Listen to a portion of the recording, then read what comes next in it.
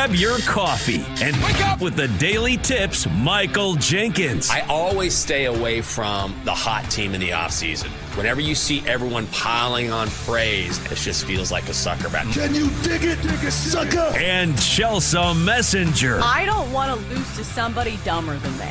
Yes. When you're in an office pool with somebody playing fantasy football and it's somebody who just puts it on autograph, like, I don't watch football, whatever. I don't want to lose to those people. The who? The her. For the best wagertainment here on the BetMGM network. Hey, Dad, don't forget about me, the Dogster. Sponsored by BetMGM. Make it Legend? Wait for it. Dairy. Download the app today. Please gamble responsibly. Here we go. The Daily Tip on the BetMGM network on a Wednesday. Great to have you with us. Coming up on this midweek edition, we start with baseball. Game 4, Blue Jays and Dodgers last night. And now we have a series that is even at 2 after the Blue Jays get the win. In 20 minutes, more from the Diamond as we bring in Michael Bradburn from The Score. And finally, Best Bets and the Dogster at 8:40. Also, welcome to our audience on Stadium. We stream during our final hour. You can do that via the Bally Sports Live app or just head to ballysportslive.com. Chelsea, let's jump into baseball. I know you were watching last night with the family. You had the Texas Roadhouse on the table. And what a game we got. The Blue Jays downing the Dodgers 6-2. Can I just say real quick that since you mentioned that at the top of the show, I've been starving. Just absolutely starving for the old Roadhouse family meal. Roadhouse. Roadhouse. They got the family pack of steaks because guess what? Now I get to have steak and eggs after the show. So I'm going to try to lock it in and talk about this World Series game. But I'm going to have to channel some mental strength here to not think about steak and eggs. It's going to be difficult for both of us, honestly. It's going to be difficult for both of us. Again, Toronto wins 6-2 in Los Angeles. The Jays plus 155 on the money line. Total set at 8, so we get a push. Shohei Ohtani gets the start not long after the Dodgers won that 18-inning marathon in Game 3. But Vladdy Jr. was ready for Shohei in the top of the third. Warning for the 19th in Yamamoto. There's a fly ball to deep left center field. Headed back there. It is gone. Vlad Jr. gives the Jays the lead. Call courtesy of Fox. Vladdy 2 for 4, including that shot. Addison Barger 2 hits on an RBI. Then on the mound, Shane Bieber gets the start for the Blue Jays. He was great. 5 1/3 innings, 1 run, 3 strikeouts. Jays get 4 more runs in the 7th, and now we have a series even at 2. Field. Line drive left field. Miles Straw puts it away. And the Blue Jays have tied this series up. After the gut-wrenching loss last night that might have just wiped a lesser team off, the Blue Jays bounce back and win it 6-2. This was one heck of a response, Chelsea, because the Blue Jays could have fallen apart after that 18-inning, I said marathon earlier. I was trying to come up with a different way to describe it, but that instant classic that we saw in Game 3. Yeah, absolutely. It was a marathon. It took forever. It took 6 hours. So when you look at this Blue Jays team, obviously you look at the numbers from their offense and you say, that's damn impressive. A team that's averaging over 6 runs a game this postseason. But I think you hit the nail on the head that the most impressive part of this Blue Jays team is their resiliency and their mental fortitude. Because even coming off, that marathon of a game, you add that to the mix, plus you have all of the narrative surrounding the Dodgers and their $321 million payroll. And here's the thing, like Ohtani, the most generational player you will ever see, and all of these guys know it. You see the roster of future Hall of Famers on the Dodgers, and this Blue Jays team is not intimidated. Like, you look up and down the roster of the Blue Jays, and these are not the big names in baseball. Like, when you think of Addison Barger, like, how many people heard of him before the World Series or before the postseason? It's just not some of these names that you're used to seeing, in these big moments. But this is what, this is when October legends are created. And speaking of, how fitting is it that Vladdy Jr. was the difference last night? The guy is on absolute fire this postseason, hitting .419 for the entirety of the postseason. He's the face of the franchise. So it felt very big that he was the guy and the spark that got it going last night. This was This was Vladdy Jr.'s game, not just because of what he did during the game, but because he was the one who led his team after Game 3 and got them out of the doldrums. And I didn't know this story, but he was saying, man, after that 18-inning marathon that we lost, I walk into the clubhouse. I'm the last guy in the clubhouse, and everyone's got their heads down like we had lost the World Series. And I kind of snapped and said, guys, it's 4 games. They have to win 4 games to win the World Series. Get your heads up. It's not over. He was sort of being the manager in that moment. But you know what? That's what leaders do. And that's what a clubhouse does or a locker room does. They look to their leaders to sort of inspire and say, oh, you're not just going to lead by how you play. You're going to lead with your words. And Vladdy did that. And then he goes out and he hits that bomb. So this was sort of everything coming together for a guy who told his team, we're not out of it, and then went out there and proved it. Yeah, so it's just everything is coming together for Vladdy Jr., and so now we have seen seismic odds shift in the favor of Vladdy Jr. when it comes to MVP of the World Series. Because before last night's game, he was 10-1 to win World Series MVP. And a lot of this has, correlation with the fact that a lot of people do not believe that the Blue Jays have a chance to win the World Series. But newsflash, we're up to Game 5 now, and the series is tied. Vladdy Jr. is hitting .419 with an OPS over 1,300, and he's had some massive home runs. Oh, by the way, last night, now I believe he has the record for the franchise for the Blue Jays for most career most postseason home runs in his career, passing Joe Carter. Wow. So it's just been an iconic postseason all around for Vladdy Jr. So now you can get him for plus 290 to win the World Series MVP. So if you still believe that the Blue Jays have a shot to win the World Series, like that's the bet to make. If the Blue Jays win, it's going to be off the bat of Vladdy Jr. How are you feeling about the Blue Jays now? Because I don't think you can quantify what this means for Toronto to get a win in this spot. If they lose last night's game, World Series is over. I don't mind saying that. I just don't think there's any way they recover from being down 3-1 to the Dodgers after losing that 18-inning game and then losing again. So now not only do they tie the series, they get their momentum back, and they have home field advantage going back to Toronto. As much as I still think the Dodgers are going to win this series, and right now they are minus 190, I'm not laying that sort of price for the Dodgers, not laying that juice. Toronto is a real live dog here. We're going to find out a lot tonight, obviously, but I think if you like the Blue Jays, go in now. Well, and I think more than anything, they need to win the games that Yamamoto is not pitching. Mm-hmm. And it's wild to say that it's like, hey, the games against Ohtani are winnable. Right. But, like, Yamamoto's really been the only pitcher that has been just lights out and untouchable, and he's capable of going a full game. So at some point, if this game or if this series does go to 7 games, we probably will see Yamamoto, and that's not great for the Blue Jays. Like, if you have to face Yamamoto in Game 7, chances are not in your favor. Right. But the Blue Jays have shown that they are very good at making these starting pitchers work outside of Yamamoto. So, like, tonight they have Blake Snell, which they roughed up in the first game of this World Series. So I'm not going to sit here and say that the Blue Jays don't have a chance, because how many times do they have to prove us wrong? The Blue Jays have been underdogs in every single game of the series. Every single game of the series. It's crazy. And it hasn't even been like pick 'em prices. Like, it hasn't been the Blue Jays at plus 105. It's been the Blue Jays plus 155, plus 170, to the point where you say to yourself, at some point you look at these prices and you just have to take the value play. No, I think you're right about that. Even tonight, I mean, here's what I think. Tonight's game, the Dodgers are minus 210, right? On the money line.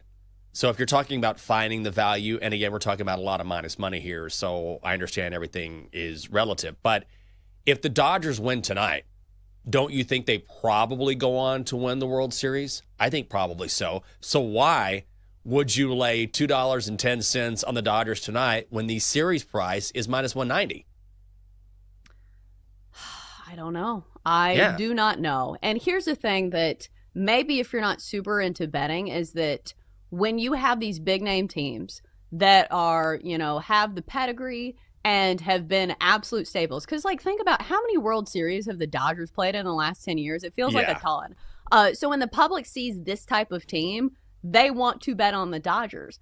The odds Right. makers know this. So you are having to pay extra, and you're having to pay a little Dodgers tax on these prices, even though these teams are pretty evenly matched, because they know the public's going to want to bet on those. So like any way you slice it, you are not getting a bargain on the Dodgers. So like maybe the Dodgers win. It's just at these prices, like here's the thing. If you bet on the Blue Jays on the money line every game of this series, like you'd be up pretty big money just because they're plus 170 in some of these games. And the converse is true for the Dodgers, where if you bet on the Dodgers on the money line every game this series, you'd be down money. You know, if they're minus 200 every game, right? Yeah. No, you're absolutely right about that. So you have to be really careful here. How are we feeling about tonight? Trey Savage going for the Blue Jays. Blake Snell going for the Dodgers. This is a rematch of Game 1 where the Blue Jays jumped all over Blake Snell. That was his second worst performance of the season. Gave up 5 runs against the Pirates, I think, about a month and a half ago. But this is not like him to get shelled in back-to-back games. So what do you think happens tonight? Is there a player prop? Are you leaning one way or the other? I know we're talking about prices, and even the Dodgers on the run line is going to be a little bit of minus money. I mean, that number just keeps going up when you're looking at the money line prices as well.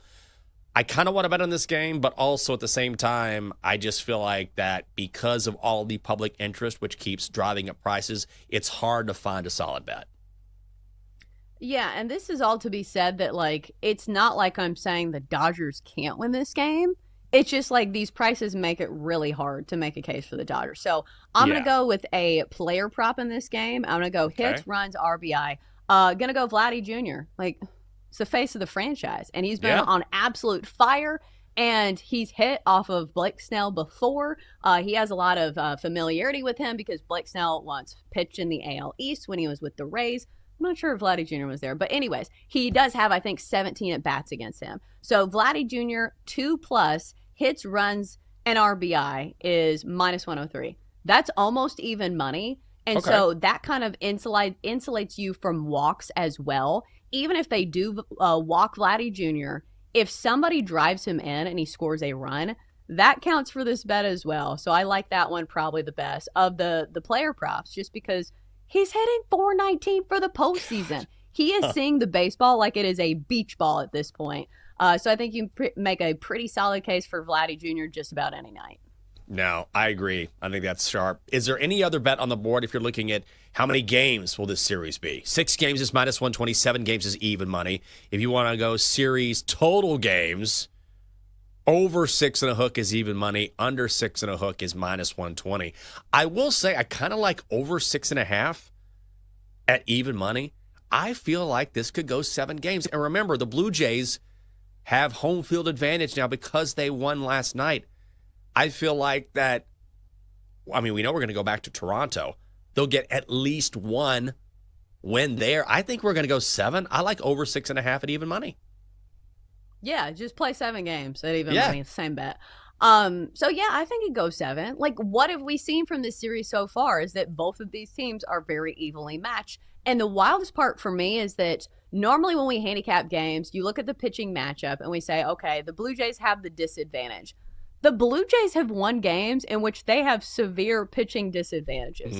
Like the game that Max Scherzer threw, where he wasn't even that good. They've won his games, which is crazy to say. Like, I know they haven't won all of his games, but still my point being is that these Blue Jays bats are so good that they have kept him in it, even when the starting pitching has not been lights out. So it's just hard to discount the Blue Jays every single game, with the exception of maybe when Yamamoto pitches.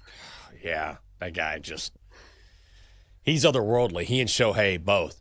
Whose bathwater would you rather order, Yamamoto's or Shohei's? You asked me this question earlier.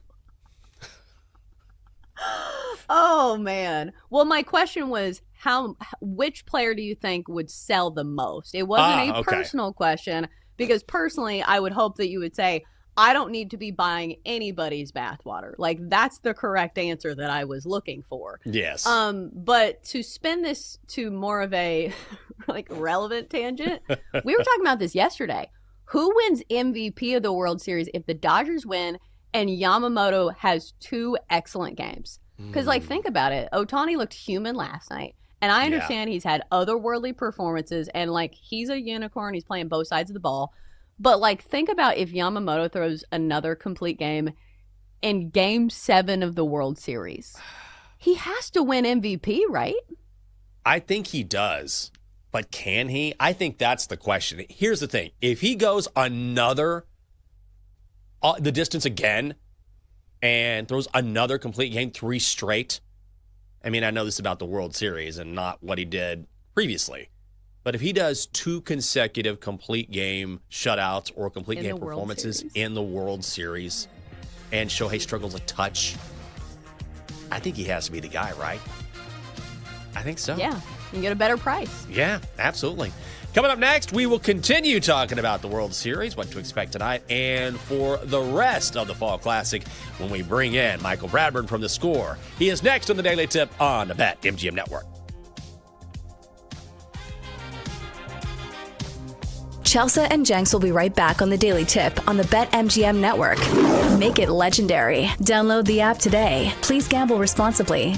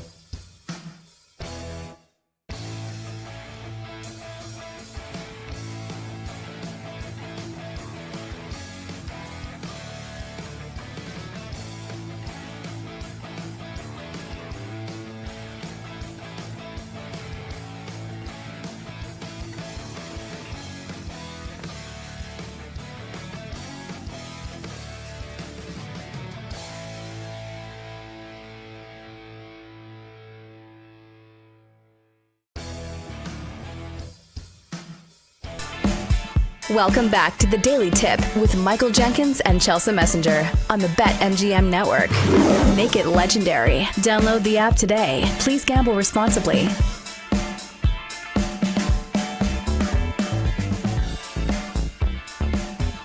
Welcome back to the show. Great to have you with us. The Daily Tip on the BetMGM Network.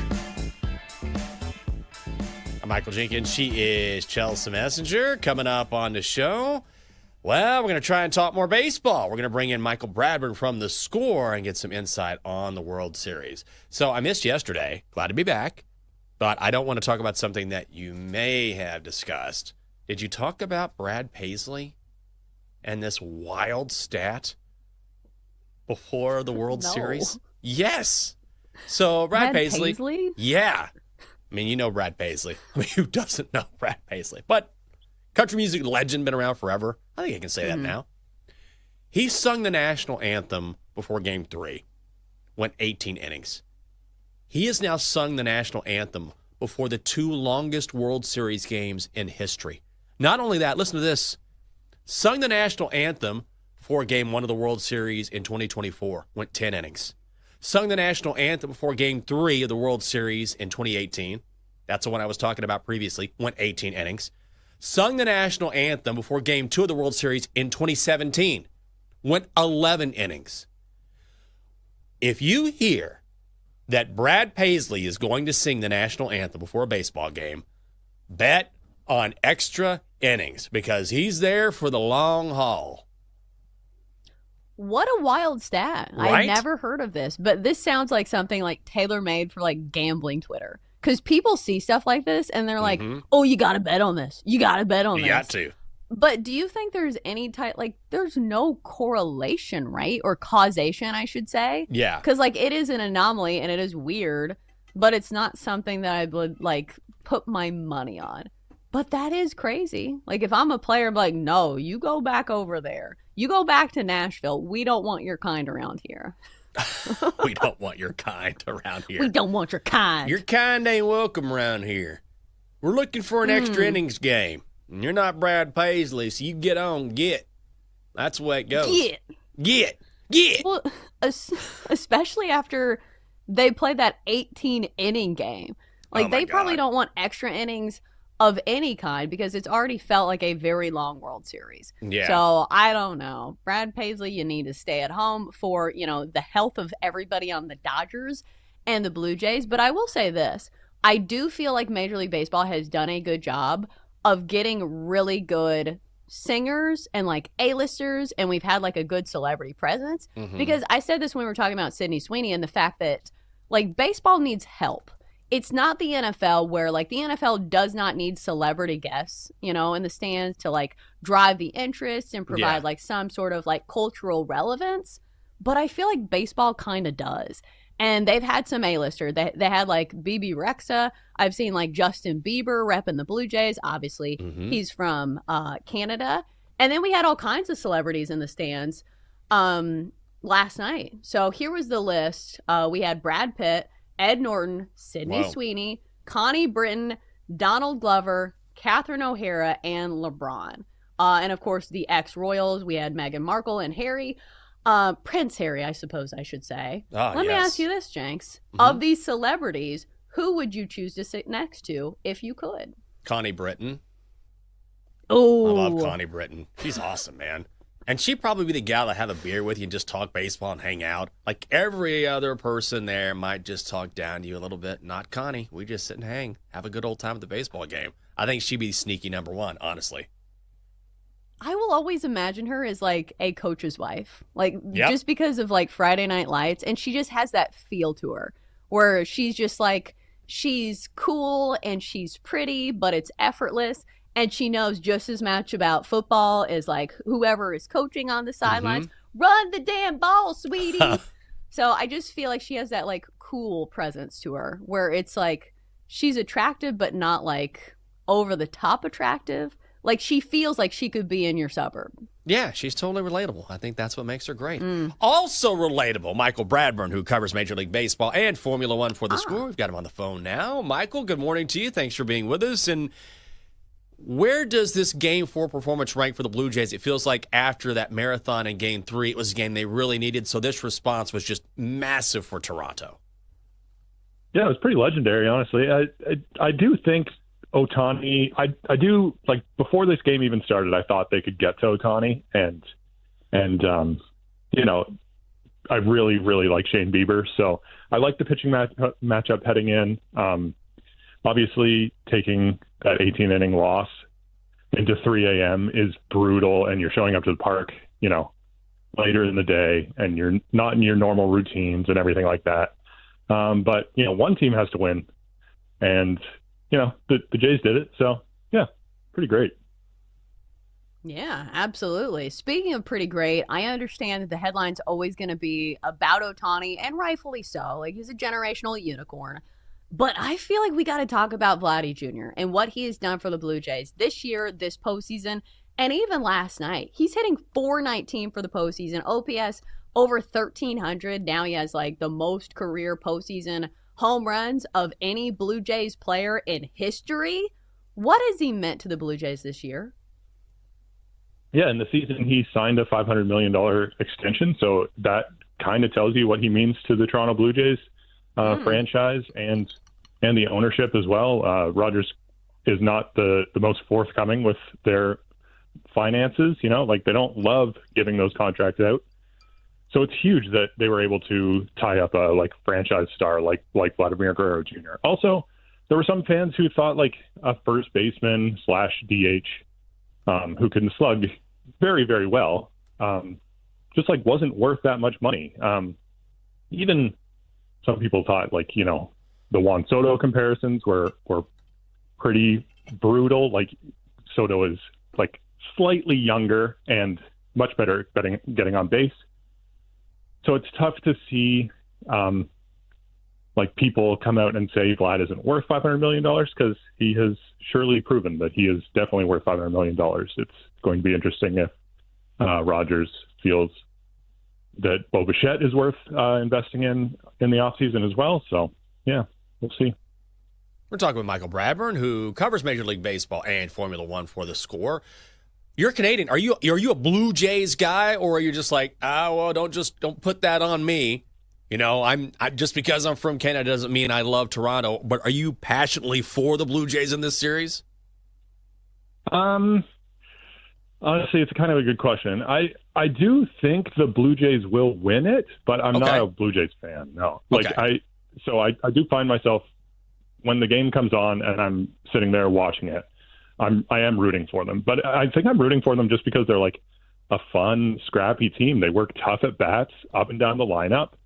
Also, there's this thing about them, like when Trey Savage is on the mound and he's a rookie, you're never not confident that he's going to get out of it. And like, you feel that way about the entire team. Like they trail 2-0 early and you're like, I'm pretty sure the Jays will still win this game. And they do. And like, I don't know, that makes a really exciting team. Obviously I also love the Dodgers though. Like, how can you not love Mookie Betts and Shohei Ohtani and Freddie Freeman? And like, the bottom of their lineup is also like relatively scrappy too. Like Tommy Edman had a pretty good start to the season. Obviously he tapered off and dealt with some injuries, but you know, I am mostly just a ball fan, and I do want to see my friends who live around me experience joy. So there is that. All right, so who wins this next game? Because the crazy part of this whole scenario to me is that from a betting standpoint, the Blue Jays have been big underdogs in every single game. But here we stand with the series tied. So clearly there's not as big of a gap as maybe the odds makers are putting on the board for us. So tonight the Blue Jays are big underdogs once again, plus 170. So do you think they have a chance in this game? Yeah, absolutely. They've already beat Blake Snell once. They work tough at bats against lefties. Blake Snell is one of those pitchers that like can get flustered. He's exceptional. Like I don't want to slag Blake Snell either. He's incredible, an incredible pitcher. However, when he gets into walk trouble and he gets traffic on base, he like can throw a lot of pitches, and then you're getting into the bullpen. And obviously, we saw the bullpen work wonders for the Dodgers in Game 3, like Will Klein and Emmett Sheehan combining for 7 shutout or whatever. But yeah, like the plan of attack is the Jays get to the bullpen and Blake Snell is gettable. I do think Savage is also a little bit gettable. He's excellent, but we saw him go twice in a series previously, and his second outing was not as good as his first. I do think when opposing batters get a good read on that like funky overhead delivery, then they're like better corrected, better adjusted for what he's throwing. So we'll see if they adjust to the splitter tonight. And but yeah, I think I would take Blue Jays to go ahead. Michael, who is the one Blue Jays player that has been most important to this team that we don't talk about? Through the season or through the postseason? Through the postseason. Oh man, through the postseason, I think it would be Ernie Clement. Ernie Clement was like hitting 500 through the first two series, like the division series and the championship series. He is elite defensively at third base and also can move around the diamond. He's a bit of a Swiss Army knife. If you're just like learning about the Blue Jays, you probably don't know of Ernie Clement that well, and he mashes left-handers, like brutalizes left-handers. So he's a fun guy to like root for. And honestly, I do think he has staying power. I think the Blue Jays have like a bunch of kind of scrappy guys, like Nathan Lucas has been their number 2 hitter for most of the series. He moved up to number 1 last night because of Springer's injury. And he's like kind of known as a scrappy guy too, but he's like a career minor leaguer and he's already 31. I think Clement, has a bit of a career ahead of him as at least a very good defensive third baseman and all-arounder. All right, so you said this earlier and you almost said it like nonchalantly, but it's kind of a hot take based on like what people think of the Dodgers, is that I'm pretty sure you said that the Blue Jays are going to win the World Series. So make your case for Toronto to the casual baseball fan. Like, what are the talking points? Why do you think they're going to win the World Series? I think the betting odds are just wrong here, honestly. I think the betting odds reflect how people bet. I don't think they reflect what is true. I think they're reflecting here, in this case, that like the Blue Jays won more games than the Dodgers. They are a very complete team, and everything is kind of going very well for them right now as well. There were times in the season where Bowden Francis was making regular starts for this team. He's not very good.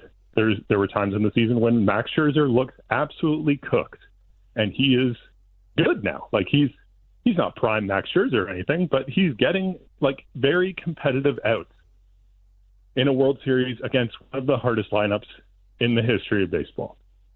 So, I think that's the case. I don't think there's much of a case to be made, honestly.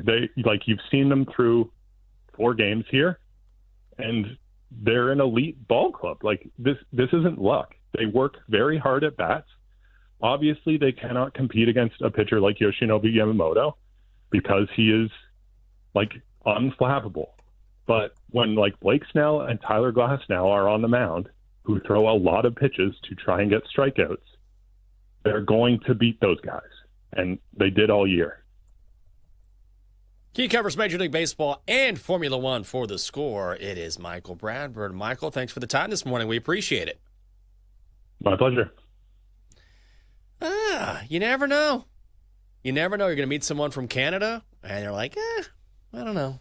I like the Blue Jays. I'm not crazy about them, though, because, there's a finite number of teams there, like the Blue Jays. So you just never know. But yeah, that's it. That's the Blue Jays. I was like, I remember the Expos too, but no, it's just the Blue Jays. I had to check with myself, like, no, it's just Toronto. So you never really know. And we run into that with covers.com as well, right? Because they're based in Canada, so it's always Blue Jay centric. But I mean, you can still tell that he makes a case for the Blue Jays, and I get it. They're right there. Right. And especially with these prices. Like, I feel like we keep saying that, is that it's not like we look at this Dodgers lineup and we're like, yeah, they're not going to win. No, there is certainly in the realm of possibility that the Dodgers still win the World Series. They are still very, very good. I am just saying at these prices, I'm not sure if it's worth betting on the Dodgers. And like, this is why we don't bet on the Dodgers during the regular season very much. Like, Jenks, think about the times that we have bet on the Dodgers on the money line in the regular season. Yeah. I feel like this is the team that we barely bet on just because the prices are never good. They're not.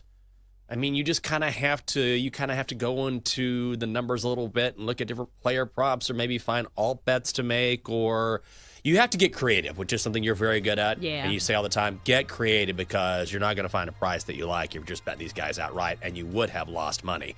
Coming up next on the show, man, maybe we'll just let Denton bet after we went 3-0 last night. How about that? Best Bets Doctor coming up next. It is a daily tip on the BetMGM Network.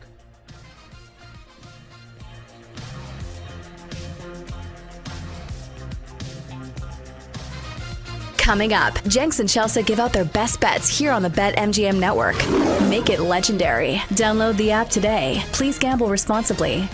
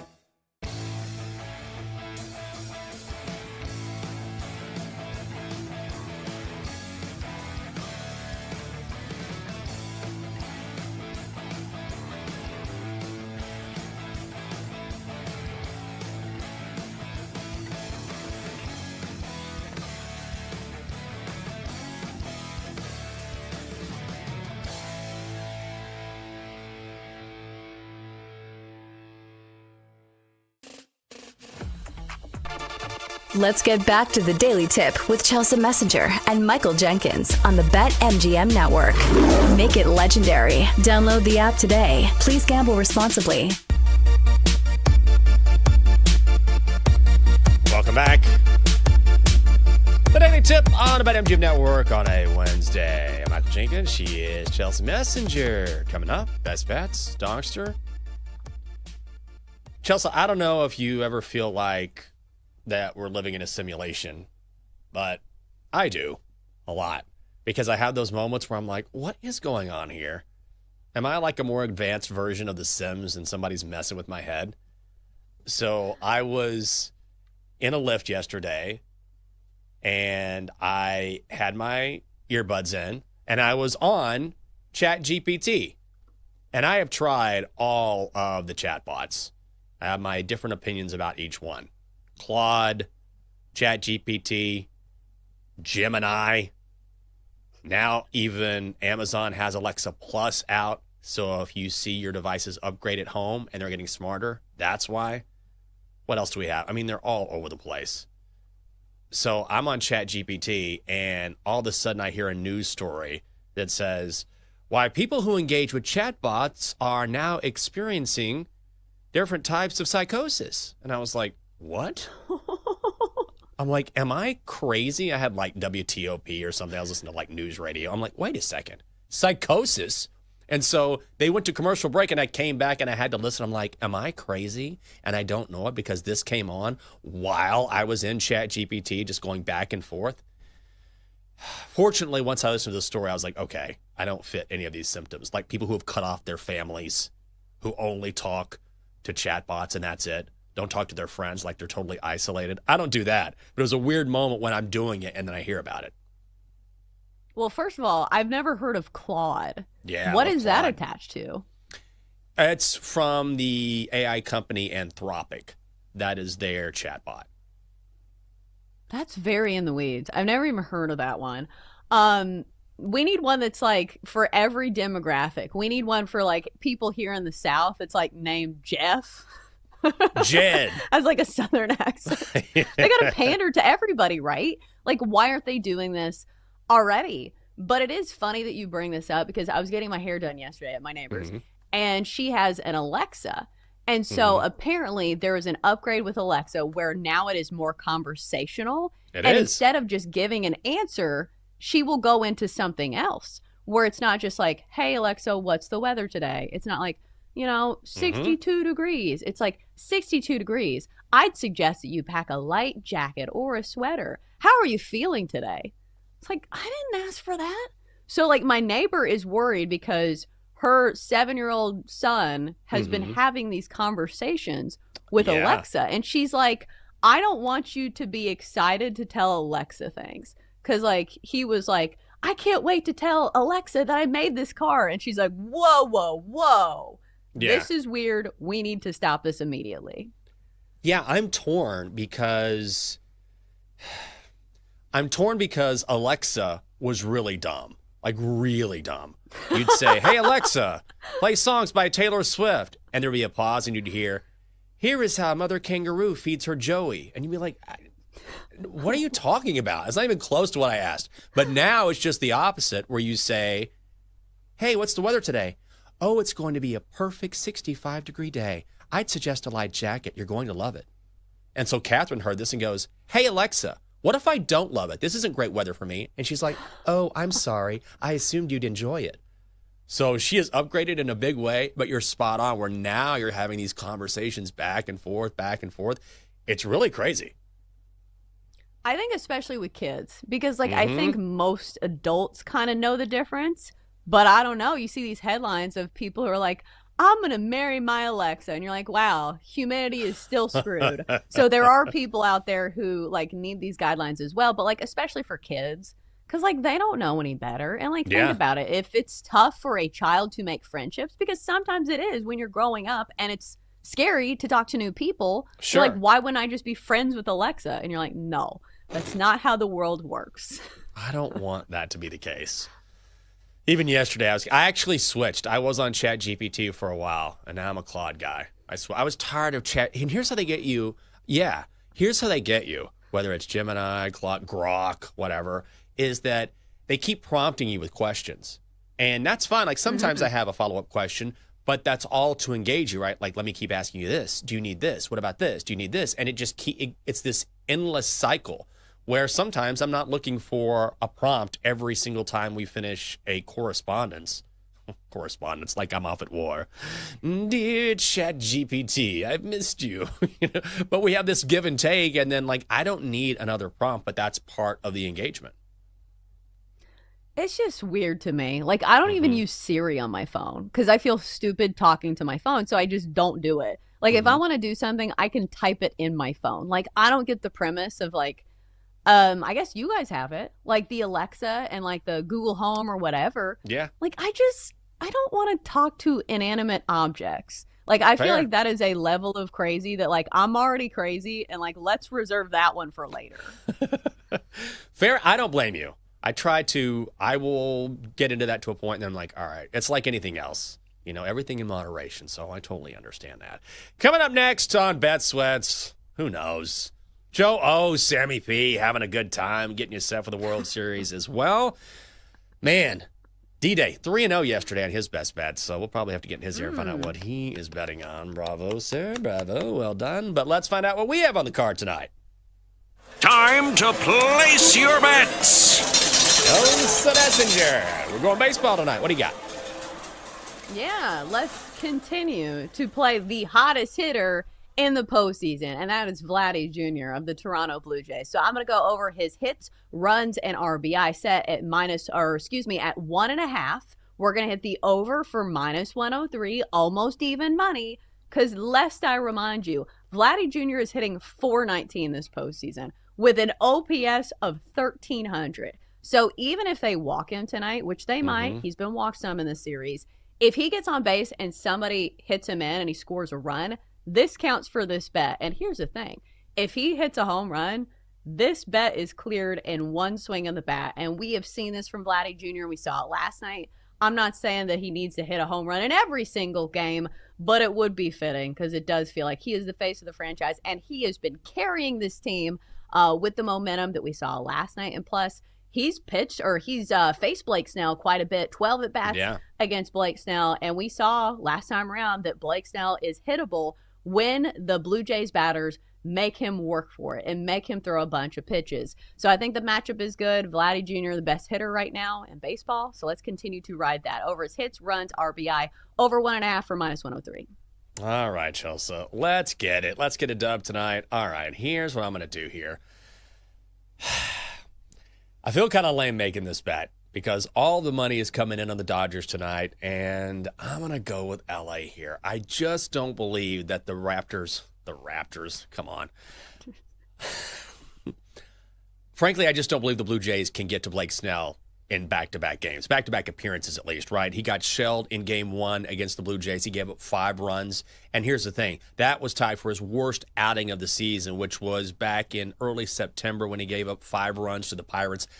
Since then, he has been on a roll until this last outing, right? What happened when he got shelled against Pittsburgh? Went on to throw 13 consecutive shutout innings. So when you have a Cy Young award-winning pitcher, when you have someone who has the stuff that Blake Snell has, I just believe after a bad outing, what you're going to get is that positive regression. I think we see that tonight. And look at what he has done in L.A. this season. 5-1 overall, a 1.17 ERA. He has struck out 48 batters in 38 and a third innings. And also look at the Dodgers bats as well. Only had 6 hits last night, 2 runs. It's really hard to shut down a lineup this talented in back-to-back games. I think they get on the right side. I think Blake Snell gets back on track. I'm going to play Dodgers -1. It's -155, a little juicy. Would also recommend Dodgers on the run line if you don't want to lay that juice. Going to be a public side, but I think it's the right side after that Blue Jays win last night. I do think the best argument for the Dodgers tonight is that you look at the Dodgers bats, like you said, and it feels to me like they are too good of a lineup to only score 2 runs. Like, I just think that we see something better from them tonight. And Trey Savage has given up some runs. And at some point, like, I do think this kind of plays into the over as well, is that these batters have seen a lot of these relievers a lot already. That's what happens when you have an 18-inning game thrown in there. So as the series goes on, the advantage goes to the hitters when you keep seeing the same arms over and over again. So I don't know how it's going to go once the bullpens come into the mix, but I do think we see some runs scored, and I do think we see a better effort from the Dodgers lineup tonight. Like, I don't think we see another game where Ohtani is just not even in the mix, because it's crazy. You went from being on base 9 times the game before to last night being not much of a factor at all. Mm-hmm. No, I agree with you. So before we get to the Dogster, do you have a lean we should know about? I think that's going to be it. Like, I think Okay. last night when I was watching the World Series, I was thinking that the World Series next game was not going to be until Thursday. And I was like, oh my gosh, I have to bet on the NBA tonight. So I started doing research for that, but like, I don't want to. So not even a lean in the NBA. I do not want to bet on the NBA. Fair enough. Understand that completely. All right, before we wrap things up, guess who's here and back and ready to go? It is the Dogster. Dogster, what's going on? I've been watching the World Series, and Shane Ohtani is awesome. Oh. Who is Shane Ohtani? He's the greatest baseball player I've ever seen. Like, you know it's Shohei Ohtani, right? Where'd you get this name? It's from the chatbot I use, ChatGPT. Oh, well. Okay. Well, now it all makes sense. We gotta log you off. Do you at least have a bet? Rockets, minus 5.5 at the Raptors. Okay. Well, don't feel bad, Chelsea. Could be on ChatGPT. That's not the way to go. I wasn't even sure if we could say that word on air, but listen, you just said it twice, so. It's a chatbot. It's difference. As long as you put bot on the end, it's okay. It makes it all okay. That's going to do it for this edition of the Daily Tip on the BetMGM Network. At least I hope so. It's Chelsea Messenger. I'm Michael Jenkins. Always appreciate spending your morning with you. It's the midweek edition. Enjoy the rest of your day. We'll see you right early tomorrow at 6 a.m. Bye.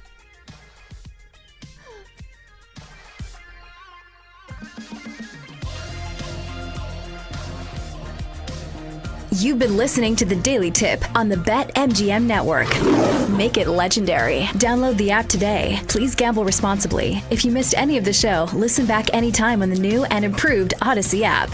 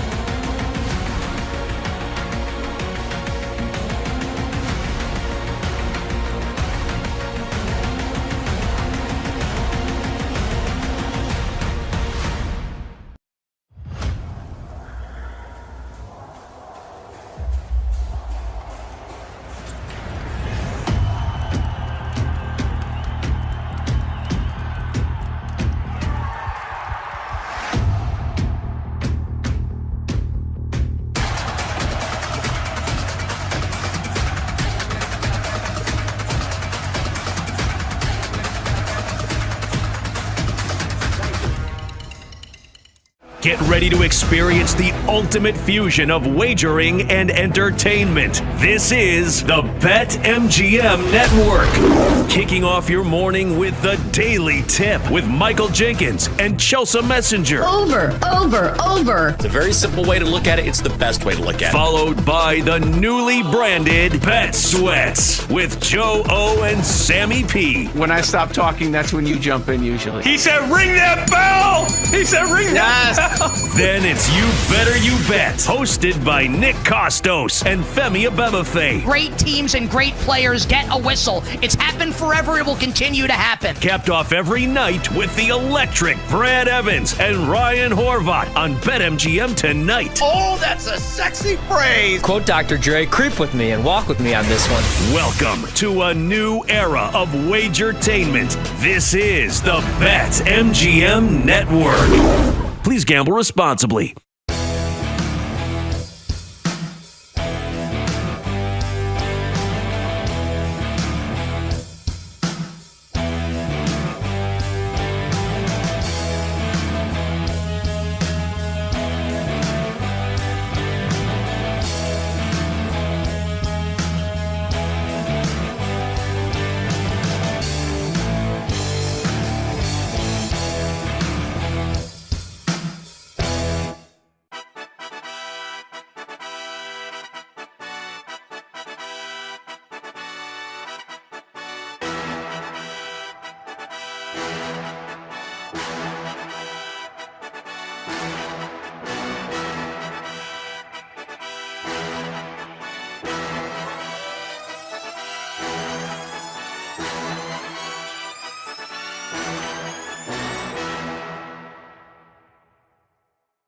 Get ready to experience the ultimate fusion of wagering and entertainment. This is the BetMGM Network. Kicking off your morning with the Daily Tip with Michael Jenkins and Chelsea Messenger. Over.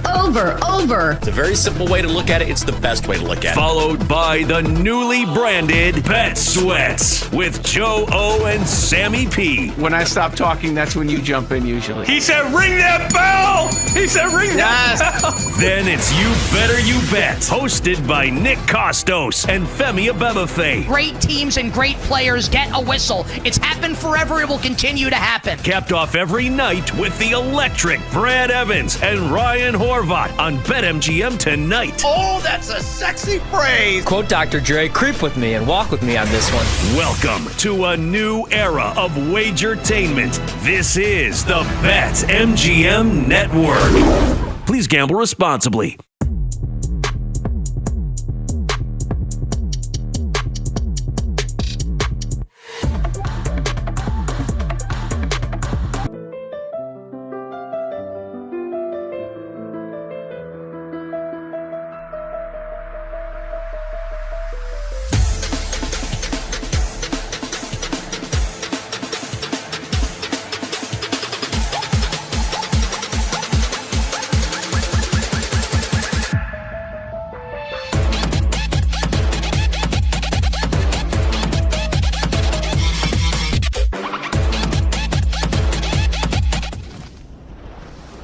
Happy Wednesday. Welcome to Send It In, presented by BetMGM here on the BetMGM Network. I'm your host, PJ Glass. We got a great show for you guys coming up on the show today. Two great guests. Our guy, Gene Battaglia, going to join us here in moments, break down the biggest game of the week, Bills and Chiefs from Buffalo. Also going to have Chase Kitty later on in the show to talk some college football, and we will also break down some college football. I'll give you guys some of my favorite bets upcoming for the week. We'll talk about the other half of the NFL slate for Week 9. We'll break down the World Series Game 5 tonight, 2 college football games that we have on the slate, and then some of our favorite bets from the NBA coming up later on tonight as well. As always, any questions, comments, best bets that you guys have for us, you can listen to the show, chime in, any questions that you have at the BetMGM Network on Twitch, on YouTube, on X. We'd love to hear from you guys. And if you miss any part of the show today, you can always go back and listen to the Send It In podcast, which is available wherever you get your podcasts. Let's get rolling On a Wednesday, Glass is in session. Go to the Glasser guest line, check in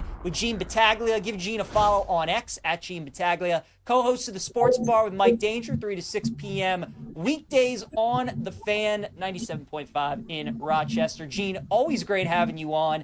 And we were talking before the show. I mean, this is the week, right? When the schedule comes out, Bills fans, Bills players, Bills coaches, where are the Chiefs? And here we are, Kansas City right now with 2-point favorite on the road. And, Gene, I think the big question every year is Buffalo's dominated these games in the regular season. Kansas City's obviously dominated these games in the postseason. So we've seen it play out that way, it feels like, the last 4 or 5 years. What ultimately do you think is the biggest difference from when these games are played in the regular season to the playoffs? Ultimately, and thanks for having me, PJ. Ultimately, I think it comes down to coaching.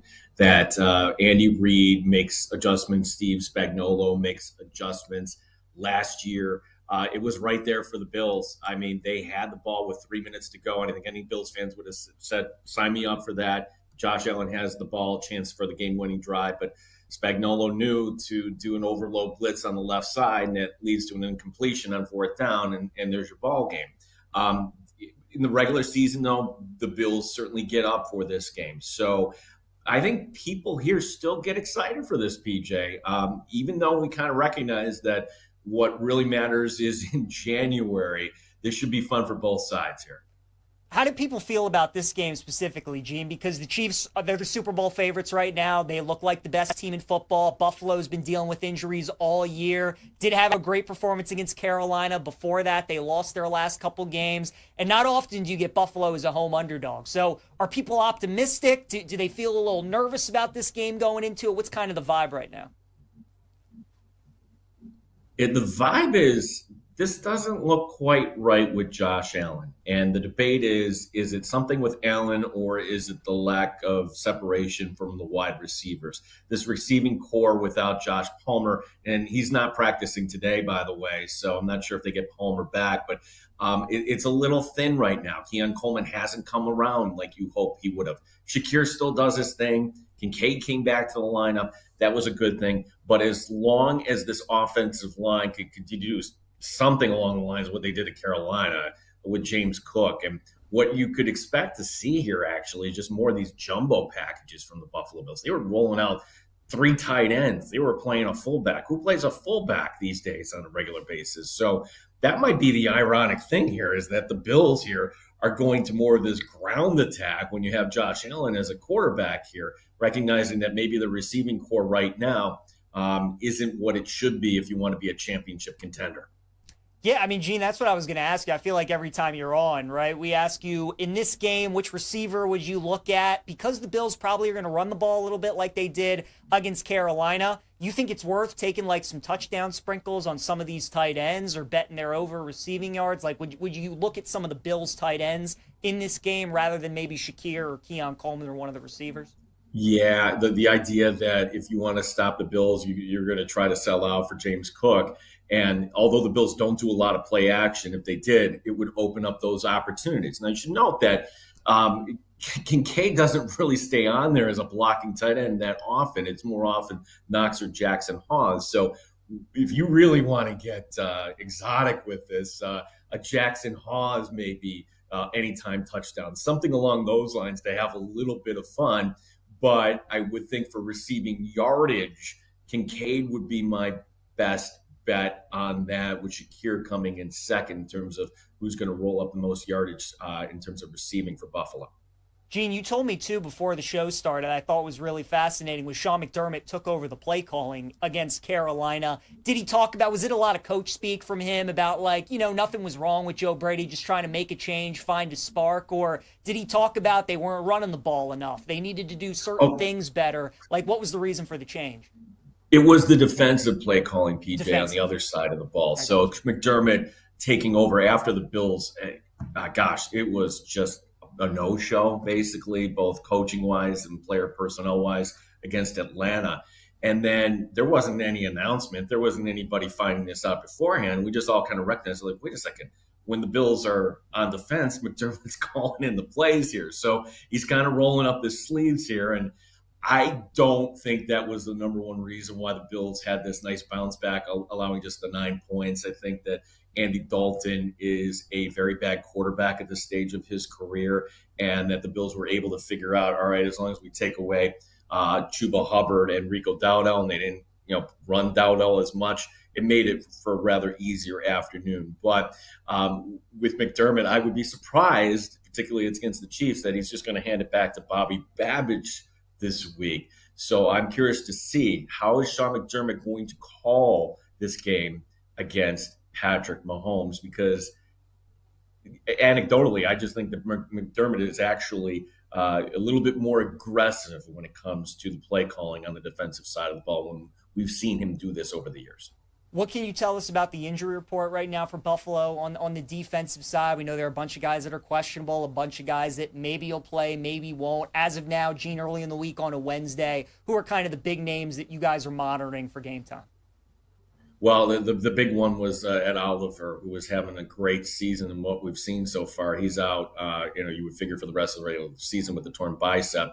The news from today, Matt Milano and Terrell Bernard both practicing. Bernard was only available on an injury basis, so that'll add some depth to the for the linebackers, certainly.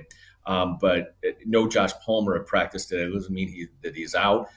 Also not at practice today, defensive tackle Daquan Jones. So the Bills missing a few depth pieces for sure, should they not get back to the practice field. We're talking Bills Chiefs with our guy Gene Battaglia here on Send It In. Give Gene a follow on X at Gene Battaglia. Total in the game, Gene, 52.5, right? And you know these games, sometimes they're shootouts, sometimes they're games played in the 20s. How do you see this one on Sunday? You think it's a high-scoring affair or more so of a defensive game? Nope, I would take the under here. These games, I think, are always it's fun, right? But I do think that it's one of those games where you just want to manage each possession. You don't want to turn the ball over. I don't see teams going up and down the field. I don't see Josh Allen, throwing it way over the top to a receiver. So to me, this has the feel of a 27-20 game, something like that. So I don't see this game going over. Gene, who do you like to win the game on Sunday? Who are you going with? Do I have to say? I mean, Kansas City. You don't have to if you want. Kansas City. I do think that, the Bills are very one-dimensional on offense until they prove otherwise. I think that'll be just enough in this game. And there's some inexperience in the Bills secondary with Harrison, also with safety Jordan Hancock. They'll see more action, but that's a tough assignment for both these youngsters. So I do think Kansas City is going to find some opportunities through the air here. Harrison against Xavier Worthy, that's going to be a fascinating matchup for sure. Those two speedsters locked up on one another. Gene, before we let you go, I do want to talk about the AFC East division. The Bills were the biggest favorite in the preseason, and the way New England's playing and their schedule's very favorable. Buffalo's an underdog this week. New England's another 6-point favorite against Atlanta. Is there concern right now amongst people that the Bills definitely are in trouble of not winning that division? I don't know if we're there just yet. But that being said, I'm sure if there's a loss this week in New England, now the gap sort of widens. We haven't talked much on our show how this path would look if the Bills were to, say, be a number 5 seed and have to go play, fill in the blank, Pittsburgh, whoever it would be as a 4 seed. So that's a path they haven't taken. Like entering this year, PJ, the expectation was 1 seed. It really was. Like, hey, it's a team that was basically a quarter away, a drive away from the Super Bowl. They should challenge Kansas City for the 1 seed. And now you're right.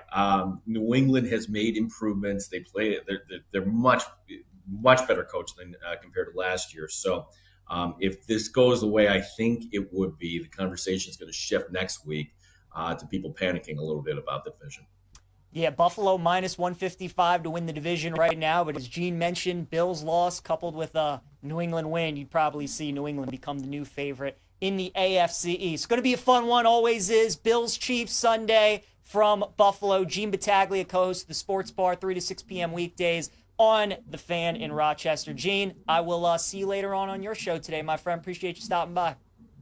Yeah, no problem. 4:05 for PJ on our show inside the Odyssey app, The Fan Rochester, where we'll try to get PJ to say the name Yamamoto this afternoon. Love it. Can't wait, Gene. Looking forward to it. Great stuff from our guy, Gene Battaglia. Let's keep talking the NFL Week 9, you guys, and Colts and Steelers. Let's start there Indy, a 3-point favorite on the road against Pittsburgh. Total in the game is 50.5. I mean, look, I want to take the Steelers in this game, right? It's a lot like what we talked about Sunday Night Football with the Packers-Steelers game. This is a Tomlin spot, like it just is. The Colts look unstoppable. They look unbeatable. And you get a team like that going into Pittsburgh, and usually the Steelers just have a way of mucking it up and keep it ugly. But this defense just is not good, man. And if they couldn't do it against the Packers, a team that has struggled on the road this season, with Aaron Rodgers obviously going up against his former team, it's Sunday Night Football, that was a little problematic. You got another high total in this game at 50.5. And even though maybe Daniel Jones struggles in this game, Jonathan Taylor is just such a monster, and he's been cooking every single game this year, it feels like. So Indy, I mean, they're going to be very popular this week. A lot of people are going to lay the 3 with the Colts. I'm going to be interested if this line goes up to 3.5 at all. But historically, this is a Steelers spot. So I probably won't bet the game. If we get a 3.5, then maybe I'll be on the Steelers against the Colts. But it's just going to be interesting. Is the Steelers defense ever going to turn the corner this season? Because if they're not, they're going to miss the playoffs. Broncos and Texans this week in Houston. Houston is a 1.5-point favorite. Total in the game is 39.5. This line has flipped from Denver being a favorite to Houston being a favorite with the Surtain injury. And Houston's in the same spot that they were last week against San Francisco. They are under 500, favored at home against a team who has a 5 or is above 500. Denver is 6-2 this season. I like the under 39.5. I know Houston's offense was able to do a lot of good things against San Francisco, but that's because the Niners, especially without Bosa, don't get any pass rush. Denver does. These are two of the best teams in terms of pressure rate, getting after the quarterback in the NFL. I think both Bo Nix, both CJ Stroud have a tough time in this game. I think it's going to be a slugfest. So under 39.5, Texans, Broncos. I do like that play. Jags and Raiders. Jacksonville going to Vegas is a 3-point favorite. Total in the game is 45.5. Both of these teams are coming off a bye week. I like the Jags in this game. The Jags are 4-3 this season, and in all their wins, they've forced turnovers. That's what they've done. The past couple games, we've talked about fading the Jags because of their turnover regression, but the good news for them is they're facing Geno Smith and the Raiders, and all Geno has done this year seemingly is turn the ball over. So it feels like a good matchup for the Jags because their defense should be able to get some turnovers on Vegas, and also Trevor Lawrence against his Raiders defense should be able to make some plays. So I understand why the Jags are only a short favorite, but I think matchup-wise, really with Jacksonville, it just all comes down to will they force turnovers. And if the answer is yes, they're probably going to end up winning that game, covering the spread. I like the Jags -3 on the road against Vegas. Saints and Rams. LA, a 14-point favorite at home. Total is 44.5. We're going to have Tyler Shuck making his NFL debut on Sunday. Haven't bet this game yet. I would lean towards the Saints, though, plus the 14. And the reason being, it's a fade of Los Angeles. And how in these games at home, when they're a big favorite, they tend to struggle a lot of the time. You know, we already saw it on Thursday night against San Francisco when the Niners went in there and beat them on Thursday. How about like a couple years back, 3-4 years back, when the Jets were the worst team in football? They were like 17-point dogs. They went into LA and beat them. McVay and the Rams have had some duds in the past as big favorites. And we've been talking about the Saints a lot on this show. They only have one win, but they're still playing hard. Their defense has been pretty decent. They're making the move from Rattler, so there's really not a lot of tape on Tyler Shuck. Kellen Moore is just probably going to empty the clip and use a bunch of different trick plays and looks the Rams haven't seen. So LA -14. You come off the bye week. You're a big favorite. Motivation is definitely a question mark in this game when you're laying 2 touchdowns at home against the Saints. So I'd actually look towards New Orleans plus the points. Chiefs and Bills. All right, game of the week. Kansas City, a 1.5-point favorite on the road. Total in the game is 52. This is one of my favorite bets that I make every year in the NFL because the line is always too low and it always goes over. And that is Josh Allen over rushing attempts. Every time Josh Allen plays the Chiefs, I always go over his rushing attempts. Allen has played the Chiefs 9 times in his career. If you combine regular season and postseason, in those 9 games, his rushing attempt numbers are 8, 11, 12, 10, 12, 7, 11, 12, and 11. So he's gone over 8 rushing attempts in 8 of 9 games against the Chiefs in his career. I started to shop around at some different places, and there's an over 7.5 rush attempts for Josh Allen at plus 102, which I think is an awesome bet. So if you see any 7.5s, even if you see any 8.5s at plus money, I would take over, man. Josh Allen, whenever he faces Kansas City, he always looks to run, right? We know how bad the Bills want to beat the Chiefs every time that they play him. Allen is the king of those short yardage QB sneaks, getting touchdowns, getting first downs. So you could get 4 or 5 rushing attempts just from that. I think 7.5 is an awesome buy. Josh Allen has gone over 7.5 rushing attempts in 2 games this season, the Sunday night games against the Ravens and the Patriots. So when you combine the fact that it's a massive game and he's playing the Chiefs, Josh Allen, I think, is going to run the football plenty. Over 7.5 rush attempts for Josh Allen. A bet that I always look for every year. Sunday Night Football, Seahawks and Commanders. Seattle, a 3.5-point favorite on the road against Washington. I like the under, 47. Seahawks coming off a bye, hopefully getting healthier in the secondary. We talk every week how great Seattle is on the road under Mike McDonald. Their defense always travels. And then you're getting Washington off of a short week. And whether it's Mariota again or whether it's a banged-up Jaden Daniels, that is not a great recipe going up against that Seattle defense. Maybe you just want to look at a Washington team total under. I think full game under is a good play, too. I like under 47. And then Monday Night Football. Dallas is a 2.5-point favorite at home against Arizona. The total in the game is 54. I mean, this line right here is telling you to bet Arizona. They've lost 5 straight games, and they're only catching 2.5 on the road. I would look at Arizona's team total over 26.5. The total's 54. I think this is a shootout. I think Arizona gets their points against that Dallas defense. So I'd look at Zona, team total over 26.5. All right, let's do a little primetime page. Look at World Series Game 5 for tonight. Blue Jays tie up the series last night. And the Dodgers, once again, a minus 200 favorite with Blake Snell against Trey Savage. Nothing for me. I'd probably just bet Dodgers series price to win the World Series. I think this goes probably the full 7, but I think the Dodgers end up winning it. But the last couple nights, we've laid the run line with the Dodgers. It hasn't worked out, so I'm not going to that well again. Now that it's back to a 2-2 series, I just look at the Dodgers to win the World Series and bet that.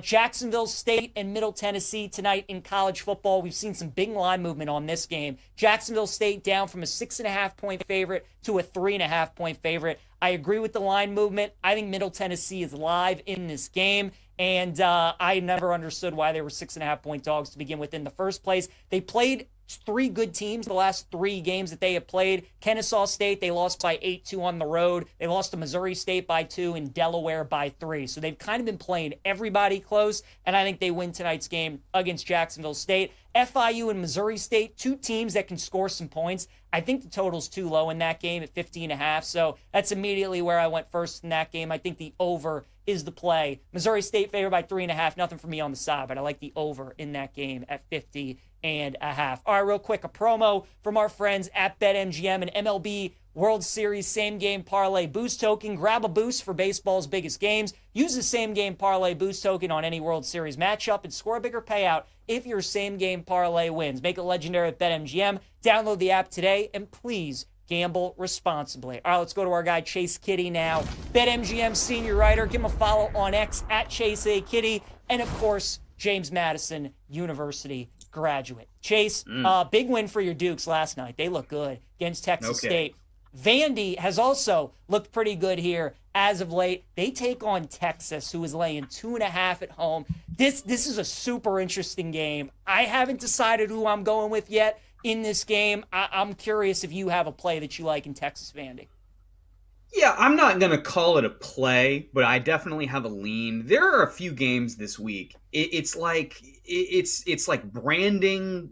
I don't even know what people are doing making these lines. It's like a branding exercise more than a football exercise. You have Texas and Vanderbilt. Here's what Texas has done this year. We saw them lose to Ohio State. San Jose State, UTEP, Sam Houston. Who cares? They lost at Florida, who's already fired their coach. I think Florida's decent, but, I mean, that's a mid to bottom half of the SEC team. They beat Oklahoma when John Mateer, hand didn't work.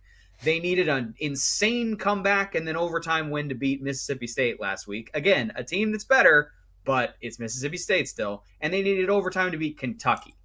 That's the full resume. why are they laying points to Vanderbilt? Vanderbilt's good. You know how you beat Vanderbilt? You throw against them. Go watch the Alabama tape. That team beats Vanderbilt because they had the matchup. What have we seen from this Texas passing attack? And Arch Manning's in concussion protocol this week, so it's not even going to be Arch. What have we seen that makes us think they're better than Vanderbilt? What have we seen that makes us think they have the passing attack to beat Vanderbilt? I don't get this line at all. To me, this is Texas against Vanderbilt, so I guess Texas is a short favorite. It just doesn't make any sense. I would take the points with Vanderbilt. I would bet the money line.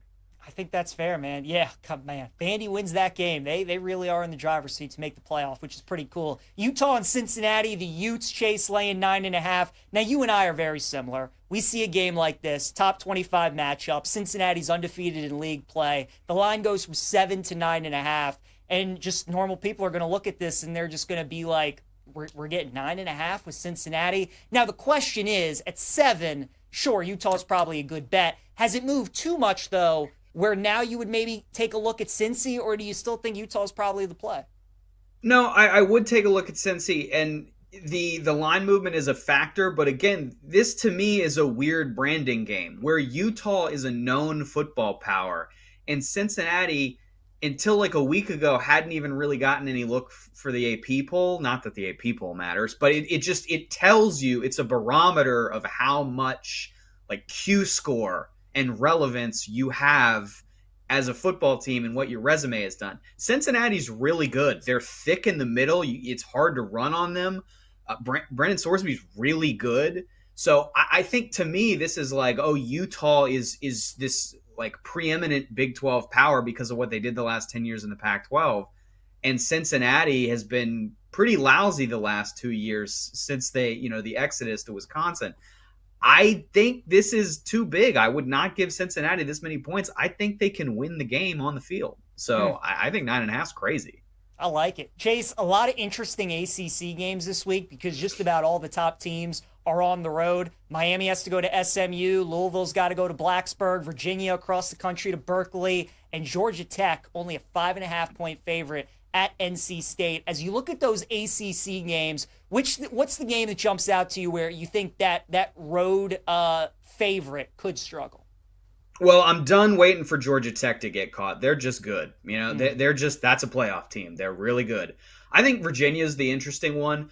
Virginia, to me, is a little bit like Miami last year. I'm not telling you Chandler Morris is Cam Ward, but they win by the hairiest of margins. Yeah. And they just find weird ways. I mean, that UNC ending last week, my in-laws, my wife's parents, one of them went to North Carolina and one of them went to Virginia. So that was a whole affair, how close that kid gets to the end zone. I mean, they just barely win all these games. So I think if you're going to go play a West Coast road game, you're a 4.5-point road favorite. I think that's interesting. Cal, I think, will be live in that game.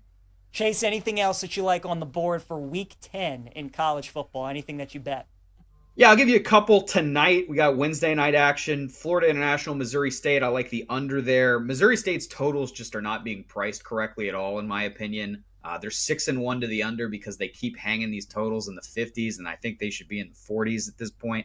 So I think you're probably getting pretty high total there, where it should be closer to 47.5. Oklahoma State is a 24.5-point dog. I just think, you have to watch this team to know this, and nobody's watching Oklahoma State because it's a dreadful team. I think they've made some tweaks.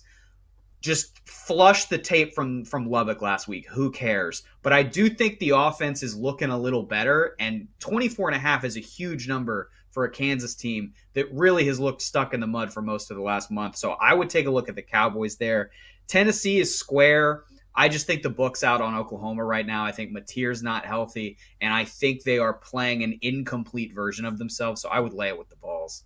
Totally with you on Tennessee. I like them a lot against Oklahoma. Chase, real quick, about 30 seconds, quick thought on the coaching search going on right now in college football. Brian Kelly gets fired from LSU over the weekend. Lane Kiffin, what do you think happens? Stays at Ole Miss, goes to LSU, or goes to Florida, or maybe somewhere else? There is going to be so much cash on the table this offseason that it is hard for me to think he will stay at Ole Miss, but I can only tell you what I would do in his position. go look at the turnover at these Florida and LSU jobs. Nobody is ever happy. Florida almost intentionally plays the hardest freaking schedule imaginable every single year. They love firing guys in Gainesville. You're doing well at Ole Miss. You have a real shot at the playoff this year. Take a raise and stay where you're at. I don't know why he would move, but yeah, cash on the table. He's probably gone. Yeah, fair enough. Chase Kitty, give him a follow on X at Chase A. Kitty, BetMGM senior writer, proud graduate of James Madison University. Chase, always good talking to you, pal. Enjoy the weekend. Dukes looked good, man. Dukes looked good. They did look good. They did look good. All right, guys, let's keep talking college football here on Send It In. Chase said it, and I agree. Favorite of the week is Tennessee, -3 against Oklahoma. It is square.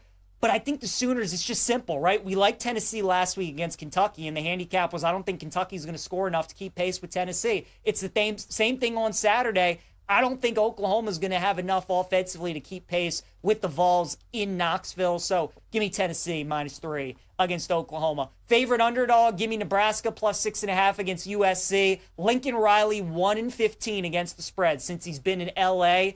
When he has to go to the Central or Eastern time zone against the spread, 1-15. His teams do not like playing in Big Ten country, and they do not like playing against these type of teams. I think Nebraska's live in the game, but I like him +6.5. Georgia, Florida, I'm taking the over in this game, 50.5. Kirby's team has scored 34 points or more the last 4 meetings against the Gators, so his offense has been able to score points. In Stockton and Georgia, in some of these big games this year, have put up points. And then Florida against this Georgia defense, again, the secondary is gettable. They don't really get much of a pass rush. I think Florida's going to be able to score. I think that total's too low, so I like over 50.5, Georgia and Florida. My favorite under is going to be Penn State and Ohio State, 43.5. I just don't know how Penn State scores much. Backup quarterback, a team that wants to run the football. They still can't generate explosive plays against that defense. And then Jim Knowles, who was the Ohio State defensive coordinator last year, is with Penn State this year. I think he can be able to do some things to slow down Ohio State's offense. So I like under in that game. And then a money line outright I like, SMU in the first half, +260 against Miami. Canes have struggled in the first half, the last 2 games against Louisville and then against Stanford on Saturday. Again, this is the first game Miami plays this year outside of the state of Florida, and it's only their second true road game as well. Beck, throughout his career, has struggled in true road games, so I look at SMU in the first half. I think Miami goes in the locker room, figures it out, wins the game, but I like Mustangs first half money line at +260. All right, you guys, wrap the show here on Send It In.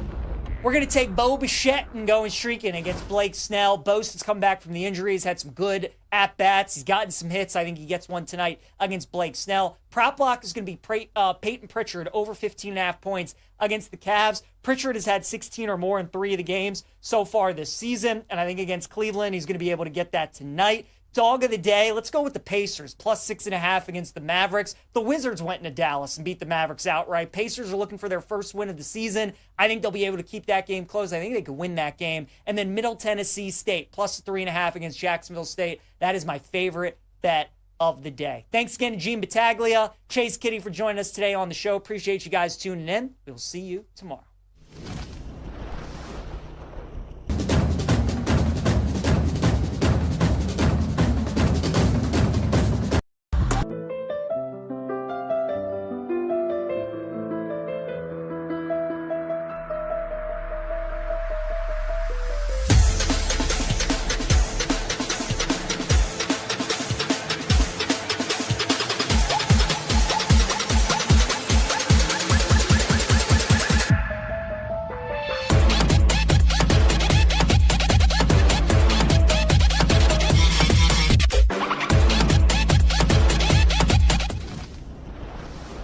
Happy Wednesday. Welcome to Send It In, presented by BetMGM here on the BetMGM Network. I'm your host, PJ Glass. We got a great show for you guys coming up on the show today. 2 great guests. Our guy, Gene Battaglia, going to join us here in moments, break down the biggest game of the week, Bills and Chiefs from Buffalo. Also going to have Chase Kitty later on in the show to talk some college football, and we will also break down some college football. I'll give you guys some of my favorite bets upcoming for the week. We'll talk about the other half of the NFL slate for Week 9. We'll break down the World Series Game 5 tonight, 2 college football games that we have on the slate, and then some of our favorite bets from the NBA coming up later on tonight as well. As always, any questions, comments, best bets that you guys have for us, you can listen to the show, chime in, any questions that you have at the BetMGM Network on Twitch, on YouTube, on X. We'd love to hear from you guys. And if you miss any part of the show today, you can always go back and listen to the Send It In podcast, which is available wherever you get your podcasts. Let's get rolling on a Wednesday. Glasses in session. Go to the Glasser guest line. Check in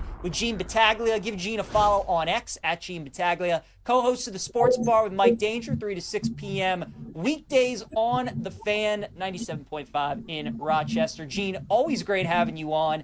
And we were talking before the show. I mean, this is the week, right? When the schedule comes out, Bills fans, Bills players, Bills coaches, where are the Chiefs? And here we are, Kansas City right now, a 2-point favorite on the road. And, Gene, I think the big question every year is Buffalo's dominated these games in the regular season. Kansas City's obviously dominated these games in the postseason. So we've seen it play out that way, it feels like, the last 4 or 5 years. What ultimately do you think is the biggest difference from when these games are played in the regular season to the playoffs? Ultimately, and thanks for having me, PJ. Ultimately, I think it comes down to coaching. That Andy Reid makes adjustments, Steve Spagnuolo makes adjustments. Last year, it was right there for the Bills. I mean, they had the ball with 3 minutes to go. And I think any Bills fans would have said, sign me up for that. Josh Allen has the ball, chance for the game-winning drive. But Spagnuolo knew to do an overload blitz on the left side, and it leads to an incompletion on 4th down, and there's your ball game. In the regular season, though, the Bills certainly get up for this game. So I think people here still get excited for this, PJ, even though we kind of recognize that what really matters is in January. This should be fun for both sides here. How do people feel about this game specifically, Gene? Because the Chiefs, they're the Super Bowl favorites right now. They look like the best team in football. Buffalo's been dealing with injuries all year. Did have a great performance against Carolina. Before that, they lost their last couple games. And not often do you get Buffalo as a home underdog. So are people optimistic? Do they feel a little nervous about this game going into it? What's kind of the vibe right now? The vibe is this doesn't look quite right with Josh Allen. And the debate is it something with Allen or is it the lack of separation from the wide receivers? This receiving core without Josh Palmer, and he's not practicing today, by the way, so I'm not sure if they get Palmer back, but it's a little thin right now. Keon Coleman hasn't come around like you hope he would have. Shakir still does his thing. Kincaid came back to the lineup. That was a good thing. But as long as this offensive line could continue to do something along the lines of what they did at Carolina with James Cook, and what you could expect to see here actually is just more of these jumbo packages from the Buffalo Bills. They were rolling out 3 tight ends. They were playing a fullback. Who plays a fullback these days on a regular basis? So that might be the ironic thing here, is that the Bills here are going to more of this ground attack when you have Josh Allen as a quarterback here, recognizing that maybe the receiving core right now isn't what it should be if you want to be a championship contender. Yeah, I mean, Gene, that's what I was going to ask you. I feel like every time you're on, right, we ask you, in this game, which receiver would you look at? Because the Bills probably are going to run the ball a little bit like they did against Carolina, you think it's worth taking like some touchdown sprinkles on some of these tight ends or betting their over receiving yards? Like, would you look at some of the Bills tight ends in this game rather than maybe Shakir or Keon Coleman or one of the receivers? Yeah, the idea that if you want to stop the Bills, you're going to try to sell out for James Cook. And although the Bills don't do a lot of play action, if they did, it would open up those opportunities. Now, you should note that Kincaid doesn't really stay on there as a blocking tight end that often. It's more often Knox or Jackson Hawes. So if you really want to get exotic with this, a Jackson Hawes maybe anytime touchdown, something along those lines to have a little bit of fun.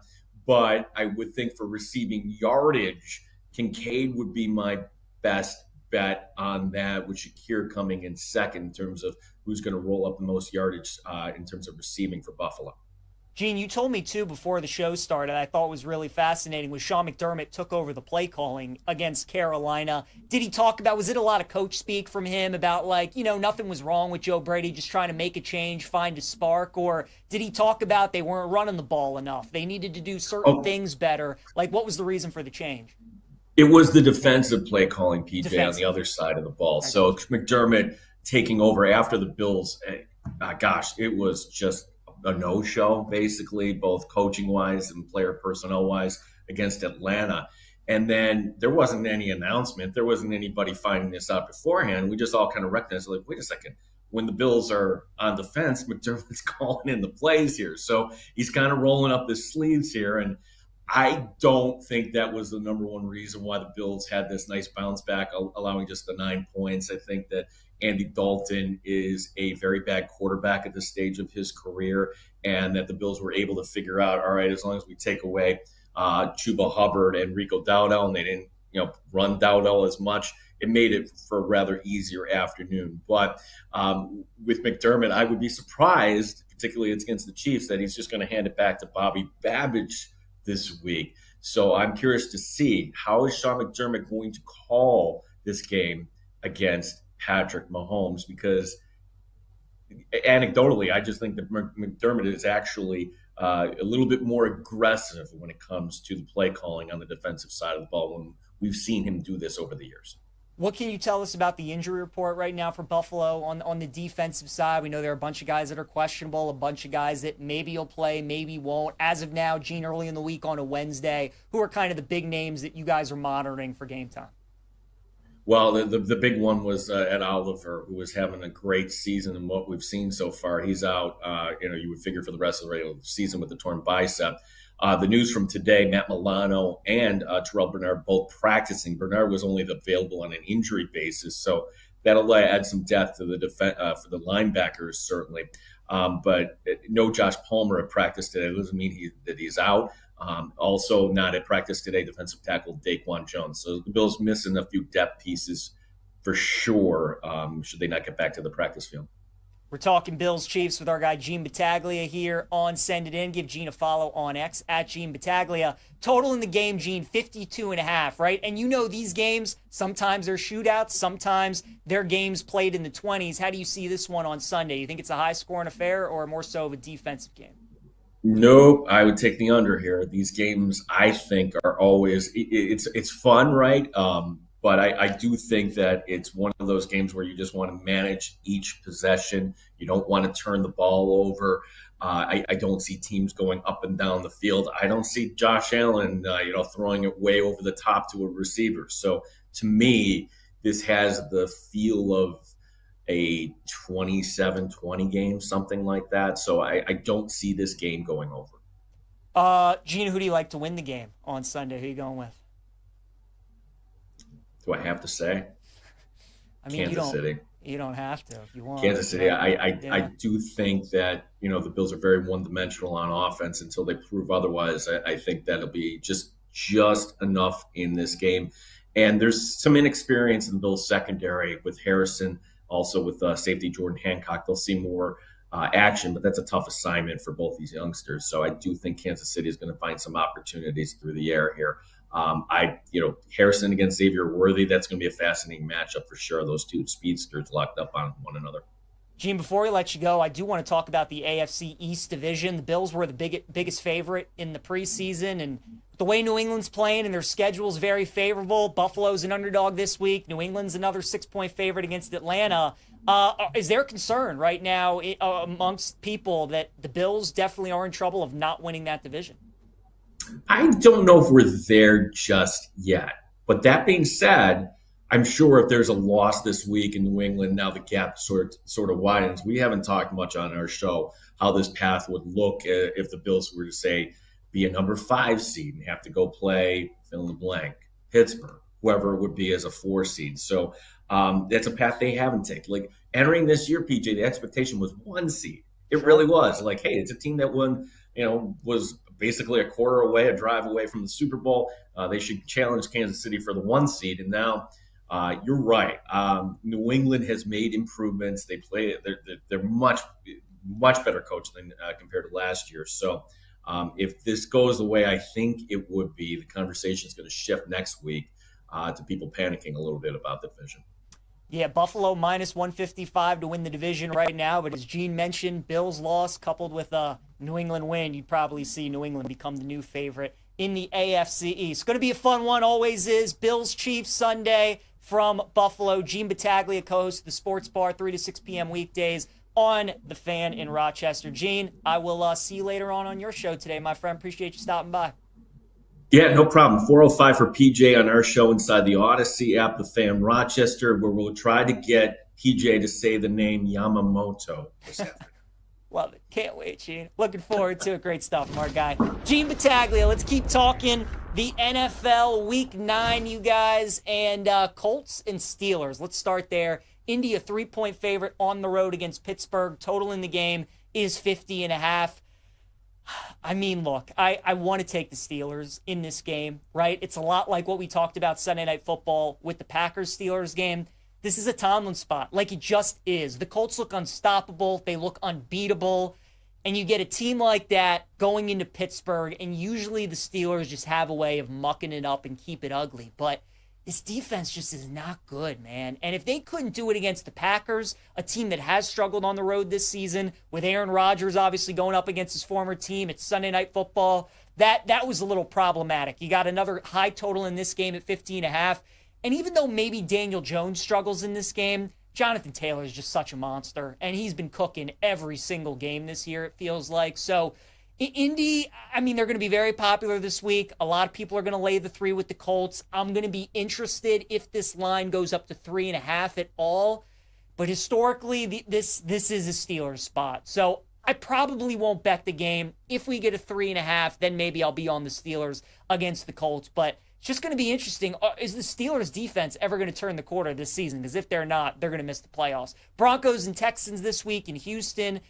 Houston is a 1.5-point favorite. Total in the game is 39.5. This line has flipped from Denver being a favorite to Houston being a favorite with the Surtain injury.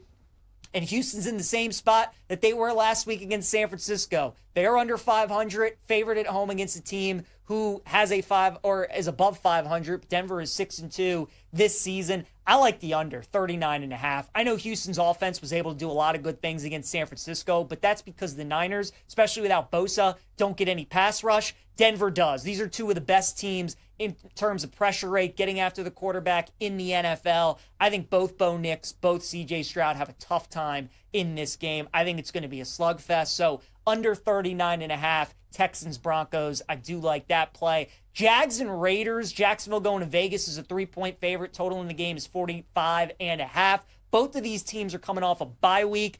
I like the Jags in this game. The Jags are 4-3 this season, and in all their wins, they've forced turnovers. That's what they've done. The past couple games, we've talked about fading the Jags because of their turnover regression, but the good news for them is they're facing Geno Smith and the Raiders, and all Geno has done this year seemingly is turn the ball over. So it feels like a good matchup for the Jags because their defense should be able to get some turnovers on Vegas, and also Trevor Lawrence against his Raiders defense should be able to make some plays. So I understand why the Jags are only a short favorite, but I think matchup-wise, really with Jacksonville, it just all comes down to will they force turnovers? And if the answer is yes, they're probably going to end up winning that game, covering the spread. I like the Jags -3 on the road against Vegas. Saints and Rams. LA, a 14-point favorite at home. Total is 44.5. We're going to have Tyler Shuck making his NFL debut on Sunday. Haven't bet this game yet. I would lean towards the Saints, though, plus the 14. And the reason being, it's a fade of Los Angeles. And how in these games at home, when they're a big favorite, they tend to struggle a lot of the time. You know, we already saw it on Thursday night against San Francisco when the Niners went in there and beat them on Thursday. How about like a couple years back, 3-4 years back, when the Jets were the worst team in football? They were like 17-point dogs. They went into L.A. and beat them. McVay and the Rams have had some duds in the past as big favorites. And we've been talking about the Saints a lot on this show. They only have one win, but they're still playing hard. Their defense has been pretty decent. They're making the move from Rattler, so there's really not a lot of tape on Tyler Shuck. Kellen Moore is just probably going to empty the clip and use a bunch of different trick plays and looks the Rams haven't seen. So LA -14. You come off the bye week. You're a big favorite. Motivation is definitely a question mark in this game when you're laying 2 touchdowns at home against the Saints. So I actually look towards New Orleans plus the points. Chiefs and Bills. All right, game of the week. Kansas City, a 1.5-point favorite on the road. Total in the game is 52. This is one of my favorite bets that I make every year in the NFL because the line is always too low and it always goes over. And that is Josh Allen over rushing attempts. Every time Josh Allen plays the Chiefs, I always go over his rushing attempts. Allen has played the Chiefs 9 times in his career. If you combine regular season and postseason, in those 9 games, his rushing attempt numbers are 8, 11, 12, 10, 12, 7, 11, 12, and 11. So he's gone over 8 rushing attempts in 8 of 9 games against the Chiefs in his career. I started to shop around at some different places, and there's an over 7.5 rush attempts for Josh Allen at plus 102, which I think is an awesome bet. So if you see any 7.5s, even if you see any 8.5s at plus money, I would take over, man. Josh Allen, whenever he faces Kansas City, he always looks to run, right? We know how bad the Bills want to beat the Chiefs every time that they play him. Allen is the king of those short yardage QB sneaks, getting touchdowns, getting first downs. So you could get 4 or 5 rushing attempts just from that. I think 7.5 is an awesome buy. Josh Allen has gone over 7.5 rushing attempts in 2 games this season, the Sunday night games against the Ravens and the Patriots. So when you combine the fact that it's a massive game and he's playing the Chiefs, Josh Allen, I think, is going to run the football plenty. Over 7.5 rush attempts for Josh Allen. A bet that I always look for every year. Sunday Night Football, Seahawks and Commanders. Seattle, a 3.5-point favorite on the road against Washington. I like the under, 47. Seahawks coming off a bye, hopefully getting healthier in the secondary. We talk every week how great Seattle is on the road under Mike McDonald. Their defense always travels. And you're getting Washington off of a short week. And whether it's Mariota again or whether it's a banged-up Jaden Daniels, that is not a great recipe going up against that Seattle defense. Maybe you just want to look at a Washington team total under. I think full game under is a good play, too. I like under 47. And then Monday Night Football. Dallas is a 2.5-point favorite at home against Arizona. The total in the game is 54. I mean, this line right here is telling you to bet Arizona. They've lost 5 straight games, and they're only catching 2.5 on the road. I would look at Arizona's team total over 26.5. The total's 54. I think this is a shootout. I think Arizona gets their points against that Dallas defense. So I'd look at Zona, team total over 26.5. All right, let's do a little primetime page. Look at World Series Game 5 for tonight. Blue Jays tie up the series last night. And the Dodgers, once again, a minus 200 favorite with Blake Snell against Trey Savage. Nothing for me. I'd probably just bet Dodgers series price to win the World Series. I think this goes probably the full 7, but I think the Dodgers end up winning it. But the last couple of nights, we've laid the run line with the Dodgers. It hasn't worked out, so I'm not going to that well again. Now that it's back to a 2-2 series, I just look at the Dodgers to win the World Series and bet that.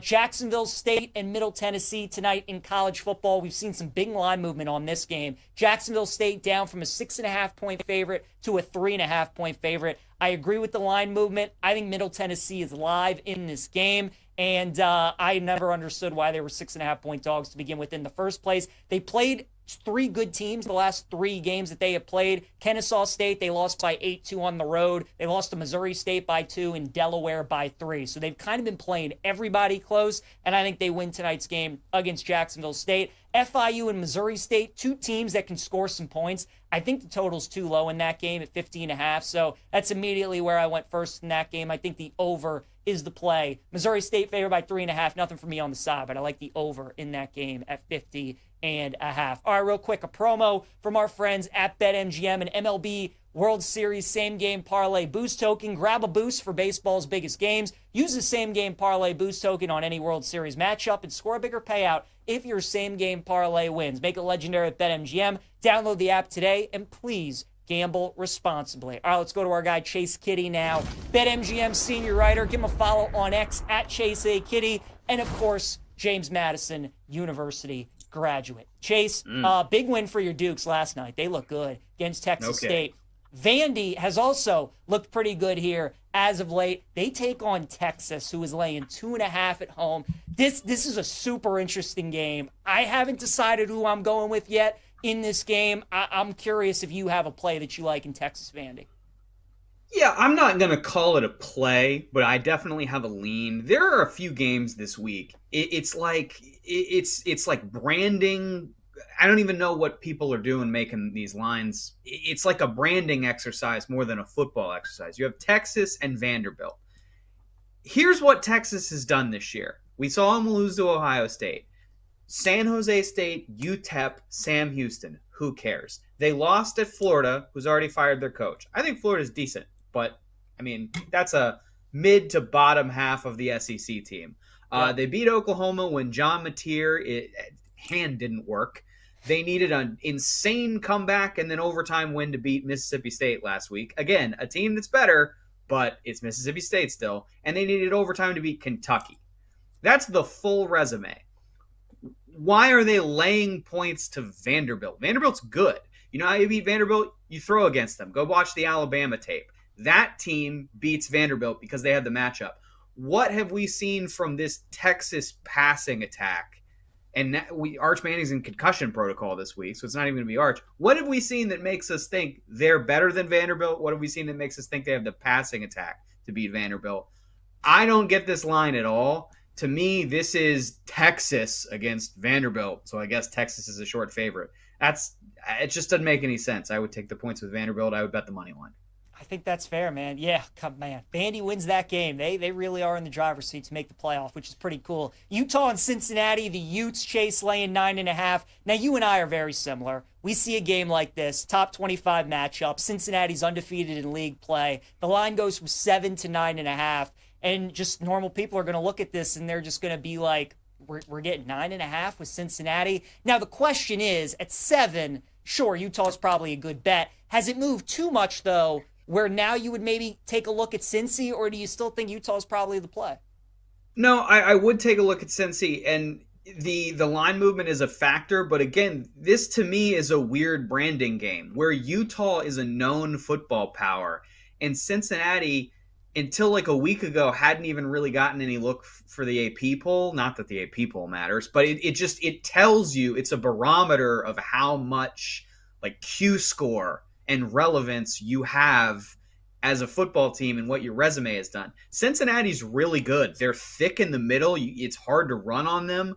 Brennan Sorsby's really good. So I think to me, this is like, oh, Utah is this like preeminent Big 12 power because of what they did the last 10 years in the Pac-12.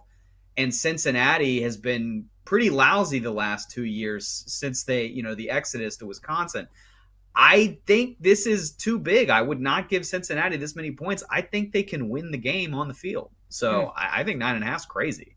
I like it. Chase, a lot of interesting ACC games this week because just about all the top teams are on the road. Miami has to go to SMU. Louisville's got to go to Blacksburg. Virginia across the country to Berkeley. And Georgia Tech, only a 5.5-point favorite at NC State. As you look at those ACC games, what's the game that jumps out to you where you think that road favorite could struggle? Well, I'm done waiting for Georgia Tech to get caught. They're just good. They're just, that's a playoff team. They're really good. I think Virginia's the interesting one. Virginia, to me, is a little bit like Miami last year. I'm not telling you Chandler Morris is Cam Ward, but they just they win by the hairiest of margins. Yeah. And they just find weird ways. I mean, that UNC ending last week, my in-laws, my wife's parents, one of them went to North Carolina and one of them went to Virginia. So that was a whole affair, how close that kid gets to the end zone. I mean, they just barely win all these games. So I think if you're going to go play a West Coast road game, you're a 4.5-point road favorite. I think that's interesting. Cal, I think, will be live in that game. Chase, anything else that you like on the board for Week 10 in college football? Anything that you bet? Yeah, I'll give you a couple tonight. We got Wednesday night action. Florida International, Missouri State. I like the under there. Missouri State's totals just are not being priced correctly at all, in my opinion. They're 6-1 to the under because they keep hanging these totals in the 50s, and I think they should be in the 40s at this point. So I think you're probably getting pretty high total there where it should be closer to 47.5. Oklahoma State is a 24.5-point dog. I just think, you have to watch this team to know this, and nobody's watching Oklahoma State because it's a dreadful team. I think they've made some tweaks. Just flush the tape from Lubbock last week. Who cares? But I do think the offense is looking a little better, and 24.5 is a huge number for a Kansas team that really has looked stuck in the mud for most of the last month. So I would take a look at the Cowboys there. Tennessee is square. I just think the book's out on Oklahoma right now. I think Mateer's not healthy, and I think they are playing an incomplete version of themselves, so I would lay it with the Vols. Totally with you on Tennessee. I like them a lot against Oklahoma. Chase, real quick, about 30 seconds, quick thought on the coaching search going on right now in college football. Brian Kelly gets fired from LSU over the weekend. Lane Kiffin, what do you think happens? Stays at Ole Miss, goes to LSU, or goes to Florida, or maybe somewhere else? There is going to be so much cash on the table this offseason that it is hard for me to think he will stay at Ole Miss, but I can only tell you what I would do in his position. Go look at the turnover at these Florida and LSU jobs. Nobody is ever happy. Florida almost intentionally plays the hardest freaking schedule imaginable every single year. They love firing guys in Gainesville. You're doing well at Ole Miss. You have a real shot at the playoff this year. Take a raise and stay where you're at. I don't know why he would move, but yeah, cash on the table. He's probably gone. Yeah, fair enough. Chase Kitty, give him a follow on X at Chase A. Kitty, BetMGM senior writer, proud graduate of James Madison University. Chase, always good talking to you, pal. Enjoy the weekend. Dukes looked good, man. Dukes looked good. They did look good. They did look good. All right, guys, let's keep talking college football here on Send It In. Chase said it, and I agree. Favorite of the week is Tennessee, -3 against Oklahoma. It is square, but I think the Sooners, it's just simple, right? We liked Tennessee last week against Kentucky, and the handicap was I don't think Kentucky's going to score enough to keep pace with Tennessee. It's the same thing on Saturday. I don't think Oklahoma's going to have enough offensively to keep pace with the Vols in Knoxville. So give me Tennessee -3 against Oklahoma. Favorite underdog, give me Nebraska +6.5 against USC. Lincoln Riley 1-15 against the spread since he's been in LA when he has to go to the Central or Eastern time zone against the spread. 1-15. His teams do not like playing in Big Ten country, and they do not like playing against these type of teams. I think Nebraska's live in the game, but I like them +6.5. Georgia, Florida, I'm taking the over in this game, 50.5. Kirby's team has scored 34 points or more the last 4 meetings against the Gators, so his offense has been able to score points. In Stockton and Georgia, in some of these big games this year, have put up points. And then Florida against this Georgia defense, again, the secondary is gettable. They don't really get much of a pass rush. I think Florida's going to be able to score. I think that total's too low, so I like over 50.5, Georgia and Florida. My favorite under is going to be Penn State and Ohio State, 43.5. I just don't know how Penn State scores much. Backup quarterback, a team that wants to run the football. They still can't generate explosive plays against that defense. And then Jim Knowles, who was the Ohio State defensive coordinator last year, is with Penn State this year. I think he can be able to do some things to slow down Ohio State's offense. So I like under in that game. And then a money line outright I like, SMU in the first half, +260 against Miami.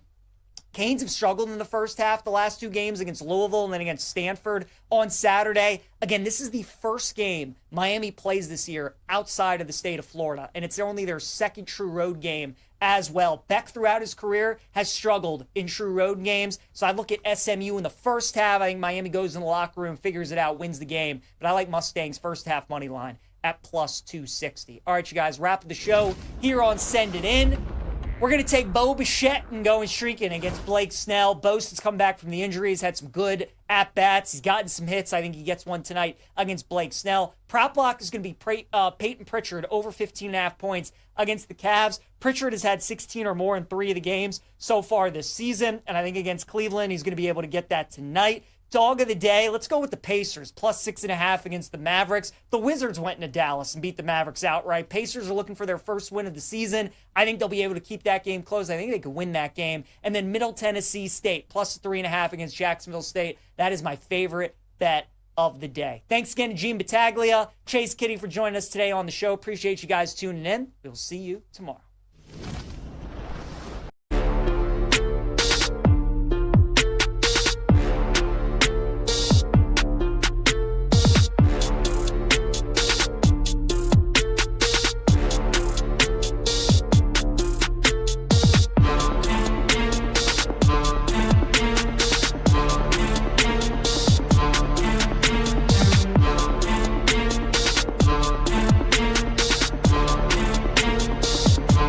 Joe Ostrowski and Sam Paniotovich on the BetMGM Network. We got a series Things are going to wrap up in Toronto, it seems, either on Friday or Saturday. Joe Ostrowski, Sam Panayotovich, talking about the World Series. Now we are 4 games through and a max of 3 games to go. Every week we have someone from Foul Territory. And this week, lucky enough to have on our guy, Eric Kratz. Check out Foul Territory weekdays, whether it is on YouTube. Check out the podcast as well. Well, Kratzy, last night's game, I don't know that it was the result that a lot of people were expecting. Well, let's start here. How do you start with game 4 without addressing game 3? So what was the impact of game 3 on game 4 last night? Well, I guess we saw that Shohei is human, contrary to the Fox telecast, contrary to what John Smoltz talked about the entire first 6 innings that he was in the game. But he is human. And maybe some of the tiredness from the game before caught up to him in his pitching. But really, what more can you ask from him? Like, the guy threw well. I think unfortunately for the Blue Jays, they got that home run from Vladdy, because then after that, like, that was like a hanging slider. And it was kind of like Shohei was like, not saying he was kind of drifting through the game, but every breaking ball after that looked like a frisbee, looked like a boomerang. It was just like, it was like he turned it up to another gear.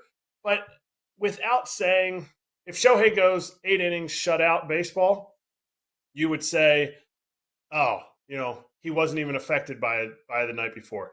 There had to be some type of residual effect, but I think more so the residual effect from game 3 was the fact that they sent him back out there in the 7th inning. I think if their guys were fresh, I think if they had guys that they trust, that Dave Roberts trusted in the bullpen, it would have been his 6 innings, and that's it. Instead, they tried to push it and sent him back out in the 7th, and I think, that's where the Jays took advantage.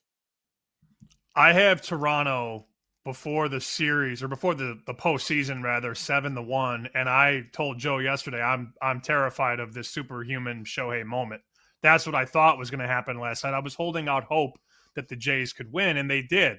So now it's a best of 3. They've got home field. If you're me holding that Toronto ticket 7-1, are you hedging it or are you riding it? I think you're missing the wrong superhuman person in this hedge or ride bet here. Yamamoto is looming. Yamamoto has shown everybody else in this, like, I think Pat Murphy called these pitchers the Monstars from Space Jam. And I think they've shown a little bit of a kink in some of their armor, except for Yamamoto. So here's my question to you. You should hedge if you'd think that the Blue Jays are going to have a tough time with Blake Snell, who's going to make an adjustment, or a Glasnow, who's going to probably go 3 innings in Game 7. Because, in my opinion, tonight is a must-win. So you need to hedge whatever you think is going to happen tonight based on the fact that I haven't seen anybody crack Yamamoto yet. I haven't seen Dave Roberts make a bad decision when Yamamoto's on the mound. And so if you think the Jays can get him tonight, then I say you ride it out. If you're afraid of what Blake Snell does on a comeback game after he had that little blip in the radar last time, then I'm going to say you cash that John out right now. I'm going to ride it. I'm not afraid of a guy with no chin. chin. 7-1, ride that John for sure. Let's go. Well, what do you think happens tonight? It's a rematch of game number 1 as far as the pitching matchup goes. Blake Snell did not look good. This is the game that Toronto stole to take that 1-0 series edge. They put up a bunch of runs. What do you think? Are we going to get a Snell bounce back, or is it going to be more of the same? I think some of the decision is based on Yasavage. Does Yasavage have elite, ridiculous stuff? I would say no. He has super unique stuff.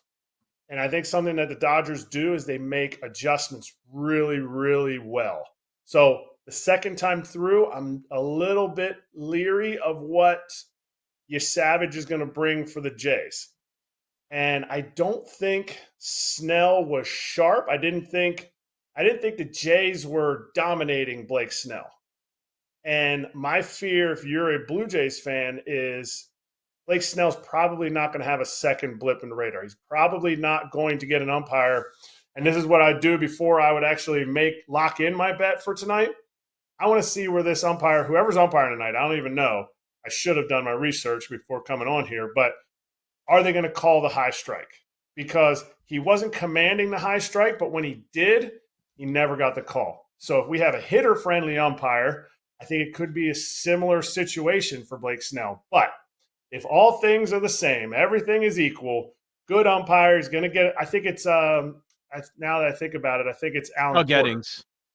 Doug Eddings? Oh, it's not? Oh, okay. Oh, no, I'm sorry. That was last night. I'm sorry. No, he was the guy last night. No, I'll check on that. Tom Payne was last night. Tom Payne was last okay. night. The only reason I know that is because every strikeout, it's like he's sticking a knife in the.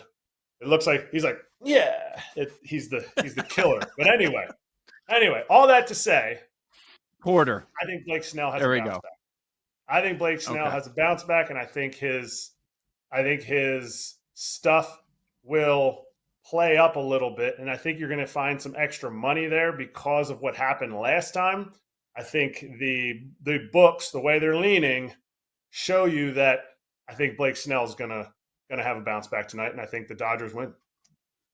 Let's play home run roulette, one of my favorite games. You pick the number. Who's going yard tonight?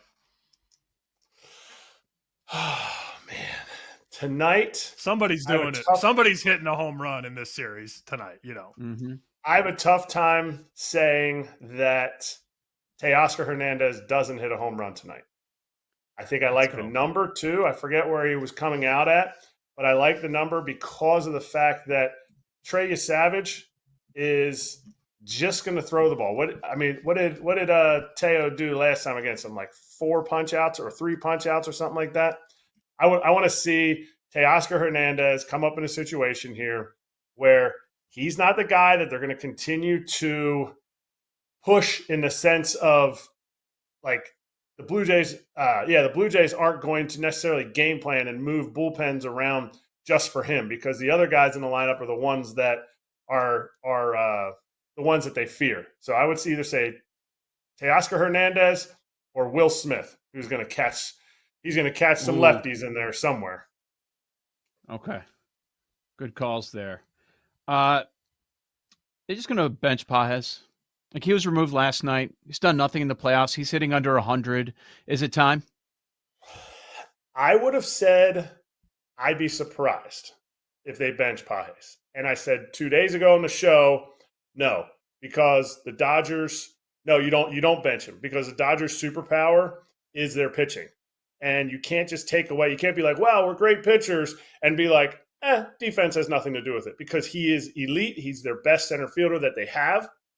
But after the game last night and after the fact that I continue to see the same at-bats and also Dave Roberts said it in the post-game meeting, he's probably going to make a change, that I think they're going to make a change. And for me, I don't think it's as easy as just saying, oh, okay, yeah, we're gonna go ahead and put Alex Call out there because I don't know that that's the best lineup.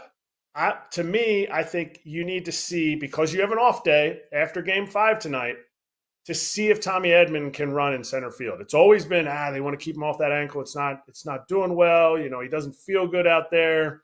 See if Tommy Edman, who can play above average center field, can play center field for the game, and then put Miguel Rojas at second base. Now you still have your elite defense. And I think Blake Snell, if he's going to have success tonight, it's going to be punch-outs. So you add a little bit more of adjustability. Miguel Rojas is not a better hitter than Andy Pages, but he might be a better hitter situationally and adjustability-wise than Andy Pages, who just does the exact same thing over and over. It's foul ball down the third base line, not even down the third base line, like over top of the Dodgers dugout, or pop up to right field. And it's the same swing over and over again. He just hasn't made the adjustment yet.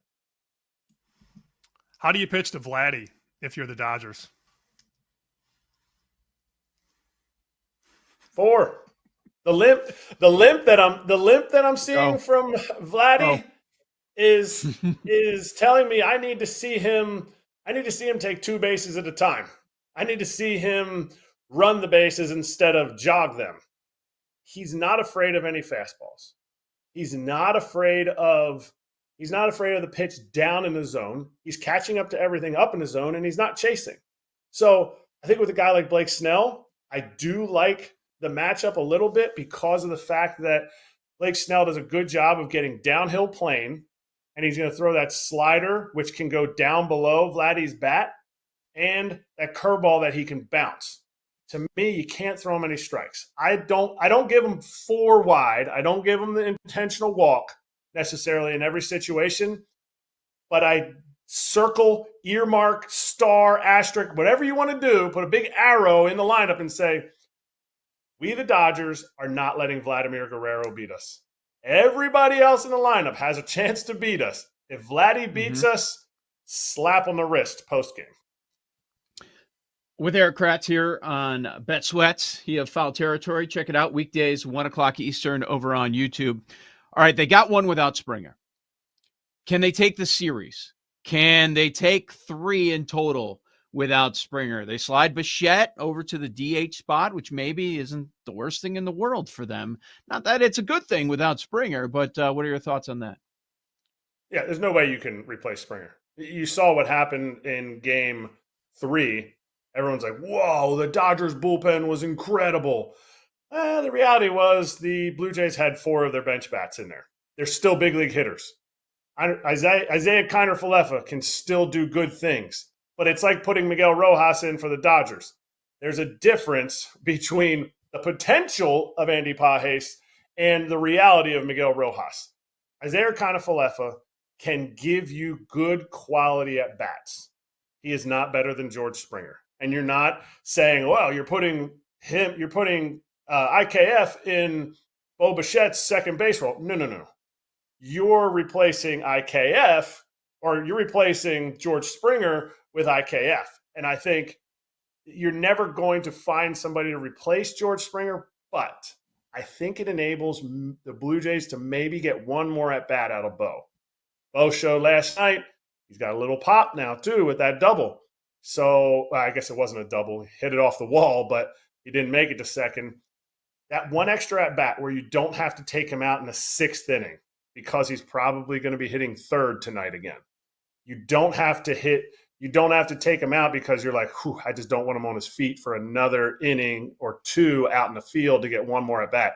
Now at DH, you can let him get his at bat in the 8th inning. You can let him get his at bat in a key at bat of the game that could be late because he doesn't get a hit. You don't have to take him out. But if he doesn't get a hit in the 6th or 7th, you got to take him out for defense. And so I think it's not a complete negative. You're not back to net zero because you can't replace what George does. But George had his uniform on last night.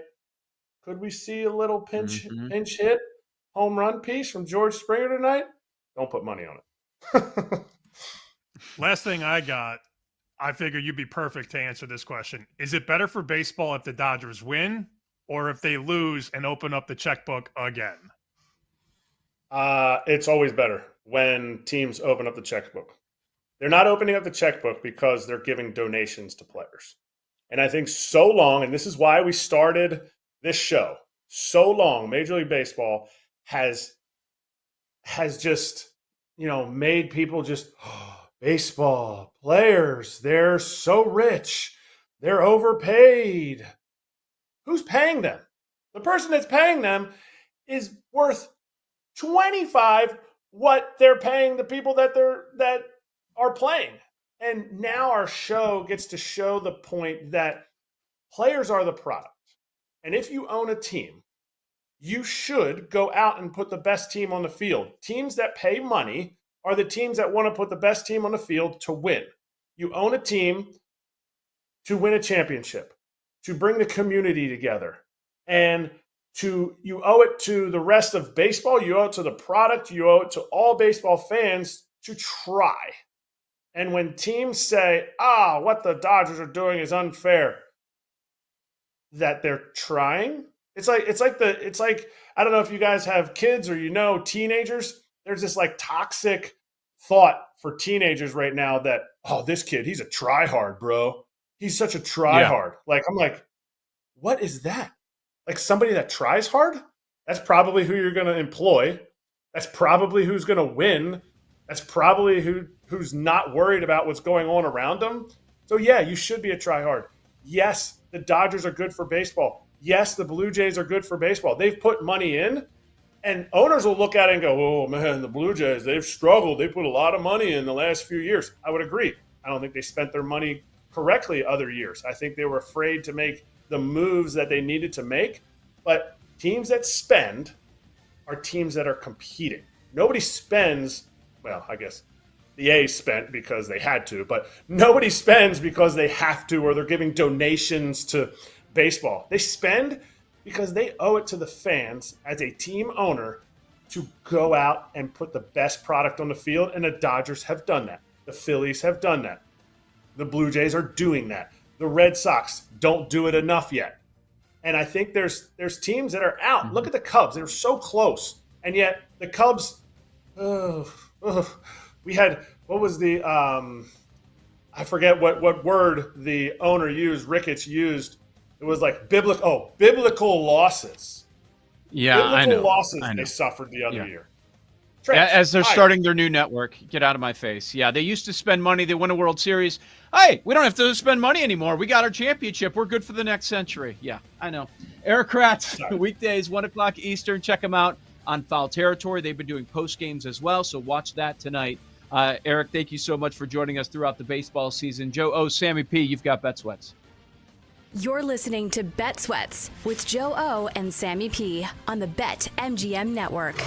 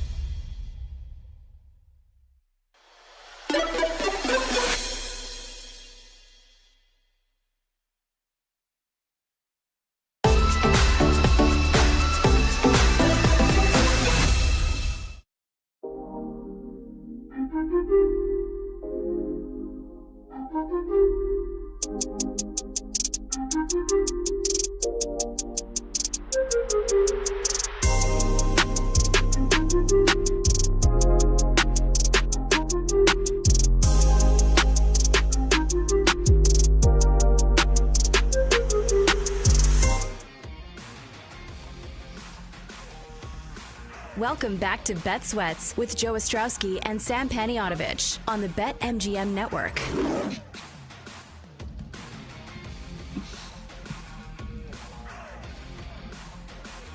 Joe, Sammy P. Bet Sweats. We got Lightning Bets coming up in 20 minutes. We'll find out where the room is at. I have a couple other things we have not gone over. I was just watching the Cutler. I sent you that Cutler body cam video. Not that kind of video. When the DUI, when he got busted. I feel like in the last year, he keeps getting arrested, right? What was the other car thing? Like he's been stopped for some crazy stuff over the last year or two, right? It feels like he keeps getting arrested. I don't want to speak out of turn, but I feel like he enjoys the thrill of drinking and driving. I mean, like, it just feels like it's obvious. That's a thing, man. Yeah, I mean, it's not funny, but it's just like, holy cow. Like, you've made so much money in your career. Why are you driving? Why? Especially now. It's an app, and you've got the funds. Like, some people think I'm unstoppable, and apparently he's one of them. Wasn't he trying to bribe someone too when he got stopped recently? Yeah, I'm gonna do a quick dude. Google search. Let's just Google Jay Cutler drink and drive. Oh, there's the body cam video. Yeah. Oh, oh my God, he looks wrecked. Tanked. Looks like he's been on with me all night. That's not good. That's not a good look. Yeah, but you have so many different hits. I mean, October 2024, drunk driving in Franklin, Tennessee. Yeah, I mean, there's multiple. All I did was type in the name, the word drink, and the word drive, and there's enough that hits on Google for sure. There's 10 pages of results on that search. Yes. Did you have any interactions with him when he was in Chicago? Yes. Bad? I asked him once. Yes. It made SportsCenter, actually. Dan Levy, your guy, told me to ask a question. God. he told you to ask a question and you asked it. So it's like a dare situation? It wasn't a dare. It was a fair question and nobody else was going to ask it. It was when it was the downside of Jay's career with the Bears. And you could tell the end was near. It was, I believe, it was after the Trestman era. And then who came after Trestman? Fox? Was it Trestman Fox? Yeah, it was Fox. Yeah, because they went, their dumbasses went defense, offense, defense, offense, defense, right? They went Lovey, Trestman, Fox, Nagy, Eberflus, Johnson. So they've gone D-O-D-O-D-O. Anyways. Which is what a lot of teams, it was, we need to clean up the locker room. Let's bring in John Fox, right? The grizzled veteran. Mm-hmm. Right. So I don't remember what year it was. I could find it if you really wanted me to, but it was the year that Jay was having a really bad year. He was being a total prick to the media. The fans were turning on him. And this is the time when the fans were burning his jersey. Remember? That was a thing? Yeah. Fans were burning his jersey at a high rate. Like there were a bunch of clips about fans burning Jay Cutler jerseys. And it was halfway through the press conference. He used to do either Mondays or Tuesdays. And you know how the press conferences work. It's not a raise your hand thing. It's a fire question thing. Like there's no hand raising at these things. You got to jump in when you can. And I found a moment. I jumped in and I asked, why do people burn your jersey? Just very straightforward. And he went, not the first time. And it was like, that was it? That's all he said. He made that that face, the Jay Leno face, and then just shrugged his shoulders and said, Not the first time. It was one of the top stories on SportsCenter. Who cares? It would have been great if he would have gone down that road. Yeah, because he he's known didn't for care. that. He didn't care at that point. He did He not never like did. the media. That was never a secret. Yeah, he never cared about I don't know if people outside of Chicago ever heard it, but that was like a Cutler line. And it became a line because stories would get around. Like Bears fans would see him in bars, shockingly, get excited. Hey, Jay, I know this guy. Or great to meet you. I'm a big fan. And his response many times, especially in the bathroom, would be, who cares? What a dick. That was our franchise quarterback. Yeah. I was in college when they traded for him, when they traded Orton to Denver and got Jay, and everybody was – that would have been 08, right? 08 or 09? Mm-hmm. And, they really thought that was the guy that was going to get him over the hump. Did have talent. He was awesome at Vandy. Here we are again, right? Exciting Vanderbilt quarterback. He was great. He had nothing around him. I thought he was going to be awesome in Denver. He was for a time, and then McDaniels was like, I can't deal with this guy. He's got to go. Can't do this. And the Bears took him. And then they understood why they moved on from one Jay Cutler. There's your Jay Cutler recap of the day. We started getting into the live dogs and teasers. We probably didn't give it enough time. We threw out a couple of teasers. I threw out Denver. You mentioned Cincinnati, which I think is a good look. What was the other one? I threw out Buffalo as well. I knew you would back that, getting Buffalo +8 at home. I mean, come on. So Buffalo, Denver, Cincinnati. You threw out one other one. What was that? Jacksonville, moving them up and then taking the dog, Vegas. At this point in the season, Okay. I like to take these favorites that stink and just make them more expensive. And I understand we talk to a strongly sports betting audience. A lot of them have been trained to tease through 3 and tease through 7, and I understand it. That's the old Wong theory, the Wong principles. Fine. That said, Joe, if you can take Jacksonville, a team that probably shouldn't be a road favorite in many cities, it just shouldn't. They're a 3-point favorite in Vegas, and I can now make them a 9-point favorite. Yeah, that's interesting to me, to take the Raiders +9. I understand I'm not going through the 3, but I'm still going through the 6, the 7, and the 8. So that speaks to me for sure. You mentioned Buffalo. Green Book has 2.5, so you could go to 8.5 on Buffalo. I like Buffalo in the game to begin with. So those were a couple of the ones that I thought. And then also, look, we just ripped the Giants for 3 days, but the Giants at home catching 8.5 against an offense that doesn't have a lot. You got McCaffrey and you got Kittle, and then everybody else is hurt. The Giants just got embarrassed by the Eagles. Nobody's going to want to bet the Giants, so now we take the Giants from 2.5 to 8.5. That's sort of the range that I'm working with. Giants at home, Raiders at home, Bills at home, Bengals at home against the Bears. Another one that we've not brought up that I was thinking about, and this will also be part of the live dog conversation. I think many of these dogs will, that we're talking about moving up will. Thinking about Arizona. Arizona up to 8.5 at Dallas. We know they can't stop anybody. Kyler Murray, small sample, he's perfect in Dallas, won both games. 4 touchdowns, no interceptions in those 2 games. High total, though, 54. Man, monster total. What do you think about Arizona +8.5 at Dallas? A team that's actually better on the road. Sure. And Kyler comes back. Kyler's hungry. Still no Call of Duty yet? Question mark. I don't think so. We're getting close, though. We are definitely getting close to the next COD. I would November think, 14th. though, given... Okay, so you got 2 weeks to get your Kyler bets in, or your Cardinals bets in with Kyler, rather. Yeah, of course. Of course I'm interested in that one. Because Dallas's defense is just so bad. It's so bad. And they just gave up, 44 to Denver? Like, yikes. Live dogs, anyone? Besides the Falcons? And I assume the Bills.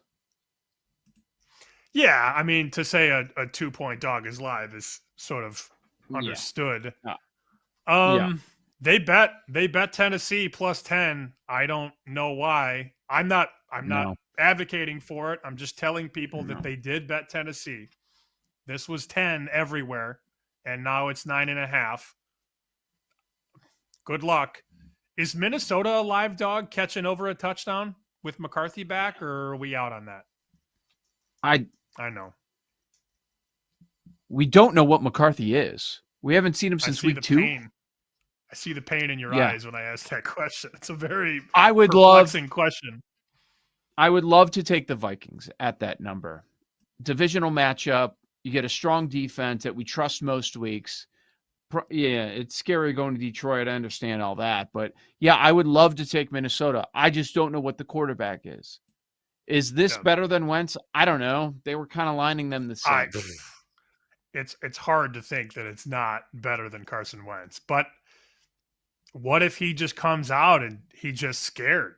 I mean, that's a real possibility that he's scared of the moment, and he's scared to take a hit, and he's scared to move out of the pocket. These are all possibilities with McCarthy. So, I mean, you asked for dogs that I was considering. Number 1 for me would be Atlanta, catching 6.5 now at BetMGM. Number 2 would be the Bengals, catching 3 at home. I think the Bengals plus 3. I mean, with Chase and Higgins, the Bears secondary is ravaged again by injuries, same as it ever was there. It's not that I love the Bengals, but I mean, Tyler Huntley just put up points on Chicago. What do you think this offense is going to do? And that total's been bet up huge. That total was 48.5 on the look ahead. Then it reopened at 51, and now we're sitting 52.5 at a couple places. So the teams are going to score, you would think. The Bengals are going to score. And then I circled 461, Minnesota, plus 9.5. Plus 9, basically, now. I'm thinking about the Commanders.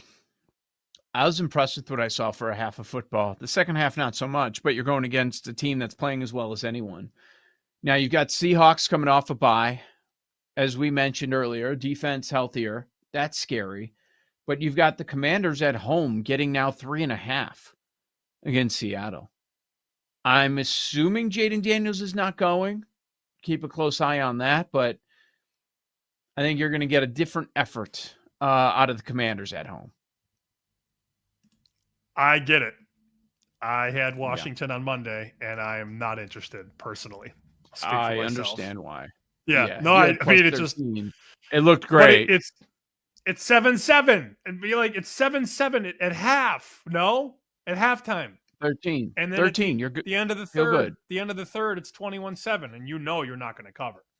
Now, let's be honest. The best time to back a team is after usually a performance like that, when they don't cover and get blown out. Now, I get it. I just, if it happens to me again, I'm really going to hate myself.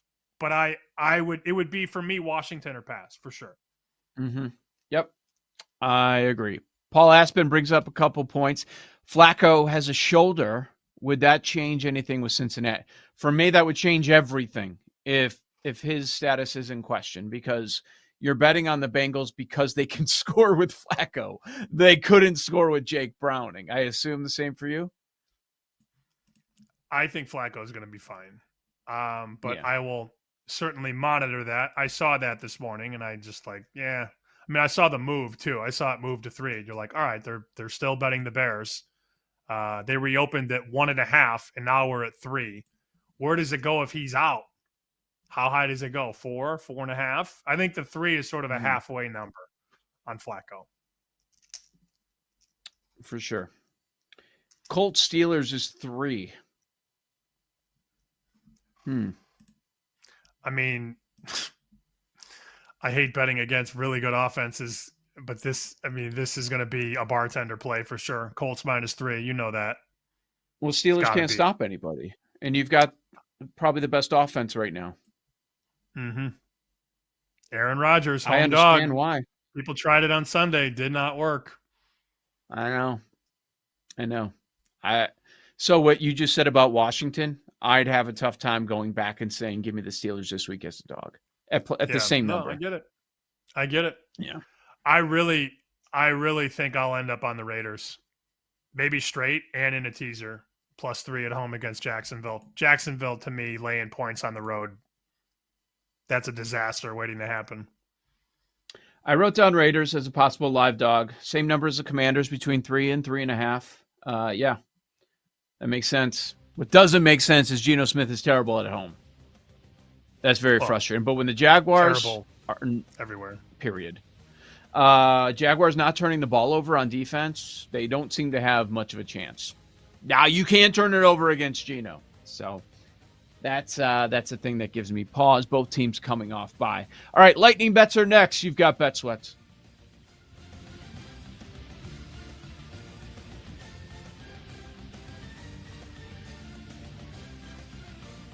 You're listening to Bet Sweats with Joe O and Sammy P on the BetMGM Network.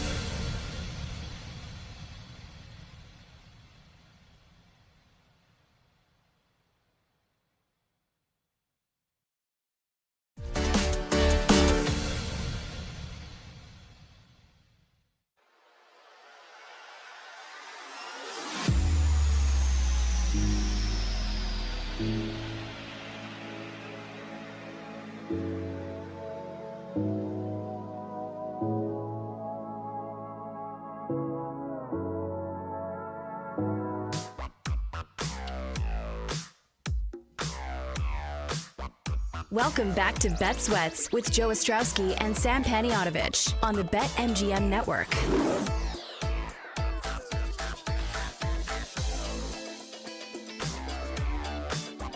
Lightning bets are here, coming your way. We'll find out where the room is at. A lot is happening. Got some, I think, audio coming your way. I think we have that ready, right? I think we do. Did they confirm during the break? It's a lot happening. I sent it an hour ago. Yeah, Jake's got it. Jake's our guy. Okay. Get to that coming up in a moment.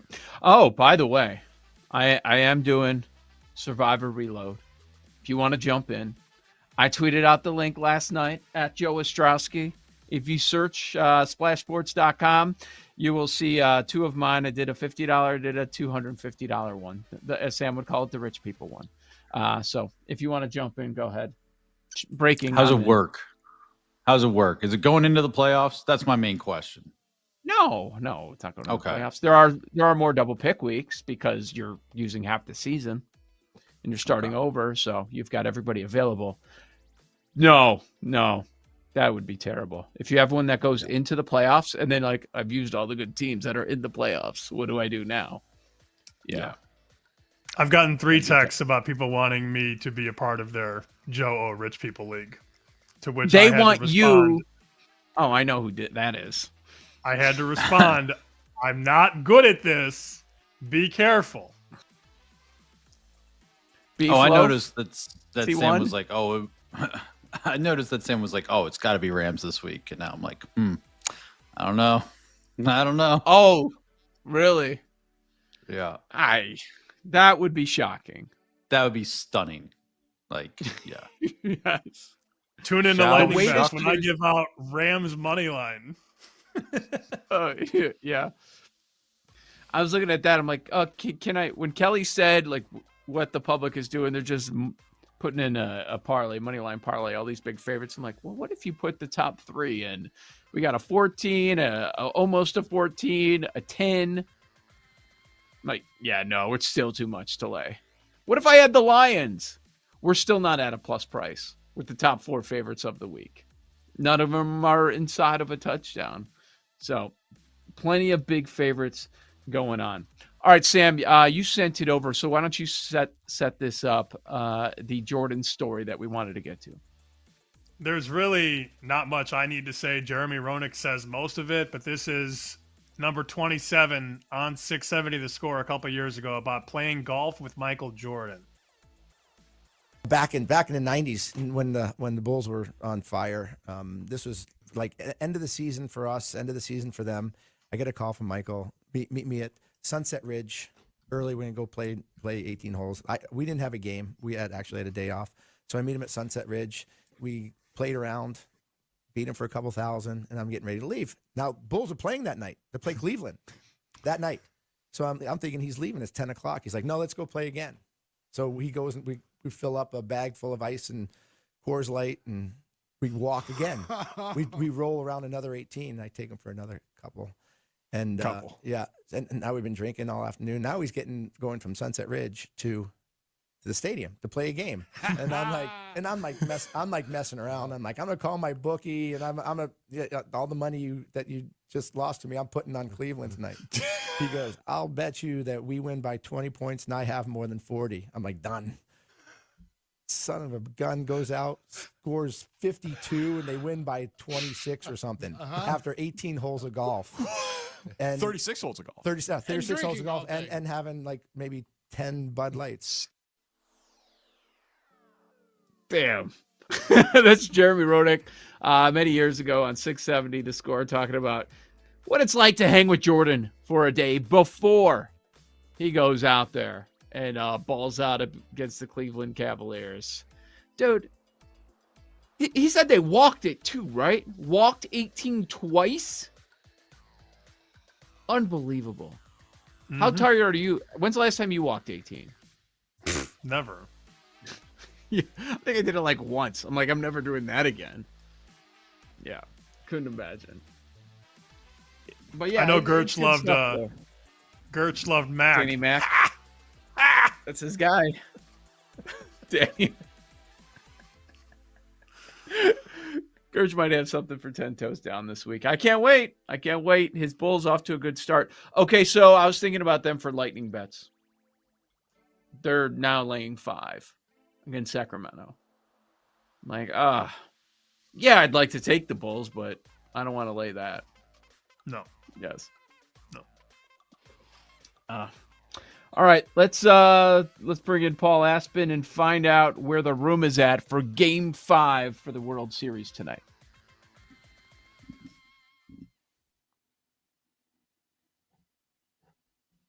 Damn.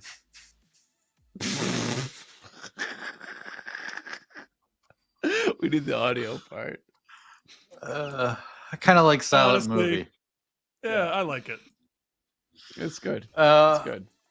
So the room. Oh yeah, baseball. I was kind of taking a spin for NBA. I didn't see him yet, but if anyone sees the room on NBA, feel free. So in a surprising development, the room is on Vlad and Otani. But number 5, most bet props at BetMGM for tonight. Miles Straw to have a hit at plus 120. Okay. Really? 5th most popular? Okay, what else? Yeah. Vlad home run plus 400. Shohei hit at minus 155. Shohei home run at plus 180. And maybe Jake's boys shoves tonight because they're betting Blake Snell under 6.5 strikeouts at minus 105. Damn it. Yeah. Why? So your concern is that means a Dodgers win? Yes. I know you guys are happy with that. I am not. Also, Jake's like, yes. I guess that's because he has Dodger stock, but that's his villain. Like that's his enemy. No, yeah, I wanted to touch the stove again and go back to the Snell alt overs. 11 strikeouts, So 13-1. I wanted to touch the stove. Ooh. He had 10 against Milwaukee. Different lineup. Yeah, this team doesn't strike out a lot. Yeah. Not concerned there at all? Nope, don't care. He did face Toronto at home. Granted, it was the regular season. It was like June, and he did have 10. So it's just classic Blake Snell zigzag theory. He was awful in game 1. So now when you would want to go back and fade him, he's just going to shove. And now number 1 in the room, yeah. This is the way you bet on the Dodgers. If you don't want to lay $2, if you don't want to do the run line at home, I certainly understand that. You could go Snell over on the punch-outs. The under hit last night because Otani was pulled after 6 strikeouts when he tried to pitch into the 7th, did not record an out, got into a little bit of trouble. Then they end up pulling him in the game. They should have pulled him before putting him in there, but they were trying to push him a little bit longer into the 7th, did not work out. So Otani under 6.5, the exact same number hits last night. Snell over 6.5. Yeah, I'll go with it. I'll do that. I'll take the Snell over 6.5 strikeouts. I will say, for the first time this series, I'm a little concerned. Now it's tied 2-2. I was not concerned at all when Toronto goes up 1-0, but now it's 2-2, 6-7 in Toronto, possibly looming. I'm a little worried, but I'm still confident. I'm not hedging in any way, and I'll take the Snell over 6.5 strikeouts. How about you, Sam? I'm good on baseball. I'm going to take 12.5 with SMU against Miami.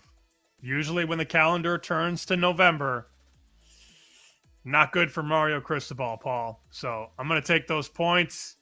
12.5 on the road? Rhett Lashley's got some plans for Miami this weekend. All right. I guess I'll just go with, I'm holding some Dodger stock as well, so I'll go with Snell. Some of the prices, Jake mentioned the, 13 plus, but 8 plus strikeouts is plus 170, 9 plus is plus 320, 10 plus is plus 625. But I won't quite touch the stove, but I'll hover over the stove and do 8 plus strikeouts at plus 170. Oh, 8 plus. So his number, right, let me bring this up too, though. Outs are 17.5. We've seen, him strike out a bunch of guys, but only go, 5-6 innings. How deep do we think he goes tonight? I wouldn't do that one. Yeah, I wouldn't touch I think that. he can go over this, like you mentioned, he can go over the 6.5 in 4 or 5 innings. We've seen that from him. But as far as the outs, I would think any sign of trouble, because there's the numbers will say this, that the winner of tonight's game in a 2-2 series most likely to win it all. And so I assume that Roberts is going to be acting like that's the case. Like, okay, we cannot lose this game. You can't lose 2 out of 3 at home. And now you're heading to Toronto, must win for both of those games. So I get that. Jake, where are you at? What else do you like besides Snell over? Now he's flipping. I don't know how to feel about this. He loves Snell. I flipped on Snell. Remember when he signed, I was like, the bit's dead. He's just going to be good. And I'm going full palm down on the stovetop. 11 strikeouts, 13-1. Give it to me. I am all in on that. And as I do, because we talked about this earlier, if anybody's interested, Ayo Dosunmu, 6th man of the year, Scotty Scheffler Masters, 203-1. Ayo Dosunmu, 6th man of the year, Ohio State Natty, Chiefs Super Bowl, 980-1. Wow. Wow. So Chiefs, Ohio State. I mean, you're going to be so mad when Ayo doesn't get the 6th man I know, in late right? summer. But it's going to be so stupid. But if he does, listen, party. Current state of things, we got to take some risks. We got to try and build a portfolio here. But you still got to wait till summer. I'm just saying. Also true. Also not I know. great. Paul saw that. Paul said during one of the breaks, he's like, "Is that $112,000 pot in Joe's Survivor pool?" Yeah, I was like, "Is that guaranteed?" I'm in. Yeah, I'm in. Well, I woke up this morning opening up Twitter by Horvath announcing that Christmas is back on to his family because of the Survivor pool.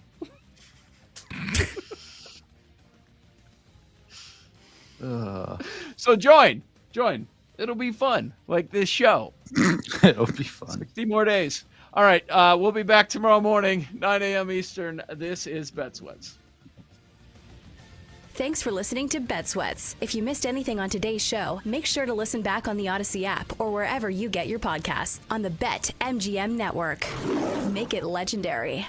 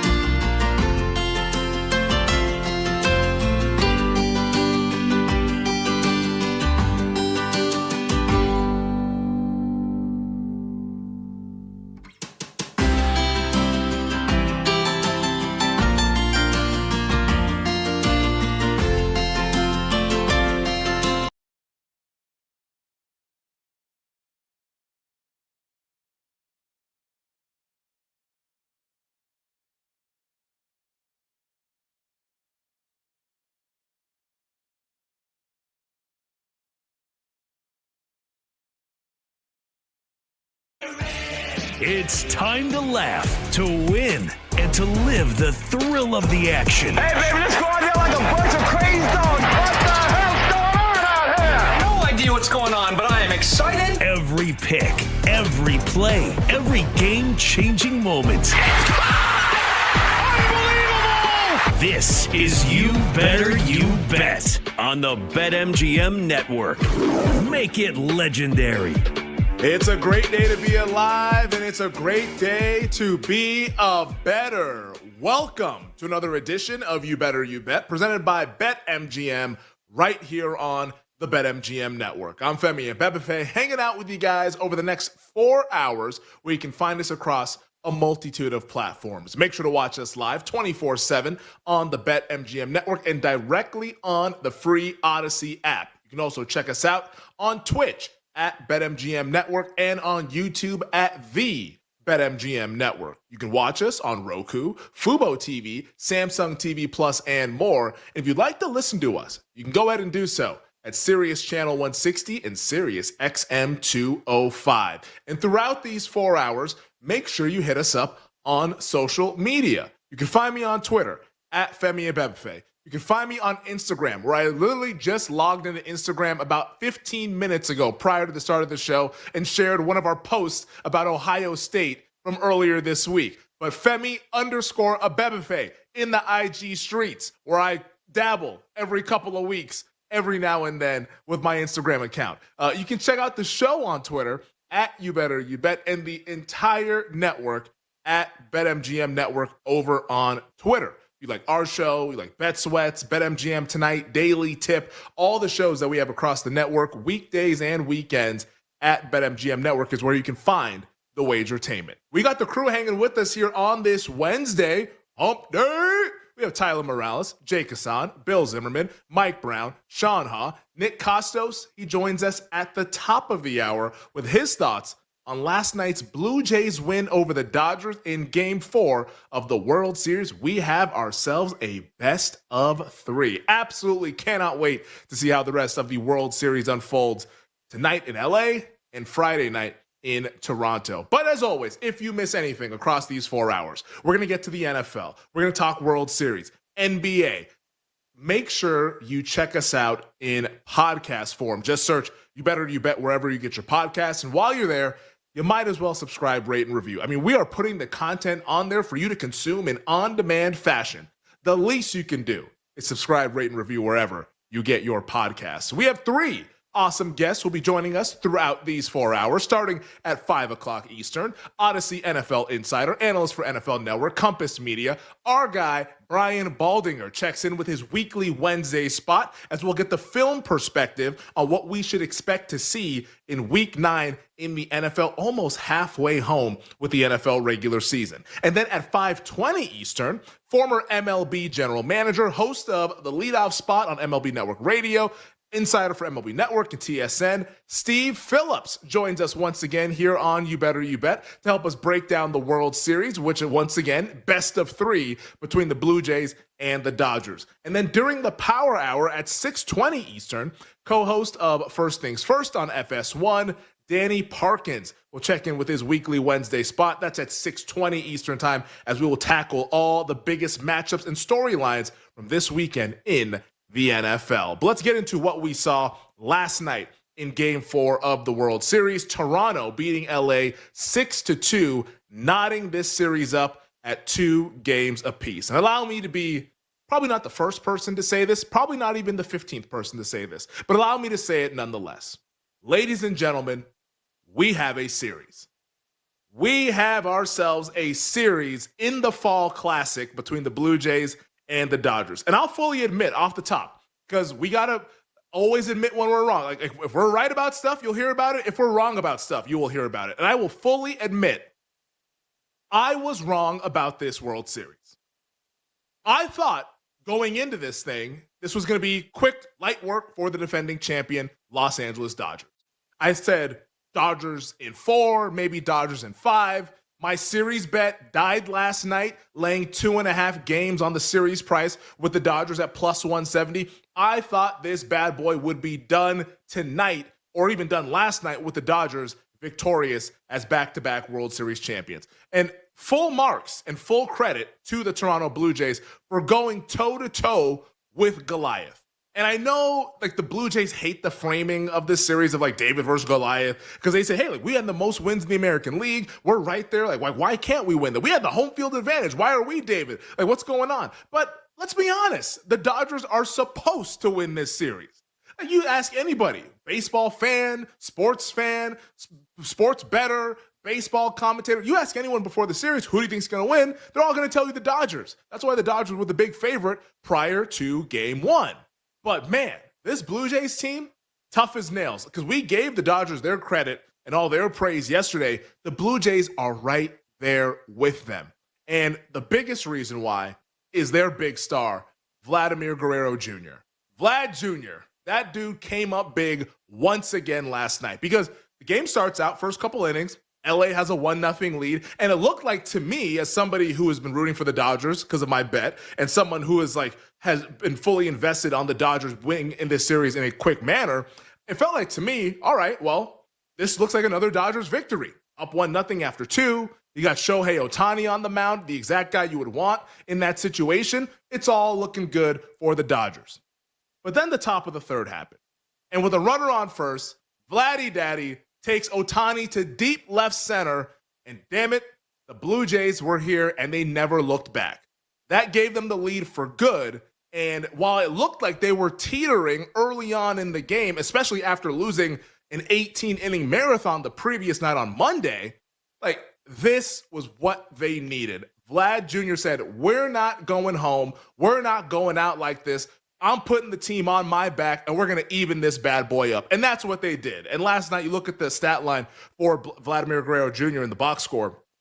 2 for 4, home run, couple RBI, walked, and 1 strikeout. But, like, hey, like that's a hell of a line against this Dodgers pitching staff, especially going up against Shohei Ohtani. To take him deep, like that's the stuff of a World Series MVP potentially if the Blue Jays can pull this thing off. So Vlad gets the lineup going. In terms of the pitching, I mean, standing ovation for Shane Bieber. And think about the bet that the Blue Jays made near the trade deadline where they said, hey, Cleveland, we will take Shane Bieber off your load. We will take on Shane Bieber, who we have not seen pitch since April of 2024. They took the risk. They said, bring Bieber to Toronto, and this is a guy we will need throughout the month of October. And damn it, they were right. Last night is why you make that trade for Shane Bieber. Now, did he look like Cy Young Shane Bieber? No. It wasn't like a stat line that we're sending to Cooperstown, but he was really, really good against an awesome lineup. And this is a man that's coming off Tommy John surgery. That's how good this performance was. 5 1/3, 4 hits, 1 earned run. He did walk a few batters, but struck out a few batters as well. Like he gave Toronto exactly what they needed after using all of those arms in the marathon loss in Game 3. Like, that was what you want from a guy that is a potential frontline guy when he is healthy and good to go. Going head-to-head with Ohtani on the road and out-pitching him, hell of a job by Shane Bieber last night for the Toronto Blue Jays. And when you look at this series from a totality, because last night I thought the Dodgers, like, they were not the better team. The Blue Jays controlled the game, and they controlled it from not from start to finish, but from like the third inning on, the Blue Jays were in control. But if you look at the totality of the series, because we've been kind of in the nitty-gritty, looking at these things from an individual standpoint, the 10,000-foot view of this series, and this was an awesome tweet from John Morosi over at MLB Network, and it really sums it up perfectly. The World Series threw 6 innings in the last 3 games, so games 2, 3, and 4. In game 2, tied at 1. In game 3, tied at 4. And then last night in game 4, Blue Jays had a 2-1 lead on the Dodgers. The margins are razor thin in this series. And that's what I got wrong going into it. I didn't think the margins would be this thin. I thought the Dodgers would be the much better team, much better lineup, much better pitching staff. No, the margins are thin. And I think this bad boy has the makings of a 7-game series. In fact, I truly believe, and you can make this argument, and I'm going to make it right now because I do believe it's true. The Blue Jays have been more in control in this series than the Dodgers. If we're just being completely honest about this, I think Toronto has been more in control than the defending World Series champions. And think back to game 1. Dominant Blue Jays win, hang a crooked number in the 6th. They win the game 11-4. Nobody would ever say, oh, the Dodgers could have won that. No, they were never going to win that game. Blue Jays did a heck of a job. They won game 1. Game 2, the story is Yoshinobu Yamamoto. Complete game once again, went the distance. That was the story. Authentic victory for LA. Game 3, coin flip. Marathon extra innings, 18 innings. I mean, Toronto left 19 men on base. LA left 18 men on base. Like that whole thing, it could have gone either way. That's a coin flip game in every true essence of the word. And then last night in game 4, just a legitimate Blue Jays victory. So, if you're scoring at home, by my count, you have 2 authentic Blue Jays wins, you have 1 authentic Dodgers win, and you have a coin flip game that went the Dodgers' way. This series has been controlled by the underdog Toronto Blue Jays. And I actually believe that LA is very fortunate to be tied at 2-2. It's kind of crazy. But like last night, I'm thinking about how the series had been playing out and what I was seeing in game 4, and that was the conclusion that I drew. I'm like, man, are we sure that Toronto shouldn't be up 3-1 in this series? Because they had them on the ropes in game 3, and then they get the extra innings, and Freddie Freeman walks it off. But Toronto, to me, feels like the team that's in control. Now, what does that mean going forward, particularly for tonight in game 5? Where right now, over at BetMGM, the Dodgers, with Blake Snell on the mound, are a minus 200 favorite. You have Toronto at plus 165. Trey Savage will be going for the Blue Jays, total sitting at 8. Now, from a betting standpoint, for me, I mean, this Blue Jays lineup, I mean, we're all seeing it in real time. This lineup is amazing. Like, they chased Snell from game 1, only went 5 innings. Like, they did what they did to Ohtani last night. Like, this lineup is sick. And they've kind of had their way against anyone outside of Yoshinobu Yamamoto, which Yamamoto right now is looking like the best pitcher in baseball. Like, this Blue Jays lineup is legitimate. And on the other side of it, in terms of the Blue Jays pitching staff, I don't have a lot of faith in Trey Savage tonight on the road in a pivotal game. So for me, from a betting standpoint for game 5 tonight, and this bet pushed last night, thankfully for that 9th inning, as it felt like there were so many chances to get this bad boy over the total. It pushed on 8 last night. I'm going back to the well. I'm going back to the over tonight for game 5. I'm going over 8 at minus 115. I think this is going to get to 8.5 at some point. So if you like the over, I think that now is the time to bet this before we get closer to first pitch at 8:08 Eastern time. I like the over in what will be the final game at Dodger Stadium this season. But from a more holistic standpoint and a whole totality standpoint, I think, bets aside, the winner of tonight's game will win the World Series. I think it's that pivotal. And I never thought we would ever get here, but I do believe the winner of tonight's game will win the World Series. Like, Yamamoto has been the only Dodger pitcher that you could undoubtedly trust against this Blue Jays lineup. Like, Snell might give you something good tonight. Maybe Glasnow gives you something good, but like, do you really trust it? I don't really. I trust Yamamoto, who's scheduled to go Friday night in game 6. But outside of that, even Ohtani, you can put in that conversation. Like, he struggled last night. So to me, if the Dodgers win tonight, they got Yamamoto going Friday in game 6. I think that they should win that game. They'll be favored to win that game. So if the Dodgers win this pivotal game 5 tonight, I do believe the Dodgers will win the series. On the flip side, if the Blue Jays win the game tonight, and Savage is able to beat Blake Snell, and Toronto goes back home with a 3-2 series lead, they'll have 2 opportunities at home in front of a raucous crowd at the Rogers Center to close out the defending World Series champs. And I do believe they will do it. That's where I'm at with this World Series. The winner will be decided tonight. I know not technically, we're still going to have to play Game 6 Friday and potentially a Game 7 on Saturday night. But in my opinion, the winner of tonight's Game 5 will win the World Series. Now, how do you apply that to the betting market? Well, luckily, our friends over at BetMGM have some really, really fun betting markets. Can I interest anyone in the series exact outcome market over at BetMGM, where we look to make it legendary? So here's this. Blue Jays game 1, Dodgers game 2, Dodgers game 3, Blue Jays game 4. That's what we've seen so far. But for the Dodgers to win the next 2, so game 5 tonight, game 6 Friday night with Yoshinobu Yamamoto on the mound. Dodgers in 6, that plays out plus 150. So if you like the Dodgers tonight, that's how I would be betting it. I'll be betting the Dodgers in 6 because if they win tonight and they get Yamamoto on the mound Friday, they're going to be a big favorite in that game. That's what's going to happen. But if you like Toronto to win tonight, how about Toronto in 7?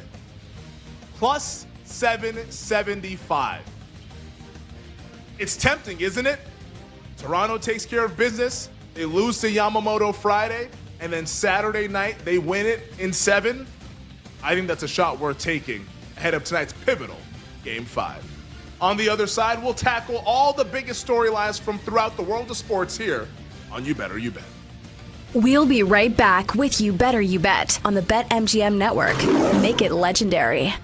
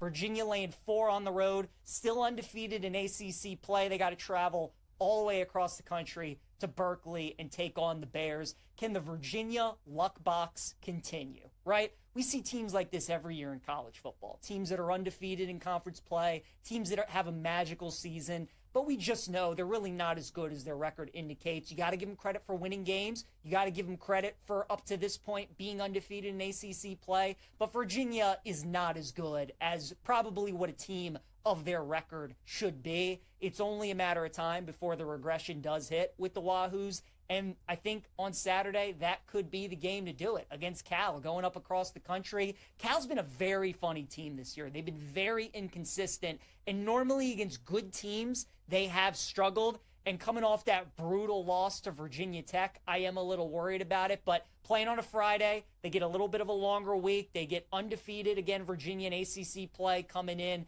And Virginia is just a team I'm looking to fade. So I like Cal in this game, +4 against UVA. I also like Nebraska, +7 against USC. I love the fact that they're giving us that key number with the Cornhuskers. You guys that watch this show, you know we've talked about USC, and we've talked about when they go on the road in Big Ten country, how much they have struggled under Lincoln Riley. I want to say now when they go into the Central or Eastern time zone with Lincoln Riley, they're like 1-14 against the spread or something like that, and they're 1-14 straight up. Like, they are terrible in these kinds of games. And what does Nebraska always do? They always play people close. They're always in one-score games. And this one should be no different. So, yes, USC is coming off a bye week. And, yes, Nebraska has maybe not been as good as most thought this season. Certainly me, I thought they could be a playoff team. But in a game like this, going to Memorial Stadium, where you're still going to have a great crowd, you're getting Nebraska +7. I would look at some money line. I like the Cornhuskers in that game against USC.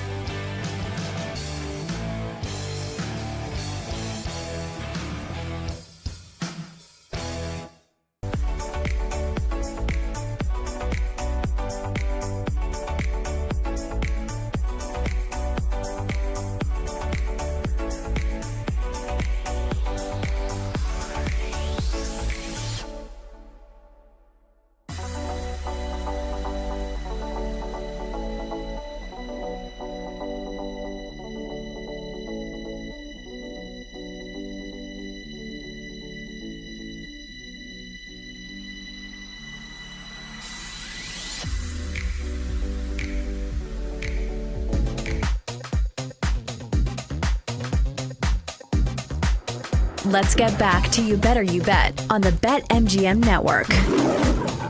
Welcome back. This is You Better You Bet, presented by BetMGM on the BetMGM Network. Femi and Bebefe hanging with you guys here on this Wednesday. 40 minutes from now, we'll hear from Nick Costos with his thoughts on last night's Blue Jays win in Game 4 of the World Series. We are knotted up at 2 games apiece. Best of 3 series going forward. Boy, like I said in the last segment, I truly believe the winner of tonight's game will win the World Series. Like, I didn't think we'd be up here where it was all up in the air and it felt like a coin flip or whatever. And I guess it's not a coin flip because the Dodgers are a minus 200 favorite tonight to win it. But, man, if the Dodgers lose this game and Toronto gets to go back with 2 chances to win once to win the World Series in front of that crowd, I think they might actually pull it off. And say what you want about this David Goliath thing, and I know that Blue Jays hate it, but it does sort of feel like that to me, at least, looking at these 2 teams on paper and what the Dodgers have done over the last couple of years. So massive, massive Game 5 tonight in the Fall Classic. We'll be talking about that all throughout the show. Steve Phillips joining us at 5:20. Best bets for Game 5 coming up at 6:40 during the Power Hour. But 20 minutes from now, we'll get into NFL awards. NFL MVPs cranking up this week, folks, because as we do every single year, we have a non-QB who has entered the chat. We will get into all of that OPOI, DPOI, but MVP coming up in 20 minutes. But joining us right now, like he does each and every weekday at 3:20 Eastern, it's our executive producer, Bill Zimmerman. Bill, what's going on, buddy? I didn't think we were going to have this World Series that we have on our hands right now, where we're 2-2 with a best of 3 on deck here between the Blue Jays and the Dodgers.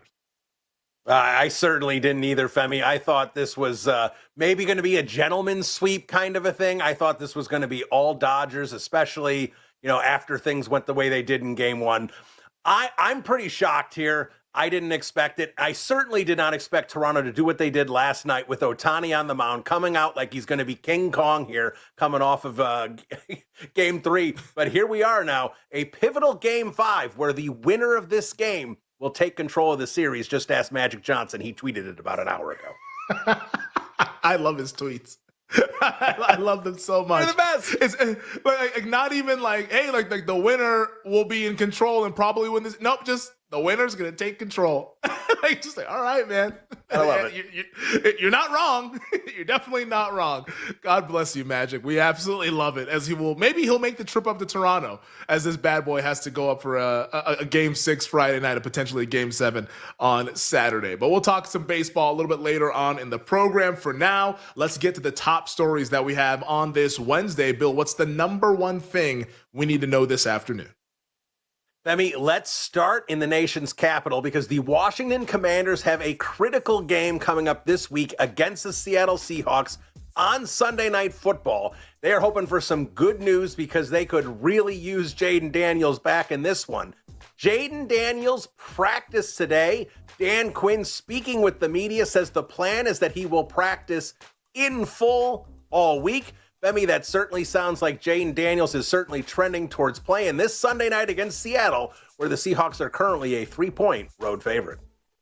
Yeah, this is a massive one for the Washington Commanders. Kind of feels like season on the line for the Washington Commanders as they're coming into this contest sitting at 3-5. Now, from a betting standpoint, I so desperately would love to see the Seahawks get under a field goal. Like, give me Seattle minus 2.5.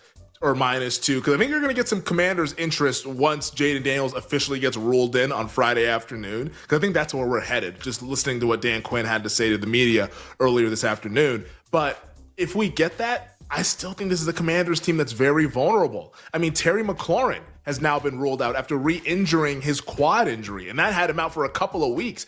This team is old, and that was the big concern about Washington going into the season. They are old with McLaurin and Debo and all the guys on defense, Wagner and Von Miller and Marshawn. Hey, it's an old team. Old teams get hurt.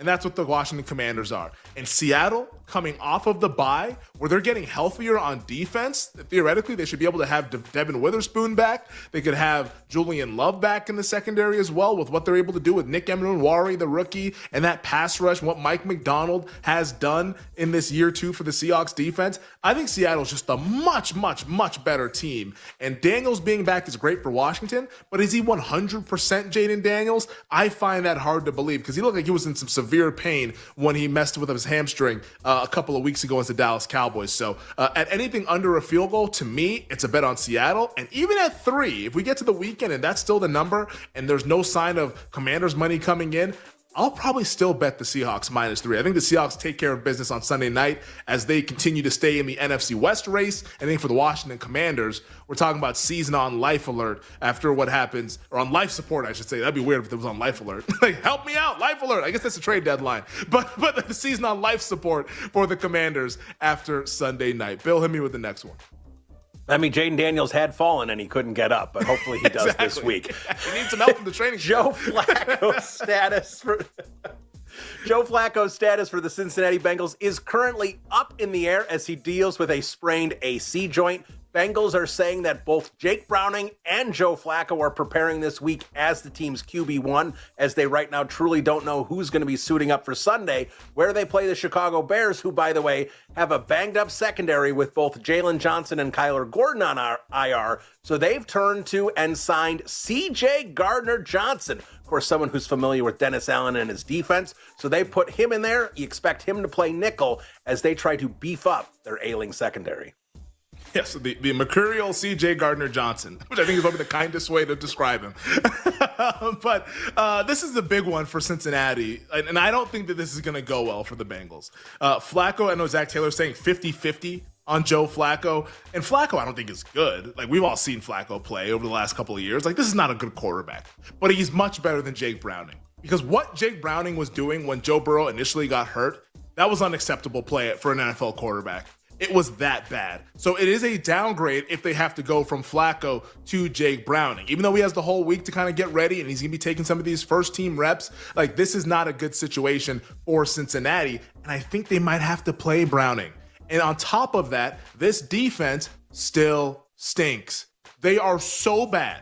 Think about what the Jets have been on offense prior to last Sunday's game. They couldn't move the football. Carolina looked like the monsters of the Midway going up against this New York Jets defense. And the Jets lit that Bengals defense on fire. I don't see how the Bears offense doesn't have a boatload of success in this game. And if they don't have success, we got to start asking some real uncomfortable questions about Caleb Williams if that passing game doesn't look on point against this Bengals defense. Like, this needs to be the get right spot. We talk about the Cowboys being slump busters. Like, this is slump buster plus 2,000 with the Cincinnati Bengals defense. It's that bad. And also, they might not even have Trey Hendrickson on the field as he aggravated his hip injury that made him miss the game against the Pittsburgh Steelers. So for Chicago, at 3, this is another chance against a backup quarterback to make the most of it. They fumbled that bag against Tyler Huntley and the Ravens. Let's see if they can take advantage against potentially Jake Browning and the Cincinnati Bengals. But on the defensive side for the Bears, with C.J. Gardner-Johnson, I mean, like, you look at C.J. Gardner-Johnson's Football Reference, the teams he's played for someone who's a good player and is in his age 28 season, clearly something ain't clicking.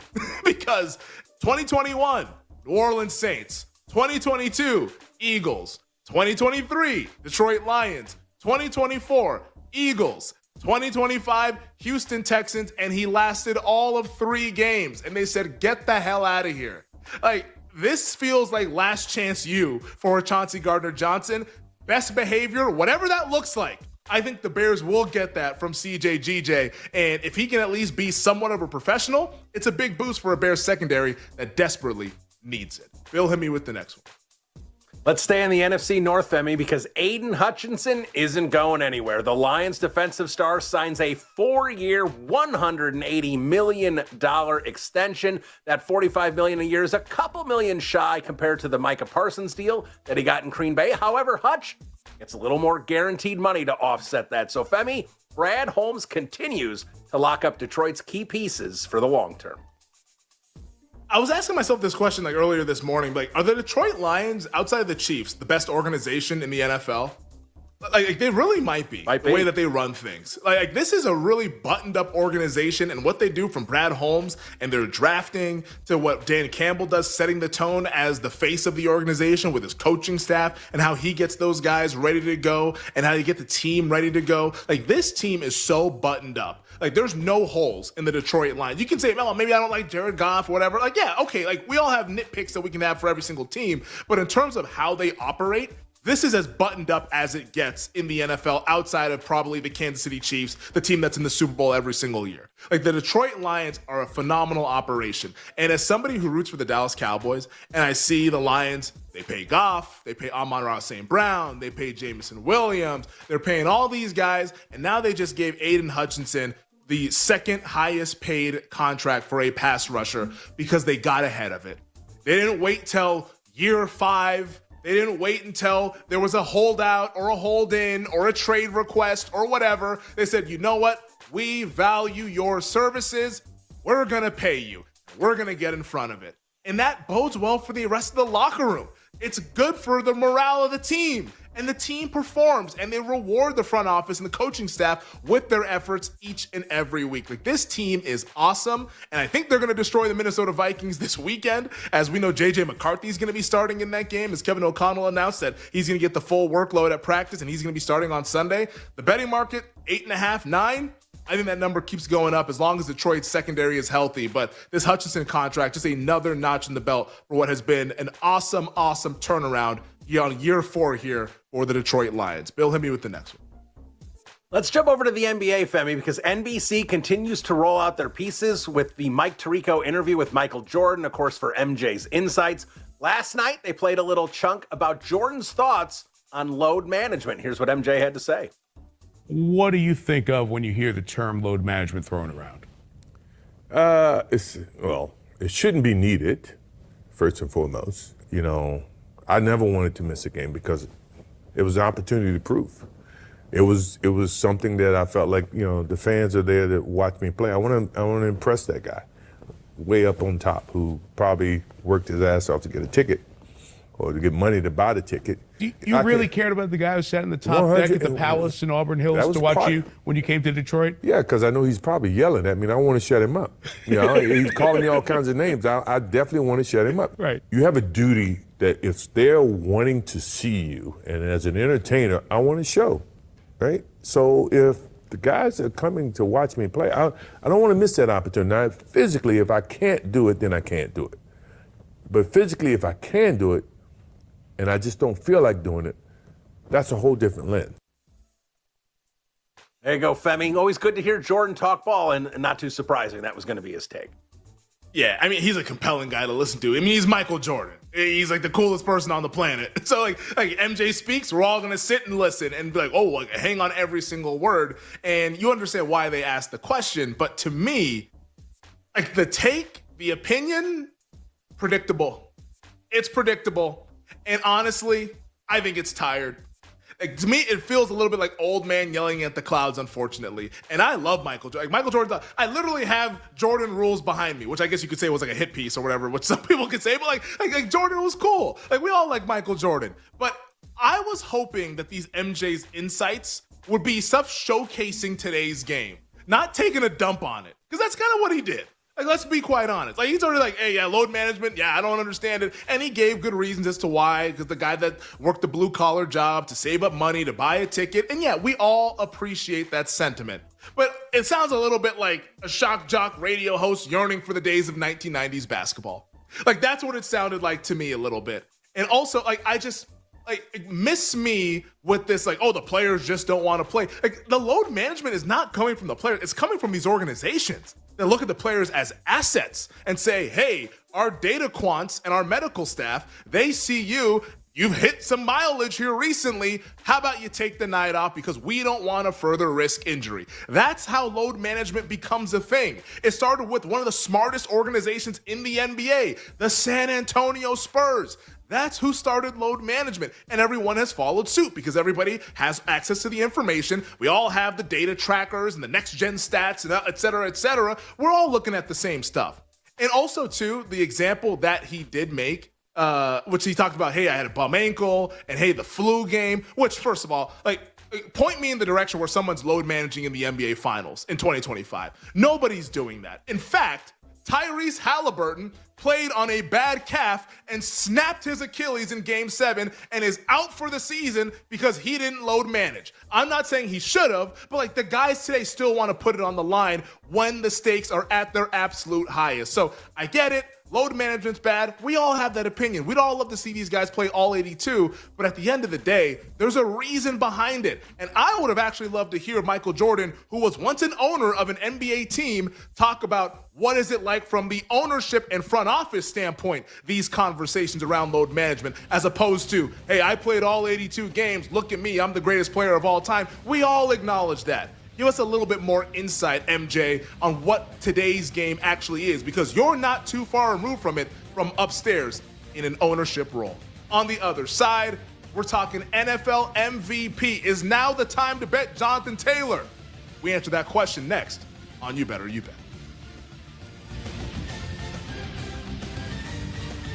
We'll be right back with You Better You Bet on the BetMGM network.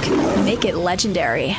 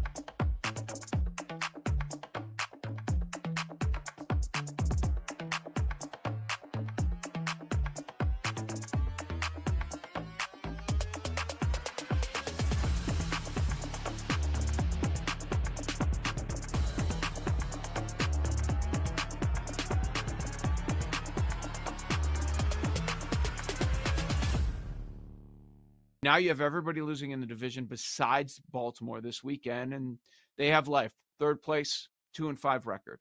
I think they're going to win the division. I think they will. But we don't need to leap to Super Bowl with a team that can't perform in the playoffs year after year because, well, the computers say that they were the best team coming into the season. Well, I got to look at my priors. Do you? Because we're about halfway through the season. I think we know enough to say that this is not a top 5 team in the league. So, but that's why they're 22-1 Super Bowl odds. I get the idea and how far they've fallen, and they're probably going to be in the playoffs. I understand that, and I agree with it. But I just don't trust them to perform in the playoffs. So why am I going to bet this? I'd rather do something else. Yeah. No, I don't trust them to begin with. I didn't trust them last year when they were healthy. Yeah. I didn't lay points with them against Buffalo. I didn't lay points with them against Kansas City in the AFC Championship when they were laying 5.5. So, no, at 2-5, I have no interest in betting a team at 20-1 to win the Super Bowl. There's no margin for error. There's none. I mean, right now, they are, 3-2? They're 2.5 games out of a playoff spot. So, they have to win and win a ton of games just to make the playoffs. And then let's say they win the North, right? Let's play this game, and they get the 4 seed. The first game is going to be, if the season were to end today, well, I'm hypothesizing this. So let's just flip out Pittsburgh and put in Baltimore, just for the sake of this conversation. So we'll pretend that the Ravens are the 4 right now. Your first game would be against Buffalo. That's your first playoff game. If you win that one, you go to Indy. If you win that one, you play the winner of New England and Denver or New England and Kansas City. Then you got to win the Super Bowl. No.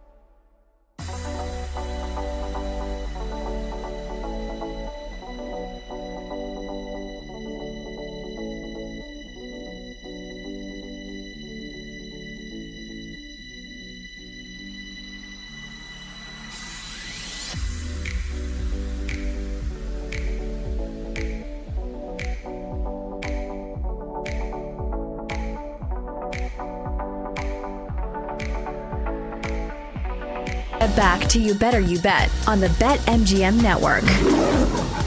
Well, let's get back to it here on a Wednesday on You Better You Bet, presented by BetMGM. I'm Femi Abebefe, hanging out with you guys this afternoon.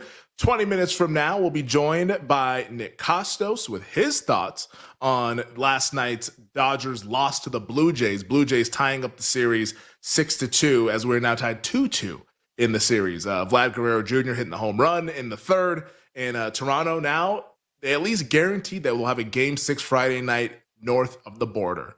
If they win tonight, boy, the Blue Jays might actually do this thing and pull off this upset. I thought the Dodgers would win in 4 or 5, but hey, got to give full credit to the Toronto Blue Jays for making this a series as we have a best of 3 on our hands in the Fall Classic. So Nick will talk about that to begin the 4 o'clock hour coming up in roughly 20 minutes. But wanted to spend time right now to get into the NFL awards that we have. Also, by the way, before we get to the NFL awards, do want to pass along the news in the National Football League. Breaking news, not the biggest of breaking news, but interesting nonetheless. The New York Jets trading cornerback Michael Carter and a 2027 7th round pick to the Philadelphia Eagles for wide receiver John Mechie and a 2027 6th round pick. So it's Carter for Mechie and a pick swap between the New York Jets and the Philadelphia Eagles. And according to ESPN's Adam Schefter, Eagles defensive coordinator Vic Fangio said that they've discussed moving Cooper DeJean to outside corner and that trading for Michael Carter will allow them to do that. So maybe Cooper DeJean going from that slot corner to now outside corner for an Eagles team that is, if you could poke holes in them,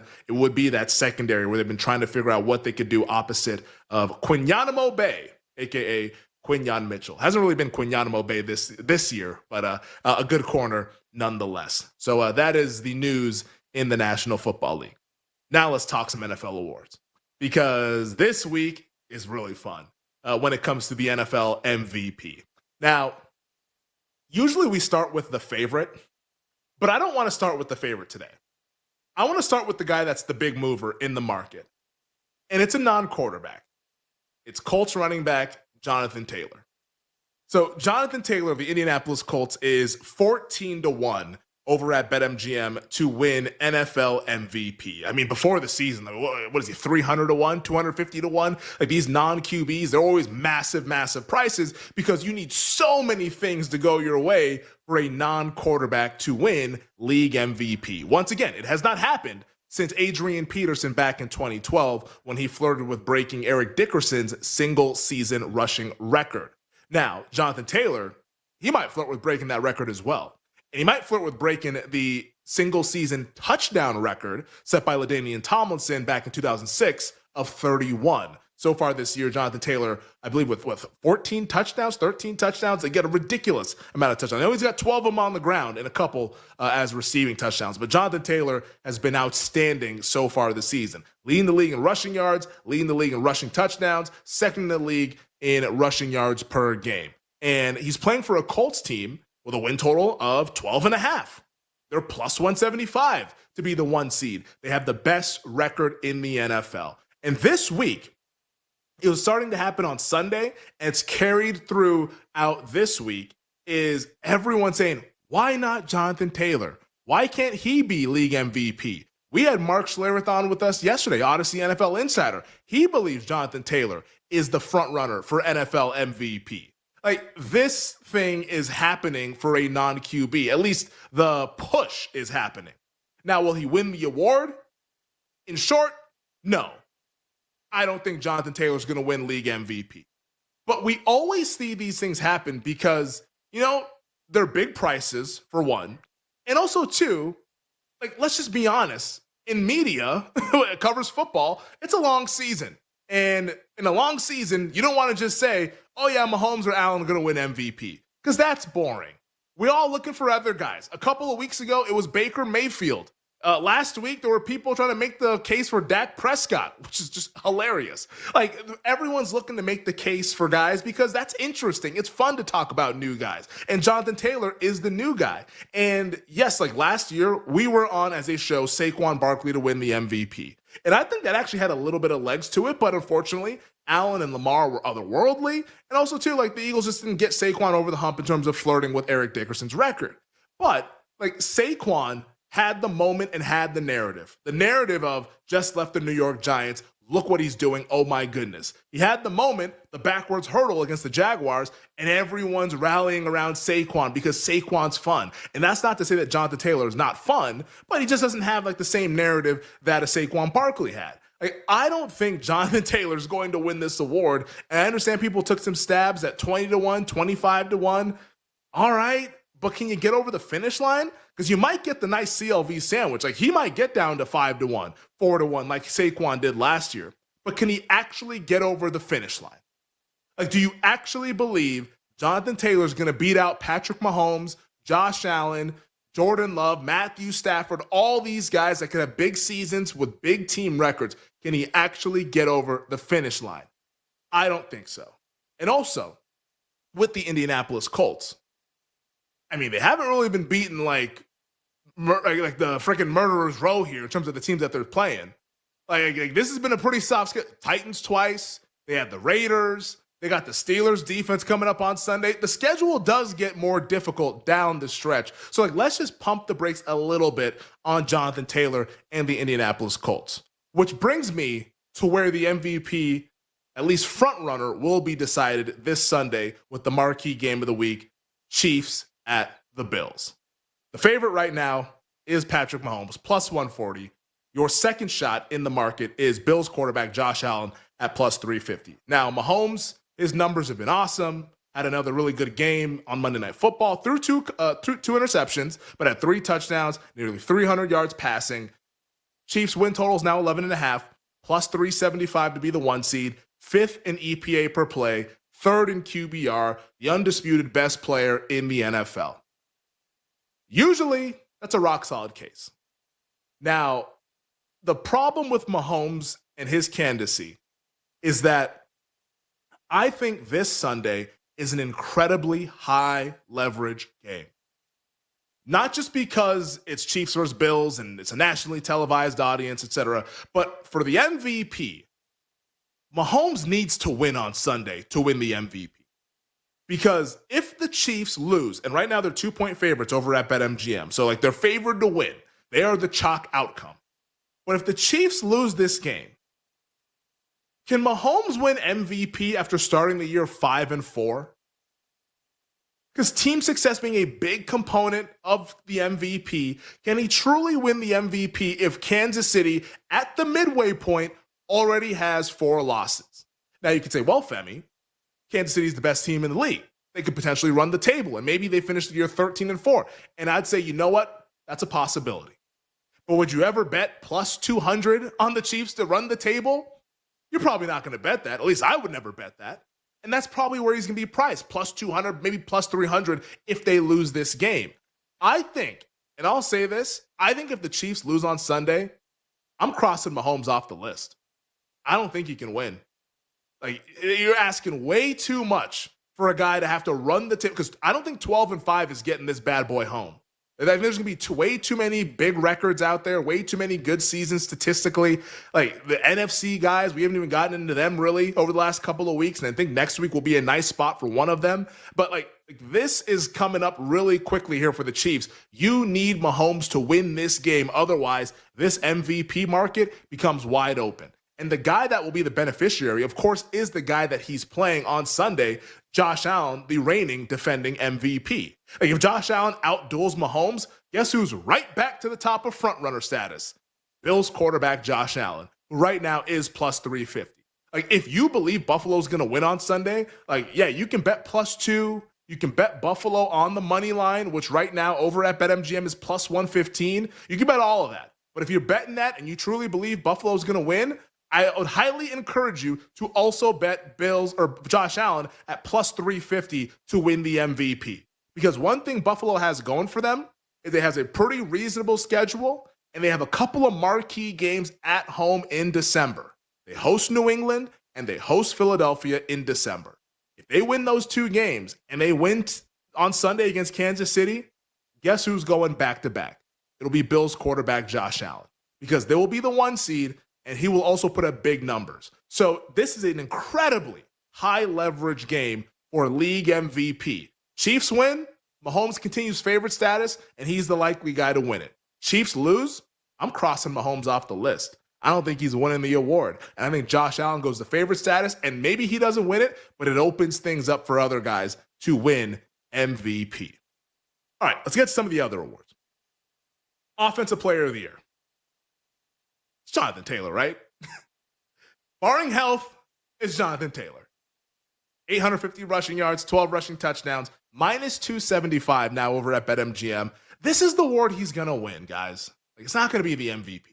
It's OPOY, which 6 weeks ago we discussed on this very show, 15-1, bet Jonathan Taylor because he's been going off and the schedule's pretty reasonable. Like, that was the time to buy. Now, we just hold on to hope and hope that he stays healthy and Jonathan Taylor continues his great play and the Colts continue to win as they're minus 400 to win the AFC South, and he gets us home at NFL Honors in February. It's early. We're not calling the award. We're not doing any of that. But Jonathan Taylor's in a very, very nice spot. And if he slips up, I mean, we still have Jackson Smith and Jigba, one of the horses that we have to run with. He's at 5-1. Puka Nacua, maybe you have interest there. I don't really. I mean, the injury, Puka Nacua, I just don't want to buy it, especially at 11-1, even though he is an awesome player, one of the best receivers in the NFL. But Jonathan Taylor's in a very, very nice position for Offensive Player of the Year. And that's what people really mean. Like when Jonathan Taylor should be the MVP. What you're saying is that he's like the undisputed Offensive Player of the Year. Defensive Player of the Year, before we wrap things up here on You Better You Bet, in the 3 o'clock hour at least. The favorite is Micah Parsons. That makes sense to me. 6.5 sacks, plus 150 to win DPOY. Green Bay's a massive favorite to make the playoffs. They're minus 125 to win the division, and their defense is awesome. And he has not won the award. And I think that's what's going to carry him home. Because the big move in the market was Myles Garrett, plus 650 now to plus 250 after he sacked Drake May 5 times last Sunday. Newsflash, guys, team success matters. Myles Garrett and the Browns have a win total of 5.5. Buddy, you're the best defensive player in the league, but your team stinks. And because you've won this award before, I don't think you have a shot to win DPOY in 2025. On the other side, Nick Kostos joins us as we begin the 4 o'clock hour, breaking down what we saw last night with the Blue Jays win over the Los Angeles Dodgers as we have the World Series tied at 2 games apiece. We'll be right back with You Better You Bet on the BetMGM Network. Make it legendary.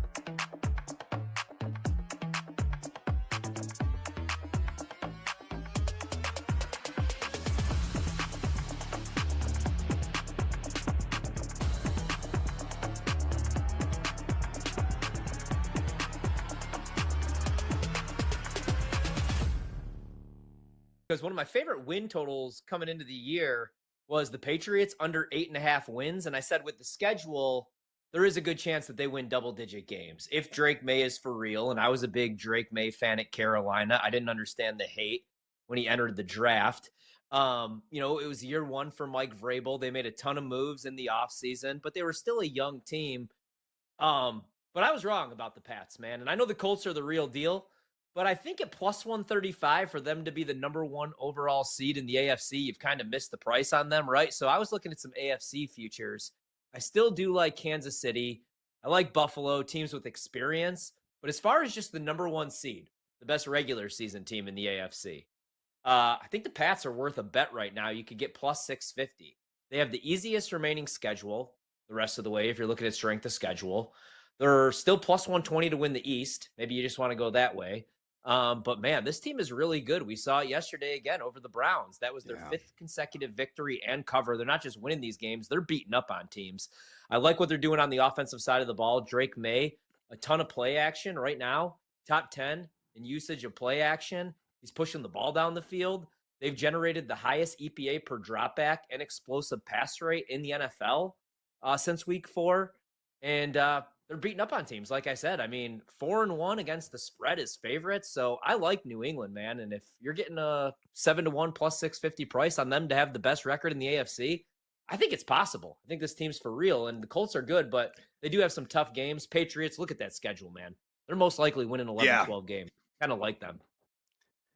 It was crazy. I think it was before the season began. What was he over under on wins? 8.5, I believe, is what the final number was. And I thought that was way too high. I thought they're, if you said it's 7.5, I'm like, maybe they're an 8-win team. But I was terribly wrong. Shout out to Mike Vrabel. This team is playing top level football, and really outside of Stephon Diggs, a lot of casual fans couldn't name Kayshon Boutte. Couldn't name Demario Douglas. Couldn't name Hunter Henry. And some of the targets they have. So it's not like he has an all-star group of weapons to chuck it to. I'm just so impressed with May and the football evolution that he's had, his overall development, the reads, the reactions, the precision. He's top 3 right now at adjusted completion percentage of any quarterback in the NFL.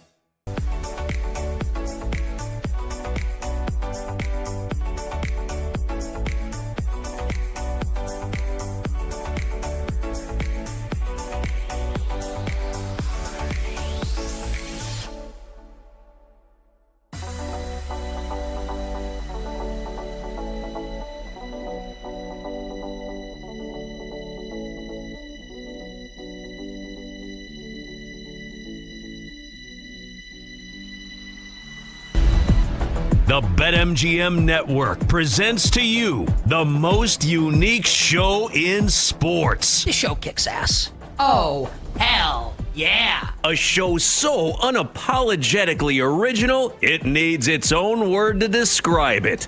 Wagertainment. Money won is twice as sweet as money earned. Featuring the prop king himself, Nick Costos. For anyone else says, he's exaggerating, he's prisoner of the moment. First off, shut up.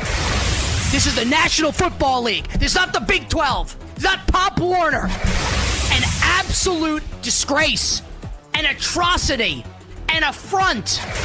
One of the most disgraceful performances that I have ever seen in 35 years watching National Football League football. This is You Better You Bet on the BetMGM Network. Make it legendary. What's up, everybody? Happy and merry, wonderful Sports Wednesday to you and yours. This is You Better You Bet on the BetMGM Network. Nick Costos, Femi Abebefe, our crew, and you here on the Odyssey app, on SiriusXM, on YouTube, on Twitch, on radio stations nationwide. We are in your hearts and in your minds as we bring you the fastest show in all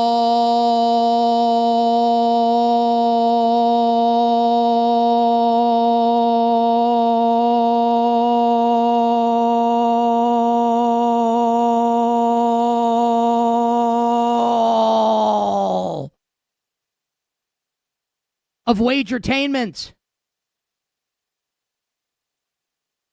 Talking all things sports betting. The show presented today and always by BetMGM. Make it legendary by downloading the BetMGM app and visiting BetMGM.com.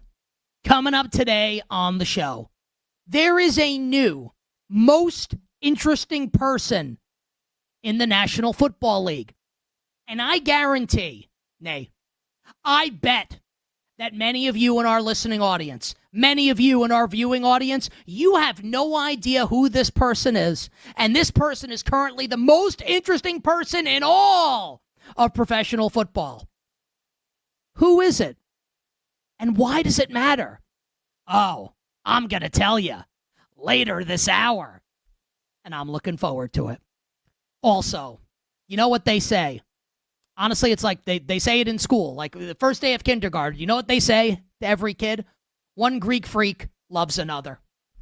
From me to Giannis Antetokounmpo, even though he destroys my New York Knicks last night, I'm going to tell everybody why Giannis is going to get a bleep ton of MVP buzz, why he deserves to get a ton of MVP buzz, and why I think he's the best bet in the market right now to an NBA Most Valuable Player. And I'm also going to tell all of you, we're going to get something this year in the NBA that we've only seen once before in the history of the league, and it was 10 years ago. And it's going to happen this year, and we can make money on it. That's coming up later this hour. Next hour on the show, It Moved. Femi and I will roll through every game, week number 9 in the National Football League, all the side and total movement your little heart could ever desire. And we've got some breaking quarterback news. Looks like Jaden Daniels officially going to be back for the Commanders on Sunday night against the Seahawks. Bryce Young looks to be back for the Panthers for their game against the Green Bay Packers. We will bring you all the side moves and all the total moves and all the injury news that we've got today on this wonderful Wednesday next hour. 3 tremendous guests will join us today over the course of the program. Odyssey Sports NFL Insider, the one, the only, the great, Brian Baldinger. Former Major League Baseball general manager Steve Phillips is going to stop by of MLB Network Radio and the MLB Network to talk about, badminton. We'll talk about Game 5 of the World Series and more with the great Steve Phillips, the Silver Fox, when he joins us later in the show. And my buddy, Danny Parkins. First things first on Fox Sports 1. Danny will stop by in the final hour. I'm going to ask him this question. In your heart of hearts, do you know that Caleb Williams sucks? Because I know it. I don't know. I feel like most people know it, and no one wants to say it. Obviously, there's still time for Caleb, but last week against Baltimore, not so good for Caleb Williams. All our bets for tonight will close the show in the final hour of the Power Hour. Of course, the National Hockey League. I got a bunch of bets locked and loaded for the NBA and all our thoughts, Game 5 of the World Series. In short, I would really like for the Dodgers to win. And I'm pretty nervous about it. And that's where we'll start the wonderful Sports Wednesday edition of You Better You Bet with the Fall Classic. I'll tell you what, man. If the Dodgers don't win this World Series, I'm going to have a new name for the World Series. And it's going to be expletive-laden. And it's going to cost me money if the Dodgers don't end up closing out the Blue Jays at some point here. And it's going to have to be north of the border. Because the Blue Jays last night, in exceptionally impressive fashion, don't just beat the Dodgers, but they fall behind in the game. They come back to take the lead, and then they absolutely avalanche the Dodgers in that top of the 7th inning and win the game convincingly 6-2. And we're now tied at 2 games apiece, and we are guaranteed at least one game in Toronto. It's unbelievable. An incredible performance by these Toronto Blue Jays. Yesterday on the show, I feel like it was two edges of a sword, right? On the one hand, I'm crediting the Toronto Blue Jays, and I meant every word of what I said. Toronto pushing the Dodgers way more than my Yankees did last year in the World Series. Like showing that they belong on the grandest stage. Beat the crap out of my Yankees in the division series. Like came from behind in multiple instances against the Mariners in the championship series. Beat the stuffing out of the Dodgers in game 1, and then very easily could have won game 3. Obviously, the Dodgers went on the Freddie Freeman walk-off in the 18th. My thought was, great job, Blue Jays. Last place last year, first place this year, 94 wins, all the way to the Fall Classic, and you showed you belong, and here's an attaboy and a pat on the ass, because now you're going home. Because you lost in 18. And you had a million chances to win game number 3. And you couldn't take advantage. And you couldn't get it done. And because of that, this series is over. And you've got, as Vincent Kennedy McMahon's theme song famously said, no chance, no chance in hell. Except they did. A legitimately stunning result last night with Shohei Ohtani on the mound. Because let's be honest, we did the show yesterday. I consume a ton of sports content on social media. I listen to a ton of stuff. I watch a ton of stuff. The prevailing thought among most people, not all, but most, was that Ohtani was going to shove, the Dodgers were going to win, and move within one win of back-to-back World Series championships. And the Blue Jays said, no way. How about Vladimir Guerrero Jr.? In all the hoopla, and it's rightly deserved, around Shohei Ohtani, I'm not going to do like the, well, actually, let me tell you why Shohei's bad.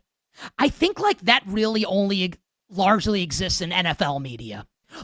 Well, actually, let me tell you why Bill Belichick was actually a terrible head coach for the Patriots. Well, actually, here's why Patrick Mahomes isn't even the best quarterback in his own division. We don't really get that, thankfully, in a lot of other sports. Like, Shohei is obviously, he deserves all the praise, all the adulation, all the plaudits that are coming his way. But because Shohei's been so good, and Shohei had the historic game in game number 3, it feels like no one's talking about Vlad Jr. And Vlad Jr. said last night, you know what? I think it's time for everybody to talk about me. And not just because after we beat the Yankees in game 4, I said, duh, Yankees lose. Now, Vlad launches a 2-run dinger last night off of Shohei. And in doing so, it's a 7th homer of the postseason. Most, by the way, in one single Blue Jays postseason history, passing Joe Carter and passing Jose Bautista. Unbelievable job by Vladimir Guerrero Jr.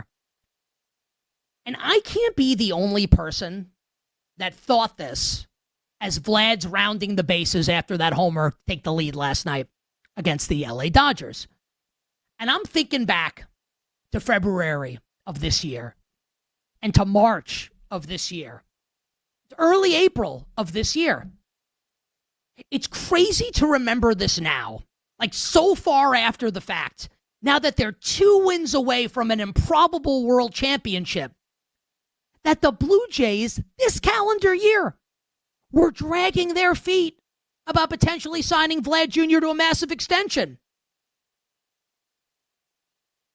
Play it out. Are they going to rebuild, or are they going to go for it here? Like that, this was a thing that was talked about. Isn't that incredible? This year, should we sign Vlad to this extension? Should we go all in? Should we try to compete this year? This could have easily gone the other way. Credit to the Blue Jays for making it happen. And as Vlad's rounding the bases, all of this is hitting me like the enormity of it. These decisions, it's not a little decision that's made, but I mean, if they decide to do something different, think about what it alters.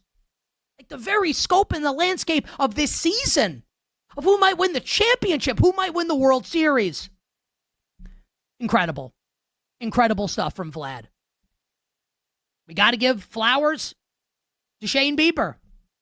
And what I'll say to Shane Bieber, hey, Shane, from me, Nick Costos, to you.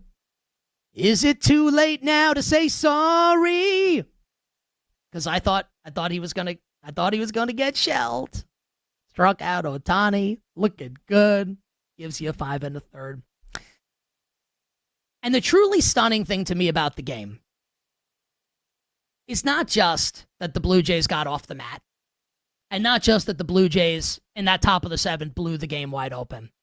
The thing that's really crazy, and it has me, as someone who's invested in the Dodgers to win the World Series, and perhaps you, the listener and viewer, perhaps you are invested as well. I think we need to put out an APB. Something very important has gone missing. And we need it to come back. What the hell has happened? And where the hell has the Los Angeles Dodgers offense gone? And this is not like the 90s Atlanta Braves pitching staff here for the Toronto Blue Jays. Since Shohei Ohtani's game-tying homer which feels like that game feels like it was 10 years ago. The 18-inning game. It was a couple nights ago. Since Shohei Ohtani's game-tying homer in the 7th inning of Game 3, the vaunted Los Angeles Dodgers offense, stacked not just with superstars, think about this, but with Hall of Famers.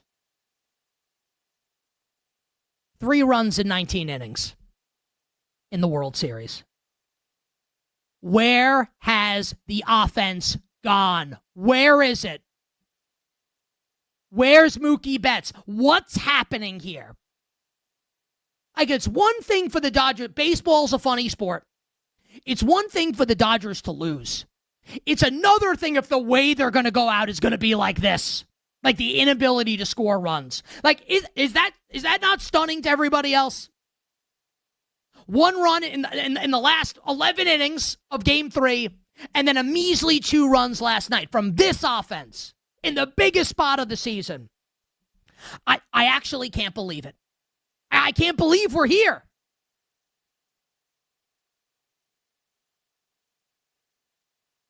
And that takes us to tonight and Game 5. If you'll allow me for a moment to channel my inner Magic Johnson. I'm not going to be here. I am going to be here. I work every day during football season. If you'll allow me to channel my inner Magic Johnson, the winner of tonight's game is going to win the World Series. The World Series is on the line tonight. This might as well, Game 5 tonight, this might as well be Game 7. This is it tonight. And I'm going to tell you why on the other side. We are just getting started here on a wonderful Sports Wednesday. Nick Costos, Femi Abebefe, the crew, and you on the BetMGM Network. We'll be right back with You Better You Bet on the BetMGM Network. Make it legendary.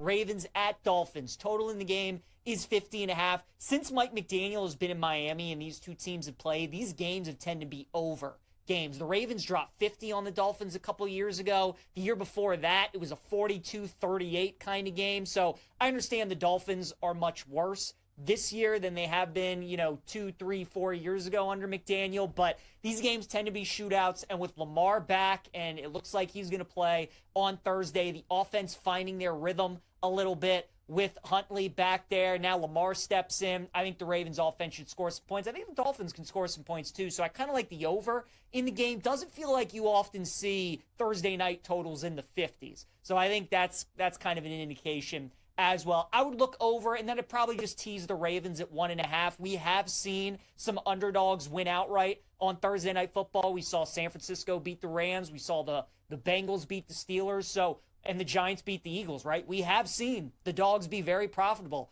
in these Thursday night games. So I think Miami can maybe keep it close. This is the first of 3 straight road games for the Ravens. So it's usually a good idea long-term when a team has a 3-game losing streak to just fade them every week until they don't cover, because normally a team never covers for 3 straight road games. Maybe the Ravens win and they don't cover, but I think in a teaser 1.5, you're in a good spot with the Ravens against the Dolphins. I like the over in that game as well.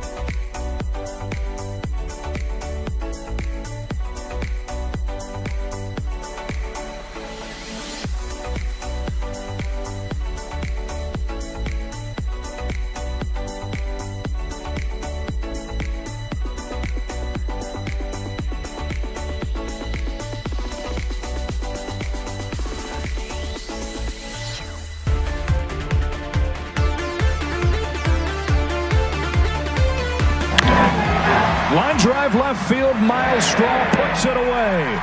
And the Blue Jays have tied this series up. After the gut-wrenching loss last night that might have just wiped a lesser team off, the Blue Jays bounce back and win it 6-2. You're tuned in to You Better You Bet with Nick Costos and the crew on the BetMGM network. Make it legendary. Joe Davis with the call last night on Fox. Look, they all can't be the Sistine Chapel from Joe Davis. Praise Joe Davis. It's not his best work. Listen, it's a 6-2 final score. It was what it was. All the air's taken out of the building, blah, blah, blah, as the Blue Jays win 6-2. He's right, though, about the gut punch in Game 3 would have knocked. Could you imagine if that were the Yankees, for instance? First off, it wouldn't have gone 18. They would have lost in 9. But can you imagine if that were like the Yankees, for instance, or like the Phillies? Like one of these loserific teams that wins regular season games and then folds like a cheap suit in the big spot. Like, what do the Phillies do if they lose that game in 18? You might as well have started Orion Kirkring last night. The Blue Jays not only got off the mat, they punched the Dodgers in the mouth. Incredible stuff from the Toronto Blue Jays. At the end of last segment, I said something that I wish were not true. mostly because of the financial investment I have in the Los Angeles Dodgers. Like I said to Femi in the break, like I might like play like Ghost of Yotai tonight on PlayStation 5 and like have the game on like my phone or something. I don't know if I can deal. I'm just being honest. Like, I'm going to be stressed out during this game. I'm being honest with everybody. And you can say I'm a coward. And I would say, yes, I am. I may buy out of some of my Dodger stuff. I'm worried. I'm worried about how this is going to go. And it looks like Dave Roberts might be a little concerned as well, because we have a new lineup tonight for the Los Angeles Dodgers. This was just posted. Tyler Morales puts it in our show chat. Mookie Betts now batting third. Will Smith. Listen, say what you want about Will Smith. Keep his wife's name out of your mouth. Will Smith is batting second. Pages has been benched. So the Dodgers desperately looking for some kind of spark on offense. Again, like the bats have gone cold for a long-ass time now for the LA Dodgers. And they're trying to change it up. And I think that is the right move to make by Dave Roberts and the Dodgers. Tonight is Game 5. This might as well be Game 7. Winner of tonight's game, I think, wins the World Series. If the Dodgers win tonight, 3-2 lead going back to Toronto, here is Yoshinobu Yamamoto to absolutely shove a stake into the heart of the Toronto Blue Jays in Game 6. I don't know I do know some Japanese just because, I like the culture in video games. How do you say Haas in Japanese? That's Yamamoto. He is a Haas, a throwback. This is like Jack Morris in 91. Randy Johnson, eating up innings, complete games. You absolutely love it. If the Dodgers win tonight, I think they close it out in Game 6 in Toronto with Yamamoto on the mound. But if the Blue Jays win tonight, with 21 Savage on the mound against Blake Snell, first off, he's going to make a lot of money, and he might have 1, 2, 3, 4, 5, 6, 7, 8 M's in his bank account. In his bank account. Yeah, in his bank account. It's a good song. If the Blue Jays win, okay, I think they lose Game 6. I don't think they'll beat Yamamoto with the way Yamamoto's pitched. And then we get Game 7. Do you, the listener or viewer, trust Tyler Glasnow? Game 7 in the Madhouse in Toronto. You might say, well, what, do you trust Max Scherzer? Yeah, yes! Yeah, yes! In a spot like that, that psychopath with 2 different colored eyes looking like the Predator? Yes. Yes. And here's like Ohtani in relief. I want nothing to do with the Game 7. Nothing to do with the Game 7 with my Dodgers positions. It is all on the line tonight. Dodgers win. I think it ends in 6. Dodgers lose. I think it's Blue Jays in 7. And just saying that, what a pit in my stomach, man. I've been steadfast throughout this entire postseason. Since the postseason started, the only team that concerned me for the Dodgers was the Phillies. That was it. Was the Phillies. Dodgers took care of business. They're not the Reds, not the Brewers, not the Blue Jays. I've been uber confident this entire time.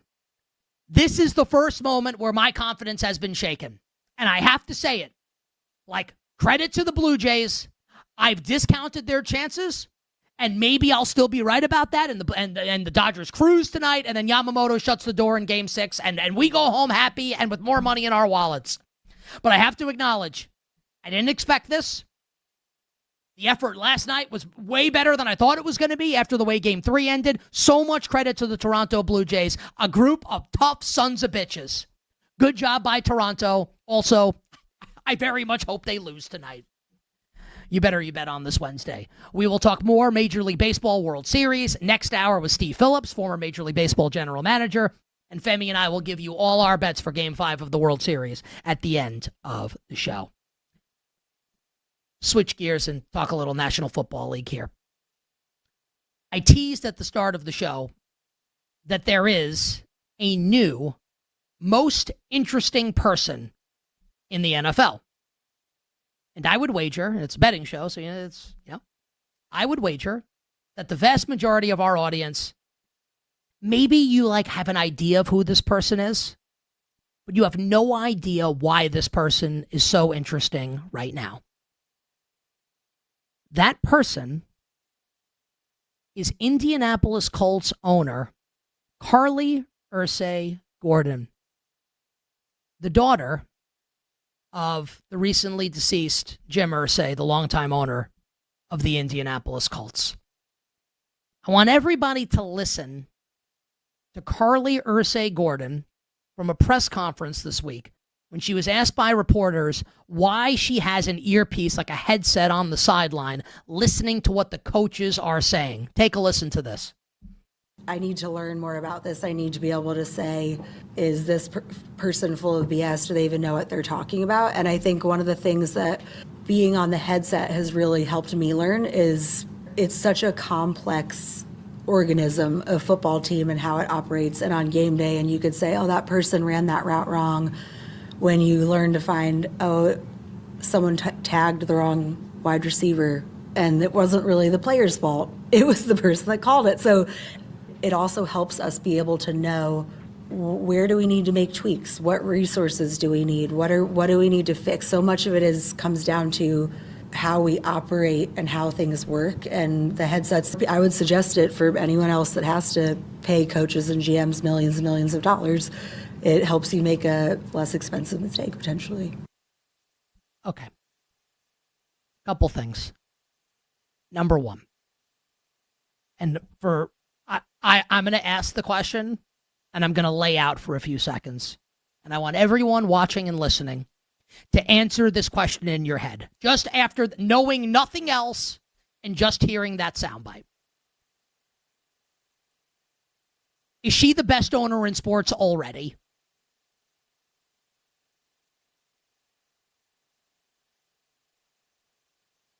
And if she's not the best owner in sports already, top 10, top 3, top 5, top 5, top 5. That is extraordinary from Carly Ursay Gordon. Give me the headset, because I want to hear what they're saying, and I want to know who's making the mistakes. Is it the player or is it the coaches? And I'll tell you what. This is so now, assuming that she's telling the truth and this is she really wants to be great, and time will tell. It seems like it, right? We'll take her at her word. She seems like a psycho. And I mean that in the best possible way. A psycho in the way Tom Brady is psychotic. Or Michael Jordan, we'll talk about him next segment. Michael Jordan is psychotic. The way that anyone who is driven to be great, and I'm not saying that I'm at the level of these people, I'm not, but I want to be great, and I feel like I can be psychotic. And it's not just, I'm not the only person in this field that you can say that about. A lot of people want to be great. And and if you really want to be great, you have to have some level of psychosis about you, because that's what it takes. You're a coach on that staff. Man, I'll tell you what, you gonna be on your P's and Q's on game day, because she's listening. She's listening. And you might be saying, wow, they don't need that pressure. Let me tell you something. I used to work with former NFL MVP Rich Gannon. Once upon a time, when I was an executive producer at Sirius XM NFL Radio. Rich is one of the best guys of all time. And Rich had a great quote. Some people feel pressure, and some people apply pressure. She's applying pressure. And now, It's up for all the people that work for her to show that pressure is not going to break them, but turn them into diamonds. Because that's what pressure does if you take it the right way. I love this from Carly Ursay-Gordon. Is it any surprise when you hear that? And when you watch the Colts on the field, that this is one of the best teams in football this year. 7-1. Historically great offense to this point. And I added the caveat earlier this week. Like, just because they're historically great through 8 games does not mean they will be historically great through 12 games or 15 games or 17 games, a full regular season. It doesn't mean that. But this offense is tremendous. And there's diversity all over the place in the skill positions. You've got a wide receiver in Michael Pittman, who's an excellent possession receiver. You've got Alec Pierce, who's a stud deep threat, and now he's worked on so many different parts of his game. Josh Downs is a world-class slot receiver. Tyler Warren does it all at the tight end position, and Jonathan Taylor might be the best football player in the league. They're so good, and I was so wrong about the Colts. This Sunday, the Colts are going to travel to Pittsburgh to play the Steelers. And that disgusting, hideous, pathetic, grotesque disgrace to professional football defense.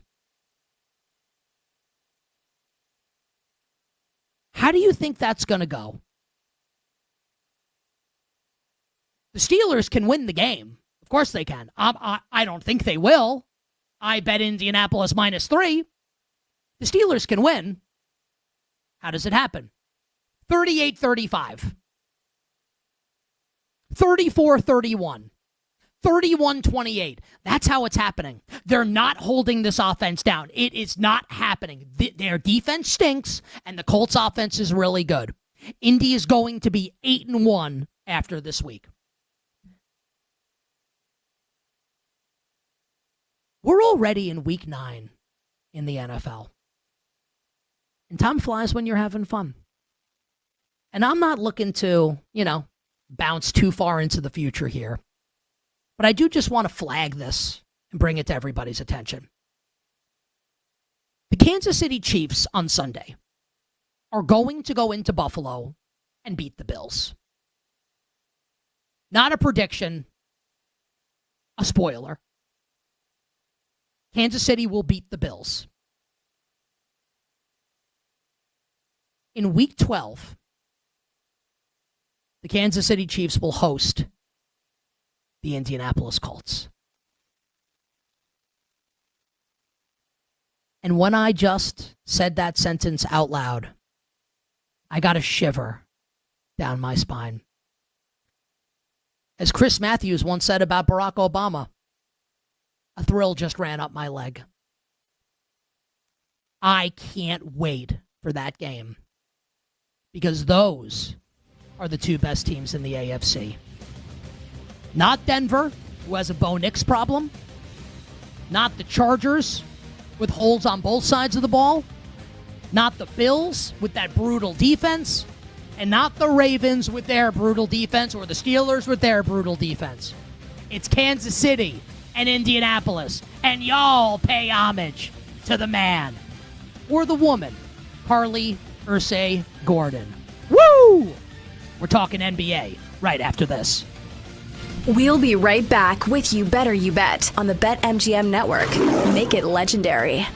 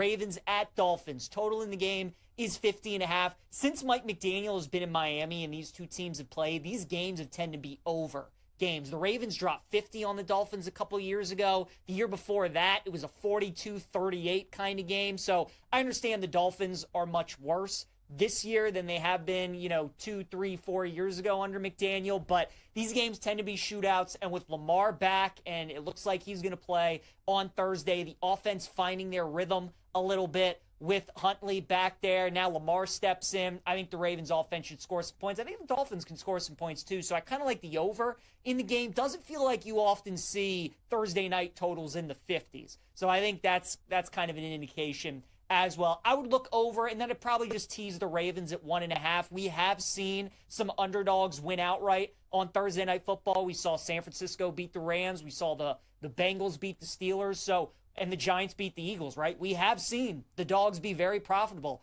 in these Thursday night games. So I think Miami can maybe keep it close. This is the first of 3 straight road games for the Ravens. So it's usually a good idea long term when a team has a 3-game losing streak to just fade them every week until they don't cover, because normally a team never covers for 3 straight road games. Maybe the Ravens win and they don't cover, but I think in a teaser 1.5, you're in a good spot with the Ravens against the Dolphins. I like the over in that game as well.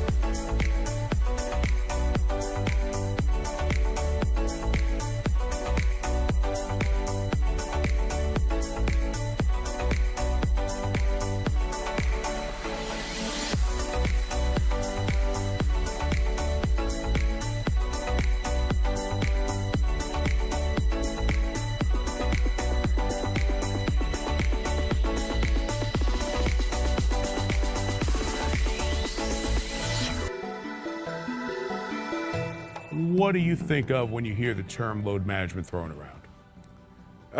It shouldn't be needed, first and foremost. I never wanted to miss a game because it was an opportunity to prove.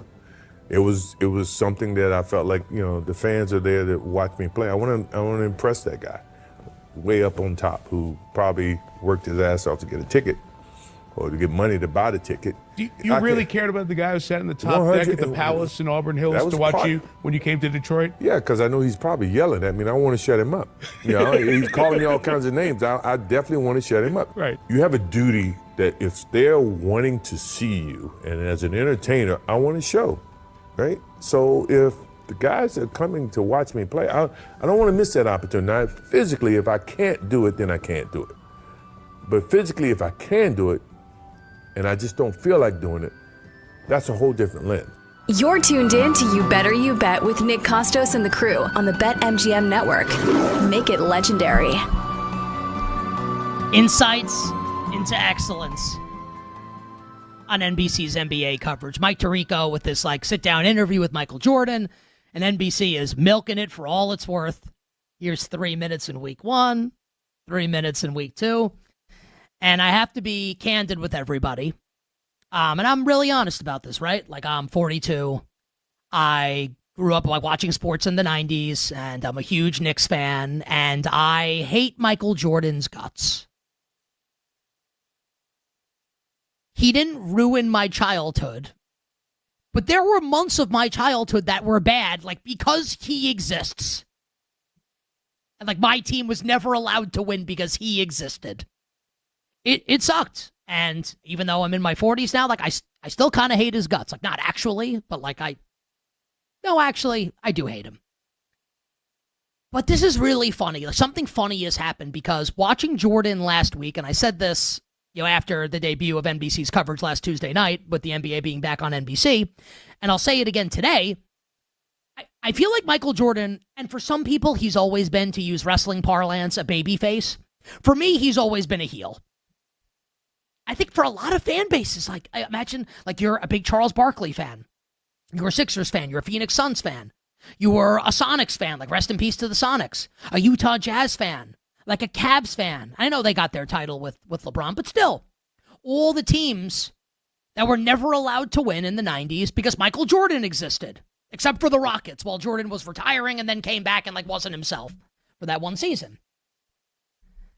I feel like he's kind of a babyface. And I agree with everything he's saying. And I touched on this last segment, and that's coincidental. That was not like intended. Like I saw the Carly Ursay Gordon thing today. I was like, I want to talk about this on the show.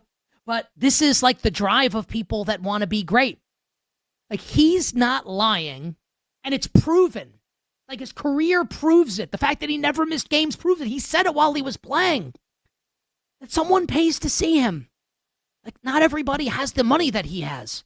People bust their asses at their job. Maybe they hate their job. Maybe they like it. And they buy a ticket to go see Michael Jordan play. Like, and he wants to be out there on the court. Like, who doesn't like that he feels that way? Who thinks that, like, Michael Jordan's full of it when he says that? Who doesn't want to see the players in the NBA play all the games? Like, I used to play, like, a bunch of my friends are still in a fantasy basketball league. And I left the league a couple of years ago. Not because like I don't like basketball. I love the NBA. And I love the minutia of the NBA. I'm super into the box scores, rookies, role players gaining more time. I love all of it. But I can't stand in a league with daily transaction with which this league was, having to check the injury report every frickin' day. Guys get ruled out, having to sub guys. It's annoying. Like, I love the NBA. I don't like that. And I don't think a lot of people do. That's a guy who wants to be great. He's going to be out there. He's going to perform no matter what. If Michael Jordan hosted a sports radio show and he had Fridays off in the summer, would he work? I wouldn't. And maybe that's the difference between me and him. But I am loving the insights into excellence with Michael Jordan. I can't believe I thought I would hate it, and I actually love it on the NBA on NBC. You better you bet here on this Wednesday. The first game in NBA Coast to Coast, and the second one was the Clippers could have had another 4 quarters, and I don't know if they would have topped 100 points against the Warriors defense. We could save that conversation for another time. Game 1 saw my New York Knicks is, I wish the season were going a little better to start. It's early with Mike Brown. I'm not going to panic yet. Not going to panic. Part of me wants to. I'm going to resist the urge. The Knicks, 12-point lead at halftime, and I bet the Knicks, and I'm feeling awesome, man, because Jalen Brunson looks great, and the Knicks look great, and the Bucks, it's Giannis and the Giannettes. There's no Chris Middleton, no Drew Holiday, no Damian Lillard. Like, Miles Turner. Oh, Miles Turner is okay. And then there's A.J. Green. Loved him in Cincinnati, catching passes from Andy Dalton. Ryan Rollins, who, might as well be Seth Rollins, I'm thinking, before the game. Burn it down! Whoa,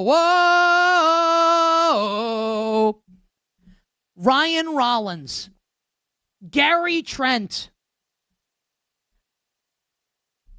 And they come back in the second half and win going away. A casual 37-8-7 from the Greek Freak. In 4 games, it's a small sample, but that's all we have to work with right now. That's it. Giannis is averaging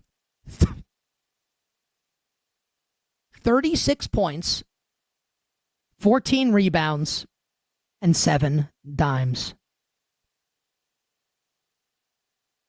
The team is terrible around him. And this is going to sound crazy because he's won multiple MVPs and won a finals MVP. I think it's the best he's ever looked.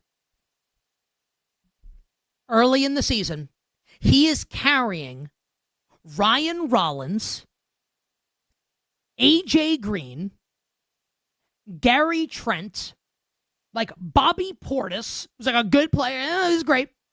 Even like Kyle Kuzma. Kyle Kuzma looked like the late great Dikembe Mutombo challenging Karl Anthony Towns a couple times. Like, this is crazy. Like, Giannis has taken this mantle of leadership, and he's got like every night is going to be a bar fight when you have to play us, and that mentality, and it has absolutely bled down to the rest of the team. And they're tough. They're not that talented, but he's amazing, and they're playing. Ryan Rollins was great last night. I know I'm kind of like, I'm killing him a little bit because what's he ever done? He was awesome last night. Giannis is the 5th choice right now to win NBA Most Valuable Player at 10-1. He's got some really, really good names in front of him. SGA, Luka, Jokic, Wemby. Here's my question for everybody. Let's say Milwaukee is the 4 seed in the Eastern Conference this year, with a terrible team outside of him that has no business sniffing a top 4 seed, even in the East. And he puts up numbers even close, maybe not as good as these, but numbers in the vicinity. Who do you think's getting the credit? Doc Rivers?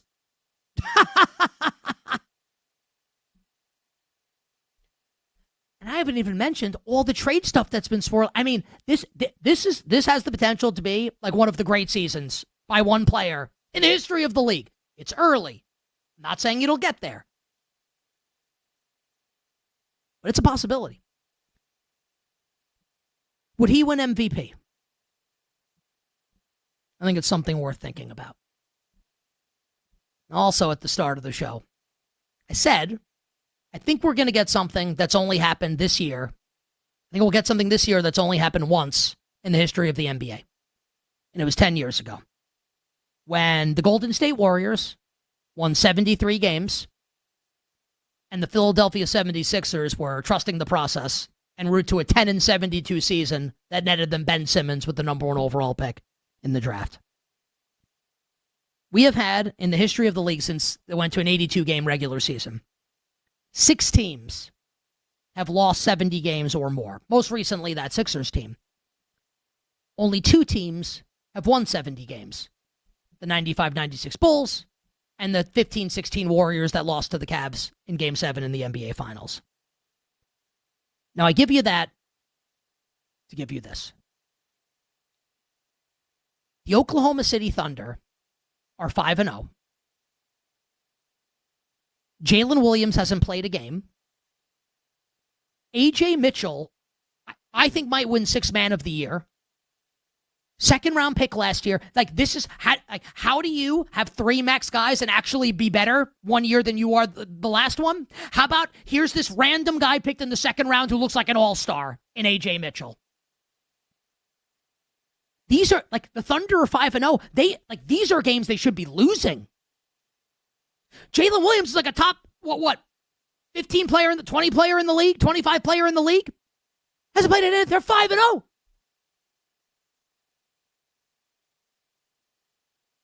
And then there's the Brooklyn Nets. How are the Nets not going to look? Brooklyn's adjusted win total is 17.5. They're 0-4. They are horrible horrible. And the only chance they have to win any game is if Cam Thomas scores 50, and that might not be enough. And when they play teams that can play defense, all you have to do is stop him. And they lose and you win. That's it. I guess Michael Porter Jr. could feasibly go off. Cam Thomas is the guy that you're really scared of. OKC adjusted win total, 63.5. As the kids would say, LOL. Do they say that? The Nets, 17.5. LMFAO.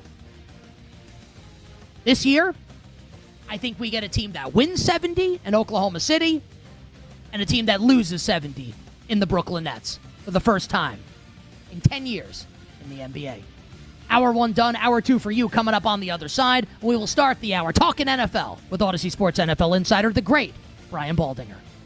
We'll be right back with You Better You Bet on the BetMGM network. Make it legendary.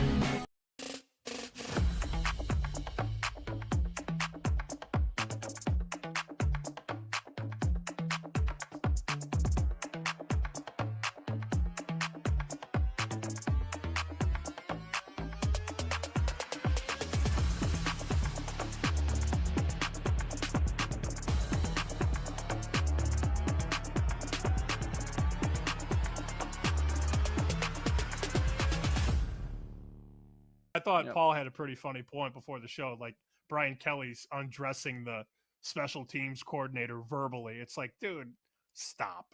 It's not his fault. You guys are getting torqued. You're just not a good team right now. But I had, who did I have? I had Mizzou. Mizzou was right there. And then the quarterback, injures his foot, gets carted off the field. Had LSU. And then I had another dog that did not get home. I can't remember who it was. But South Carolina was nice. Yay, go me. Did you have North Carolina?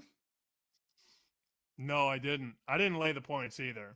I can't remember who my Nate other Collins, dog we was. need to talk, buddy. He said they were going to lay it on him. Overtime? What's going Way on? too close for comfort.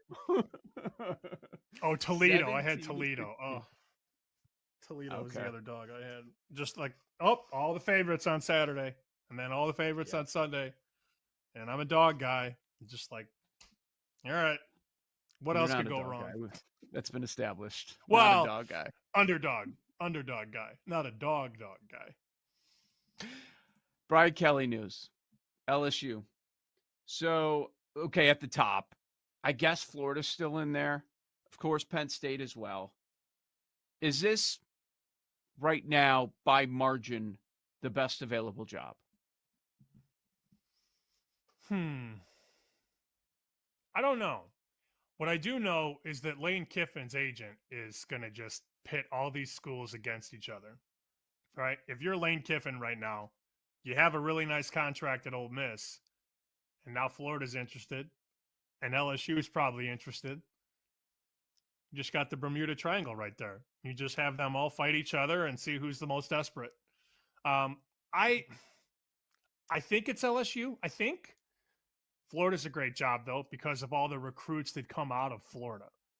I think that's always a very underrated job. When we talk about the big marquee jobs in the SEC, and we talk about Alabama and Georgia and, all these teams, I think Florida is still sort of an underrated job. I mean, look what Urban Meyer did there. All you got to do is win and recruit. Now, easier said than done, I guess. But, I mean, Florida's a sleeping giant. If you get the right coach in there that knows how to recruit and reaps the benefits of developing said recruits, it's a national championship hotbed if done correctly.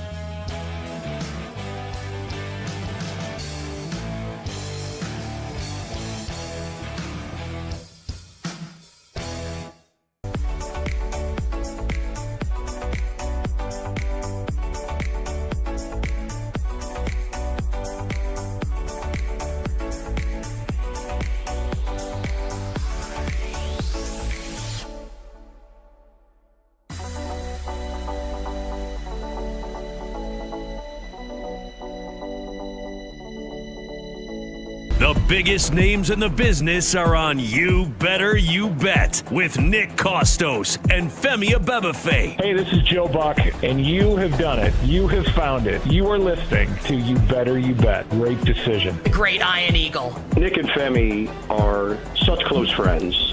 I would even consider getting divorced, even though I'm very happily married, just to get remarried, to have them as groomsmen. That's how much they mean to me. Hi, this is Kevin Harlan of CBS, Westwood One, and TNT, and I'm listening as you do every day to You Better You Bet with the most handsome single man in the radio business. A man who, if I was not married for 38 years, I might consider myself the kind of guy that can electrify a listening audience and a crowd of bystanders watching him do what he does so well each and every day. Continue to listen right here on You Better You Bet. This is You Better You Bet on the BetMGM Network. Make it legendary. The wonderful Sports and Football Wednesday edition of You Better You Bet rolls on. Nick Costos, Femi Abebefe, our crew, and you here on the BetMGM Network. Hit on a bunch of topics, hour one of the show, including why I think tonight's Game 5 of the World Series might as well be Game 7.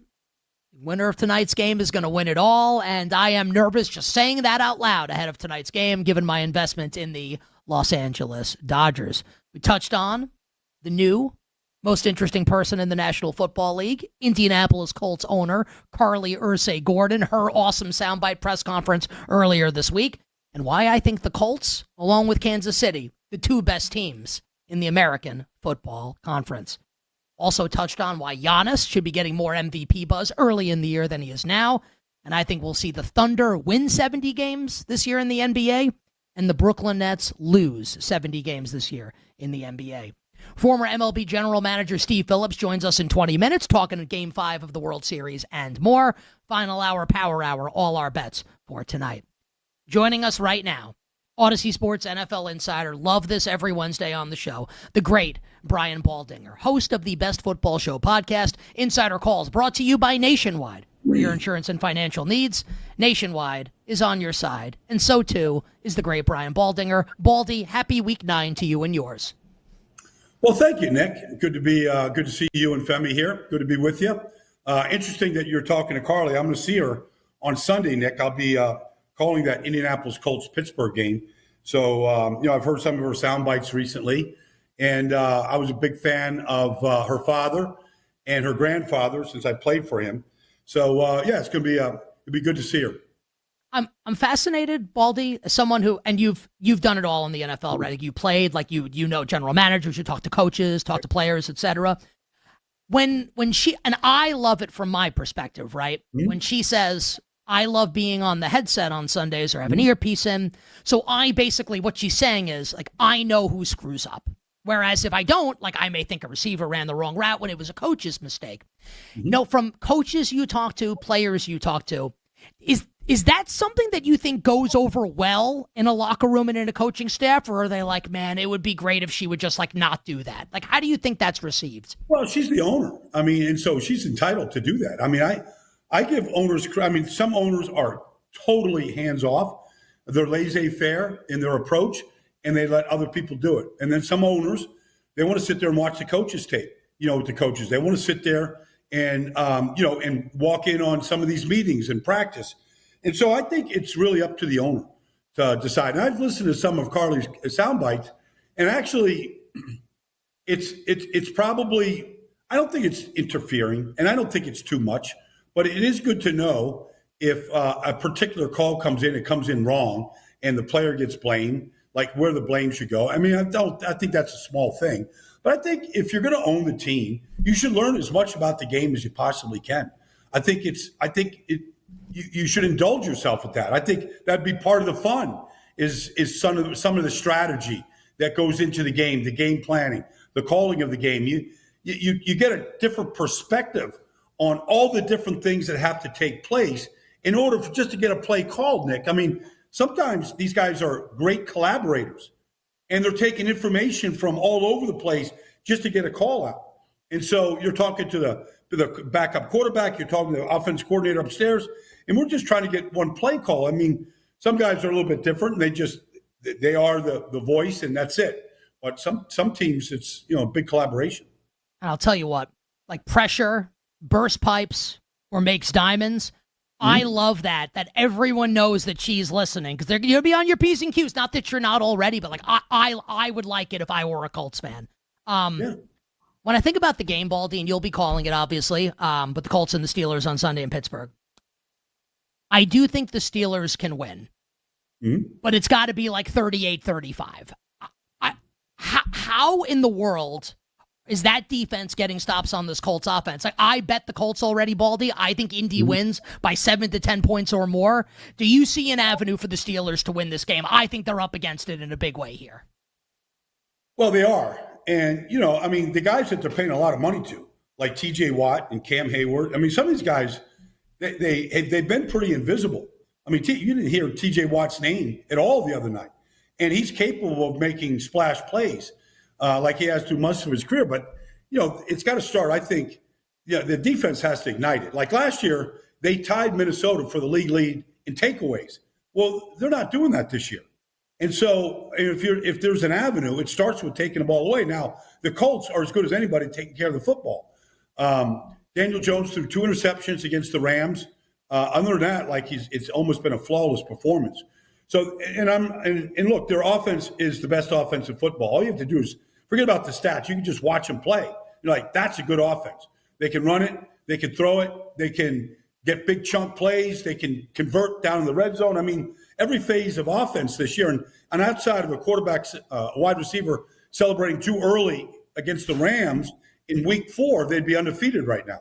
So is there a formula for Pittsburgh? I think, it's got to start with probably being +2 in the turnover battle this Sunday. Yeah, they need like what Drake May did and what Ramondre Stevenson did, and for the Colts to put the ball on the ground a bunch of times, like happened when the Steelers beat the New England Patriots back in week 3. 2-part question, Baldy, as it concerns the Minnesota Vikings. Yesterday on the show, and look, this is, you don't have to say it, like I'll say it. I think the Vikings kind of like soft benched J.J. McCarthy and like lied about it. Like we talked about that last week, right? And Kevin O'Connell has been awesome as Vikings Coach of the Year last year, right? I really did not like, and I'm fascinated to get your perspective as a former player, when he goes, well, we're all watching the game, and Carson Wentz's like left arm is hanging like a wet noodle. He's obviously hurt. To anyone that's ever, you don't even have to watch football to know that this guy's hurt. Yeah. And he goes, well, Carson wanted to play in the game, and I have to honor his request. Like, that is insane to me. And I'm curious, like, do the players in the locker room hear that and like side-eyed a little bit? Like, really? He's out for the season now. I had to undergo season ending. So curious your thought on that, and also your expectations for J.J. McCarthy as the Vikings travel to Detroit to play the Lions. Well, a couple things. One, if you remember the playoff game between Washington and Seattle, Mike Shanahan was the coach and RG3 was the quarterback. Literally his leg was dangling. Like he shouldn't have been on the field. And, ended up, ACL tear and, done. But he couldn't play. But, sometimes these guys get caught up and like, this is our best chance to win. We got to win and we got to ride him. Like, now the backup quarterback is hurt. Now JJ's in. I mean, I don't know if it goes all the way through the locker room on some of these things.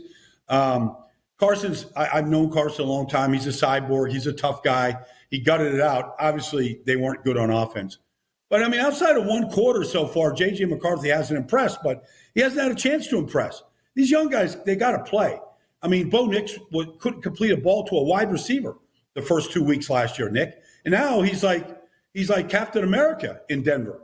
Like he's awesome. He's throwing touchdown passes to the rookie Pat Bryant over the top. I mean, tremendous throws.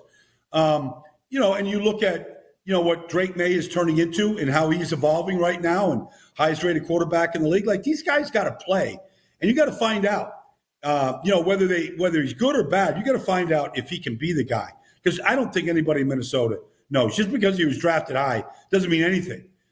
We got to find out if he can improve, if he can, make the plays that you got to make in these games to win them. And so it's a tough assignment going to Detroit for sure. And do you? Because I kind of think Kevin O'Connell doesn't think he can do it, because if he did, he would have been playing.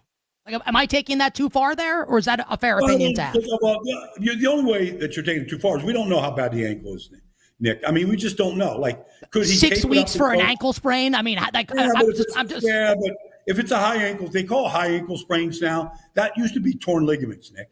Like, that's what torn ligament. They don't call that anymore. They call it a high ankle sprain. So I don't know if it's a regular ankle sprain. Nick, I played with a broken ankle where they shot it up and put a cast on it, and Wait, you played with a broken ankle? I played with a chip bone in my ankle, and my little brother in Buffalo got a sack on me, and it still pisses me off, Nick. Like, there's no way my little brother's getting a sack on me, in a football game if I'm healthy.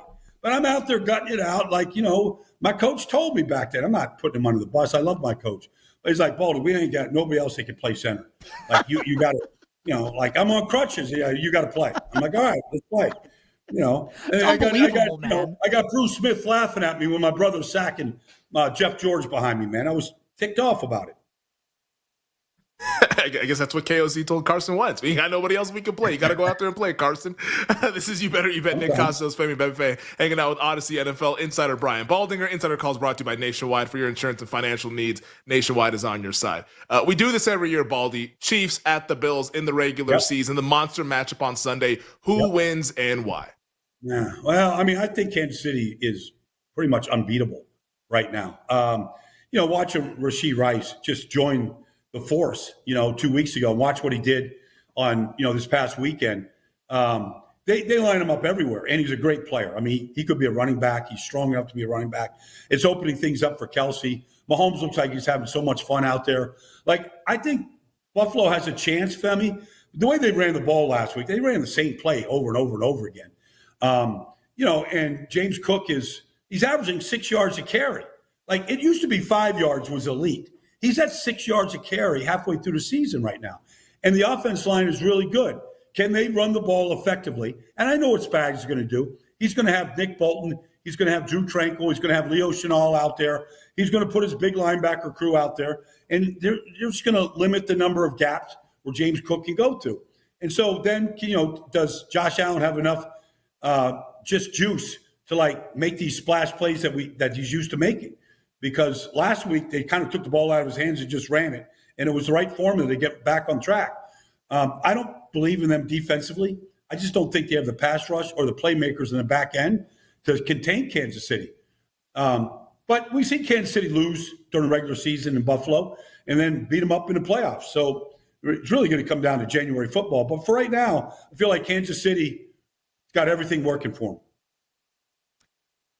I love the Chiefs on Sunday in Buffalo. I mean, it's just they're definitely going to win. It's going to be awesome. The offense, Nick, do they have a weakness in the offense?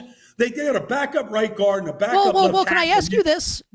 Because this is what I would say, and I'm curious your opinion on this. I actually don't think it's going to come to roost and is going to matter that much, but I think you can make the case, right, that out of the three running backs, that Pacheco, and maybe you think it's Brashard Smith, right, but they're kind of using him more in the Jet McKinnon role, that Pacheco's got the most juice. Pacheco's going to miss this game. He's week to week. And Kareem Hunt's been an awesome goal line back, and he caught a touchdown on Monday night with, Mahomes has 10 seconds to throw. They got absolutely no pass rush on him. I wonder if, losing the physical element, and I know Hunt's physical also, but not as physical as Pacheco, does that hurt Kansas City's offense at all? I don't think it will, but I at least wanted to ask you that question. Yeah, let me ask you a question to that question. Where did Braden and Rasheed go to school? SMU, right? They both went to SMU. Where does Patrick Mahomes work out in the offseason? At SMU. I would hope the answer is SMU and not somewhere else. Yes. Well, he works out at SMU. Like he basically is recruiting these kids. Like he's working out with them when they were playing at SMU. He was throwing to these guys. Like I think Mahomes is the biggest Braden Smith fan there is, and I think like he's going to be a big part of this offense. Like they're throwing the screens to him and they put him out there every once in a while. But I think he's going to have a big role, Nick. And look, if Pacheco, I love Pacheco, we all do. But if Pacheco misses the game and this kid Braden Smith gets his carries, it won't surprise me to see this kid's got juice, man, real juice. We've seen a really good rookie class, a lot of backs at different rounds. Like I think this is the next rookie back that's going to pop from this past draft.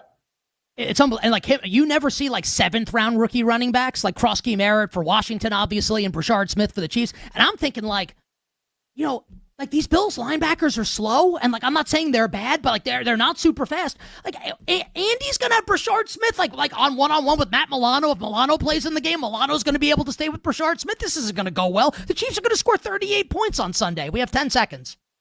They might score 38. I don't know if Brashard is a matchup nightmare for Matt Milano. That's his game. He's a pumped up safety.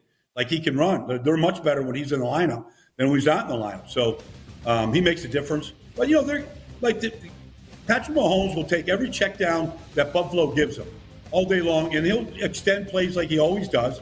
You know, running away from Joey Bosa or whatever, and he'll find somebody open down the field because he sees the whole field like an eagle. So I mean, the big plays are going to happen. I mean, it's just. I mean, you get Josh. We're out of time. We're out of time. We'll talk to you next week. You're the best. Okay, you got it, Nick. See you guys. Former Major League Baseball general manager Steve Phillips joins us next. We'll be right back with You Better You Bet on the BetMGM network. Make it legendary.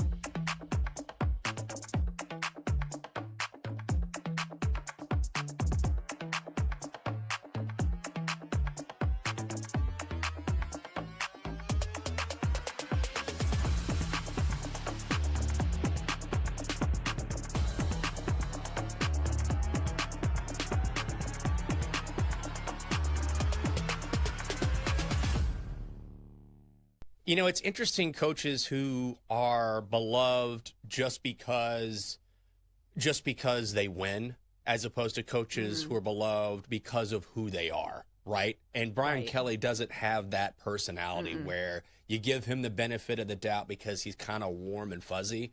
Like Brian Kelly is an angry individual. He scares me. Every time I see him on the sideline, he's yelling at a referee or yelling at a member of the media. I'm like, God, this guy's a hothead. You know, and terrifying. But when you're winning, that's okay. When you're not winning, it doesn't engender a lot of warm and fuzzies, and you don't give someone like that the benefit of the doubt, and you're gone quickly. And that's exactly what happened here. So, you know, I I don't know what's next for LSU, but they do have some big names to choose from. But this is college football now. This buyout is ridiculous. $53 million? They're negotiating it, reportedly. But if Brian Kelly wants to walk away with $53 million, he can. It's wild to me how much money they're willing to fork over to have this guy just out of there. When you think about it, because somebody had mentioned this and I thought it was like an interesting talking point, was would you rather fire your head coach or save all that money and, I don't know, buy yourself a new roster? But here's the thing with Les Miles is that his roster was supposedly good. Like, this was one of the preseason favorites to win the national championship. Remember when people were making a case for Garrett Nussmeier to win the Heisman? Yeah. So maybe the talent wasn't enough, but $53 million is certainly a lot, and especially in a year where now we have all these high-profile head coaching openings, they're going to have to compete. They're going to have to pay a boatload of money if they want to get the candidate they want.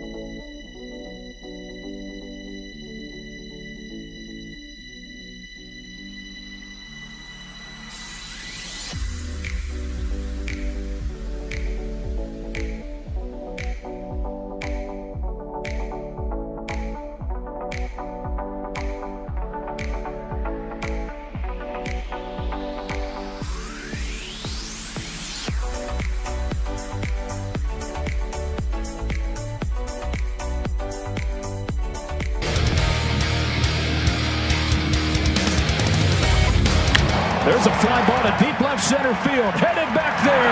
It is gone. Vlad Jr. gives the Jays the lead.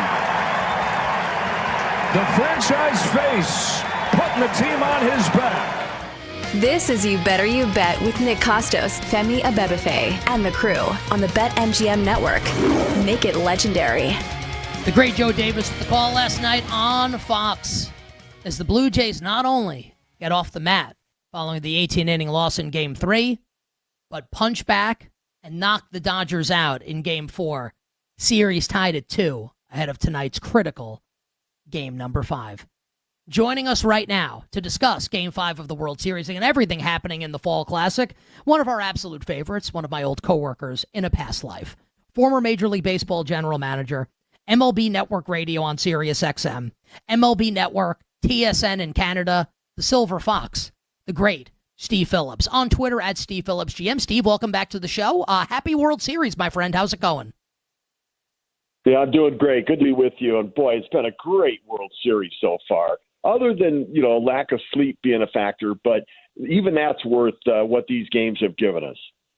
So take us inside kind of like the actual human part of this here, Steve, and how and obviously it's not that it's the biggest deal in the world that sometimes these games go late and we don't sleep, members of the media, but how did that impact the next couple days of your life after the 18-inning game the other night in Game 3?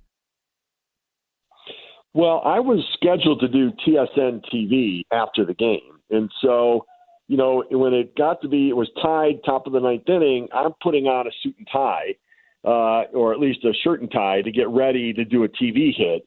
And then I had my tie on for the next 9 innings to watch, all 18. And so when it got done at about, 2:49, 2:30 in the morning, I ended up having to jump in front of a camera and do a couple TV hits for TSN in Canada.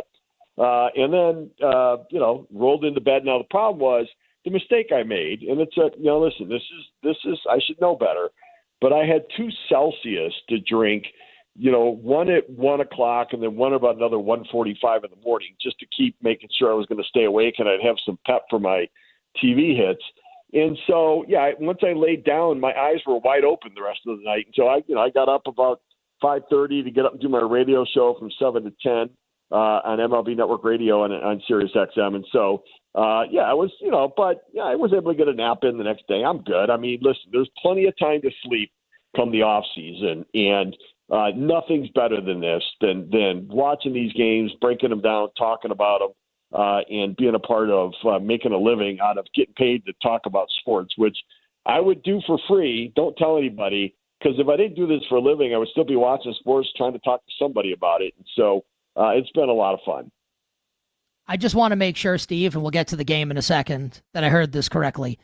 You had 2 Celsius in 45 minutes. Is that yes or no? I did, yeah. It was probably not my best decision making. Here is the follow-up that question. Dangerous. The follow-up question. Yes, well, I was going to say, at any point in the night, did you feel like your heart was going to explode?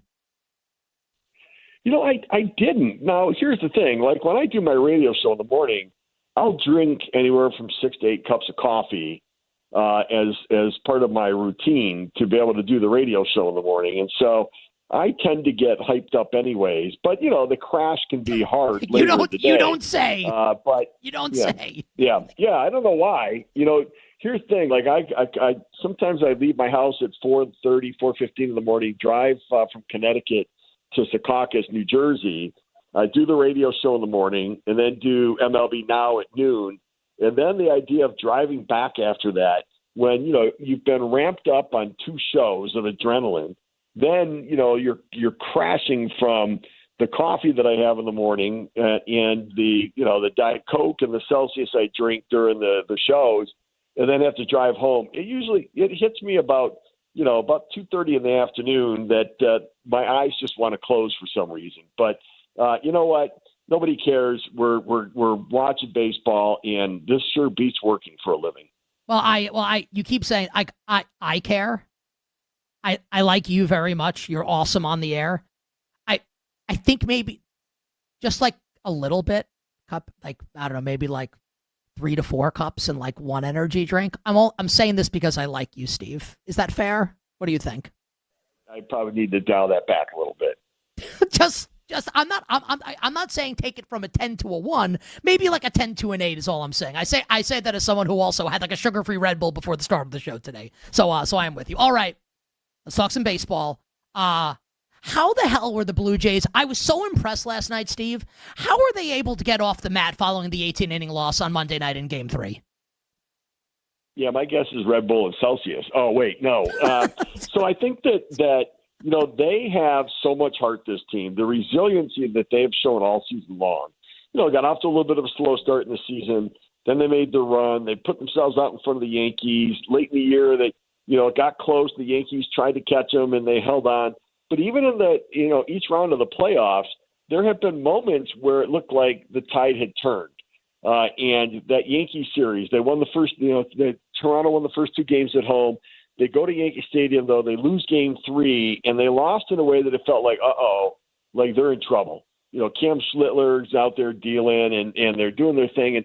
And so then in Game 4, they're going to go a bullpen day. They didn't even have a starter. They're going to go a bullpen day. They didn't have Scherzer or Bassett activated on the roster, and they end up winning that game when it felt like they're in trouble, and they end up winning the series. Then, against Seattle, they lose the first 2 games at home. It feels like, oh, man, this is going to be over before it starts.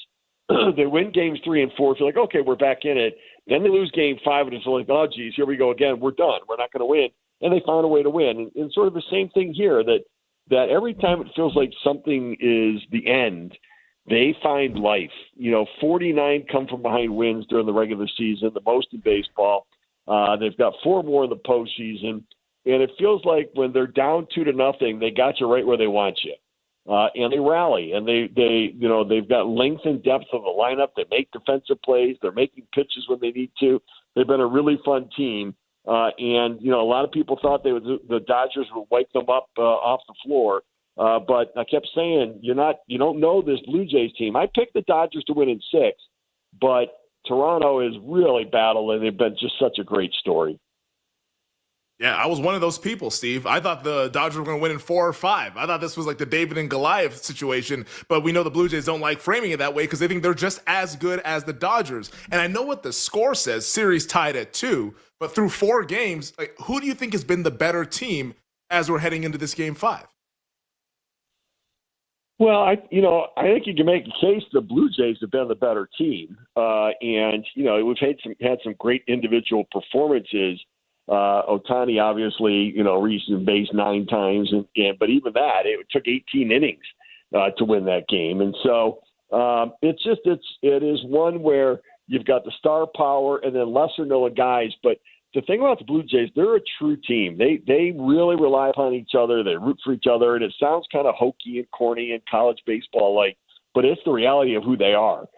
They really like each other and pull for each other, and they're undermanned. I mean, even after losing George Springer, they come back and win Game 4, and not a surprise that Vladimir Guerrero Jr. hitting the 2-run home run, putting them out in front.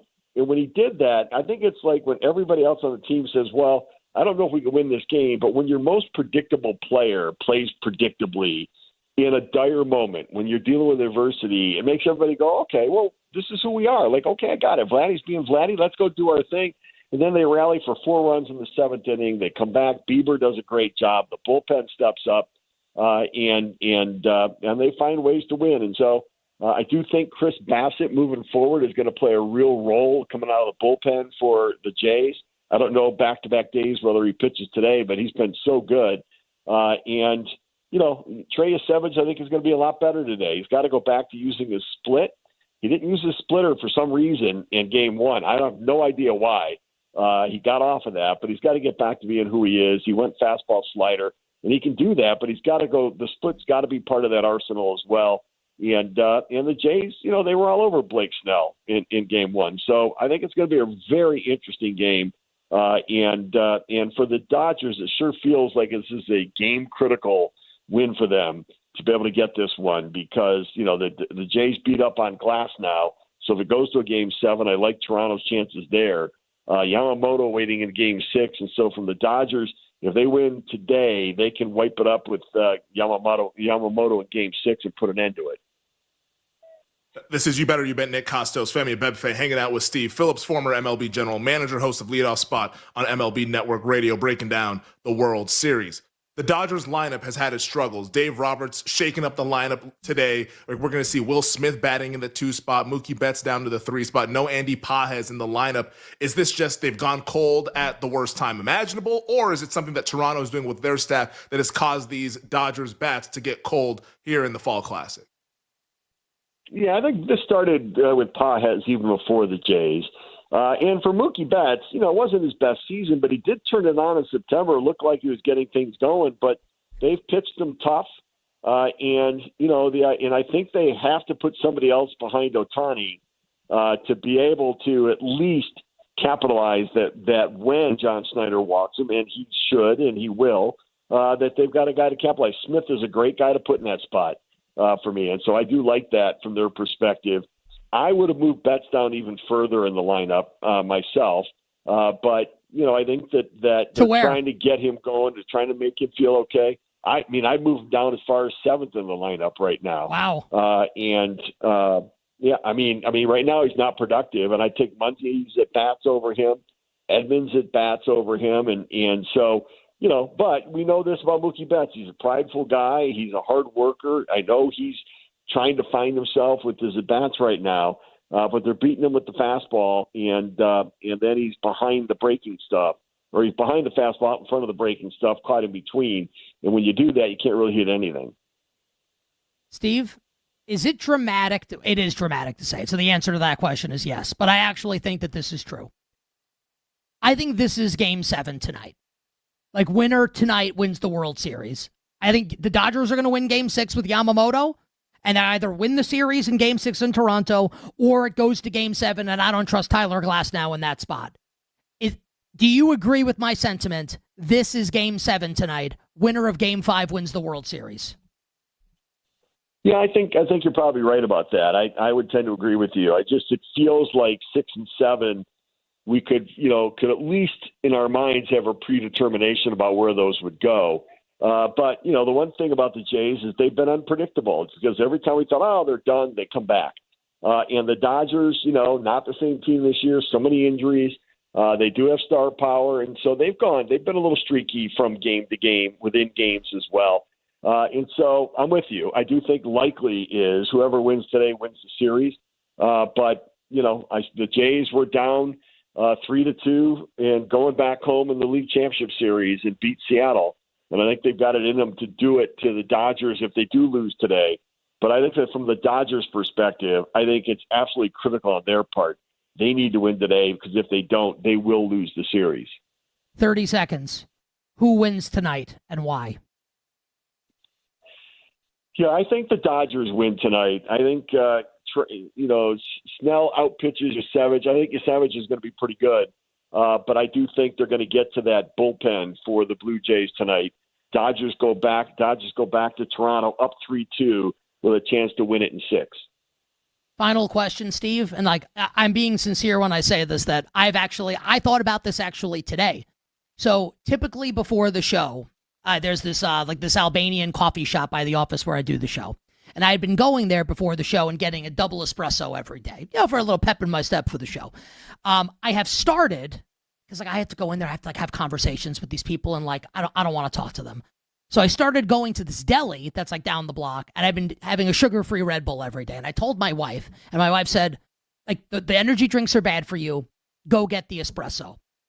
If you could choose only one form of caffeine, coffee, espresso, or energy drink, which are you choosing and why? Yeah, I'd take the coffee. It's my preference. I want the warm temperature of it. I can drink more of it. And I like to keep drinking something hot during the course of the show. I can't drink cold coffee. So I put it in a Yeti, I keep it hot, and if it gets later in the show and it's cooling off, I'll add more into it. But yeah, it's definitely the coffee for me because I need the continuous warmth as I'm talking through the course of the show. You are an absolute gem, my friend. Love the baseball breakdown. The stories are great as well. Enjoyed the game tonight, and we hope to do this again in the near future. All right, you bet. You guys enjoy the game as well. Talk to you soon. You better, you bet.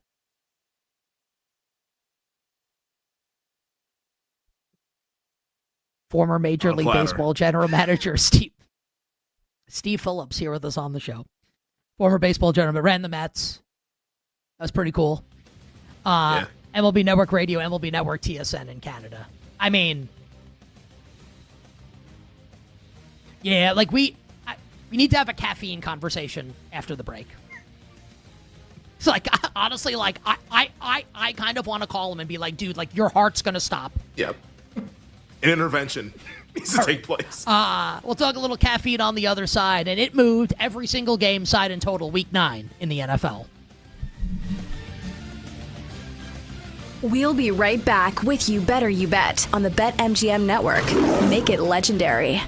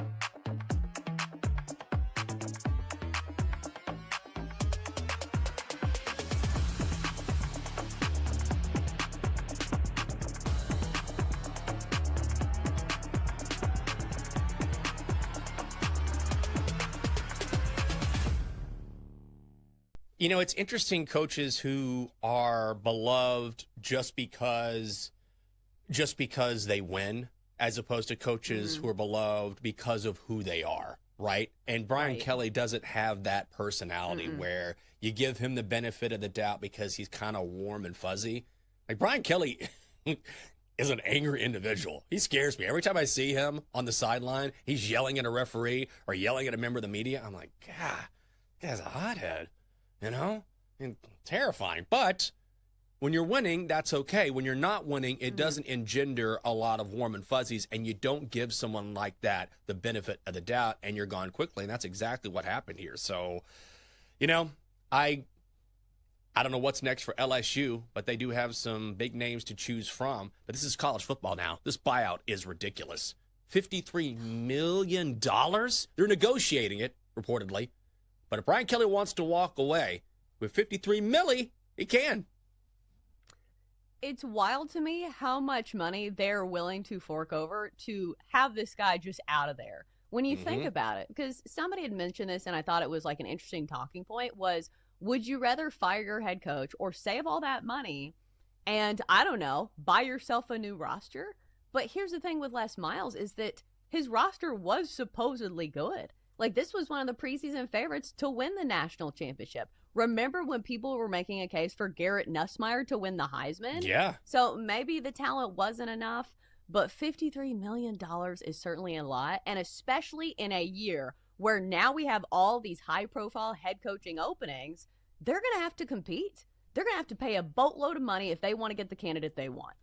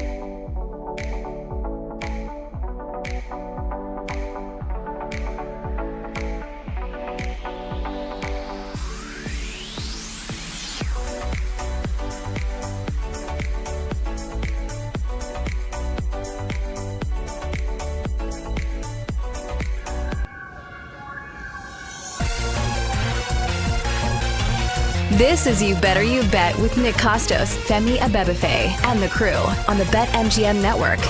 Make it legendary. This is what we want you to do, dear listener and dear viewer. Bet on baseball's biggest stage with today's MLB World Series odds boost token. Oh, is Tyler, are you being a big baby? Our technical director, Tyler Morales. Tyler is supposed to put in the chat every hour. He reads for me to do. He didn't do it last hour, which honestly you could say is Bill Zimmerman's fault. And like that's actually the right answer because Bill's in charge.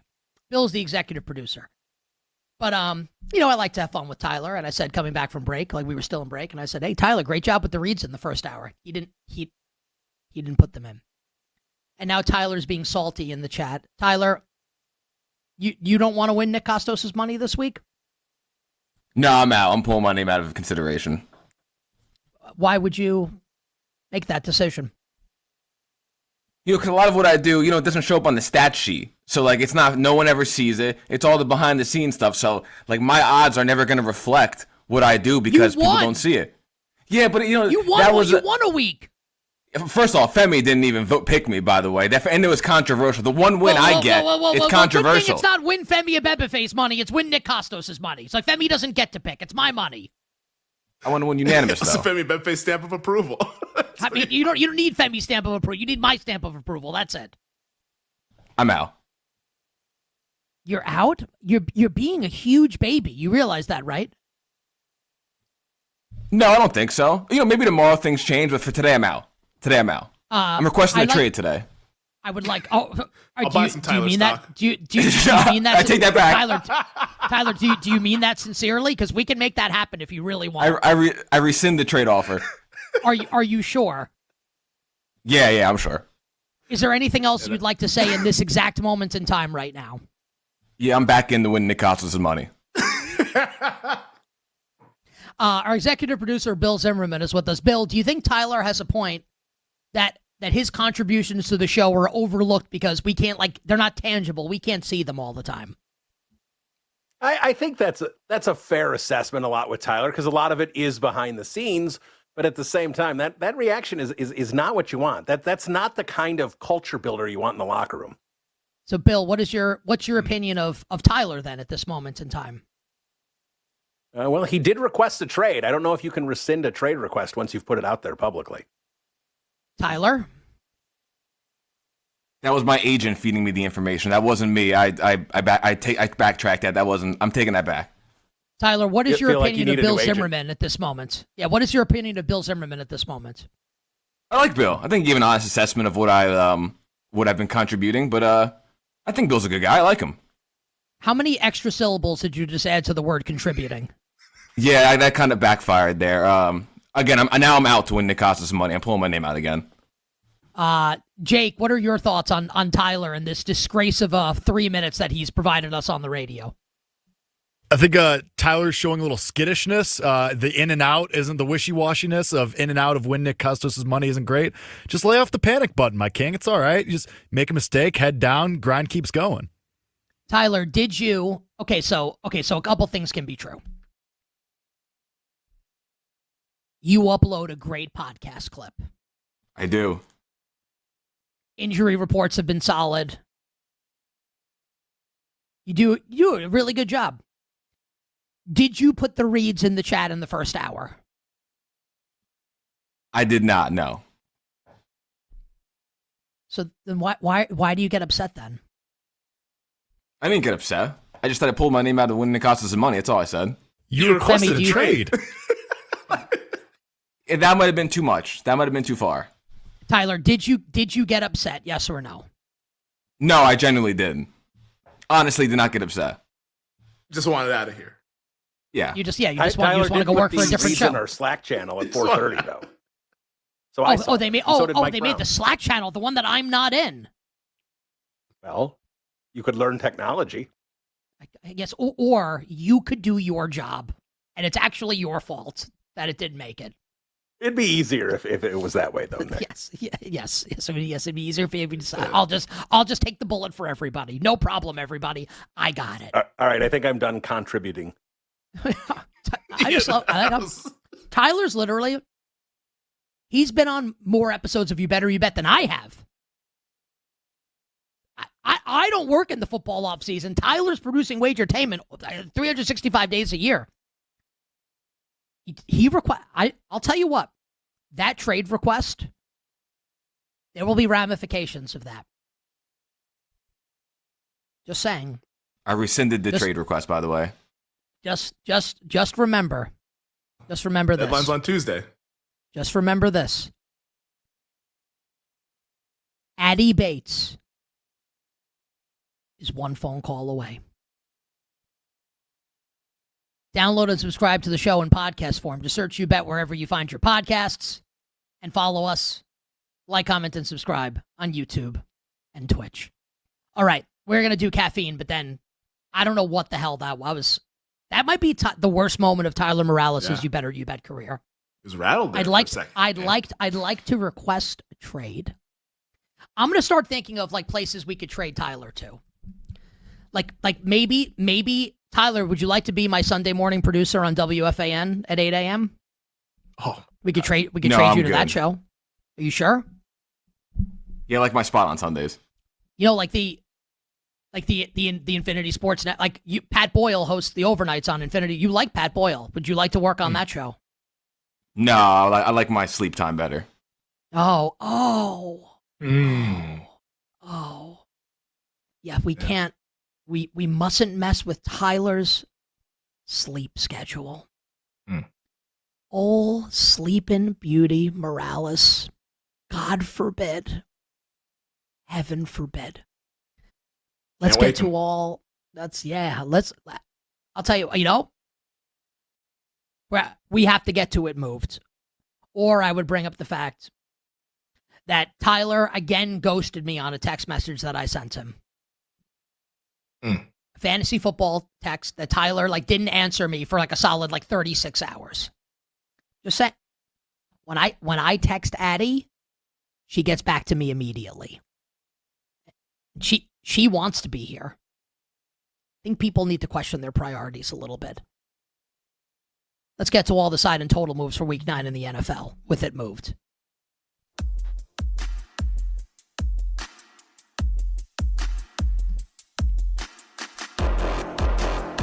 I think it moved. I think it moved. I think it moved. It moved.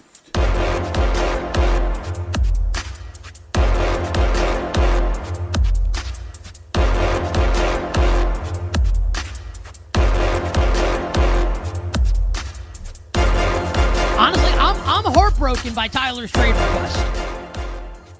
Give me Been that on Micah Parsons the show for treatment. 6 years. He'll be on the show until one of us dies, unless he gets traded. Just saying. Femi, let's begin our side and total movement sojourn tomorrow night in South Beach with Lamar Jackson and the Ravens at the Miami Dolphins. What's cooking here? And we kind of have to boogie because Tyler requested a trade and it really pissed me off. Yeah. Hey, it shook up the foundation of the show, so we have to make sure we allot that to proper time here. But Lamar Jackson, he's off the injury report. For real this time. He's going to be playing in the game. Ronnie Stanley's good to go. We have not seen a ton of movement. This opened up at 7.5. I think a lot of people anticipated that Lamar was going to play after practicing on the scout team last week. But Lamar's good to go. 7.5 is our number. The total's also been holding steady at 50.5. There's some 51 that's out there. I don't know what to do with this game because I don't want to lay 7.5 with a quarterback that we've not seen in a month, but I also would never bet the Miami Dolphins. I'm not being fooled by their win over the Falcons. I think that was more about Atlanta than it was about Miami. So I think this game's going to be a pass for me tomorrow night on Thursday night. We'll bet some props. Yeah, Ravens teasers feel pretty good. Yeah, 1 to 1.5. It's definitely an avenue. Yeah, And perhaps Some you'd other like to options pair out there, them. too. Well, and maybe this one. What's happening with the Lions hosting J.J. McCarthy and the Minnesota Vikings this Sunday? We are seeing the Lions get bet today. Now, we do have a few 8.5s. BetMGM has an 8.5, but I'm seeing 9 in some places here in Las Vegas where I'm at, and I even see a 9.5 with the market. So this has been all action towards Detroit. Looks like they'll have a healthier secondary. Brian Branch will be back from suspension. The total has also kind of bounced back and forth around that 48.5 number. Open 48.5. We sit at 48 right now. But the Lions have been drawing a lot of the interest as J.J. McCarthy will be back on the field. Full week of practice, according to KOC, and will be starting this Sunday for the Minnesota Vikings. Yeah, it's I'll tell you what, Lions-Ravens teaser sounds pretty good. What about the Bears and the Bengals this Sunday, Femi, in Cincinnati? And what's the latest on Bengals quarterback Joe Flacco? Yeah, a lot of injury news with this one. Joe Flacco, DNP today. Zach Taylor said that he's 50-50 to play on Sunday. And Jake Browning's going to be getting some work with the first team. The way I'm reading it, tea leaves, no inside information, just reading what's being reported. I think we're going to see Jake Browning on Sunday start for the Cincinnati Bengals. Trey Hendrickson, DNP today as well. Logan Wilson, their linebacker, although he requested a trade, so this might be DNP. We don't want to get him hurt because we're about to trade him on Tuesday. I don't think he's rescinding his like Tyler did, but Logan Wilson also DNP for the Cincinnati Bengals. On the Chicago side, a lot of injury news at wide receiver. Roma Dunze, Olomide Zaccheaus, Luther Burden, all DNP for the Chicago Bears. Good news, though, Cole Kmet and Tyreek Stevenson limited in practice. So Tyreek Stevenson and Cole Kmet back on the practice field, but Zaccheaus, Dunze, Burden, all DNP ahead of this Sunday's game. And for me, I talked about it earlier in the week. If I had to bet the game, it would be on Chicago, but not at this number. It would be Bears under a field goal, which I don't think is going to come back because I do think Browning ends up getting the start. Yeah, no bueno there. We have quarterback news, Femi, in Carolina as the Panthers visit the 5-1-1 Green Bay Packers and are huge underdogs. Bryce Young practiced in full today with the ankle injury. And also Andy Dalton did not practice with a thumb injury. So this is looking like it's going to be Bryce Young after missing one game with a high ankle sprain. I guess he had a different one than J.J. McCarthy's. O-line issues, though, for the Panthers. No Taylor Moton. Cade Mays, their center, DNP. Brady Christensen, they put him on IR earlier in the week. But good news for Carolina, Derek Brown, their stud defensive tackle, did practice in full. For Green Bay, it's a pretty clean bill of health for the Packers. Lucas Van Nett, DNP, but I mean, they got so many other pass rushers. I don't think that really registers.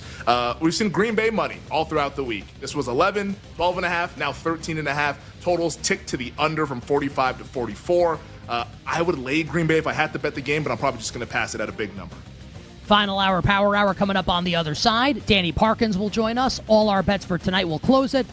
But we will begin with the rest of the slate for Week 9, NFL Sunday, all the side and total moves, and it will pick back up with the Chargers and the Titans in Tennessee. We'll be right back with You Better You Bet on the BetMGM Network. Make it legendary.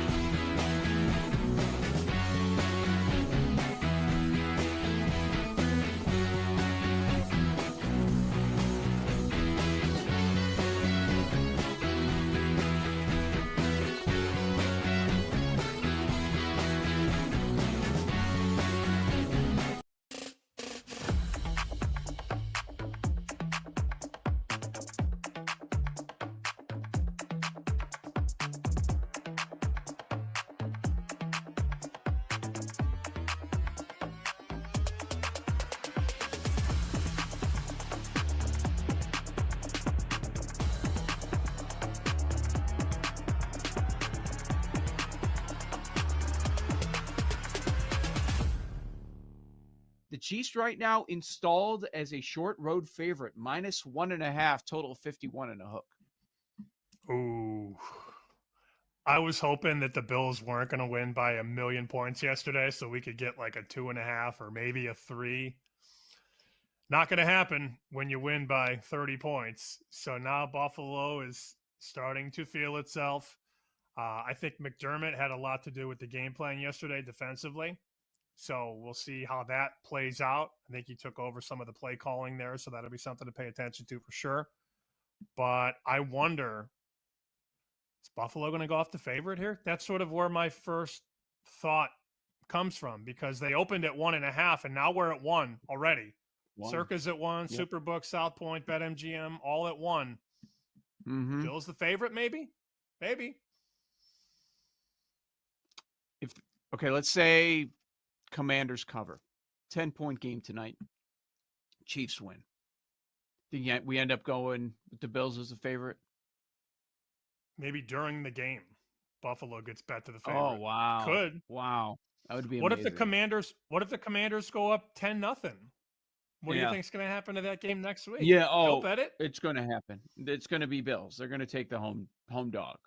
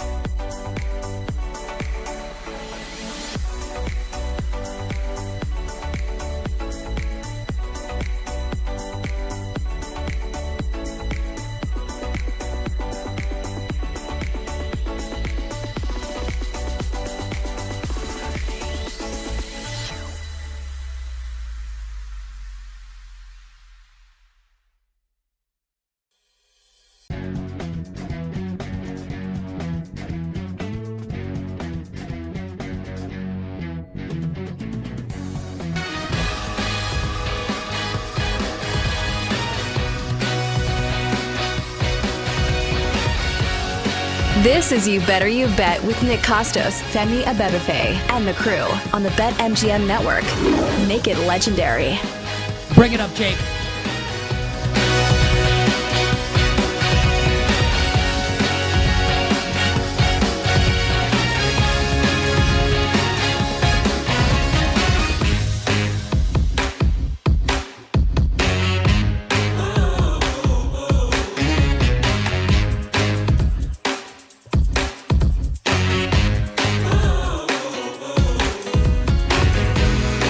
Final hour.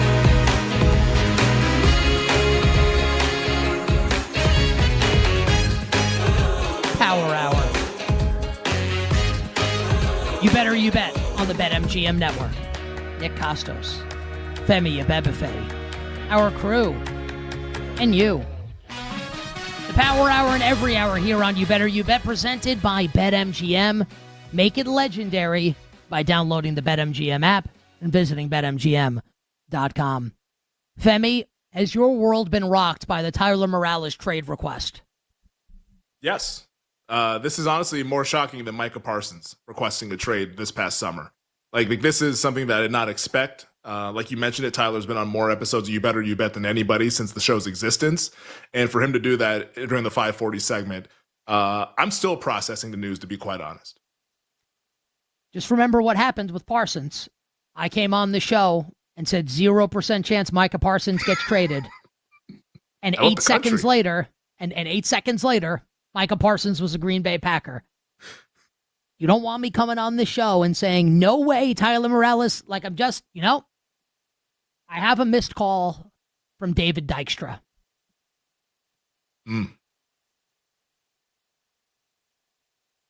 Monty from BetMGM tonight just sent me an Instagram DM. Word is starting to get around that there may be a spot open on You Better You Bet. I hope you like overnights, Tyler. Let's get back to side and total for Week 9 in the NFL. Jake, you just bring the music up, Jake. Jake's having what? Wow. Perfectly faded. This is Jake is having, it's like a starting pitcher goes twice in a week, throws a perfect game, and then comes back with like 8 2/3, 9 strikeouts, 1 earned run. What a week for Jake. Is this as big a midweek favorite as we've had so far since winning Nick Costos' money? Well, Bill had an opportunity to make that segment better, and he bombed on the air. It was terrible. He actually texted me and was like, I wasn't good. And I wrote back like, yes, you were terrible. You were not good. Mike Brown has been fine.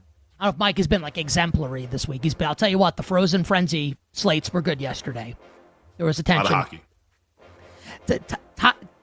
Tyler has had a nice week, but then you can't request a trade. I might be willing to call it right. I won't, but we're close to calling it right now for Jake for the second week in a row. I'm gonna sell the Femi, news. let I'll us buy some continue. Tyler. Yeah, Tyler right now. I'm trying to think of who would he be in a locker room right now. He's Chauncey Gardner-Johnson. Is he? He wants to be Chauncey Gardner-Johnson. Just wanted to switch teams. I don't know if he's there yet, but this is. It's embarrassing. Chargers or the Titans, Femi, in Tennessee. Yes, we have a lot of injury news with this game. Negative on the Tennessee Titans side. Wide receiver Calvin Ridley has a hamstring injury, DNP. Jeffrey Simmons, the best player on the team, DNP. Arden Key, their edge rusher, DNP. Meanwhile, for the Chargers, Derwin James back at practice after the ankle injury last Thursday against the Vikings. Tarheeb still DNP, but Mekhi Becton, I'm curious to see what happened with this one. He was expected to practice, was involved in the stretching, but then walked off the practice field. So we'll wait for the official injury report on Mekhi Becton, the Chargers guard. As for the betting market, this opened 9.5, quickly went to 10, but now all the 10s have been bet. There's interest in the Tennessee Titans at the key number of 10. We're 9.5 there. Total still hanging out at 43.5. I understand why people took Tennessee plus 10. I'm just not one of them because I can't do it with this team. I'm not looking to lay the Chargers, but never Titans for me, even with Mike McCoy and no longer Brian Callahan. I think I'd actually only bet the Chargers, but we can have that conversation later in the week. We got a haul ass here, Femi. Patriots and the Falcons Super Bowl 51 rematch in Foxborough. Michael Penix Jr. and Drake London limited in practice today. Those are the two big ones. Raheem Morris seems optimistic that those guys will play on Sunday, but the big news is the line movement. This was 6.5 after Raheem Morris's press conference. All the 6.5s got bet, the 6s got bet, and we are now 5.5 across the board in the market. The total has been holding steady at 45. I understand the move at 6.5. It is a bet on the Atlanta Falcons. At this price, I think we're just accurate. So no bet for me at 5.5. But I think the move earlier this afternoon was the correct one. Tell you what, you're going to bet, my advice, you want to bet Atlanta, just bet the Falcons to win with how inconsistent this team has been. I might just do that, or Patriots alts. I haven't decided yet. Yeah. Niners and the Giants, Femi, in the Jersey Meadowlands on Sunday, where I thought about what Drew Dinsick, Whale Capper, said on the show yesterday with how bad this Niners defense is, and I think I might be on board with him with the bet on the Giants in this game. Where do we stand right now, San Fran at the G-Men? Yeah, where we stand in terms of the injury status is that Brock Purdy was limited in practice. He was on the practice field. No Ricky Pearsall again, which, I mean, that just looks like he's not going to play for a while. The edge rushers are still injured. Bryce Huff, Yetur Gross-Matos, both those guys DNP with hamstrings.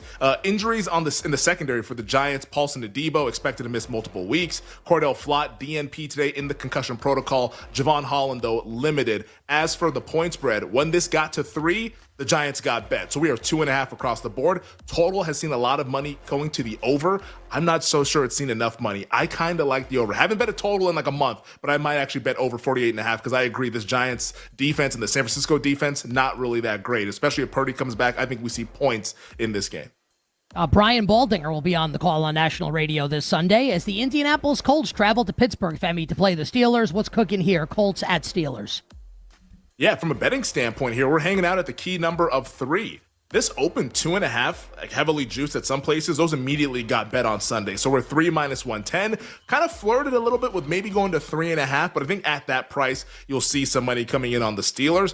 The money on the total has all been to the over. This was 48.5. Now we're all the way out to 50.5. Wouldn't shock me if we hit the key number of 51. But that's where we stand right now, side and total from an injury perspective.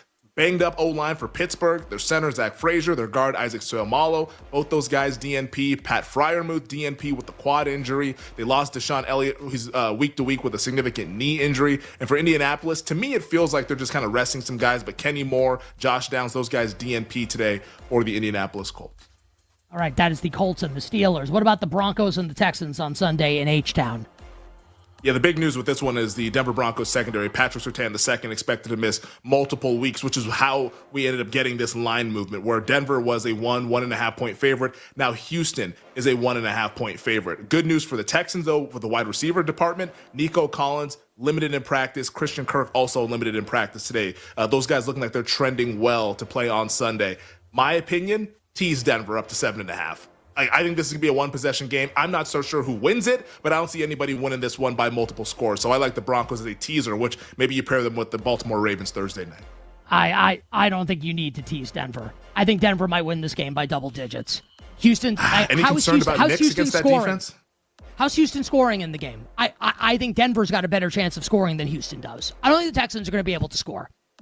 Their offensive line's terrible. Here's the Broncos pass rush. At least Denver's offensive line is good. I'll pick the winner of the game. Easy bet for me on the Denver Broncos. I love Denver on Sunday. Fascinating game in Vegas as both teams come off their bye. And I don't know what to expect from the Jacksonville Jaguars, Femi. Jaguars at the Raiders on Sunday. Yeah, the betting market expects bad things because we have crossed through the key number of 3 in some sports books. This opened 3.5 at a couple of places. Now we're down to 2.5 in a couple in Vegas. Now 3 is still your consensus number, but like we're trending towards going through 3 everywhere. The total that has seen money to the under. Like we got some over money early in the week on Monday, all the way up to 46. Now we're down to 44.5. But the interest has been on the Las Vegas Raiders. From an injury standpoint, the big one, Brock Bowers, he practiced in full today for Las Vegas. So did Jacoby Myers, who's like dangling on the trade block and has been since the summertime. But he practiced in full. For Jacksonville, Brian Thomas Jr. is limited in practice today, and also Devin Lloyd was back at practice. Max Crosby, DNP, but it sounds like he's going to be okay for the Las Vegas Raiders. Might just be a rest day with Max Crosby dealing with a knee injury, but all money on the silver and black, and I agree with that. I think this should be around 3 at most, maybe even under 3. I might lay the Jaguars here. Yeah, we tease the Raiders up to 8.5. I'm just looking here, and we'll play Predict the Prop with Brad later. Let's see, receiving yards. Oh, we don't have a Travis Hunter receiving yards prop yet. Brian Thomas Jr., 53.5 over. And I'm yeah, it's me, Nick Costos. Hi, I'm the problem, it's me. I'm here, and I'm going to bet Jaguars overs. And it's cost me money this season. And all it took was a bye week, and now I'm back. Oh, yeah, against this Raiders defense. And I'm starting Brian Thomas Jr. and Travis Hunter with confidence this week, and we'll see how it goes in fantasy football. Tyler Shuck, Femi, named the Saints starting quarterback not just for this Sunday's game against the Rams, but head coach Kellen Moore saying it will be for the rest of the season. Got to see what they have in the 40th overall pick in the draft. Shuck and the Saints visiting the Rams off their bye. What's cooking in Los Angeles? Yeah, it's injury updates for the Los Angeles Rams. Puka Nacua, limited in practice, missed the game in London against Jacksonville. So looks like he's good to go for Sunday. Rob Havenstein, their offensive tackle, he was also limited in practice today, so it looks like the bye week did the Rams well. The movement has been towards the Rams. This opened up 13.5. Now we're 14 across the board.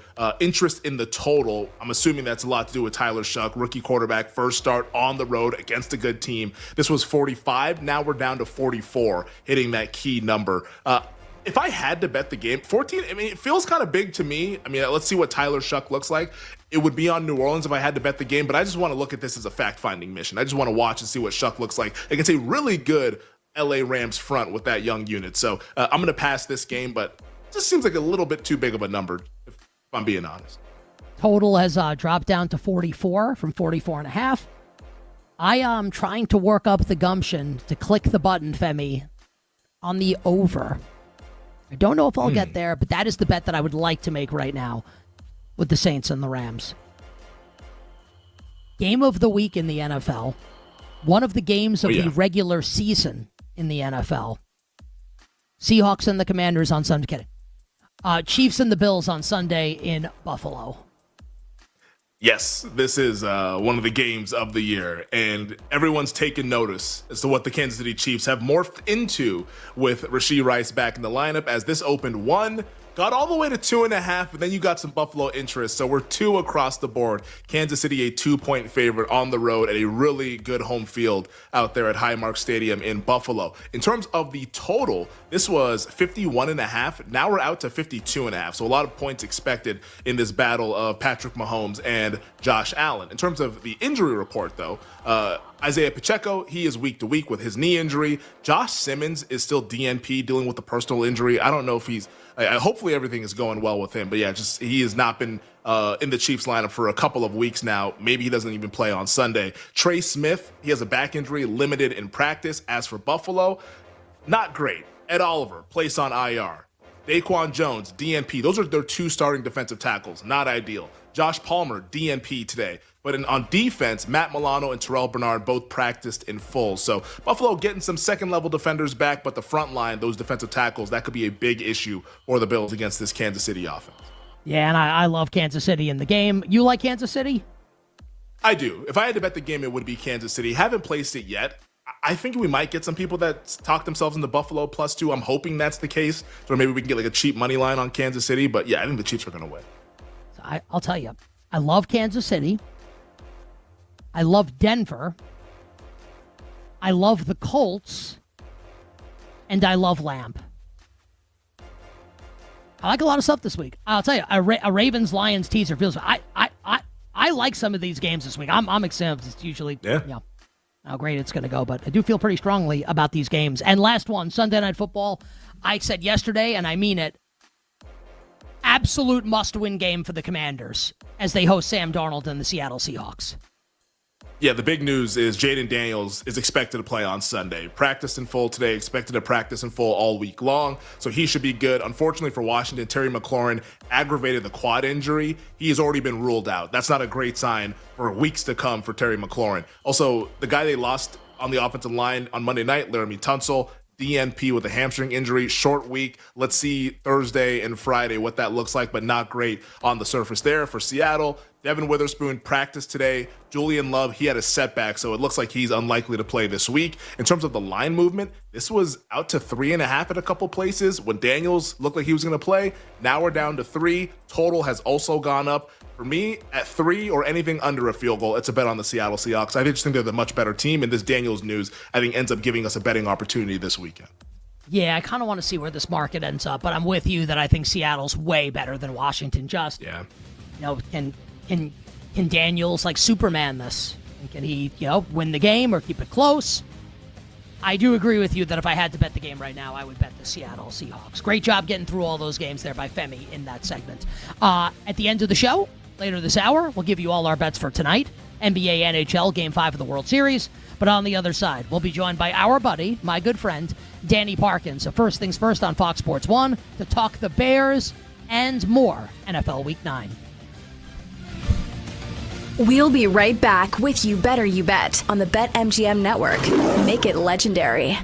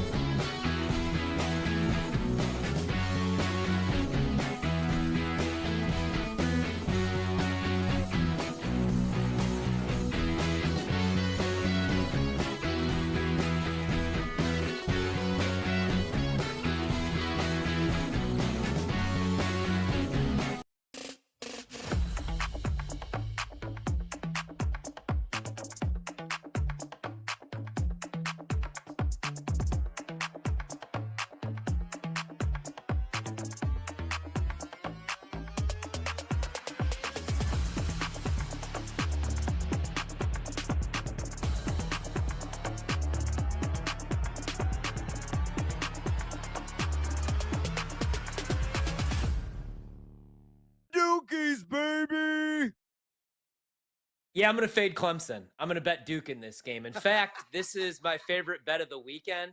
And this is the rare time this year where my power ratings actually align and match up here, because it's really hard to price Clemson this year because of their high expectations coming into the year. They were plus 110 to win the ACC. They were a top 5, top 6 favorite to win the Natty. But the defense hasn't been very good. Cade Klubnik's been a disappointment. They have not been able to get the ground game going. Their offensive line's getting no push outside the top 70 in most metrics. And Duke, if they just don't turn the ball over in the red zone, one of the more efficient teams in the country. So my number would make this a pick. So at 3.5, anything over a field goal, I love Duke, man. I'm actually surprised that we got this number. I don't think it closes there. So I grabbed them today. Love the Blue Devils. I can't quit them.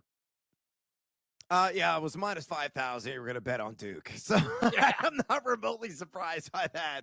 All right, to recap, folks. The first 4 games in this week's Fade or Follow College Football Week 10. Ohio State, he's going to follow minus 1.5 against Penn State. He is going to follow Texas minus 2.5 in a massive matchup against Vanderbilt. He is also going to follow more chalk in Miami minus 1.5 at SMU. However, he is going to fade Clemson and take the Blue Devils of Duke at plus 3.5. Of course, as always, fade or follow, that is up to you.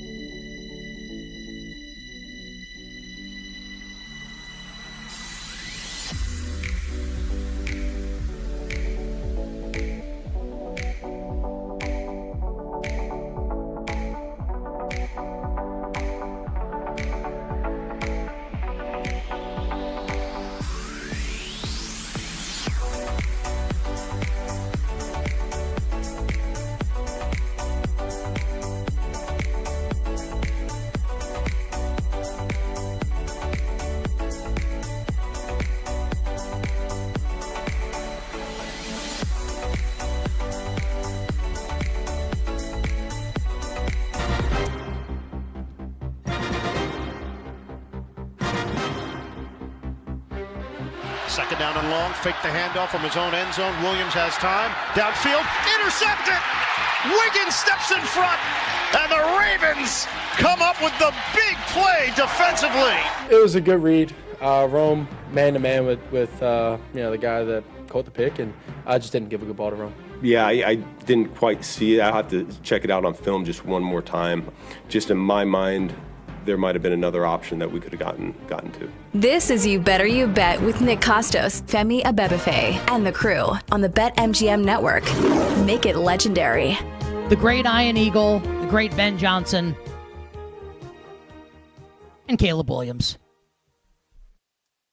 The end of the Bears-Ravens game on Sunday took, I don't know, about a year, couple weeks off my life. Caleb Williams and DJ Moore in multiple fantasy leagues, wide open in the back of the end zone. Yeah, what a ridiculous play. What a ridiculous sequence. Joining us now to talk about the Chicago Bears and a ton more in the NFL, and I can't wait to chop it up talking some NBA with my guy, is the great Danny Parkins. First things first, weekdays on Fox Sports 1, 5 to 6 p.m. Eastern. Just got done with the show. We love having him here every Wednesday with us. And, of course, former co-host here on You Better You Bet. My friend, welcome back to the show. Happy Wednesday. How are you? I'm doing great, Costos. Good to talk to you as always, my friend. I want to ask you an unfortunate question.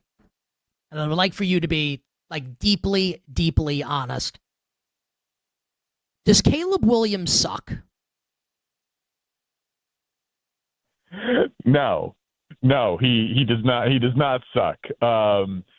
I think that Caleb Williams doesn't see the field, and the game has not slowed down for him. He is not in the matrix yet. I think he is like a 98th percentile physical talent, and I think that the other part of his game is really, really far behind. And it's frustrating because, like, him saying that Rome was the right place to go on that interception is just, like, clearly wrong. Like, Rome was covered, he was late on the throw, and Monangai was wide open in the flat. Like, there were the bad intentional groundings, there was the weird laser throw to DJ Moore that he missed on that touchdown that you referenced coming in. If he just, like, throws a lob pass, DJ Moore catches it, there was no one around him.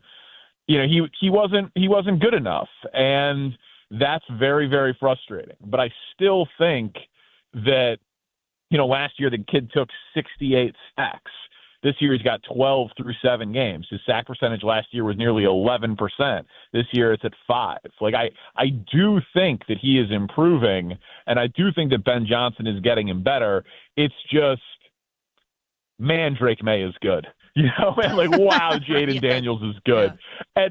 And like that, but seriously, like that, if I told you that, like, he's 25 games into his career and he's had 2 different head coaches and 3 different play callers, and he's on pace to have more yards and more touchdowns and a higher QBR and a higher passer rating and way fewer sacks year 2 to year 1, and he already has 2 fourth-quarter game-winning drives this year when he only had 1 last year, I think you would say that guy is progressing and improving.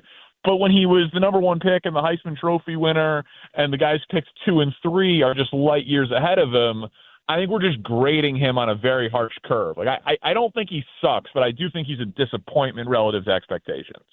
Now, I really like you. We are friends outside of work.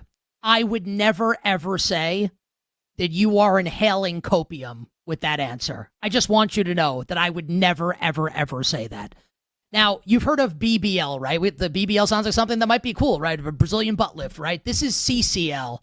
What is the Caleb concern level right now for Danny Parkins? 1 to 10, 10 being most concerned, on like the Trubisky scale or the Justin Fields scale? Like a 3.5. Like, it's concerning. I still think it is completely off the table that the kid doesn't get a second contract with the Bears. Or, like, now it might be a second contract that you regret, but, like, Daniel Jones got a second contract with the Giants.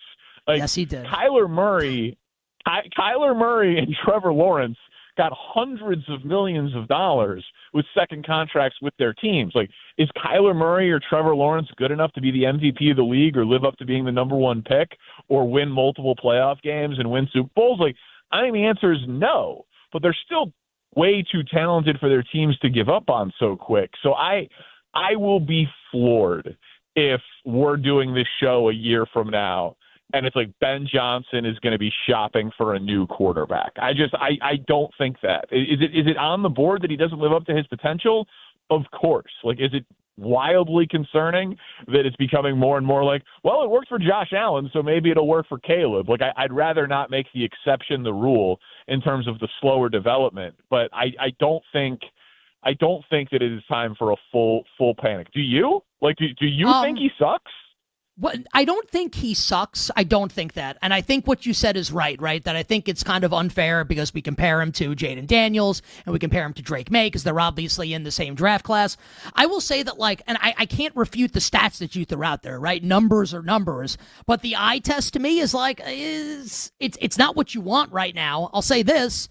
He should, and I'm expecting him to play very well on Sunday against the Cincinnati Bengals defense, which just made Justin Fields look like Joe Namath.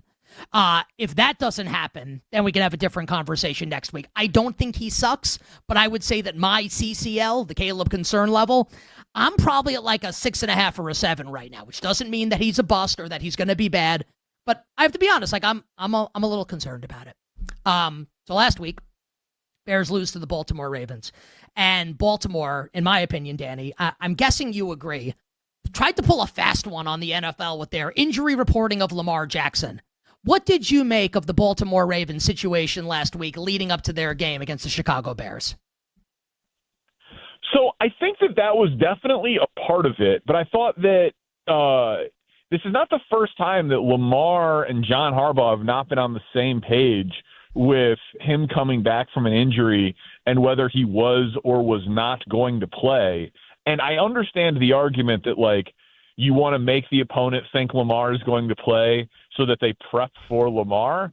But, like, whatever time Dennis Allen and the Bears defensive staff, quote unquote, wasted in preparing for Lamar, isn't that offset by the tremendous benefit of getting to play Snoop Huntley? Yes, I do think that there was some weird gamesmanship, and yes, I do think that it crushed gamblers and, it locked people into like circa picks contests and stuff like that with what you thought the line was going to be. It's like, oh, wow, Snoop Huntley's going to play, and the Bears are locked in at this number. And it was weird, right? It was objectively weird. And coming on the heels of the NBA story, the optics weren't great. But I also think it is on the board that the Ravens were like, nah, man, Lamar Jackson should be playing, and we're disappointed that he isn't playing. Like, I do think that is a piece of the story as well. Yeah, it's just I think they lied. They continue to lie about it. If he was healthy enough to run scout team on Friday, he should have played in the game. Like, that's just ridiculous from the Baltimore Ravens. You have an opinion on the game tomorrow night, Danny, where everyone's going to play for Baltimore. All 53 guys are off the injury report.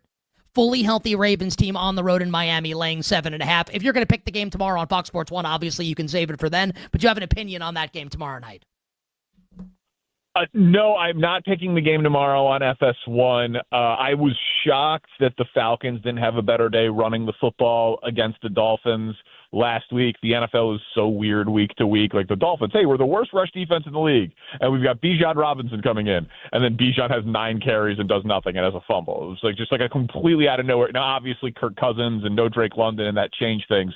But I would expect the Ravens with in the town when John Hamm says this is the no effing arounds crew. I would imagine this is a no effing arounds crew spot. We would see a 20-point. Everyone loves the town. I've never seen it. Do I need to see it? I've never seen it, so I cannot speak on it. Danny, you like that movie, The Town? Like, do I need to see that movie? The Town is amazing. You guys have never seen The Town? Never seen it. Not once. But like everyone, Joe Mazzulla's seen it like 1,000 times. Dude, do you like movies? I mean, like, what's really funny about this is this is a ridiculous comment. Like I'm being serious. the idea of sitting down like to start a movie and knowing that I'm about to devote like 2 hours of time to a movie, like honestly, like makes me anxious. And also, like, I'm going to sit down to watch a baseball game tonight that could go until 3 a.m. So I understand, like, the incongruity of that statement, but that's how I get anxious at the idea of having to sit down and watch a movie on television. Right. I don't. I understand. That is definitely. But like, yeah, man. If you Ben Affleck, Jeremy Renner, bank robberies, John Hamm, Boston, a love story, like tons of cool action scenes, good unexpected outcomes. Yeah, man. The town is, I would say, objectively entertaining. I think it's a great movie. And you said Bill Zimmerman hasn't seen it either. What's the matter with you guys? Like this? No, Bill has seen it. Goodfellas? Femi has not seen the town, but yeah, well, of course. Well, I mean, yeah, I'm Italian from New York. Literally, like I saw Goodfellas before I saw Sesame Street. It's part of my contract as a New York Italian. You bet on this Wednesday. Danny Parkins is our guest. First things first on Fox Sports 1, on Twitter at Danny Parkins. My friend, I hope you and I agree on this one. Who's going to win on Sunday with the Chiefs and the Bills, and how do you see the game playing out? Yeah, I know we are a lockstep that the Chiefs are going to win this one. I don't think Buffalo's defense. I do think the Bills' offense is really good, and I do think there will be a ton of points scored. But the Bills are the worst rush defense, or one of them at this point. Worst rush defense, I think it's like 25 yards under Sean McDermott in terms of 25 yards per game. And then their pass defense, like statistically, is pretty good, but they got lit up whenever they played good quarterbacks by Drake May and Lamar. So I think Mahomes basically can name his number in this spot on Sunday. Oh, I totally agree. It's what, honestly, Chiefs-Lions was really awesome. I think this might be like my favorite bet of the season, is this weekend Chiefs at the Buffalo Bills laying it with Kansas City.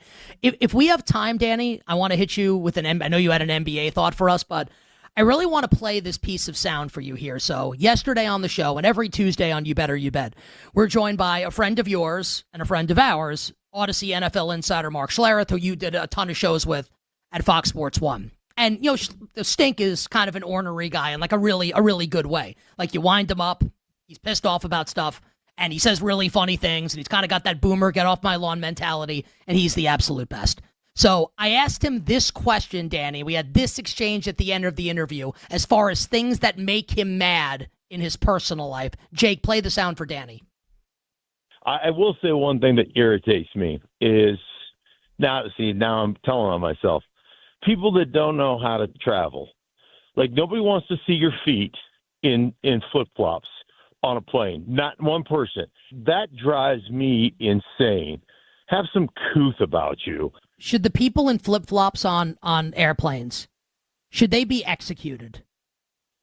Well, I don't know about that, but I always pee on the floor to make sure. I've seen people walk in socks in the bathroom. I always pee on the floor to make sure if you walk in socks, you're getting urine on your feet. Awesome stuff, Stink. We'll talk to you next week. So that's amazing. Basically, like, if you wear socks on an airplane, Stink will piss on the floor so that you will get urine on your socks. So, Danny, I ask you this, not like would you do the same thing, but in your personal life, like non-sports related, it could be travel related, could be something else. What's something that gets under Danny Parkins' skin in your personal life? Oh, how much time do you have? I mean, we have 60 seconds, a solid minute. Yeah. I mean, listen, I have a 5-year-old, I have a 3-year-old, I'm married. Things annoy me all day, every day. It's like the Seinfeld line. So what else sucks other than everything? Well, I will say this. My wife and I, when we watch shows together, I want to watch the show and have her watch the show so that we can then have a conversation about the show. She looks at like watching the show as like a pure relaxation event at the end of the day. And if she falls asleep and misses parts of an episode, she will then just watch the next episode. not catching up on the thing that she slept through, and then she'll be confused and ask me questions, and we can't really have a good conversation about the show. And so it drives me. She's like, I can't relax when I'm watching a show with you. I just want to fall asleep. And I'm like, and I just want to watch a show with you. And so we have like gotten to the point where it's like, is this a sleep show or a talk about it show? And it's just really, it's a Tuesday and Wednesday and Friday, because the other nights I'm watching football. It's like a Tuesday, Wednesday, Friday issue with me and my wife. That is, that's my relationship. Except my wife, is on her phone. It's like picture in picture, and the TV show we're watching is the second picture while she's on her phone. It infuriates me.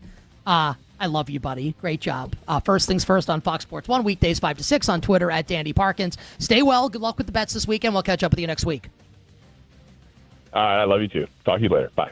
Our friend Danny Parkins joining us here on You Better You Bet. On the other side, I got a story to tell on this very topic. Brett Evans will join us, and all our bets for tonight in the world of sports. We'll be right back with You Better You Bet on the BetMGM network. Make it legendary.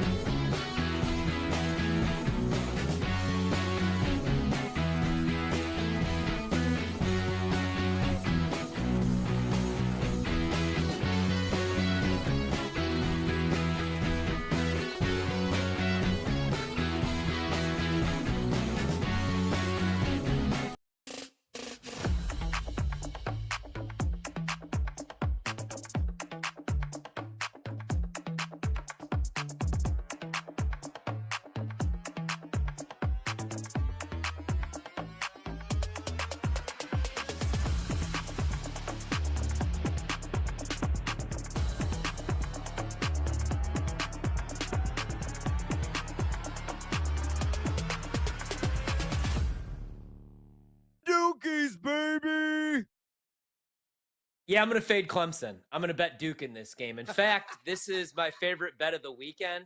And this is the rare time this year where my power ratings actually align and match up here, because it's really hard to price Clemson this year because of their high expectations coming into the year. They were plus 110 to win the ACC. They were a top 5, top 6 favorite to win the Natty. But the defense hasn't been very good. Cade Klubnik's been a disappointment. They have not been able to get the ground game going. Their offensive line's getting no push outside the top 70 in most metrics. And Duke, if they just don't turn the ball over in the red zone, one of the more efficient teams in the country. So my number would make this a pick. So at 3.5, anything over a field goal, I love Duke, man. I'm actually surprised that we got this number. I don't think it closes there. So I grabbed them today. Love the Blue Devils. I can't quit them. Yeah, it was minus 5,000. You were going to bet on Duke. So I'm not remotely surprised by that. All right, to recap, folks. The first 4 games in this week's Fade or Follow College Football Week 10. Ohio State, he's going to follow minus 1.5 against Penn State. He is going to follow Texas minus 2.5 in a massive matchup against Vanderbilt. He is also going to follow more chalk and Miami minus 1.5 at SMU. However, he is going to fade Clemson and take the Blue Devils of Duke at plus 3.5. Of course, as always, fade or follow, that is up to you.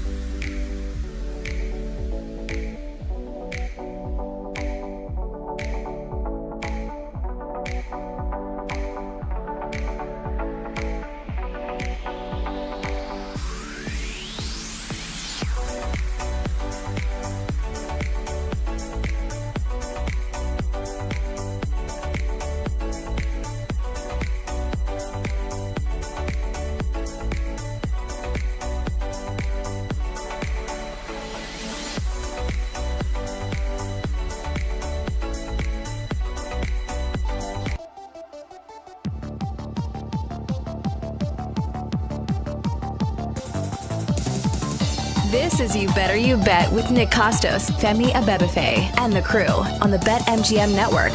Make it legendary. All right. I have some thank yous to dole out before we wrap up the, what day is today? Wonderful Sports Wednesday edition of You Better You Bet with all our bets for tonight in the world of sports. I'll be honest with everybody. My Guillotine League, the waivers just ran, and I am desperately trying to pick up some running backs. And for people, like the Guillotine app for people that have used it, because I think people do play like Guillotine Fest, it is known to be an absolute train wreck disaster. And I'm trying to pick up some players right now, and it's not letting me. And I'm very frustrated by this. And it's actually throwing me off, and I'm going to put my phone down right now because it's going to anger me. Now, Femi, the story that Brad, pop on here for a second, and then we'll do the rest of this. Brad, do you play Guillotine Fantasy Football? Yes, I do. Okay. I don't know if you know anyone that It's the worst app in the history of apps, right? It's definitely a work in progress. I will say that. Yes. Oh, yeah. A work in progress. It's a broken down car with all the tires and sitting on 4 cinder blocks. It's horrendous. We'll talk to Brad in a second. We'll probably predict the prop. The story that I was going to tell about watching a show or a movie, right? Well, I have 2. I'll tell them briefly here. After my senior year, after I graduated college, this is when I told this story when Entourage had come out. We're at my buddy's off-campus house in Hofstra on Long Island in New York, and we're 21 and we're getting stoned on a Friday night, smoking a ton of weed. We're watching season 1 of Entourage, and one of my buddies turns to me after the 3rd episode and goes, "Man, this movie's sick." Your brain's fried, buddy. And the other is my buddy Mark, whose last name will be redacted. When I lived in Astoria, we're getting, I don't know, something 28. We're getting hammered one night, and we were watching the Heath Ledger Batman movies, The Dark Knight. Yep, and we're an hour and a half into the movie, and he turns to us and goes, "Who's Harvey Dent?" And his teeth were stained purple from red wine. It's just the things that stick with you. We had 3 tremendous guests. I don't know. Honestly, I'm producing radio at the time. This is not radio in 2025. This is radio in 2012. Get that jug, baby. So it probably was Carlo Rossi, honestly. 3 tremendous guests joined us on the show today. You just heard from Danny Parkins, First Things First on Fox Sports 1. The great Steve Phillips, former MLB general manager, MLB Network Radio, MLB Network, TSN in Canada. And Odyssey Sports NFL insider, Brian Boldinger. Our executive producer, Bill Zimmerman. Our technical director, he requested a trade earlier. And we may honor that request. Tyler Morales. Our engineer, having the week of weeks, Jake the Snake Hassan, and our video producer is God's Perfect Creation, Downtown Mike Brown. Coming up after us is a 4-hour live betting extravaganza known to you and yours as BetMGM Tonight, featuring our pal Ryan Horvath and our guest at this time. I see the lips curling up into that fake-ass smile, the great Brad Evans. Brad, happy Wednesday. Hola, amigo, and please tell us, what is Wednesday known as colloquially?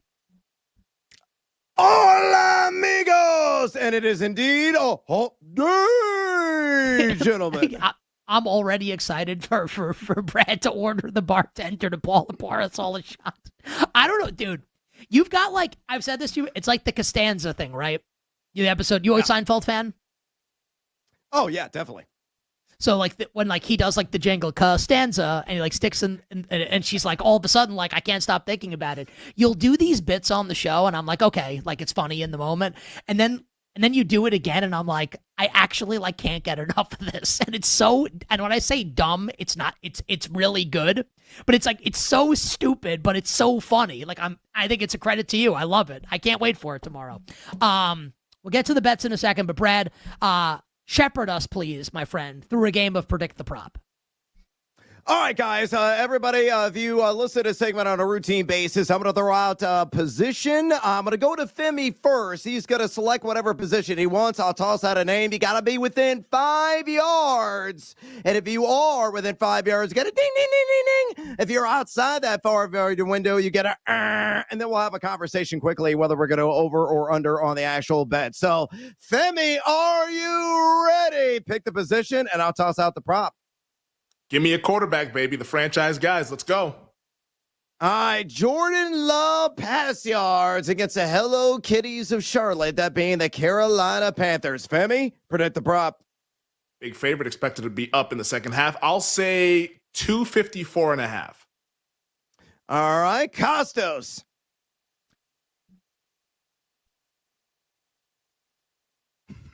Maybe a little. Honestly, I think that's a really good guess. I'll say 253.5. We'll prices right this. Yeah. All right, both of you gentlemen. Ding, ding, ding, ding, ding. But Costos slightly closer at 249.5 is the actual number. Scooping so next my to you, guess. the big winner, you get price to pick. is right, Light bitch. over under. That's right. Suck it, Femi. Over under. Good. I get under. Under? Really? Yeah. Okay. I think they'll run for 1,000,000 yards. Yeah, that's the thing. Is that like they're going to be up in the game. They're going to be running like I feel like a Josh Jacobs game to me. So yeah, I would actually bet under too if I had to bet. Tell you what, maybe an Emmanuel Wilson game. Jacobs has been pretty inefficient. Brad, give me a wide receiver. All right, a wide receiver. Let's go with Puka Nacua receiving yards on the road against the New Orleans Saints. Well, they're home in the game, right? The Rams are home. Yeah, they're home. Oh, home. I'm sorry. They're home against the New Orleans Saints. Okay, so a couple things are going well. Okay, so my opinion is I think the first number needs to be a 1. I don't think it will be. He's coming off an injury, still coming off the bye week. It cannot be an 8. It's somewhere in the 9s. I'm going to bet the over to answer that question. I'll say it is 94.5 for Puka Nacua. All right, Femi. I'm gonna go a little bit lower because he's coming with the coming off the injury. I'll say 91.5 on Puka. All right, both you guys. Ding, ding, ding, ding, ding. But Femi, you're exactly flipping right. Congratulations. It is 91.5. So Femi, you have first dibs. Over under. I'm going over because he might get 112 yards in like the first half. I feel. Yeah, the Saints hemorrhage long passes down the field. Puka's going to destroy them on Sunday. Over. Absolutely. All right. Exactly, you want to do one more? We don't really have time. What's your best bet for tonight? Oh, boo and hiss. I'm going to go with Vladdy Daddy. Gentlemen, I'll take the over 1.5 and the HRR, hits plus runs plus RBI, also known as I grab it at -105 earlier today. They're at BetMGM. A guy just crushes lefties. Got to see one in Blake Snell. He's 3 for 13 lifetime against him. He's batting .326 against LHBs this season. Oh, he's only hitting .419 with over 1,300 damn OPS in the MLB playoffs. Vladdy, I am hopefully your daddy. I don't even know where to go with that. I'll take the over 1.5 HRR Here's at a -105. Here's where you go, Brad. Here's where you go to BetMGM tonight. Have a great show, my friend. Anthony Davis, 13 plus rebounds at +115 against the Pacers. I'm out. Oh, he's a lunatic, man. Tomorrow, bartender, pour us a stiff fry, dude. It's ridiculous. 3 fingers. Yeah, listen. All right. We're running out of time. We got to get to the bets. Jake the Snake, please drop the dope ass beat. Everything Jake does this week, he's got the Midas touch. We want to, Tyler, like Meatloaf said, Tyler, 2 out of 3 ain't bad. 2 out of 3 hours, I got the reads in the chat. Bet on baseball's biggest stage with today's MLB World Series Odds Boost token. Use your token to net a bigger payout on a winning bet. Make it legendary with BetMGM. Download the BetMGM app and please gamble responsibly. Download and subscribe to You Better You Bet in podcast form, YouTube and Twitch. Femi broke down awards today. YouTube, search You Bet wherever you find your podcast. Okay. Frozen Femi bets for tonight in the NHL. Yeah, one goal scorer bet. Sean Monahan of the Columbus Blue Jackets, plus 240. 24 shots so far this season, has yet to light the lamp. Tonight is the night in Columbus as they're taking on the Toronto Maple Leafs. Monahan, plus 240 as your anytime goal scorer. Who he play for would have taken me like 20 guesses probably for Sean Monahan. All right, NBA for tonight, Femi. Yeah, I got a decent card. I like the Cleveland Cavaliers laying the 3. We just got word Donovan Mitchell is playing, was downgraded to questionable, but he told reporters that he's fine, so he's playing. The market's back up to 3.5. Hopefully you can find a number that's 3 or better on Cleveland. I like them. I like Detroit plus 2.5 and a little bit of Detroit money line plus 115. I don't think we know how bad the Magic have been. Like, I think this is a team that is going to fall short of expectations. Everyone loved them in the summertime. Clearly, they're not as good, at least early on in the season, so I want to fade them. I'll lay the 6 with Dallas. This is the spot Just so after you know, the fallen hero spot. Gafford and Lively are both out for Dallas. Just so you know. Okay, not great, but Nembhard and Mathurin are both out for Indiana. And they covered the number over the Obi weekend in the Toppin. fallen hero spot. And this is not the night for them. I like Dallas. I'll lay the 6. Cooper Flag. Block out the noise. You're still that guy. Give me Dallas. I'll also lay 3 with Portland because I think they're just much better than the Utah Jazz, and their defense is sick. And give me the over in the Lakers-Timberwolves game. T-Wolves' offense, or defense rather, has not been that great so far this season. The Lakers can't guard anybody. No Anthony Edwards. That's why this is a little bit suppressed, so I'll go over. All right, for me tonight in the NBA, we will fade the Brooklyn Nets, and I think the Hawks might win this game by 30. I will lay the 8.5 with Atlanta on the road in Brooklyn against the woeful Nets. I will take 4.5 with the Sacramento Kings, who are terrible at the undefeated Bulls. I think it's a DeRozan-Levine score a lot of points game. Kings plus 4.5 in Chicago. And give me the Grizzlies on the money line at Phoenix. Grizz minus 135 to win at a Phoenix team without Jalen Green. I will not be betting Game 5 of the World Series. I need the Dodgers to win. Femi, will you be betting Game 5 of the World Series? We're going back to the well with the over. Bet over 8 last night. Needed the 9th inning to push on that bet. I do think we go over tonight. The lineup change, I think, will spark something in the Los Angeles Dodgers. Who wins? I'm not so sure, but I do think we get some runs at Chavez Ravine. All right, and that does it for the show today. Any props for the baseball game, or? No props for the baseball game. I think we're just gonna watch some runs. Let's see the ball fly out of there. I am. Lineups are sick. I'm gonna buy out of some of my Dodger stuff. Yeah, Steve Phillips and the Blue Jays have been the better team. I agree. Yeah, well, yes. Steve Phillips also has ingested enough caffeine to kill a yak.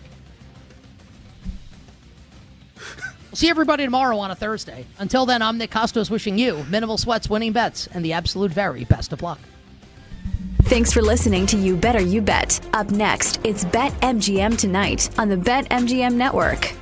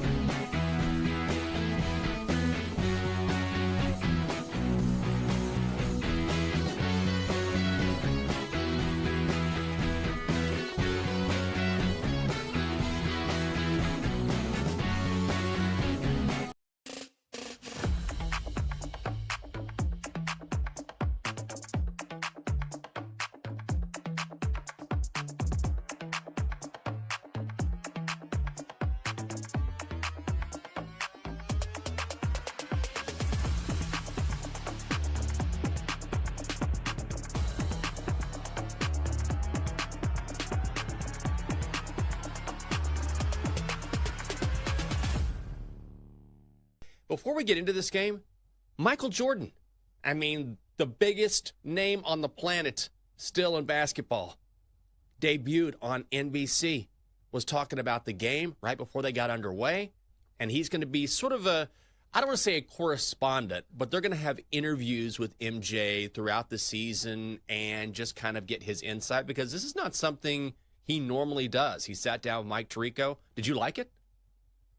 I think this is the same category as nostalgia, where you know what they're doing and you still like don't have any power to stop it. Because Jenks, I have the sneaking suspicion that they're going to use bits of this same interview throughout the entire season. And I feel like they might have just told Michael Jordan, they're like, hey, we just need like 3 hours of your time. We're going to do a sit-down Right. interview, and we're just going to air it through the entire season. Because I think a lot of people thought that he was going to be on the desk, and he would give like real-time like analysis of the game. That was not the case. But because Michael Jordan has been so reclusive, and because we have not been, inundated with all kinds of like updates from his life, and he's here on this, and he's on this commercial, is that when we get stuff from Michael Jordan, we cling to it. And we're like, oh, Yeah. these are great sound bites. And it's crazy some of the things that he was talking about, that he hadn't shot a basketball in years. Yeah. That's crazy to me. Somebody who is that Wild. competitive. And I guess I understand, for somebody who played basketball for such a long time, because I'm sure he still plays golf, because I think it was when he was at the Ryder Cup and he rented a house. The house had a basketball court. And so he was like, hey, maybe I'll shoot a free throw. And he did it in front of like his kids or something. And he said it was like the most nervous he's been in years. Like, think about that. Michael Jordan shooting a mere free throw in front of 5 people, and he was nervous. Like, these are crazy stories that we have been yearning for. Yeah. Well, it was the kids of the guy who rented him his house so he could stay at the it Ryder wasn't his Cup. kids. Yeah. And so the guy was like, all right, can you do me a favor? Let's get some autographs. Let's get some pictures. You shoot a free throw. And he was like, oh, God, this guy has told these kids all about me. But the best part about that is, of course, it's the big lead up. And Tirico's like, I hope you switch that free throw. He got that smile, like that classic MJ smile. He's like, damn right I did. Like, of course he hit the shot.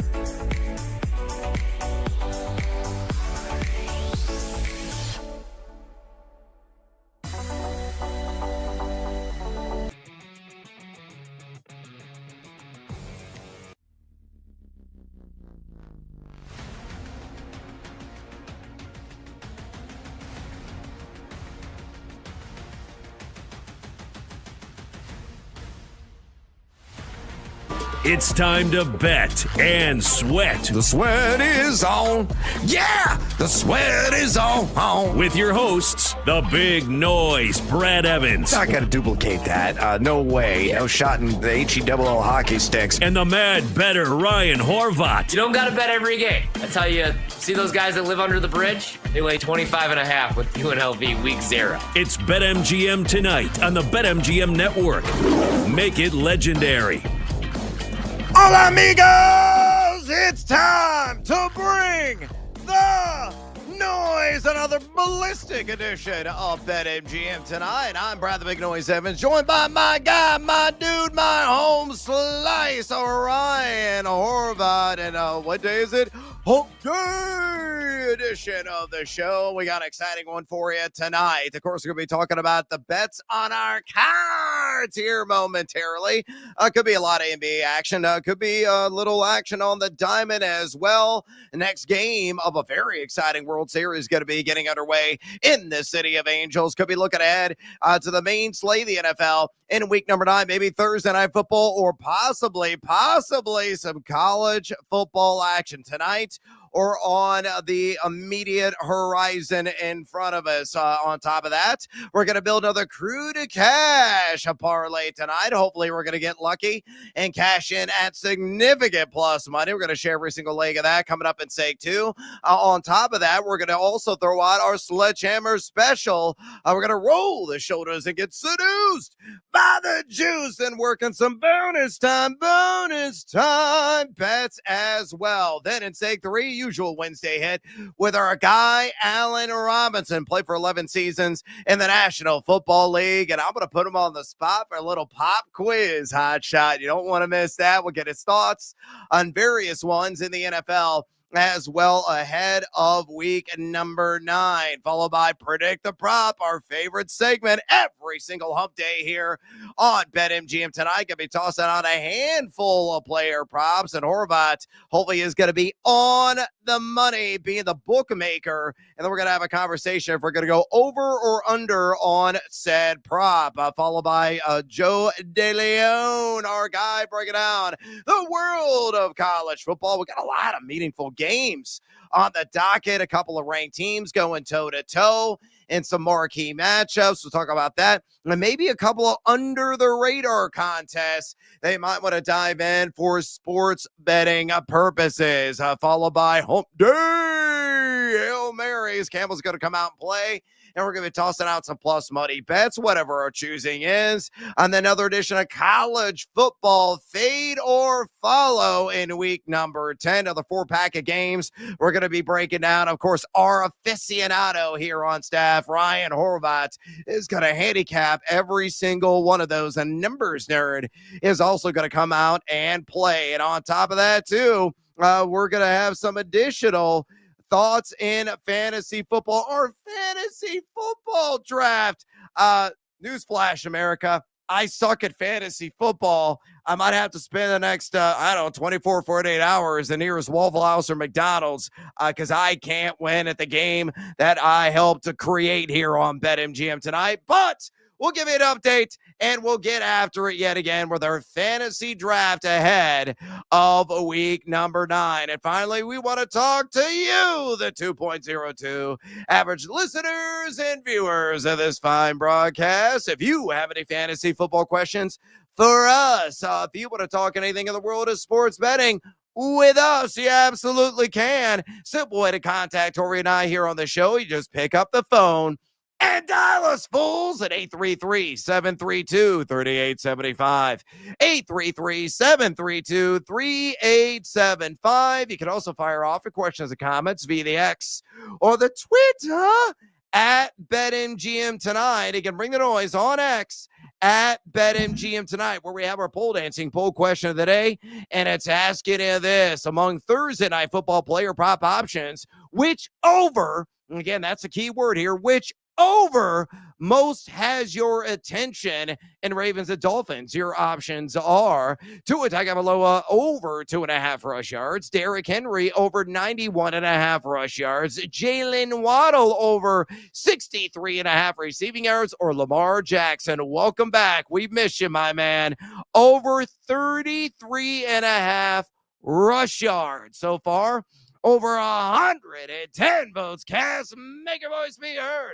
Exercise your democratic right. Keep the votes a coming and drop us a comment. Again, aka bring the noise on X at BetMGM tonight. Again, on X at BetMGM tonight. All right, let me bring in my guy, a highly intelligent and esteemed colleague, Ryan Horvat, for another edition of Choose Your Own Adventure. Here are your topics to pick from tonight, mi amigo. Option number 1, PFT's Mike Florio says the Eagles are, quote, shopping A.J. Brown without officially shopping him ahead of the November 4th trade deadline. So we're going to see possibly what bites there. Option number 2, NFL Network's Ian Rappaport reports Joe Flacco is battling a sprained AC joint in his shoulder. His status for Cincy's matchup against Maine Chicago Bears is completely, quote, up in the air, end quote. Please,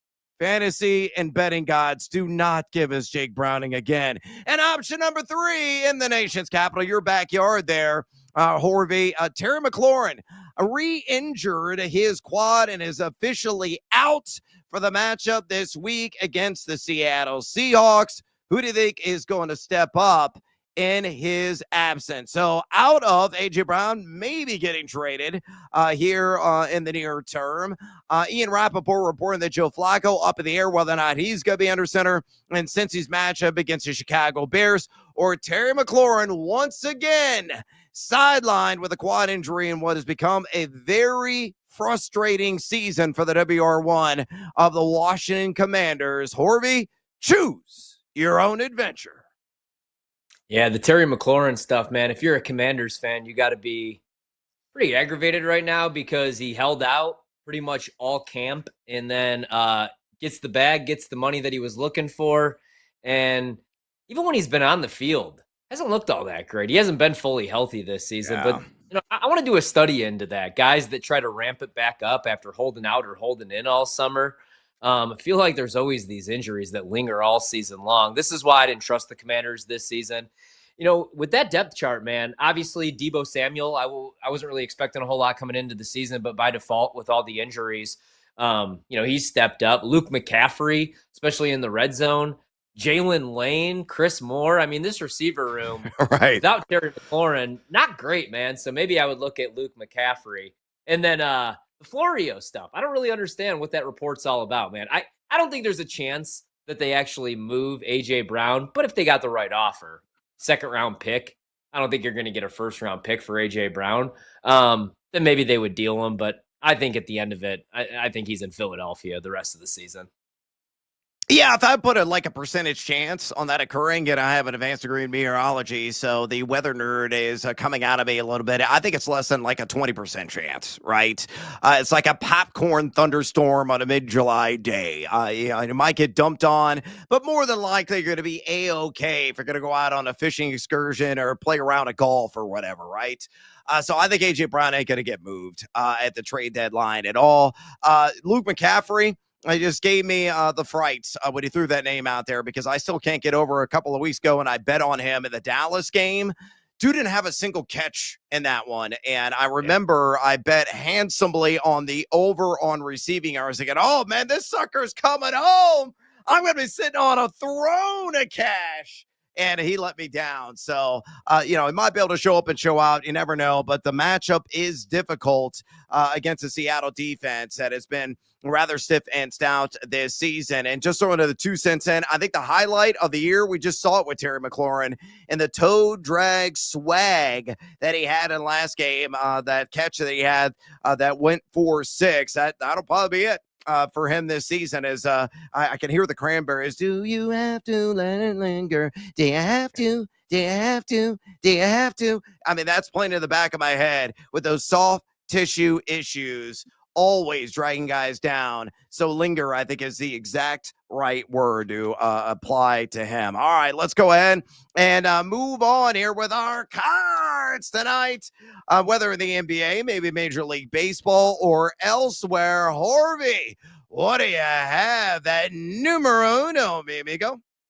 I'll go to the Orlando Magic tonight, 1.5 point favorites. I actually like their offseason. Last year, I really liked this team on the defensive end, but they had to get some offensive help for Paolo.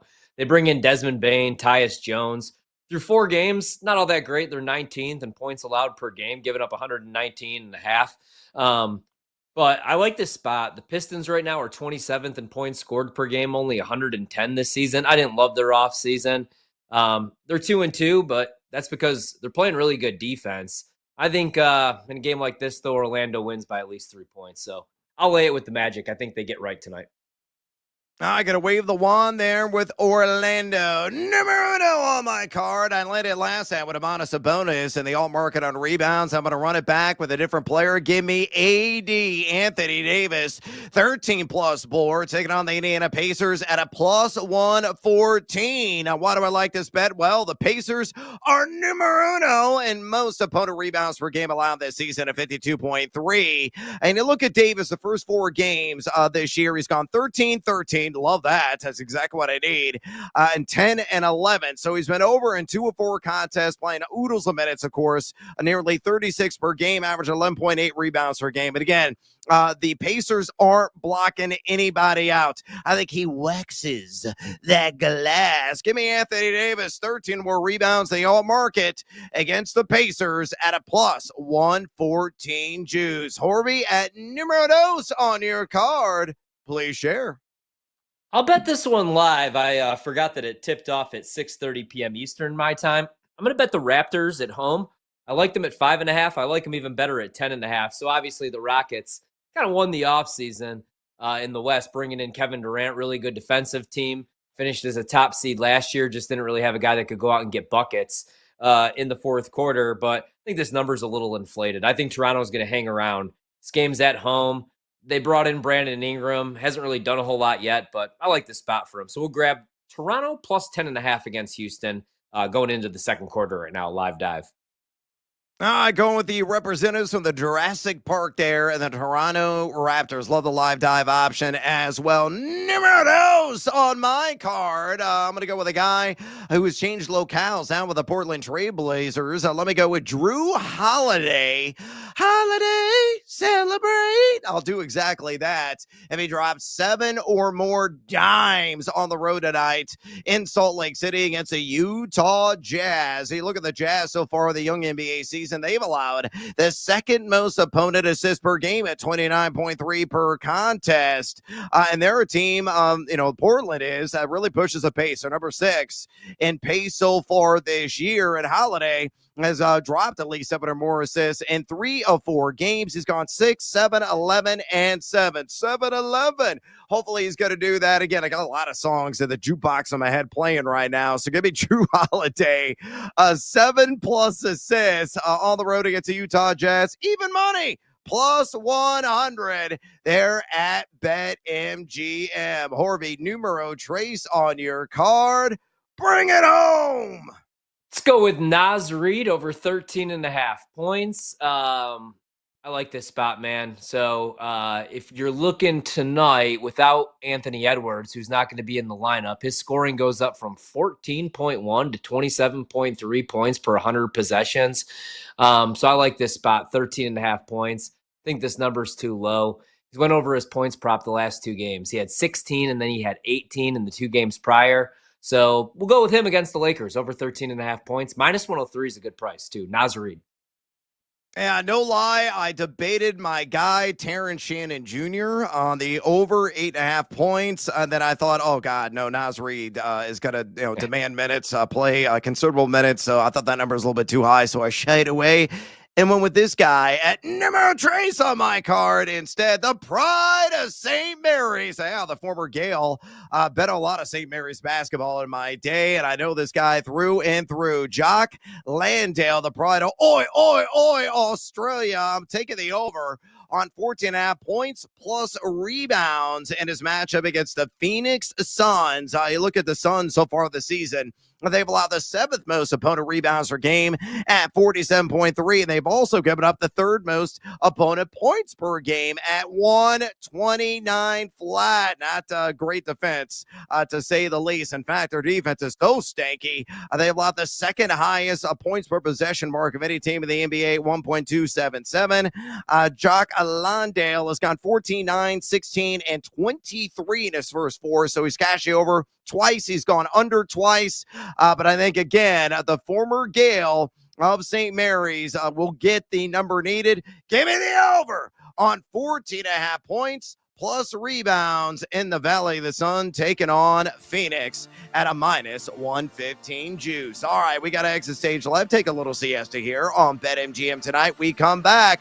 Bets, and more bets. You demand it, and we give it to the people. We're going to build our crew to cash, say hello to our little friend, roll the shoulders, and work in some bonus time as well. Don't go anywhere, fools. This is BetMGM tonight on the BetMGM Network.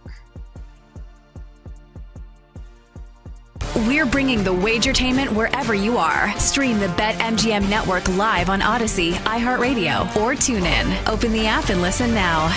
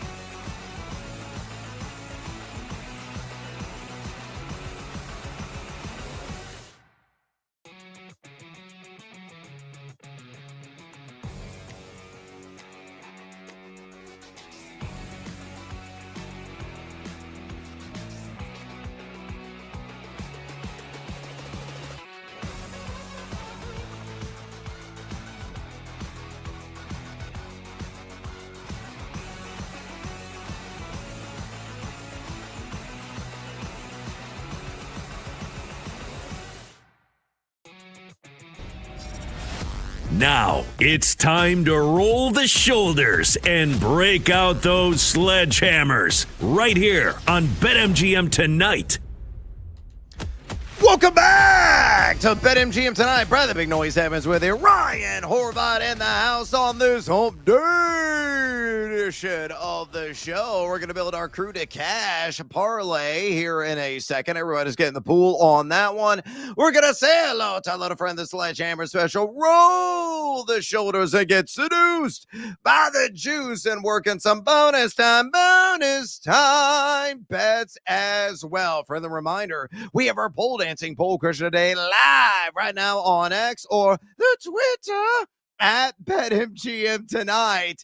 And it's asking you this: among Thursday night football player prop options, which over, again, that's a key phrase, which over most has your attention in Ravens and Dolphins? Odds, of course, pulled from BetMGM. Option number 1, Tua Tagovailoa over 2.5 rush yards. Option number 2, Derrick Henry, Seahole Smashel. Oh, the football Frankenstein over 91.5 rush yards.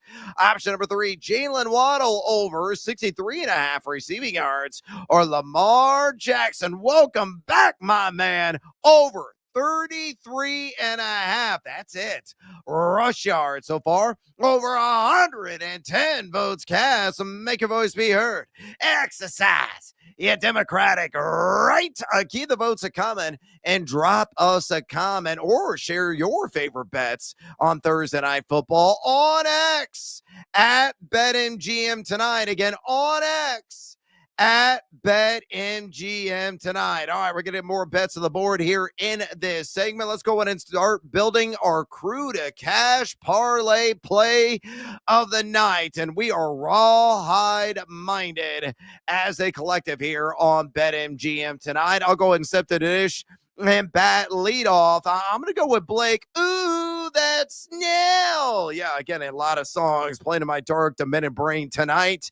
But I am going to go with 2 or more free passes. That's walks, folks, for the lefty starter of the LA Dodgers. Yes, Toronto is the 4th lowest based on balls percentage of any postseason team. Earned that free pass only 7.9% of their plate appearances. But remember back in game 2, Blake Snell had uno, dos, and tres, mi amigos, 3 walks issued in that one. He went 0-4-1 in the other postseason start, so he's done this in 2 of 4 turns of rotation, averaging decent but not great 2.77 walks per 9 mark in the MLB playoffs. And a guy that walked oodles of dudes in the regular season. This is a bet I routinely betted on during the regular season. I'm going to carry it over tonight in the alt market. 2+ walks for Blake Snell, batting leadoff on our crew to cash. Next up, the man, the myth, the legend, Ryan Horvat. Harvey, what player, prop, or team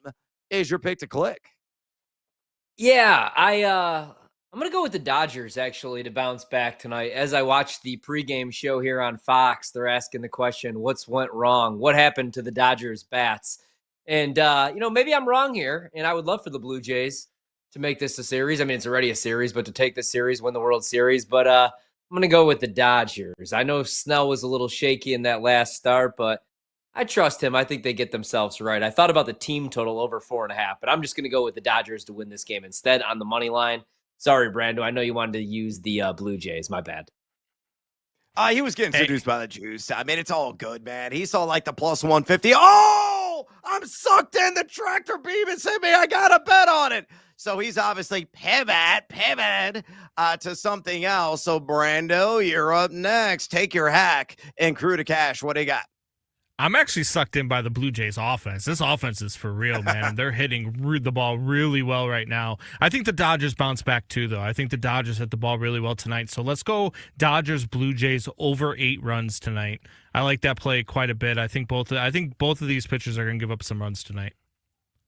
Yeah, I could definitely see that with your Savage on the mound and a guy who lacks some control in the first start here in this series. And again, I already mentioned the lack of control tied to Blake Snell. He might have to have like triple depends on to get through this thing like through 5 innings overall. All right, Monty, the mastermind behind BattersDashBox.com and a man that's working the video board here on BetMGM tonight. You're batting cleanup, so knock him in. What do you got? I'm going with Vladdy Daddy over 1.5 total bases. I got this as a great matchup for him against Snell, which is essentially a tier 2 matchup. In 18 games with this type of matchup, he's gone over this prop 56% of the time, so about a 5% edge. I am a bit nervous about him getting pitched around, so we'll kind of see how that works out. He's been crushing it so good that, they might just want to give him the Ohtani treatment. And he's been great against lefties this year. 404 WOBA, 193 ISO, almost 43% hard contact. So if he gets something to hit, I think he can take advantage. Oh, man, I love it when you talk dirty to me with those advanced analytics, Monty. So good call there with Vladimir Guerrero on the over 1.5 total bases. All right, to recap, our crew to cash parlay bill tonight. I'm going to go with Blake Snell 2+ a base on balls. Horvy's going to go with the Dodgers. Simple bet on the money line. Just win, baby. Brando is going to take the over on Dodgers Blue Jays at 8. And then Monty batting cleanup is going to roll with Vladdy Daddy Guerrero Jr. on the over 1.5 total bag. So, uno, dos, tres, and cuatro, mi amigos. All 4 legs come home. You're looking at a cool plus 725. Yeah, roll the shoulders and get seduced by that juice there at BetMGM. Fade or follow, of course. That is entirely up to you. All right, it's time to pivot, and say hello to our little friend, Ryan Horvat. What is a phrase that pays? Daddy wants, daddy needs, daddy's got to have it. Give me the sledgehammer, Brando. To make up for first in the bubble and taking the Dodgers on the money line in the parlay and being a traitor, I will go with a fade of the Dodgers in some sort. I'm going to go back to the well from game 1, and I'm going to go under on Blake Snell Ks. They're still priced at 6.5. Minus 107 was the overpriced in that last game. He finished with 4. You brought up, Brad, the control issues. He had the 3 walks. I'm not saying that he's going to have a short leash because the Dodgers don't want to go to that bullpen. But Blue Jays don't really strike out, and they see a lot of pitches. So I think this number is a little inflated. I know that, the strikeout rate is crazy. He had 10 Ks, 9 Ks, 9 Ks before that last matchup against Toronto. But I think he finishes with 5, maybe 6. Maybe it's a sweat like last night with Shohei. But under 6.5 Ks on Blake Snell for me tonight. And you can actually get that plus money right now, so I like it even more. Wow. Yeah, I think that's extraordinary value. Great call on that one. Again, if I think he's going to walk a lot of dudes, that's going to tick that pitch count northward, which will reduce the possibility for him to strike out guys. So excellent call on your sledgehammer special there, Horvey. Hey, let's go back to the World Series. And in my offering, Daddy want, Daddy need, Daddy gotta have it, brother. Let's go. Da, da, da.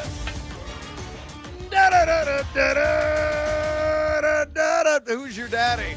Well, it's Vladdy Guerrero Jr. And I agree with Monty. Monty went with total bases and accrue to cash. I will go with what I feel is an easier prop to potentially cash, and that is the over on 1.5 HRR. It also stands for hits plus runs plus RBI, and also affectionately known on this program as the at a minus 105. Again, Monty laid out a bunch of advanced metrics, and he's 10,000% correct in the factoids that he divulged, because this guy, all he does is slap around southpaws. That's what Blake Snell is. In fact, he's got a history against Snell. He's only 3 for 13 lifetime against him, has 1 RBI, but he does have some experience seeing his stuff. And in the postseason, batting just a ridiculous 419 with a 1,308 OPS. He's a God stepping to the dish 10 times his MLB postseason. He is cashing over on the at 1.5. And in the MLB regular season, crush lefties, batting 326 against those LHPs. So for me, Vladimir Guerrero over 1.5 hits plus runs plus RBI, also known as HRR, also known as hair, at minus 105 is a tremendous value and is my sledgehammer special. All right, it's time to switch gears and roll the shoulders, my man, and get seduced by the juice. Oh, thank you, bartender, for the healthy pour on this wacky Wednesday. Let's belly up the bar, slug back a few shots, catch a buzz, and hopefully count our winnings at plus money. Horvat, what do you like tonight at longer odds? Yeah, let's go Clay Thompson, actually. Megan Thee Stallion's boyfriend. Under 1.5 dimes tonight, 1.5 assists. You could get this plus 140. Scary prop because he could have 2 assists right away. But right now, Clay is only averaging 22 minutes per game. And D'Angelo Russell has been the top guard off the bench. He's averaging almost 30 minutes per game over the last 2 games. He's playing primarily with the ball in his hands. And they're going against the Pacers tonight. And they are giving up right now the 8th fewest assists on the 3rd lowest assisted field goal rate. 5th and 2nd in those metrics, actually, this season. I'm sorry, 8th fewest last year. I'm looking at the wrong number. So 5th and 2nd in those metrics this year, still top 10. We're going to go under on Clay Thompson, though. I think he can score like 13, 14 points, but I don't think he's going to dish out 2-3 assists. So under 1.5 assists, plus 140 on Clay. You know what that is? That's what we call a WAP, a wet ass prop. I like that one quite a bit there with Clay Thompson. I see what I did there. I think I can get away with that. If not, it's been nice knowing everybody here on BetMGM tonight. All right, I am going to go back to Blake Snell, and I'm going to take it to the next level. I'm already in the alt market at 2+ free passes. Let's go one more. 3+ walks, and we achieve plus money against the Blue Jays at plus 120. Now, again, Toronto has the 4th lowest base on balls percentage in this MLB postseason at 10.9%. But again, if he just duplicates what he did in game 2, he had exactly 3 walks in that one. I think that is very much on the table. He had a 4-walk game earlier on in this MLB postseason. That 2.77 walks per 9 may suggest you should bet the under. But again, I'm getting seduced by the juice here. Give me Blake Snell. Ooh, that Snell. Hopefully he will be sinking with the control on the 3+ base on balls against those Jays at plus 120 there at BetMGM. All right, it's bonus time. Whether in the World Series, the NBA dropping the puck and makes the bucks in the NHL, maybe on the could be on the hardwood in the NBA or on the gridiron. So I wanted to go on the junior circuit, or if you're looking ahead to Thursday Night Football, the NFL in week number 9. Horvat, all that I ask is for you, my man, to give me another bet. So give it to me. Give it to me. Yeah, I like Nick Claxton under 7.5 boards. It is minus 130 right now, but Michael Porter Jr., even though he's a weirdo, has been one of the better rebounding wings in the league. And when he's been on the court with Claxton, his rebound rate has dropped by 1.3%. Also, he's gotten in foul trouble. His minutes have kind of been all over the place. Just played 23 minutes. 26 before that, 31, 23. They've been in a ton of blowouts. Like I said, he's been in foul trouble. So I think the number should be closer to 5.5, 6. I'm going to go under on Nick Claxton tonight, under 7.5 boards, minus 130. Yeah, I saw this prop today at BetMGM. Did a little bit of a background check as I did a kind of a second guess on it, and immediately took me the answer. And I was the under on Lamar Action Jackson. Hopefully, he's not going to live up to the nickname with the ground production. I'll take the under on 6.5 rush attempts. Heavier juice there at minus 130. So maybe if you want to reduce the juice and get seduced by it, add to a leg and an SGP. But individually, I think this one is going to come home. In the 4 games, he has seen action. And he's gone 6 rush attempts, 2, 7, and 6. So he's been under 3 or 4, averaging 5.3 attempts per game. You look at Miami giving up 4.8 attempts per game on the ground to opposing quarterbacks. 3 quarterbacks have hit the over on that. But coming off the hamstring injury, might be cautious, might be judicious. And you look as well, Miami only number 22 in pocket pressure rate at 18.6%. So it may not have a whole lot of flush opportunistic runs, even if he feels like tucking him and running and calling his own number. So I like Lamar Jackson under 6.5 rush attempts tomorrow night down on South Beach at a -130. Horvat, we got a little bit extra time. What do you think about Lamar Jackson's rushing possibilities tomorrow? Again, the standard prop on yards is only 33.5, which normally is absurdly low for one of the best multidimensional threats in the NFL.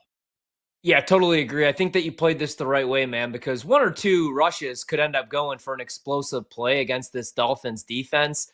But why you just got Lamar back, the division, you can still win that division, man. The Steelers, they got some problems, obviously.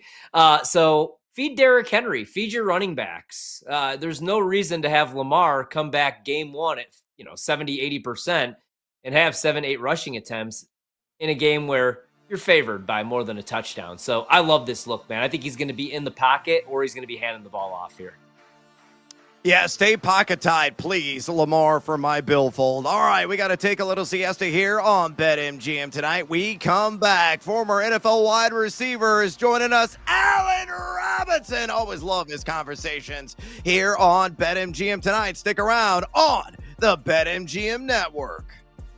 Don't go anywhere. Brad Evans and Ryan Horvat will be right back with more Wagertainment on BetMGM tonight on the BetMGM Network.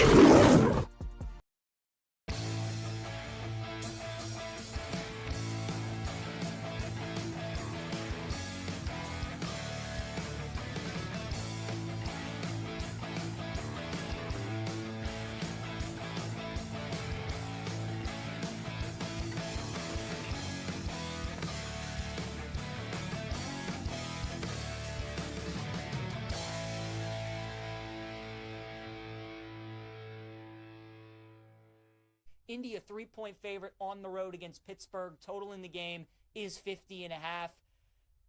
I mean, look, I want to take the Steelers in this game, right? It's a lot like what we talked about Sunday Night Football with the Packers-Steelers game. This is a Tomlin spot, like it just is. The Colts look unstoppable. They look unbeatable.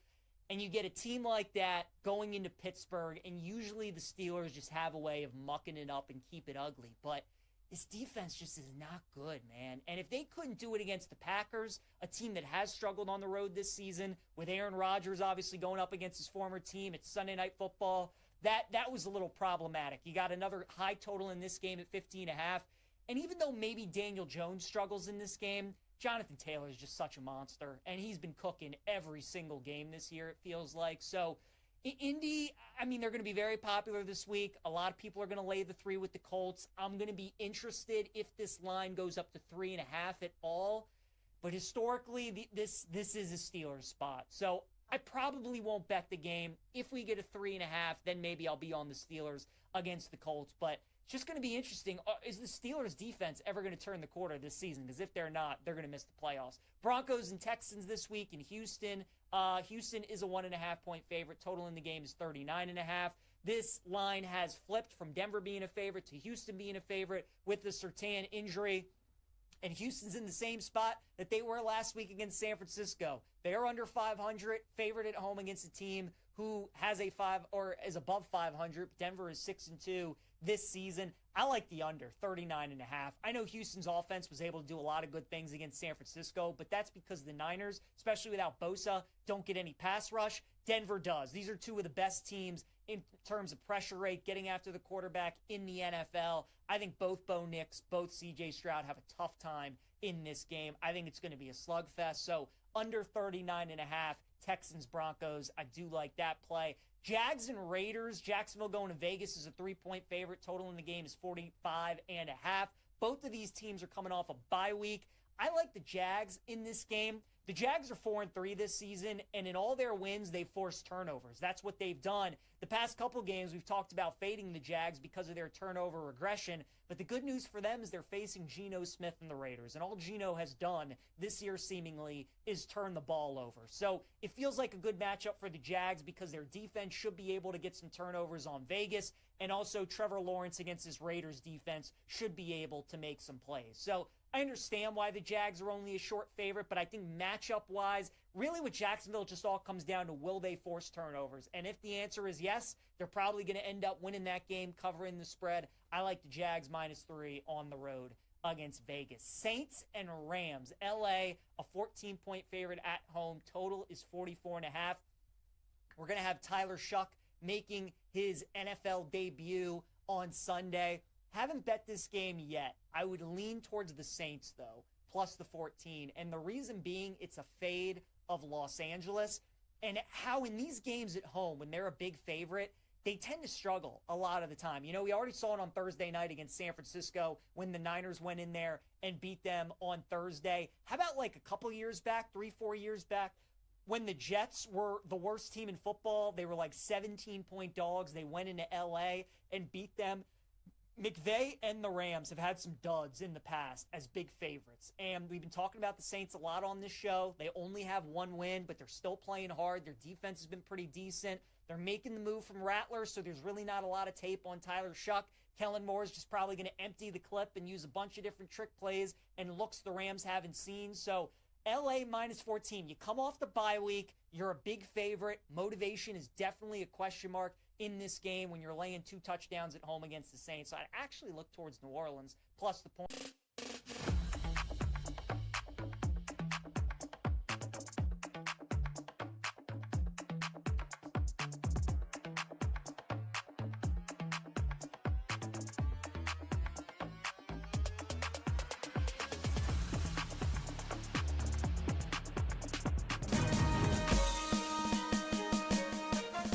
It's time to place your bets. This is BetMGM Tonight on the BetMGM Network.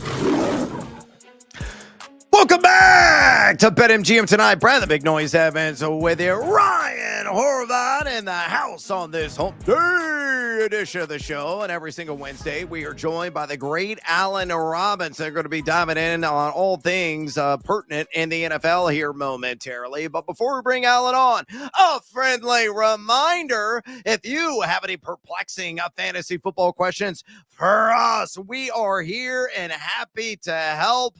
We got 4 teams on bye, so maybe need some hand-holding to get through the week and get you that much needed dub. You want to talk sports betting with us, whether in the World Series matchup tonight between the Jays and Dodgers, whether in the NBA, the NHL dropping the puck, making some bucks, college football ahead of the Week 10 action, or the NFL in Week 9. Again, simple way to dial us here on the show. You just pick up the phone, and again, dial us fools at 833-732-3875, 833-732-3875. You can also fire off your questions and comments via the X or the Twitter at BetMGM Tonight. Again, bring the noise on X at BetMGM Tonight. Without further ado, let's bring our guy in, Allen Robinson, who snagged all kinds of pigskin in his 11-year NFL career as a wide receiver. Of course, a product of Penn State.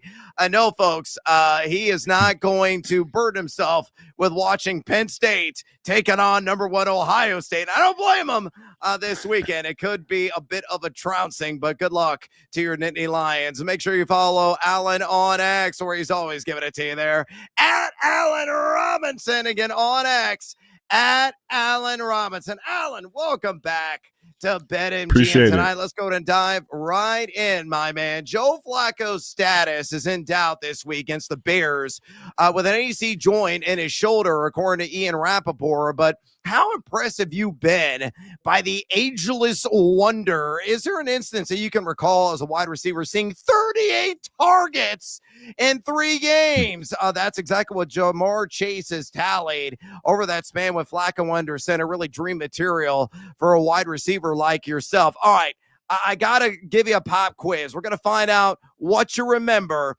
Here it is. Do you recall the most looks you've ever gotten in a game, and against who? I believe it was in Chicago against the Seattle Seahawks. Do you remember what year? 2018.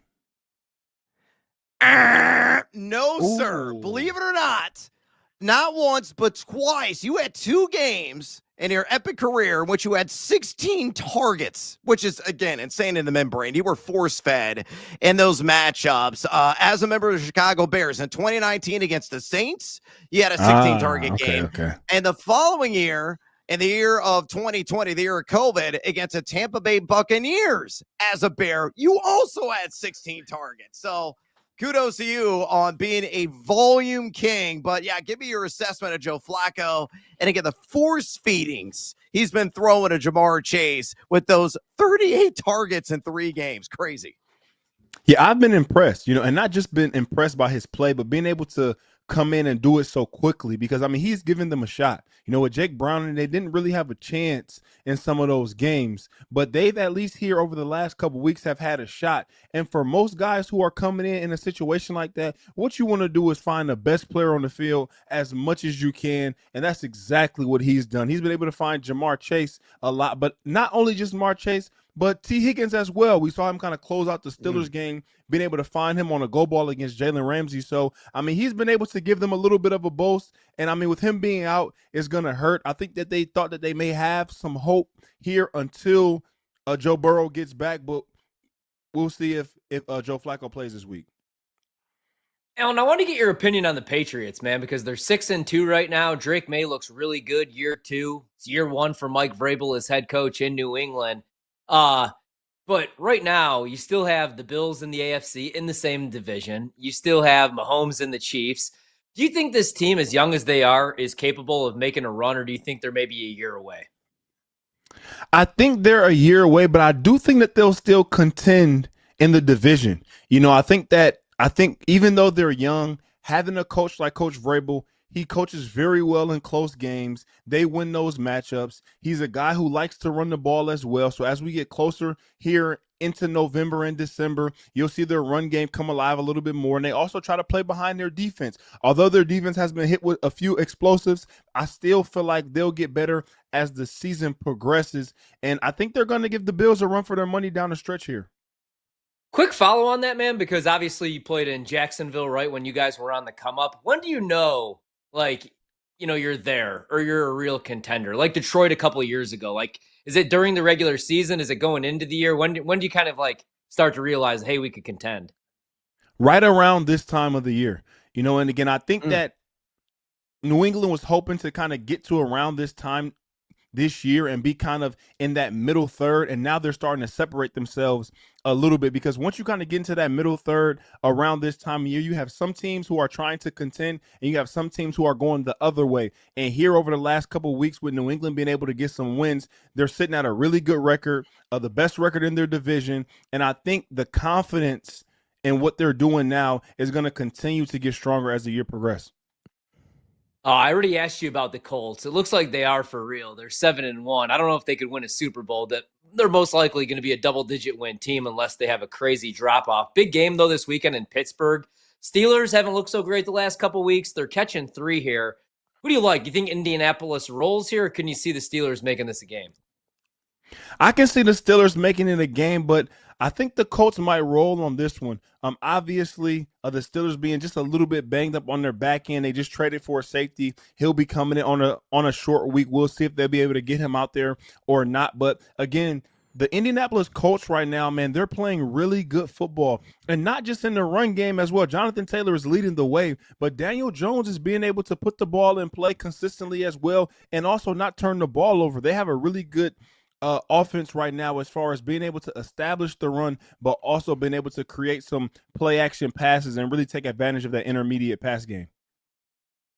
We're talking the great Allen Robinson, played 11 years in the National Football League as a wide receiver, a member of my Chicago Bears and a fantasy football stud for that organization and the Jacksonville Jaguars in his heyday. Make sure you follow him on X, would you kindly, at Allen Robinson. Again, on X, always giving it to you there, at Allen Robinson. Allen, under the primetime lights on Sunday night, we got Kansas City Buffalo, and it should deliver on all the hype with the Chiefs at full strength at the pass game. What's your view on this one? Engage in the crystal ball if you don't mind. Who wins? What's the final score? Who other than Mahomes and Josh Allen balls out? And to give you a little bit of background, right now at BetMGM, KC is favored by 2 points with a 52.5 total. So what are your thoughts on Chiefs and Bills? I can't wait. I'm going with the Kansas City Chiefs here. I think that this is a big game for them because I think early in their season they started out slow. It was a lot of questions about, are the Kansas City Chiefs still the Kansas City Chiefs of old? They've gotten Rasheed Rice back. They're getting healthy on the offensive side of the ball. I think this is a statement game for them to show the world that they're back. Obviously, their defense has played phenomenally well all year. So I think right now their offense is going to be able to have a great showing, and I think that they'll end up winning. For me, points-wise, I think this game's going to be a little bit of a shootout. I mean, Josh Allen is a guy that's very hard to stop. And again, I think with the Chiefs having their guys back on offense, and they've now put together a couple good offensive performances as far as points-wise, I think they continue to try to roll here.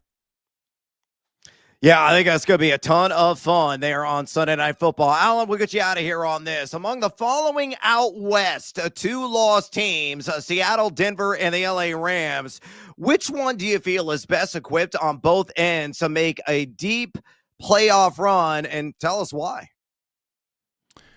I think the Rams, and I think the Rams because of Sean McVay. He's a guy who's been there. They have the most veteran quarterback of the group. And I think when you have that tandem with Matthew Stafford and also Sean McVay, and then you factor in Puka Nacua and Devontae Adams, I think they have a nice group on offense, and they still have a young defense. And we saw last year their young defense caused havoc in the playoffs up front, especially being able to get to the quarterback, causing pressure. And they also just traded for a cornerback as well to get some help on that back end. So I think that they're gearing up right now to try to make a late season push. Yeah, Kyron Williams is Mr. Reliable, too, on the ground. A guy that's always good for like 20, 25 carries in a game to salt away the clock when they have those positive game scripts. Outstanding stuff, as always, from our guy, Allen Robinson, who played for 11 seasons in the NFL as a wide receiver. Make sure you follow him on X. Always giving it to you there at Allen Robinson on X, at Allen Robinson. Allen, good luck to your Nittany Lions. Be competitive. Show up, Penn State. I got my fingers crossed. Something. Yes, and don't get blown out, man. We appreciate the time. I appreciate it. All right, there he goes. Allen Robinson, former Penn State great, had remarkable seasons there. Guy just killed it for the Bears and the Jacksonville Jaguars back in the day. Love his analysis that he comes on every single week on this show. Let me ask you, Penn State, Ohio State. Again, last I checked, Ohio State was laying 20.5. I think you handicapped this game. Was it last night or the night before here on BetMGM tonight? And you felt the Buckeyes were going to open up a can. Do you still feel that way? I do. I can also see Penn State dead cat bounce now that James Franklin is no longer there. If honestly, the best thing would be if Penn State were to win this game outright. First off, I hate Ohio State as a Notre Dame. And the knock on James Franklin, and there are many, was couldn't win the big game. Big game James. What if Penn State is a 20.5-point dog without their starting quarterback in Drew Aller, and they go out and they win this game outright? Man, that would be a bad look for James Franklin. Speaking of bad looks for James Franklin, you get fired. You're gifted one of the more talented teams in the last decade, I would say, in college football. You're a 3-4 football team. You've been fired. And you go on the set the next week of College Game Day trying to sell yourself. Yeah. I thought that was a bad look, man. Oh, the goal's still the same goal. Going to go out and win a national title. No, sir, you're not. If you couldn't win a national title with this team, you're never going to win a national title. So I would actually like to see Penn State compete. But, man, Ohio State is just so good. Matt Patricia might end up getting a head coaching gig because of the work that he's doing on the defensive side of the ball. Caleb Downs is the best safety in all of football. And then on the offensive side of the ball, man, Julian Sayin looks like a first-round pick. And Jeremiah Smith, right now, Jeremiah Smith somehow isn't even their best wide receiver. That's how good Ohio State is. So they most likely roll. But just because it's Franklin and he's out, I would love to see them compete without him. Be funny. Yeah, I would too. I guess the 30+ million you got in a golden parachute wasn't enough, James. You want to be in the limelight. The camera lights are just too enticing that you just can't sit back and take a chill pill. Man, if I had that kind of coin, I'd be on a yacht, bro. I'd be sipping a fine margarita with the top shelf tequila and enjoying the time off. But apparently that's not the jam of James Franklin. All right, we got to take a little break here. We come back, predict the prop, our favorite segment right here, BetMGM tonight on the BetMGM Network. Stay tuned. BetMGM tonight will be right back on the BetMGM Network. Make it legendary.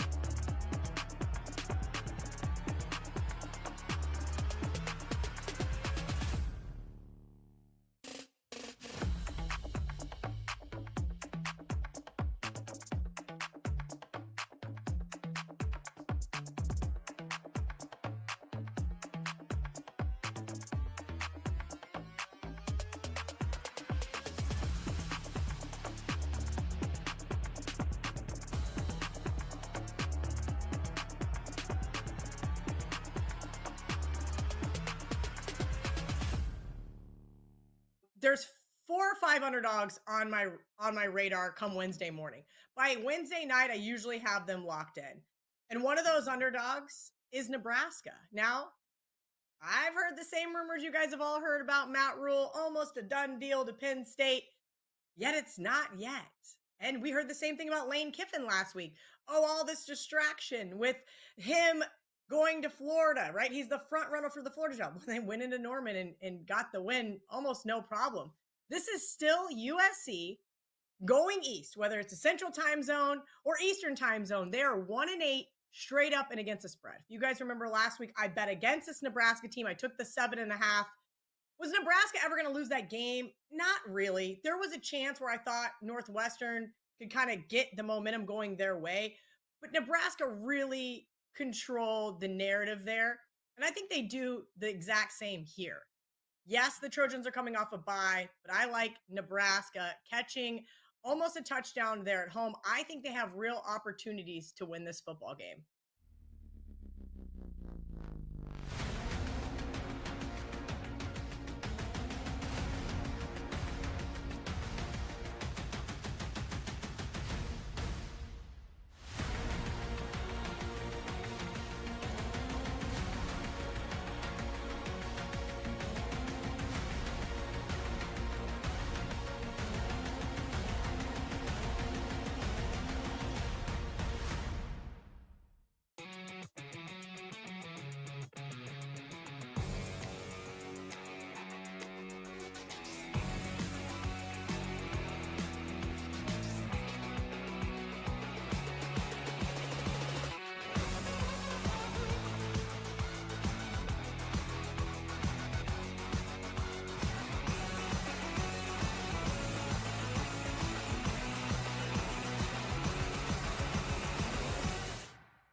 I just feel like Caleb, like, he's not terrible. Like, he makes, like, he just has to get stuff together. And I don't know if it's immaturity. Like, there's a lot of whisper about maybe he doesn't know the playbook fully yet. And just as a guy that when I played in the 3-4 and I got to college, it took me until honestly the middle of my third season to really understand the defense and like what I was running and like my properties. So like I could just imagine a quarterback just having to learn stuff. And maybe if you a lot of your life you've been relying off of talent or your coaches just kind of coaching you up to your talent level. Well, like in the NFL, like that isn't always going to work out, and coaches have their system and stuff. And I just feel like he probably just needs a little bit more time in that system. And Caleb, I think it's going to be fine, but I think he still would be in my top 3.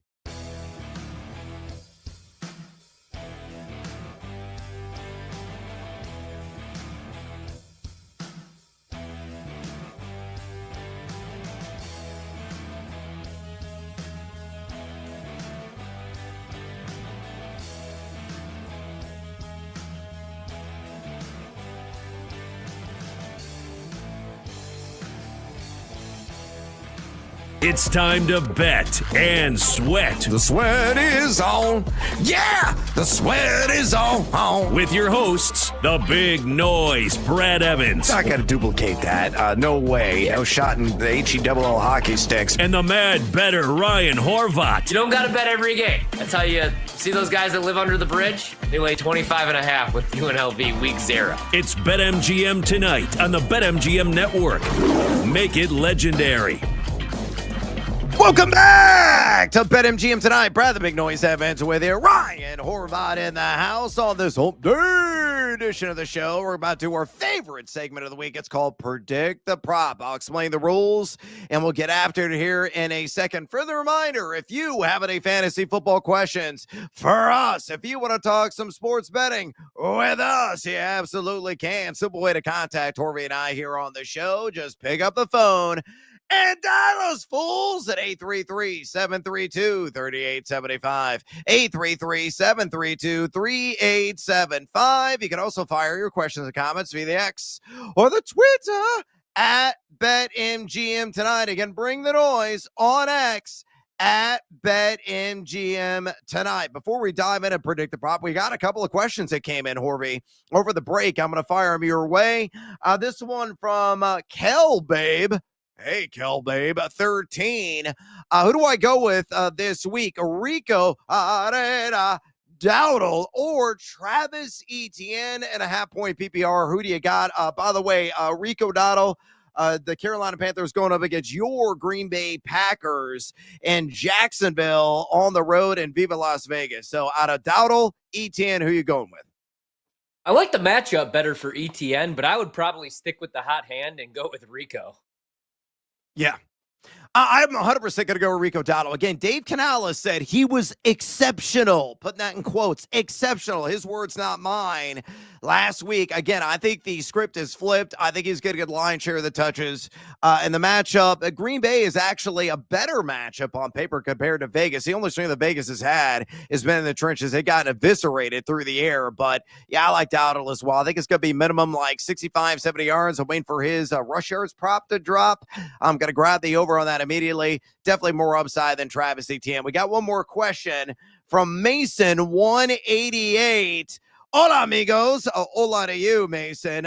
Bam Knight or Woody Marks in PPR. Bam Knight under the primetime lights on Monday, and Little D taking on the Dallas Cowboys. Meanwhile, Woody Marks going against the Denver Broncos in H-Town and the lowest total of the week. So you got Bam Knight, Woody Marks, and PPR. Might go with Knight just because I think there'll be some goal line work. He's not going against that Denver defense. That game, like you said, is a total in the 30s. Ooh, I think I'm going with Bam Knight. Yeah, wham, bam. Thank you, ma'am. I'm also going with Bam Knight. I wrote about him on the GamingJuice.com, my Fantasy Flames piece this week. I got him, I think, projected for around 60 combined yards, and I think he crosses the chalk as well. It's Dallas. There's zero resistance there. And Arizona should be able to move the ball up and down the field rather uninhibitedly. So good luck to you, Mason and Kel Babe. We appreciate you guys reaching out. It's that simple, America. Just hit us up via Twitter at BetMGM tonight. You can also hit up my personal account at Noisy Huevos. Hit up Ryan Horvat at Ryan Horvat. Just bring your questions, bring the noise, and we're happy to lend a helping hand. All right, let's go and get after with another edition of Predict the Prop. And we're going to do this a little bit differently tonight. There were so many props dropped today that I got a little crazy with the cheese whiz. So, Horvat, what I am going to ask you is throw out a position, whether quarterback, wide receiver, running back, heck, even tight end, although I only have a couple of those props available. So just throw out a position. I'll pick a random player along with the category, and then you'll have to then predict the prop. You got to be within 5 yards of that prop. If you are within 5 yards, Brando, you do what? Yeah, that's correct. If you're outside that 5-yard window, Brando, what happens? Yeah, there it is. Money in the bank. All right, Horvey, what position you want to go with first? Let's go with, you know what? Let's start with quarterback, actually. Ooh, quarterback. Oh, let's go with your guy, Jordan Love. Pass yards against the Hello Kitties of Charlotte, that being the Carolina Panthers. Harvey, predict the prop. All right, coming off that big game against Rodgers and the Steelers, Carolina's defense, I'll go 235.5. I'm sorry, Eddie, but that's incorrect. That is the number is at 249.5, Horvat. So it sounds like you got a pretty heavy underlean, don't you? Yeah, I think they're going to run the rock here. Also, Green Bay in this game is a 13.5-point home favorite. We all saw Andy Dalton last week in that Carolina offense. So, yeah, I would go under here, man. I think it's going to be a lot of Josh Jacobs in that ground game. Dude, I think that's an excellent call. Here's the crazy thing. So you look at Carolina, the EPA data. They're only number 20 in dropback EPA. You're like, great, I should bet the over, but not so fast, my friend. 6.87 yards per attempt, 209.5 pass yards per game. Only 2 quarterbacks have gone for 250 plus against them. Love is completing almost 71% of his attempts, though he's a modest number 18 in total air yards, number 12 in deep ball completion percentage. 4 quarterbacks, or 4 times, he has gone over 249.5, but I agree with your assessment. This should be a heavy dose of Jacobs on the ground. I will also live and land down under with you. All right, give me another position. What do you got? Let's go wide receiver.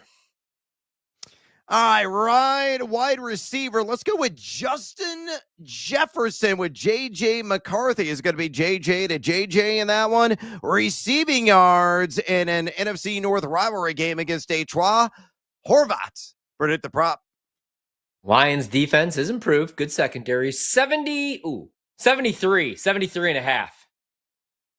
That's the best damn answer I've ever heard. Heck yeah. Dude, you absolutely nailed it. Ding, ding, ding, ding, ding. Exactly. 73.5 is what it opened at, but update. It has dropped now to 71.5. So what are your thoughts here? Over, under. We'll use the current number, 71.5 at BetMGM. Justin Jefferson receiving yards in Detroit. Oh, man, it's tough. All right, I'm going to go over even with J.J. McCarthy coming back. He's won over this number in 6 straight games, and he's had shaky quarterback play. Carson Wentz, J.J. McCarthy all season long.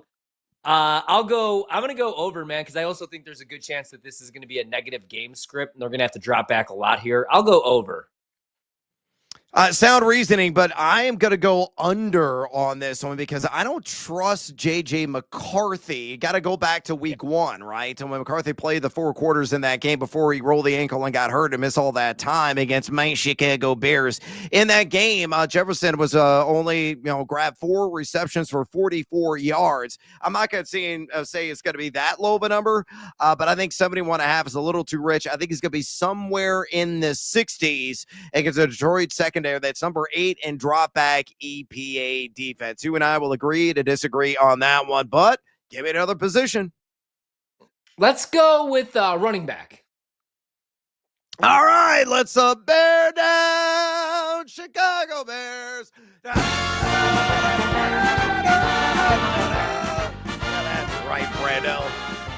Crank it loud and proud, baby. We'll see if Joe Flacco's going to be under center for Cincinnati. Of course, the Bears on the road in the Queen City. DeAndre Swift, rush yards against those Bungles. Horvey, predict the prop.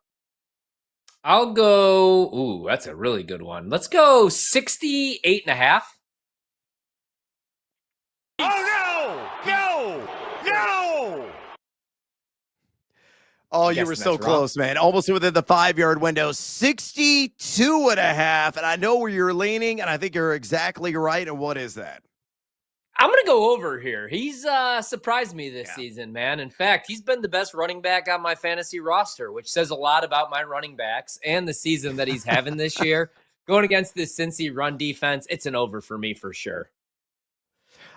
Give you some more information. I concur with you, Captain. Cincinnati 31 in rush EPA defense. So next to last NFL, they're giving up 5.26 yards per carry, 132.1 rush yards per game just to the running back positions. 8 guys 8 guys at RB have gone over this number against them.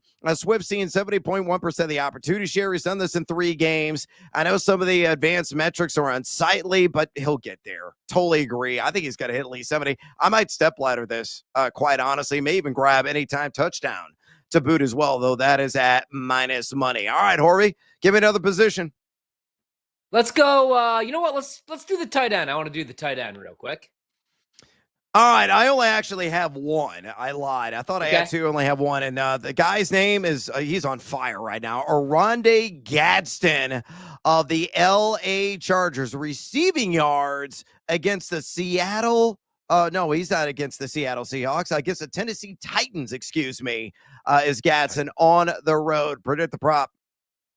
All right, Gadsden, Titans on the road. Oh, brother, man. Oh, man, I'm wondering how big of an adjustment there is because he soared over this last week. I'll go. He's killing it. 41 and a half. That is correct. Dude, I thought you were going to go much higher than that. The actual number is 42 and a half. Ding, ding, ding, ding, ding. Nearly nailed it. So what are your thoughts here? Is it too much of a march northward? I don't think so. He had, I believe last game he had 70-something, 77. The game before that he had 164 against the Colts. Game before that he was in the 60s. I think he's here to stay. So I definitely don't want to take an under. I'll go over here. It has to be over, right? It's the Titans. They're lousy. They're not good at tackle football. Number 29 dropback EPA defense. They're giving up, though, only 43.4 yards a game at the tight end position.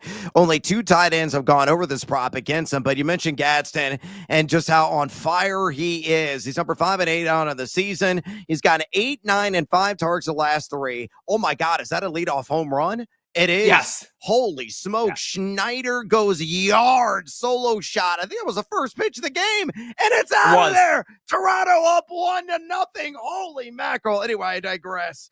On Oronde Gadsden, 68, 164, and 77. As you mentioned, those are the last 3 games in yardage. I'm way over. I may alt market this at 50 or more yards to get plus money on the board. Gadsden is here to stay indeed, as the guy is just taking over. So hard to contain between the hash marks. Give me another position. Yeah, I think the number that the reason that number is so short probably is because they're thinking blowout factor against Tennessee. They might have to run the ball, or they might run the ball a ton. Let's go. You know what? Let's do another running back. Let's go running back. All right, let's say in the same game, different name. And Brando, I did not give you this one, so I'll do the sound effect. Kamani Vidal. Oh my God, is that another home run? Vladimir Guerrero cast the ticket on the over 1.5 money. Show me the money. Pull Snell now. Under 6.5. Holy smokes! You couldn't start any better. I mean, that was a rocket shot. 394 yards, the projected distance, and he just smashed it. I mean, that was a laser beam, a piss missile, if you will, by Vladimir Guerrero Jr. Who's your daddy? Blake Snell. It is indeed Vladdy. All right, let's make it back to back, Jacks. But again, Kamani Vidal, going back to predict the prop, rush yards against the Tennessee Titans. Predict the prop. Okay, let's go with, man, that's a tough one. It's going to be in the 70s. Let's go 74. 74 and a half. Correct, but not exactly right. The actual number is 78 and a half. So what are your thoughts here, over under? Over, man. Like I said, I think there's a good chance that he gets 15 to 20 carries at least in this game. He had 117 yards against Minnesota, only 20 against the Colts in a negative game script. But the week before that, I believe he had 120, 125, something like that. So I like the over here. Dude, I bet on this today. As soon as I could, get my fingers on the keyboard, immediately grabbed it. Tennessee, number 27 to rush EPA defense. They're going to 5.08 yards per carry, 119.4 rush yards per game. Again, just the running backs. 4 RBs have gone for at least 79 on the ground against them. And Vidal has done this in 2 of his last 3. He's been ultra impressive dominating the volume of the opportunity share, getting great break tackle ability as well. The act per attempt number 3.04 proves it. So, yeah, I'm significantly over that one. And what should be a positive game script. Quickly, I'll just go ahead and pick the position and the player. Puka Nacua, receiving yards. What do you say about that one? Let's see. The Rams are at home against the New Orleans Saints. Predict the prop. Okay, so against the Saints, I believe they're like 13, 14-point favorites, right? 78 and a half. Might be too low. 91 and a half. So what's your quick take over under? I definitely don't want to play Puka unders, man, but I might take the under only because if they dog walk them, how many targets is he getting in the second half? So I kind of lean under. Great matchup. Yeah, I kind of feel you there, though the matchup says you should probably bet the over. All right, we got to take a little siesta here on BetMGM tonight. We come back, we're going to talk some college football with our guy, Joe DeLeon. Don't go anywhere, fools. This is BetMGM tonight on the BetMGM Network. Home runs for everyone. Hump Day! On the move? Take the BetMGM network with you. Catch live Wagertainment anytime on Odyssey, iHeartRadio, or TuneIn.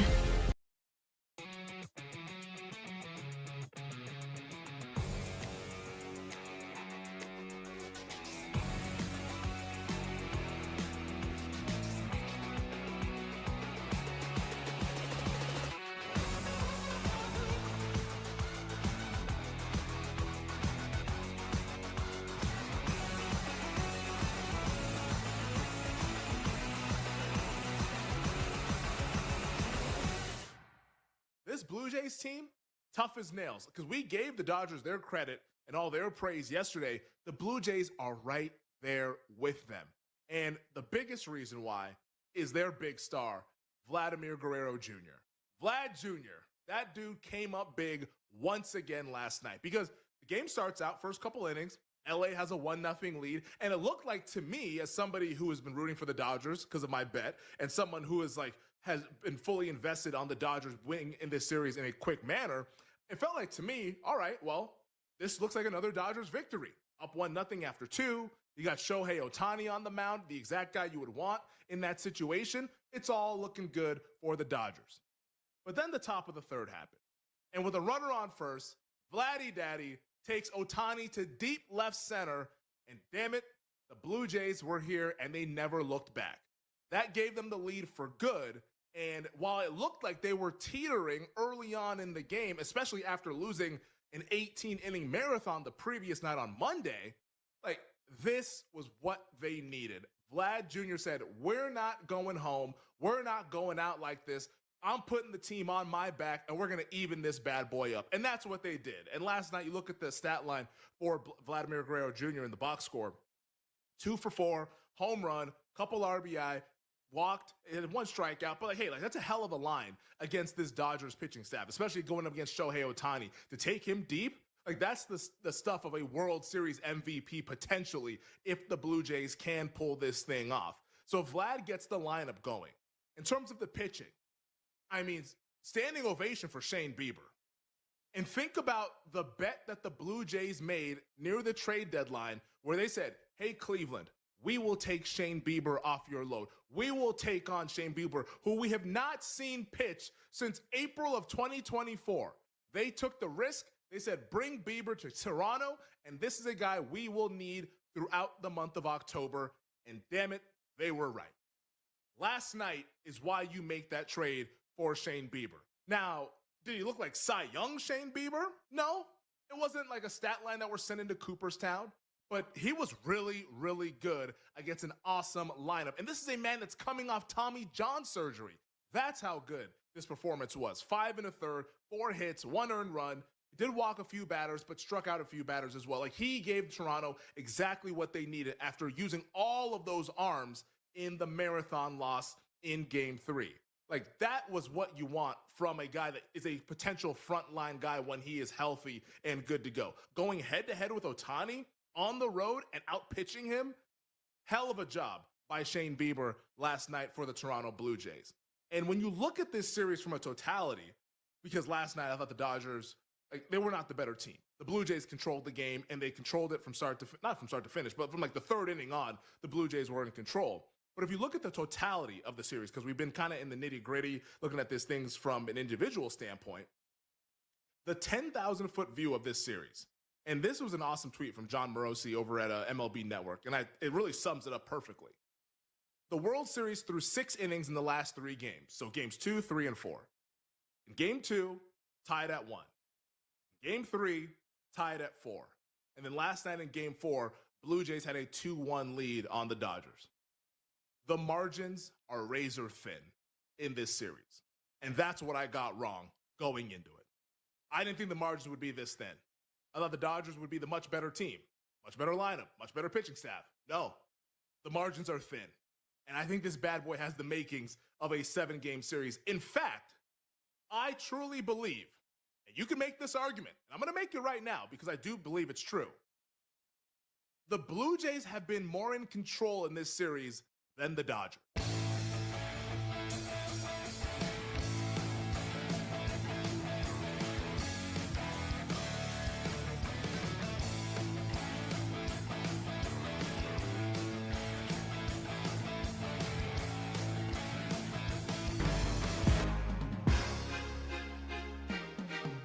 It's time to place your bets. This is BetMGM Tonight on the BetMGM Network.